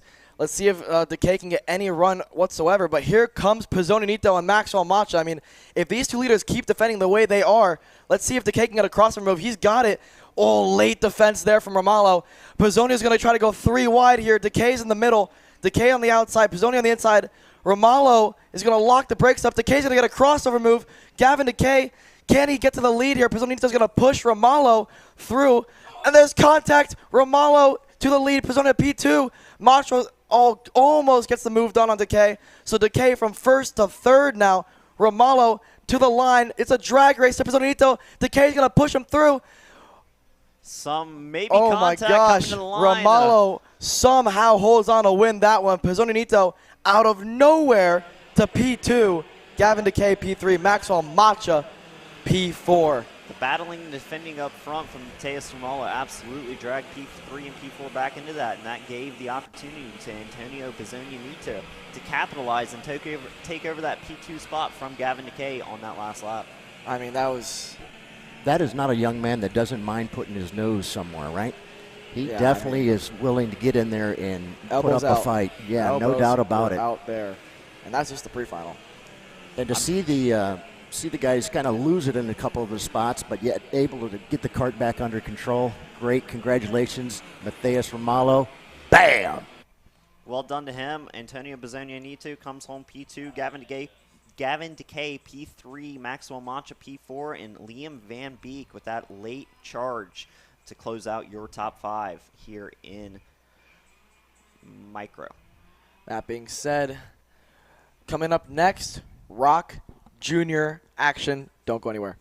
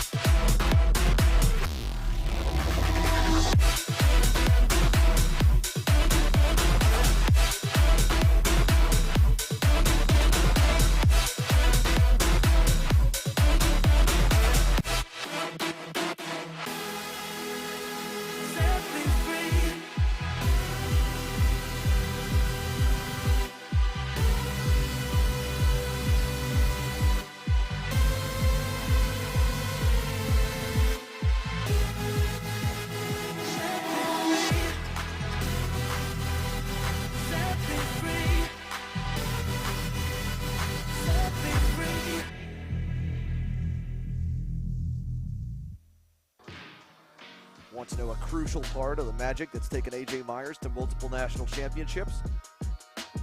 Check out Greyhound Racing Seats and their full catalog of options, from their R1 and R1 Extra Soft seats for high grip conditions, their Viper Medium seat for medium grip, and the RS2 Stiff seat for low grip conditions. It's time to win. It's time to see why Greyhound makes the difference. If you're looking for your first foray into car racing, the Formula Inter F4 Series is for you. It's an arrive and drive championship costing a fraction of the price of the US F4 Series or USF Junior Championships, utilizing a spec fleet of cars that are randomized at every single round. You can start with International Motorsports Karting Team and advance through the ranks to the Formula Inter Championship. For more information, follow us online at Formula Inter on all social media. All right, we are back here at the Florida Winter Tour. Round number 3 is underway. This is championship weekend. Doing a little pre-final racing, guys. Getting ready to roll out with our ROK Juniors. This ought to be a very, very good one. If you will, Alex, go ahead and run down the list for us here. Yeah, of course. I mean, on one side of things, right, Ernesto's been struggling in VLR Jr. Not the same here in ROK Jr. He's been absolutely flying. Your championship leader going into the weekend, and it's about done in terms of the points. I mean, he's been so dominant this weekend that it's going to be almost impossible to catch him. But yeah, Ernesto Rivera, pole position. Steven Miller is going to be on your outside pole. Teddy Musella, he's shown some real good pace so far this weekend. Just been, there in the fray, but just been, battling it out with Martella, who is P4. Emma Scarborough, your pole sitter in KA, or VLR, sorry, is going to be P5 here in ROK Jr. Leonardo Scorpione, P6. Sebastian Garzone, he showed some good pace in practice qualifying. Hasn't had the heats he would have wanted so far. He's gotten pushed around, starting on the outside in all the heats. This time on the inside, I bet he'll be happy with that one. He starts P7. Christian Cameron in the PSL karting. Burrell Art in P8. Sarah Bradley, P9. Enzo Vidmontien and the Motaz Sports Pearland, P10. Joseph Lonnie, P11. Ryan Maxwell, P12. Caleb Campbell, P13. Weldon Oliver Weldon, P14, Lorenzo Castillo, P15, Mayor Deonarin, P16, as we have one car around. That is Anthony Martella has spun, exiting the hairpin. The kart's fired up still, so hopefully he's going to be able to get going. But your P4 starter, I think he's going to have to start from the rear of the field. If he can't make it in time, they're going slow enough to where he might be able to slot back in. But your P4, he's going to try to make it on time. But this is some drama here, beginning of the pre-final on ROK Jr. Leo Scorpioni is nicely leaving him enough of a room to where hopefully he can get in. He's trying to make up spots, but they're already in the tram lines coming down to take Anthony Martella right now. An issue again, and that will stop him, put him off to the side. And it's green. We're green. Ernesto Rivera is going to get the start he would have wanted. Musella is going to go into P2. Stephen Miller is going to make it 3 wide entering 2, and somehow he comes out of it in P2. So now Musella, as there's carnage in the back. Oh, man, I can't get 5 karts around coming out of turn 2. That is Oliver Weldon and the 207 of Santiago Medina. So, wow, Weldon and Medina are going to be out of this ROK Jr pre-final. Wow. That's going to be tough to come back from in tomorrow's race, but currently Rivera to the inside of Scarborough. Oh, that's Musella. Musella throws a late move on Scarborough, caught her off guard. That's going to force him to defend now. Scarborough all over the bumper, Musella. Leo's going to try to go on the outside of Scarborough. She's not going to let that happen. Wow, Musella, P3. Scarborough holds on to P4.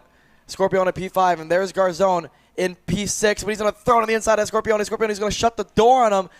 Garzone holds on to P6. A tough battle for the last of the podium positions, but currently Rivera and Stephen Miller out to a good lead to start, and they have a 2-second advantage. We'll see some dicing back in the back half of the top 10. That's Christian Cameron and Joseph Lonnie there. Is that a Scorpione the inside? Yes, and it is. He will clear it, and that will be P4 for him. He'll go defensive in the next corner, but he'll hold that just fine. He'll come out P4 and look to press on towards Musella in front of him. Man, I gotta catch my breath. We were a lap and a half in, and there's just so much drama going on. I mean, your P4 starter, as we Garzone throws a late lunge, puts the side pod to Scarborough, and that's me Scarborough around. She's gonna lose a ton of spots here. The kart even died in her there. She got it going again, but she's gonna be outside the top 15, maybe 20 with that. That's not what you want to see. Nah, and that's gonna hurt their chances at tomorrow's race. And those are 2 drivers that we expected to be at the front. It's gonna be a tall task for them now. But some hard racing. That's 2. Another crash. That's gonna be the 268 of Anthony Raducano and the Prime Power Kart and the Browart. And then that is one of the Orsalon Racing guys. See if I can get a glimpse of who that is. That is a 232 with Lorenzo Castillo. Wow. Carnage early in this. Oh my God. Pre-final. A lot of these wrecks have been they've been questionable late lunges, is what I've been noticing. A lot of guys trying to get on the curbing and maybe get the side pod to them, as that's a 214 there, the Paraline guy getting to the side, and that's more contact. Christian Cameron is now getting pushed wide. He was running P6. He's going to fall down outside the top 10. That's 4, 5, 6 spots he's lost. Still losing spots as they bottle it up coming onto the front straight, or the back straight, 2 wide into the hairpin. Man, I can't keep track of what's going on. Musella all the way back there? No, Musella's in P3. It's something that looks just like him back there. Man. Out front, though, Stephen Miller last time by goes purple to 57.124. He'll put a 1/10 of a second on Rivera, and he'll be here to challenge. Staying in line through turn 4, but battle heating up for that lead spot in the pole for tomorrow's final. Scorpione makes the move on Musella, put Scorpione up in the P3. Late lunge there from Christopher Aiken, sorry. He's going to go up to P5. He makes that move stick on, I believe it was Sebastian Garzone. So move him up into P5. Remember how we just mentioned that it felt like things were starting to pick up? I was just going to say, Ron John, we were talking earlier. You said the aggression level's coming up. It's and coming. We're certainly seeing it on display here early in this ROK Jr Pre Final. Seems to me a little too early. Right? Because we're only 3 laps in of the 14. It's There's still a lot of racing to go, and yet they've managed to spread out quite a bit. It's a tough balancing act. You want to get as many spots as you can to get towards the front, but any one thing goes wrong, it's severe consequences, and you will be starting from the back of the field for tomorrow's race. Up front, Stephen Miller to the inside of Rivera. He'll try and hold that, but will not be able to. Miller to P1. Running wide, not running defensive into 5. Rivera will stick right behind him. Little slide piece right there. Great car control there from Stephen Miller. Just perfect slide job, like you said. Respectful driving from both. They were able to keep it out of each other, but still hard, aggressive racing for that top spot.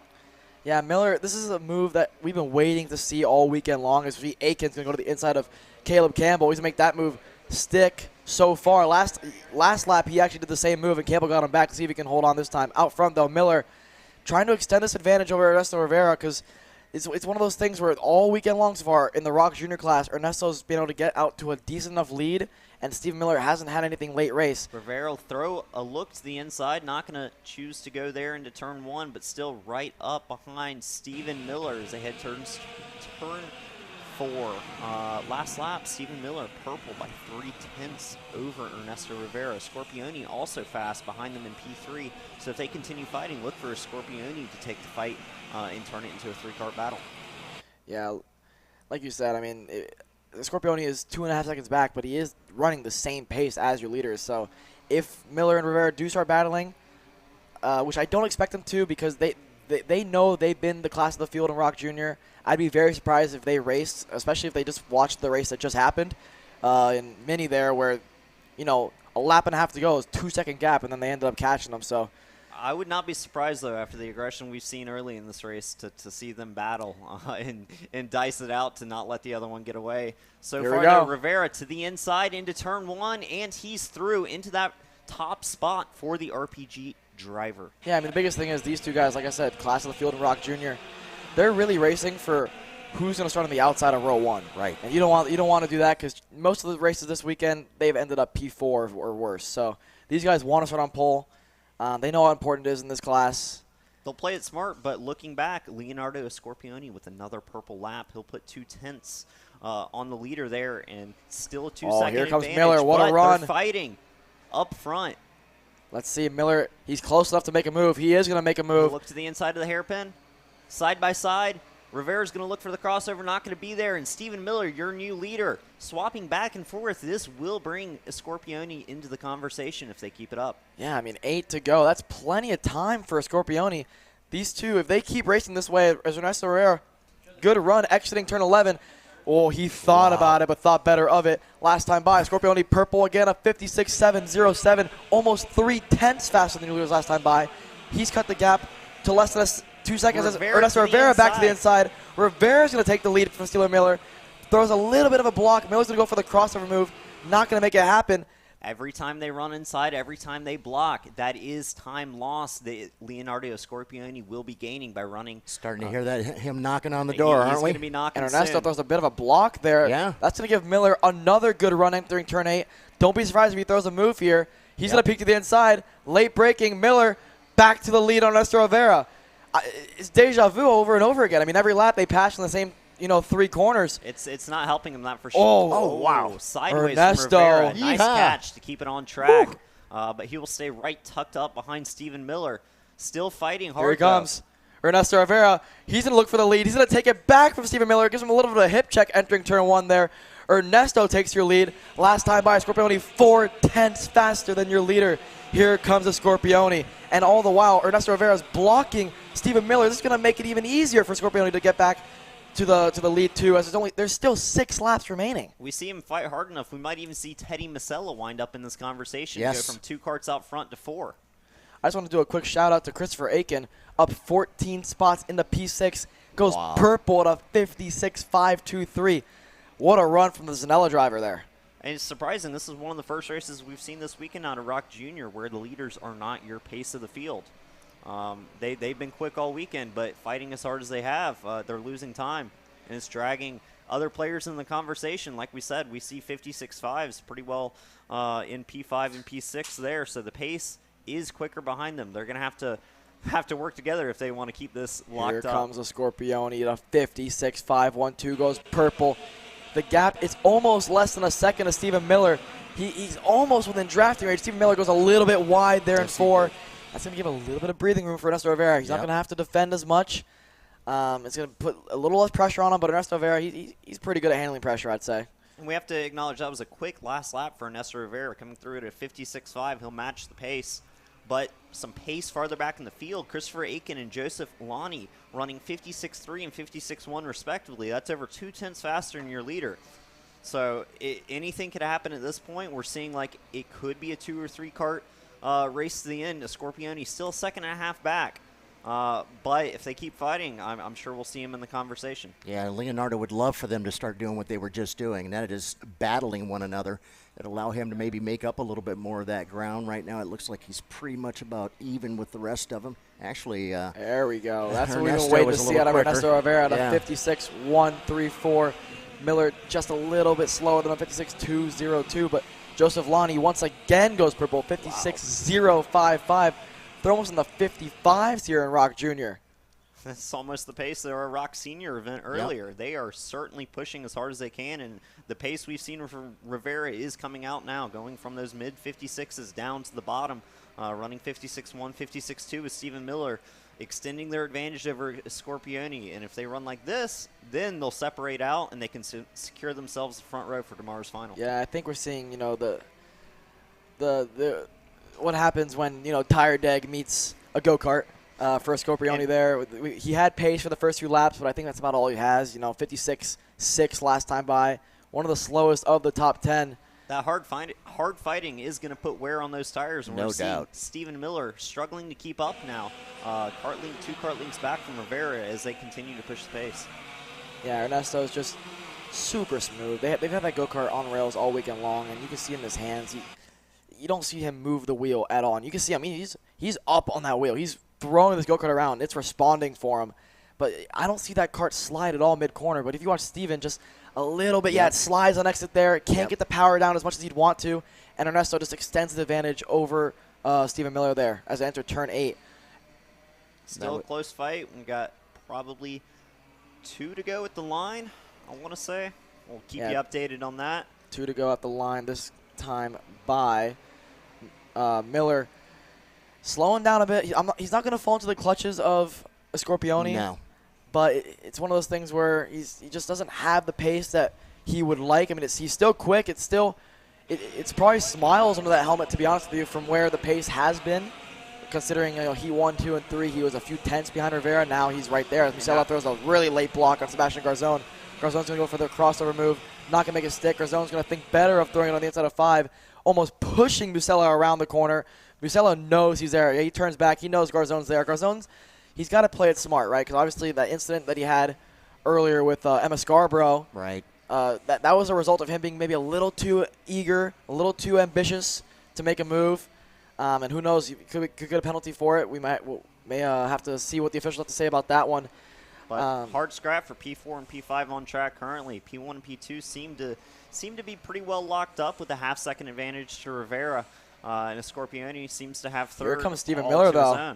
Stephen Miller coming back, you're right. Into turn 1, he's closed that gap. He's got into the rear bumper. White flag this time by Stephen Miller closing in on Rivera. Rivera goes low. Stephen goes lower. He'll throw it in, and he'll clear him up to the lead. Stephen Miller runs low into 5. He'll block. But he's taken that lead over from Rivera. He brought that half-second advantage back down, and he went and made that pass. Now can he hold on to it for the rest of this lap? What a move from Stephen Miller. I mean, Ernesto thought he had him covered. He takes a lot of curb there. That won't be good for the body. No. But, yeah, Miller, late move there in 4, makes a stick. And it looks to me like he has enough of a gap to. He doesn't have to defend much in 8. Ernesto's going to be late on the brakes. Let's see if he can make anything happen. Up on that rear bumper, coming the last corner of this race, of this pre-final to set the grid. Will he make the move? He'll try the bump and run, but will not stick it. Respectful racing, and they'll come out 1-2 to lock up the front row for tomorrow's final. Yeah, Miller's going to cross the line. Bam! Your winner in ROK Jr. What a run for him. Any of these top 5 could be your champion. Absolutely. You know, talking about driver-wise, you look at that top 5 right there, and you'd say, you know, any one of those guys could be our looking champion. at the pace from throughout the field, some P6, P7, we were seeing purple laps consistently throughout the race. So it's all about who gets out front and who can maintain that advantage. If we see a couple more There's Scarborough across the line.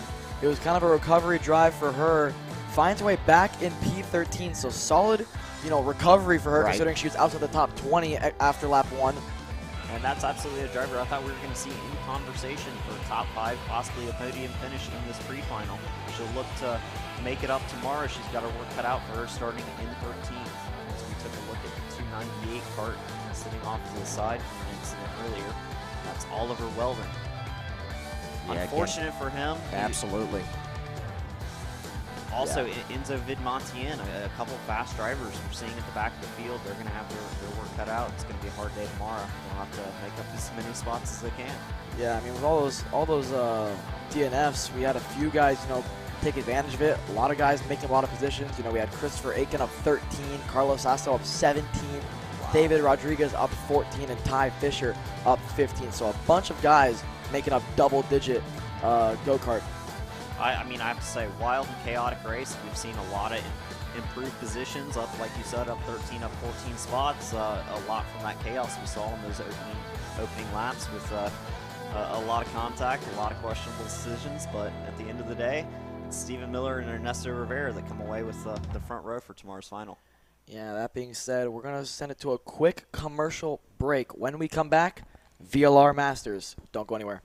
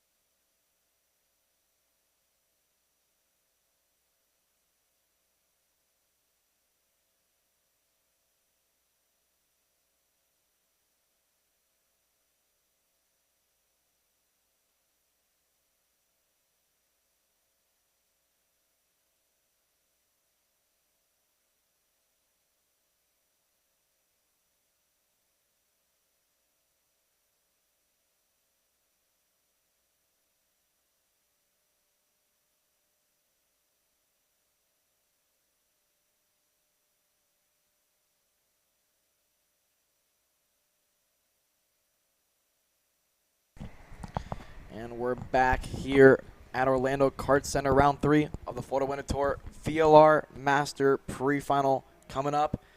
Big storyline here. Ariel Castro, your pole sitter, sat out all 3 heats. He's going to start last here in the pre-final. Talked to one of his good buddies, Marian Kremers. He feels pretty confident he can go from last to first. We'll see what if he can do that. Obviously, he'll add some major entertainment to this one. I expect to see a lot of passing. Another guy, Lauren Mardan, he only ran 1 of the 3 heats, so he's going to start pretty close to the back as well. So we'll see what those 2 guys can do. Keep an eye on Lauren too. Yeah, they've been easily the 2 classes of the field so far. Yeah. But It'll certainly keep the race interesting, especially with those new tires that Ariel Castro is going to run. We saw it work out for Clayman DeMello in that pre-final, and Ariel Castro's had more pace over the field than Clayman DeMello did. So how far up can he make it, starting at the dead rear of the field in that AM engine 779? Yeah, it was that 753 that we just saw drive by there, the Daniel Calagaris Costa that ended up taking the victory. I'm sure he'd love to repeat that and take the pre-final championship or win. Yeah, man. Championship's tomorrow, Ron. And while they come around and are forming up, let's go ahead and take you through the list. Daniel Costa rolling off P1. Alexander Dalban, P2. Robert Valenzano inside row 2, starting P3. Luis Quinones starting P4. Mark Paven, P5. Michael Legrand, P6. Kim Mark, Carol Pilati, P7. Alfonso Santiago Santella we'll start out P8 as we come to the tram lines. And we'll get the green flag. They'll go racing into turn 1. Daniel Costa leading them in.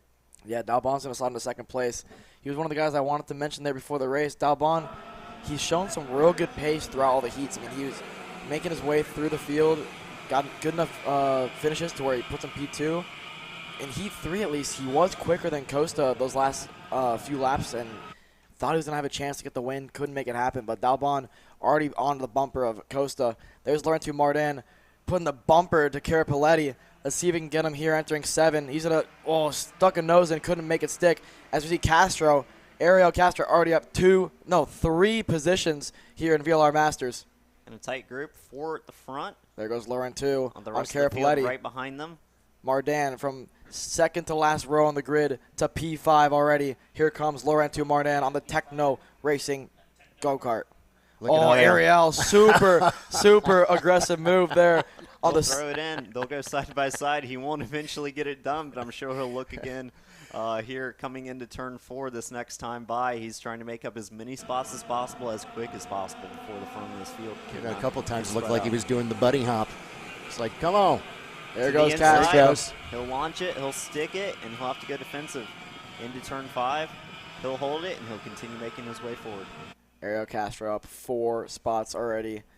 Make it 5 now as he's up into P7. The AM Engines driver there as Laurent Martin on the inside of the 754 of Mark Pavon. Laurent Martin already up 5 positions into P4. The Technokart USA go-kart is flying as to the inside of Carapoletti goes Ariel Castro. Castro now into P6. Some impressive drives in the first few laps for those drivers, but out front it's Daniel Costa and Alex Dalbon, nose to tail, with Robert Valenzano right behind them in that P4 spot. Yeah, we have. That actually he got past. That was Laurent Martin up into P4. We saw that earlier. He's all over the rear bumper of P3 and Robert Valenzano. Not going to make the move yet. Pass for the lead. Oh, my God. What a late move from Ariel Castro. Laurent Martin is going to go to the inside. He's going to go to P3, but Ariel Castro out of nowhere. It's elbows out for Ariel Castro. He's throwing everything he has at it. And it's working. Man. He saw an opening I didn't necessarily see. There he goes again. Here he comes. Castro to P4.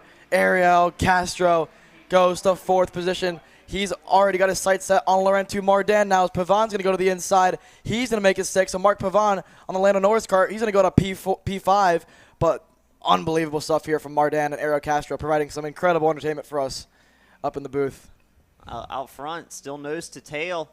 But Laurent Martin and Ariel Castro are closing in. Laurent Martin is there. He's nose to tail with P2.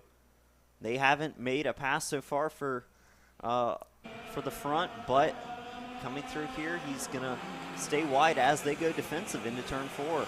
Ariel Castro also closing down that gap. I was going to say bringing him right along, huh? Daniel Costa's doing some ultra defensive driving there in 4 and kind of stacking the field up, and I think that is his best bet to win this pre-final, and obviously leaving the door open is never going to give you a win, but if he wants to stack the field enough to give Dalbon, he has to now defend off of Martin. And Martin's going to have to soon defend from Castro. He looks back. He knows Castro's there.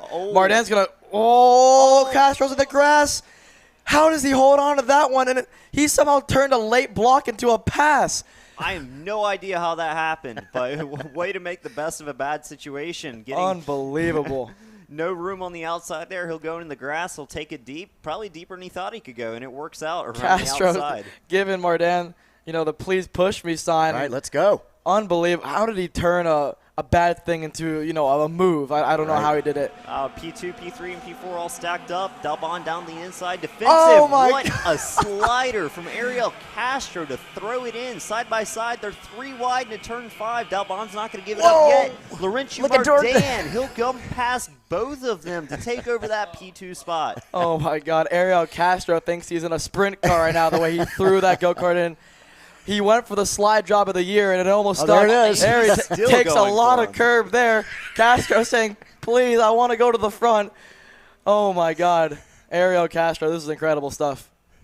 That's some aggressive. Some interesting moves, to say the least. He's made them stick so far, but he's got that gap to make up for Laurentiu Mardan and Daniel Costa out front. Yeah, Laurentiu was happy with that. All this battling is giving Daniel Costa some breathing room here, but with the pace Mardan and Castro have shown, I expect them to get up to him in the next few laps, but so far so good for Daniel Costa out front. I think we got a furled black flag there from our starter. So maybe warning Castro there on some of those lunges. I'm not sure that'll stop him, but he only has 2 more spots to go to get to the lead, so can't be that much. I tell you, the only thing really scary about that is when Justin looks at you with that flag rolled up like that. It's like, oh goodness, I've gotten Shaggy mad at me. And we'll look just slightly farther back as this battle for what I think is P4, 5, and 6 is heating up. Yeah, that's Mark Pavon, Kim Carapoletti, and Alexander Dalbon, who's had a pretty rough race so far. I mean, he was in P2 for quite a while, but he was a victim of some dive bombs and had to kind of get out of the way, and now he's back in P6. He's going to try to make amends for that and see if he can get up to Kim Carapoletti. He's already up to the bumper of Kim. Let's see if he can make a move down to the turn 1. He certainly was on the wrong end of the stick for some of Ariel Castro's moves. Wow. That'll put him back a few spots, but he's all over the bumper of Mark Pavon there, or Kim Carapoletti there in P5. No moves into turn 4. They'll keep it clean, keep it in line. It looks like they kind of want to hunt down the leaders. Yeah, back out front, though, I mean, Daniel Costa, 59.5 last time by, 6/10 slower than Mardan, 7/10 slower than Castro last time by. So here they come. Mardan next time by should be close enough to force Costa to start defending again. Yeah, and he's already taken a look over his shoulder. He knows he's coming. Yeah, Mardan laying the brakes, and of course, closes the gap on Costa even more exiting turn 8. He might even have a chance to make a move entering turns 10 and 11 here. Let's see if Costa throws any defense. No, Mardan wasn't close enough to make a move, but Mardan, he knows that Castro's a little bit faster than him so far. He's going to try to make a move on Costa as soon as possible, otherwise he knows Castro's going to. You also want to make it in a clean spot because you know you got to get past him and get gone before Castro catches up. He's closing in. He's in frame. They're halfway into this race, and here we go. It's heating up. A little defensive there from Costa.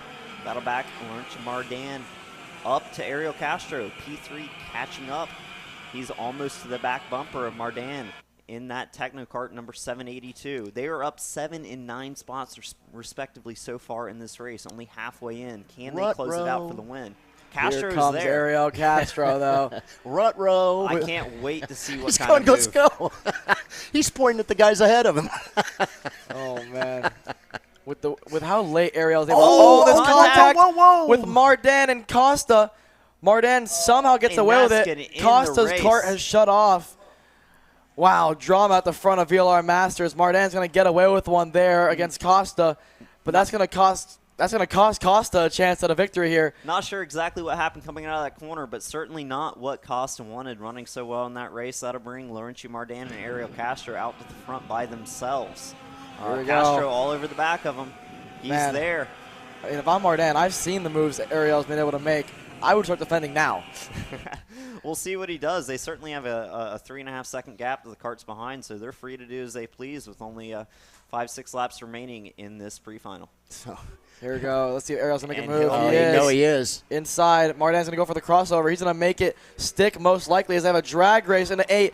Banging tires a little bit. Castro says, calm down. We have a race to win here. Castro's going to outbrake him into the hairpin. Oh, my God. Great defending there from Ariel Castro. He's going to throw a late block there in the 10, but Castro holds on to the lead against Laurentiu Mardan. Impressive display of driving from Castro to stick it around the outside, get late on the brakes, and come out of that corner ahead in that P1 spot. He's going to go low, defensive into turn 1. Laurentiu Mardan all over the back of him. I have a feeling this race is a long way from over. Way not over yet. Castro looks back. Let's see if he defends. He's going to defend in the 4. Mardan's going to try a crossover. Gets the curve a little bit. It's going to, ruin his run exiting 4 into 5. Castro blocks again in the 5. Mardan's going to get a good run, but entering 6, you don't really see a lot of moves happen here. Only a kart length separates them now. Certainly fighting is tanked the lap times, but I don't think it matters to them at this point. They're out there to have some fun and set the grid. Yeah, and I mean, Castro hopping out of the seat completely. He almost stood completely up there in that go-kart. He forgot to call adjustments. Oh, my God. He does it again. It's the bunny hop. Oh, my God. It's come back by Ariel. I don't think it's helping him much, but it's certainly fun to watch. Yes, Ariel Castro putting on an absolute show for us. Laurentiu Mardan not giving up, though. Only a kart length back. He's going to bring the fight back to Ariel Castro in these last couple laps. Yeah, I think he's going to recover just a little bit, maybe make that run, but I think he's got something he wants to show. We'll see in turn 4. Ariel. The gap's closed down. Yeah, Mardan's close enough. Castro's going to have to block here from Mardan. Mardan's going to go for the crossover move. Let's see if he can make anything happen. Castro looks back. Goes mid-track here, entering 5. Mardan follows him through. Castro's kart, I got to say, is handling so well, though. Yes, it to is. To be able to defend the way he's defending and still get really good exits is incredible. It's impressive what he's done all race so far. The He's moves run he's off, been able to make. Yeah, he's run off the course and been able to hang on. He's run into the There he marbles. goes. He's doing bunny hops. And at the same time, Laurentiu Mardan staying within a kart length at all times as they come sliding into the hairpin. He'll be right there. Another bunny hop from Castro. Mardan's close enough. He could throw one in if He's he wanted really to. close. Castro defends a little bit, goes wide on the exit. This is going to give Mardan a pretty good chance here as they enter turn 1. Let's see if he's going to have a good enough run. Not close enough to make a move into 1, but again, just like last lap, it's going to force Castro into 2 and into 3 here to have to defend going to turn 4. He's certainly gotten to that rear bumper of Castro. Castro running defensive into turn 4. Laurentiu Mardan will go high. They'll come out a kart length apart, same as they've been for the past 5 laps. It's just been a defensive masterclass so far from Ariel Castro out front. It's not the only masterclass he's shown. I mean, he's put on a passing masterclass, a drifting masterclass, braking masterclass. It's just a running over the curbs masterclass. I mean, he jumping is out of the seat masterclass. There you go. Bunny hop, yeah, there it is. He's got that jumping out of the seat at the same spot every time. Yeah, I think we need a bunny hop counter going here on the stream. They've extended the gap behind them. There he goes. To P3 by it's now 4.5 seconds. That battle between Mark Pavin and Alexander Dalbon closing in. Only 0.2 of a second separate them currently. So 2 fights simultaneously going on. 1 kart around. Wow. Oh, I think that's Mark. Is that Mark Pavon back there? Mark Pavon from P3 it looks like. Yeah, it is. It's going to be Mark Pavon out from P3. That's going to put Dalbon now into the top 3. Michelle Legrand is going to go with the 4th, and Cara Paletti back into P5. Wow, that's not what we want to see there from Mark Pavon.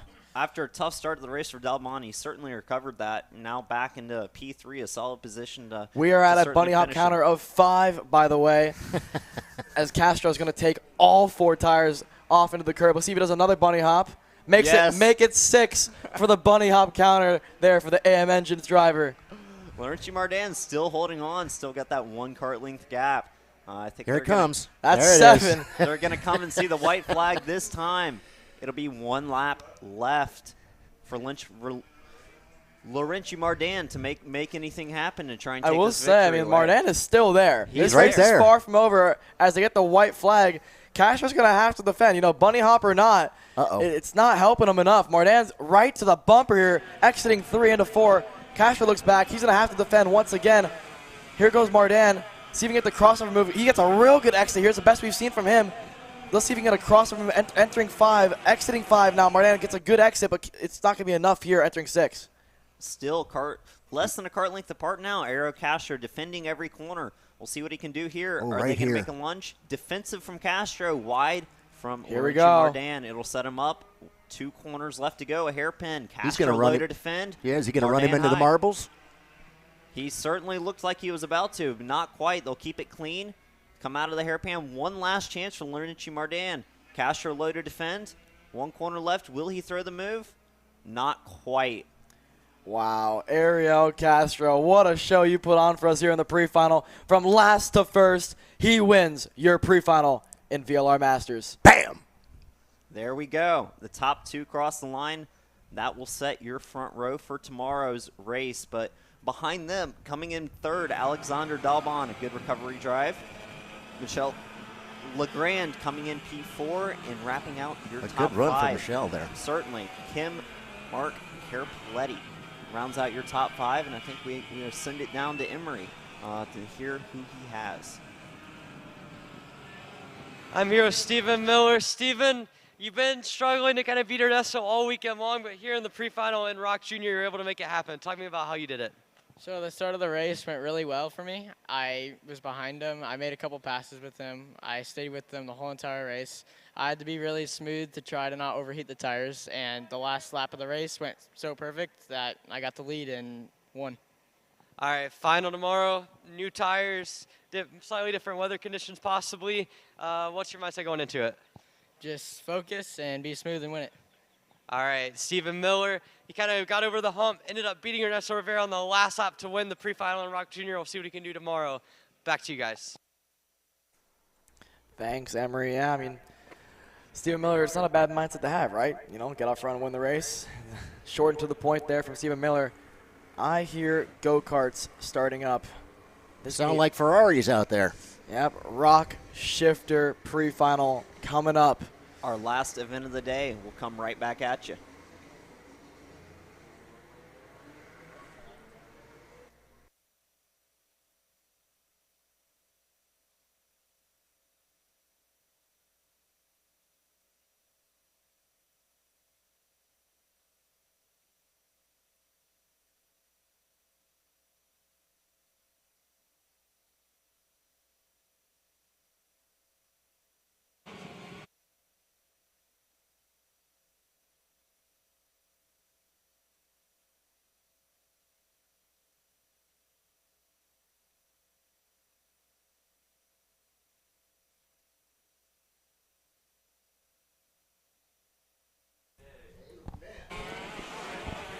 All right, we are back here, round 3 of the 40-minute tour at Orlando Kart Center. ROK Shifter Pre Final. We got Josh Conker up in the booth with us. Josh, what have you seen so far today out of the ROK Shifter guys? Yeah, thank you, Alexander. For sure, lots of pace from Colin Daly.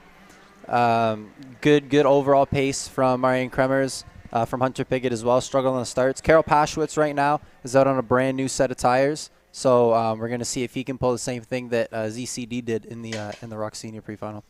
Yeah, I mean, like you said, new tires should help him out quite a bit, but I expect to see, you know, more of the same here from the PSL guys, right? Marian Kremers out front. He's my pick to win this race just from the pace he's showing. Hunter Pickett's been real solid, though. I'm going to play devil's advocate here. I'm going to go Hunter Pickett.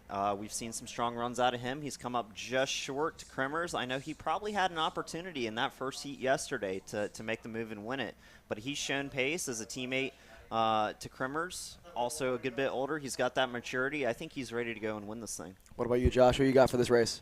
Karol Paschwitz on the new tires for sure. His plan right now, get out front and then just save. Yeah, I mean, new tires, like we saw from ZCD in the ROK Senior race, tends to work out if you play your cards right. And obviously in Shifter, if you can get to the lead, it's much easier to white line the racetrack than it is in ROK Senior. Yeah, exactly. And here we go, getting prepped, ready. Field to set. The lights. We'll go to the lights. Here we for go. Our last pre-final of the day. Lights are on. And we are green. What a hole shot there from Kremers. Pickett's going to slide into second place. Paschwitz going to fall back to 5th, maybe make it 6th. No, he's going to stay in 5th place there. But a dream start for Kremers. Wick sideways exiting turn 3. Pickett's going to throw a late block on him, and he's going to hold on to P2. Colin Daly's in on the action there. He tried to make a move on Carrara. Couldn't make that one stick, so Carrara's going to hold on to P4 so far. But Colin Daly now to P5. He put the bumper to Carrara. Carrara's going to let his teammate go because he knows Paschwitz has new tires on and see what he can do. Yeah, what a crazy start there. Kremers with a good launch. We saw Pickett struggle again off the line, and Kyle slotting into 3rd. Pretty similar there.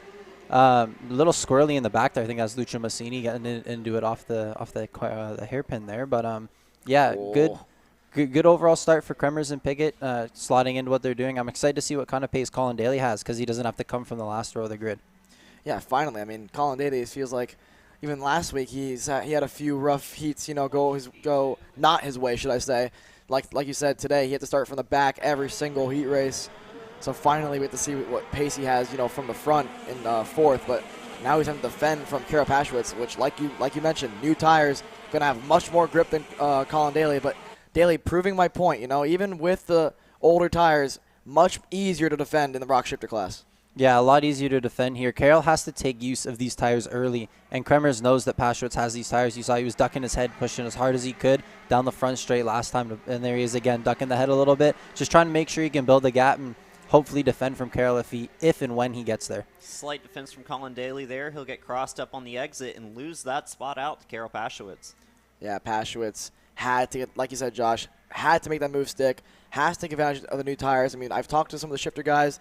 They say after, 3 or 4 laps, that's the money for these new tires. Right after that, they kind of fall off and they plateau a little bit. So Pashwitz right now, entering lap 2, or lap 3, should I say, needs to take advantage of these tires. Kyle Wick to the inside of turn 4. He'll claim that P2 spot over Hunter Pickett. That's going to draw Karol Pashwitz right to the back bumper of Pickett. And now 2, 3, and 4 all in line. That is Jacob Gulick.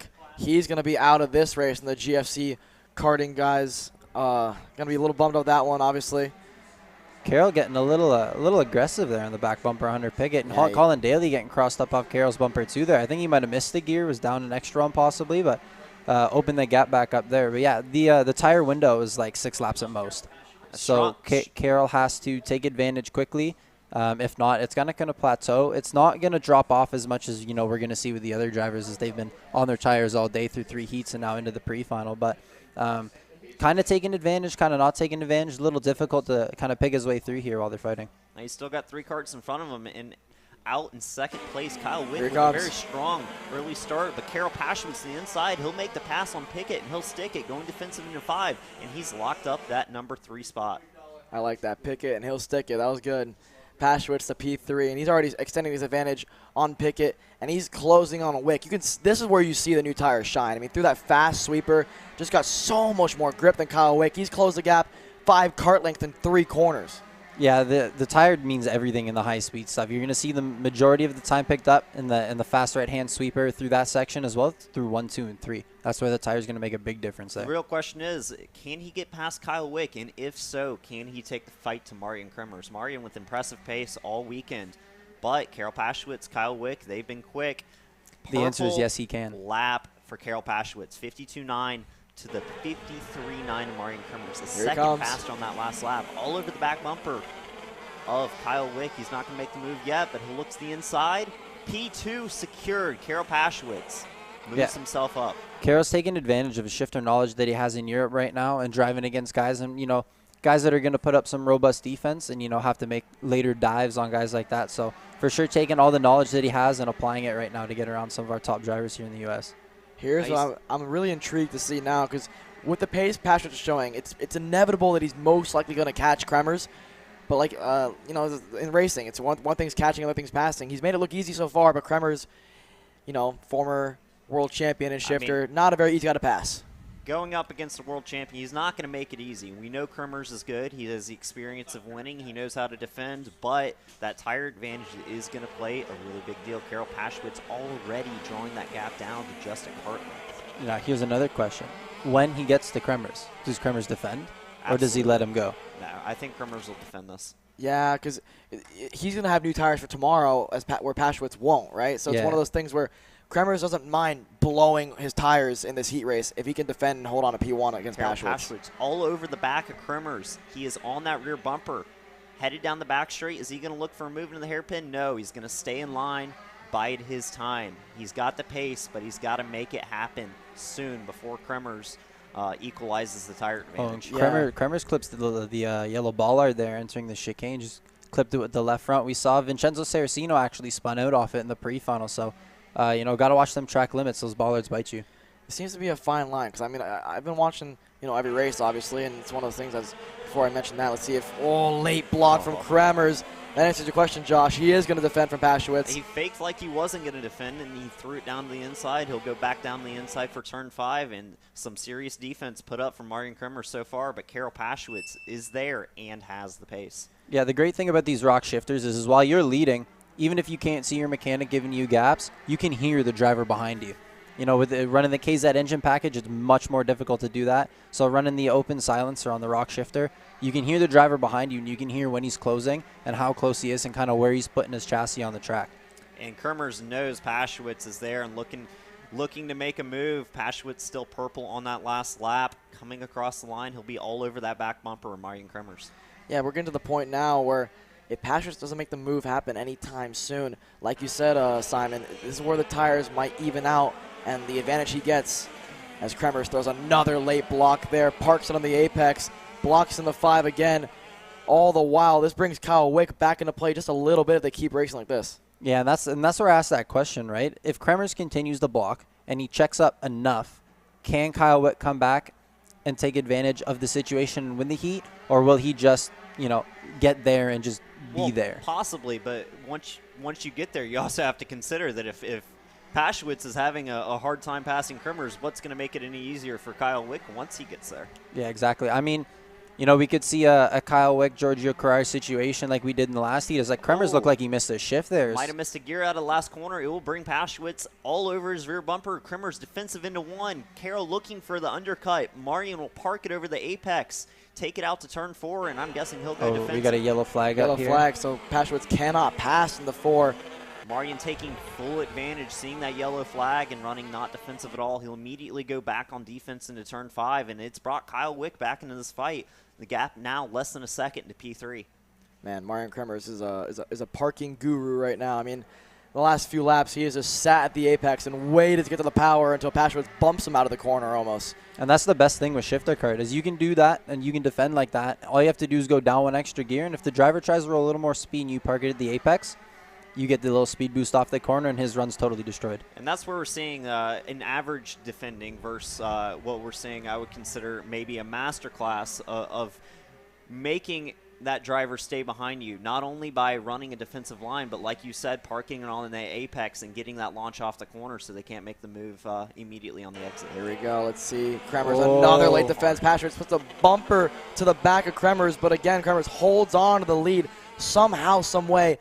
Paschwitz is just not able to get around Kremers. And again, all the while, Kyle Wick is now back into play even more. He's in the same frame now as these two guys. Yeah, see, then this is the thing. With Kremers defending like this is going to bring Kyle Wick into this fight, but this is also going to cook Karel Paschwitz's rear tires. Oh, yeah. So he's not going to have rear tires left for tomorrow with all this defending. That new tire advantage quickly dissipating. And if he can't get around Marian quick, then the advantage is going to keep coming down. What we're seeing from Marian here, impressive to keep Paschwitz behind, but like you said, Kyle Wick coming up on the rear of these two. Yeah, the longer Paschwitz can't get around Kremers, the more important it is to pass them, because you want that inside line, right? Obviously, with the way shifter works, you know, outside lane essentially is still outside pole. You could get the whole shot, but you want the inside as Paschwitz. Man, that was close. Super late defense there from Kremers, but yeah, Paschwitz really wants to get that first place finish because, like you said, Josh, his tires are going to be cooked for that final. He needs to really just give himself the best chance possible to win tomorrow, and that would be starting P1. So now, question for Josh. How do you counter Marian's unique style of defending where he starts high, but as soon as he hits the brake, he's turning and diving for the apex? There's really only one way to counter it, is you have to kind of get up close enough to his rear bumper that when he chops you, it has to look intentional enough to the official that he came across your nose cone and that you didn't send him. Because Marian's absolutely dancing that line. He's faking like he's going to turn in from the high side, run a normal line, but at the last second, as soon as he hits the brakes, he's diving for that apex. And so far, it's been able to cover Karel Paschwitz off of making a move. Yeah, exactly. And this is a perfect defense. He's making one move. He's sticking to his move. As we see Paschwitz give him the bumper again into turn 4. Down here to turn 5, Kremers defends. Both up over the curb. Kyle Wick, same following, getting closer and closer each lap. Now down to half a second back. But there's not much you can do with this defensive style. It's exactly to the rule book. He makes one move, doesn't vary from it. As we see, drivers in other forms of motorsports swerving on the straightaway, getting penalties. Kremers is not doing that. He's making one move, staying there, holding his line, and Karel just can't seem to find a way around him right now. Yeah, I mean, how long do we think this is going to last until we're coming to 2 to go at the line? So the pressure is on now for both Kyle Wick and Karel Paschwitz to make something happen in these last couple of laps. Yeah, I mean, does Paschwitz try to put the bumper to the back and move a little bit, maybe get him out of shape enough to make a move? That's the only way I think he can get around Kremers at this point. It's perfect defending from Kremers. It's great defending, but I think Paschwitz holds off. He'll look to the outside, try and get a crossover. Not going to stick it there. But if I had to take my guess, he'll wait for that last lap, give a small bumper to Marian, and get on his way. Yeah, see, this is the thing. If you watch Carroll drive and Marian defend, they do the same thing every single lap. Paschwitz has not tried anything different.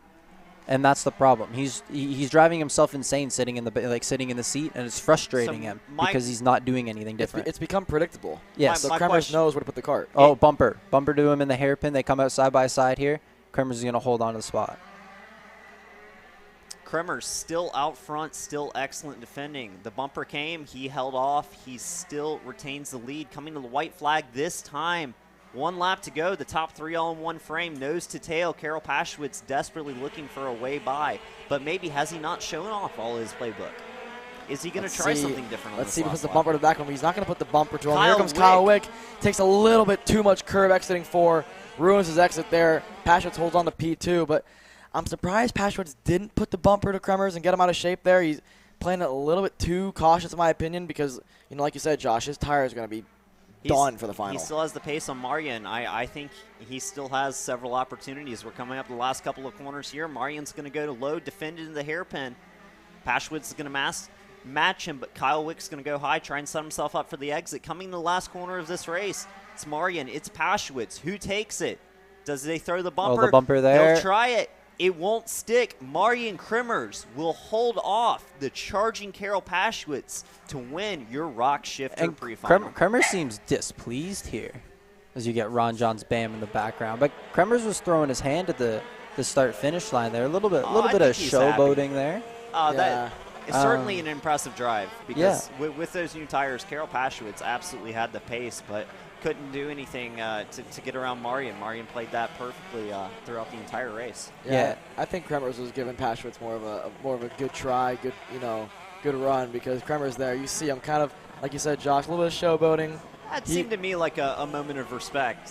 We both fought hard, but in the end, we didn't crash each other, and we got the most out of it. If I was Marian, I would have honestly expected to got the bumper to the back of me the way I was defending, But nothing wrong with the way he was doing it. He was doing it perfectly to the rules, and driving the shifter cart, it allows you to race the way he was, and came out with the victory.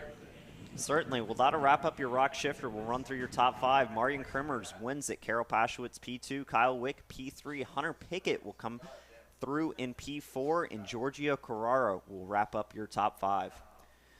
Yeah, we're going to send to a quick commercial break. When we're back, we're going to hear from a few of our ROK Shifter guys. Don't go anywhere.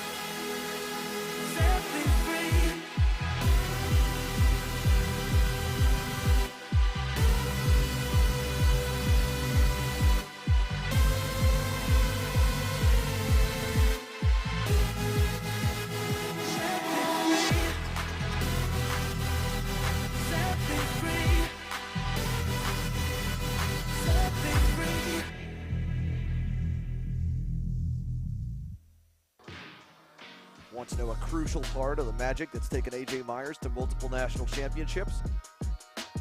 Check out Greyhound Racing Seats and their full catalog of options, from their R1 and R1 Extra Soft seats for high grip conditions, their Viper Medium seat for medium grip, and the RS2 Stiff seat for low grip conditions. It's time to win. It's time to see why Greyhound makes the difference. If you're looking for your first foray into car racing, the Formula Inter F4 Series is for you. It's an arrive and drive championship costing a fraction of the price of the US F4 Series or USF Junior Championships, utilizing a spec fleet of cars that are randomized at every single round.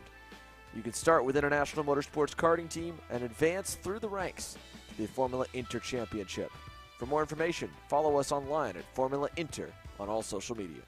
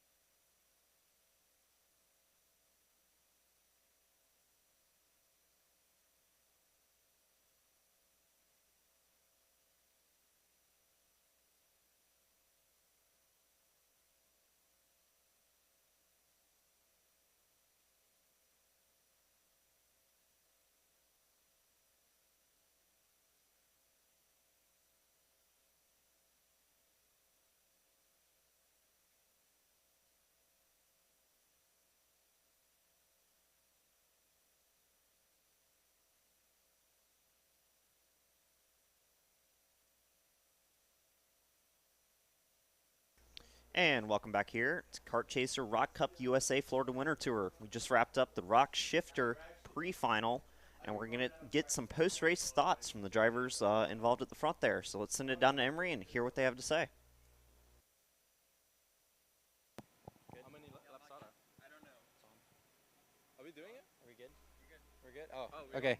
I'm here with Marian Kremers. Marian, great race. Just kind of walk me through the race and kind of what your mindset was with the defense versus Carroll. Yeah, good race. My start was a bit iffy. I wasn't sure if I was going to get done for a jump start or not because I kind of moved. So luckily I didn't get done in the end. I saw Carroll was catching up. I knew it was on new tires, so I knew it was going to come at some point. He caught up to me around the last corner, and then I kind of thought for myself for a couple corners, like if I'm going to block or if I'm going to let him go and just preserve a gap to the guys behind and try to get as far forward as possible, considering I might have a penalty. But yeah, I'm glad I went for the second option, just wide lining it. And yeah, that happened to work out well for me. I mean, he tried to move me a couple of times, but I didn't give him. I broke harder if I needed to, and yeah, it worked out well. So speaking of the moving, with Carroll running shifter this weekend and Giorgio's teammate trying to catch you in the points, did you figure there would have been more aggression there with his front bumper to your rear bumper than there was? No, I know. I mean, I know Carroll very well. We raced together last year in Europe. He was my teammate, so yeah, there's some respect there. And I knew he was going to try do his hardest for his team, but I knew I was going to let it happen. So. Perfect. Thank you. Good luck. I hope your girlfriend enjoyed this one. It wasn't too boring. I think so. I did.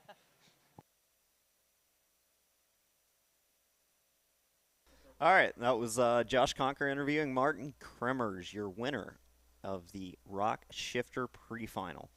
Up next, we got Josh Conker ready with another interview. We'll send it back down. I am here with Kyle Wick, our third place finisher today. Kyle, good overall day for you, bunch of P3s. Tell me how your race went. My race went pretty well. I felt like we had pretty good pace at the beginning, and then I saw Carroll was catching, and then he got there, and I just kind of moved out of the way and let him by to go catch Kremers, and then we saw Kremers' actual potential of pace in that one, and he's fast, and we got some work to do for tomorrow. So speaking of his pace and some work to do for tomorrow, what do you think you're going to need to do to the chassis to be able to give him a good run for his money? I need to drive better, and that'll solve our problems. So you heard it here first. Kyle Wick, after 5 months out of the go-kart, needs to drive a little better to be able to win tomorrow. Thank you. A good drive back to P3 there for Kyle Wick. That might wrap it up for our interviews here. And that has been Saturday.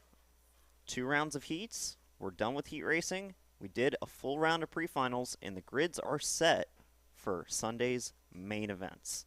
We got 10 of them coming at you tomorrow, so stay tuned, and we'll come back with some great racing.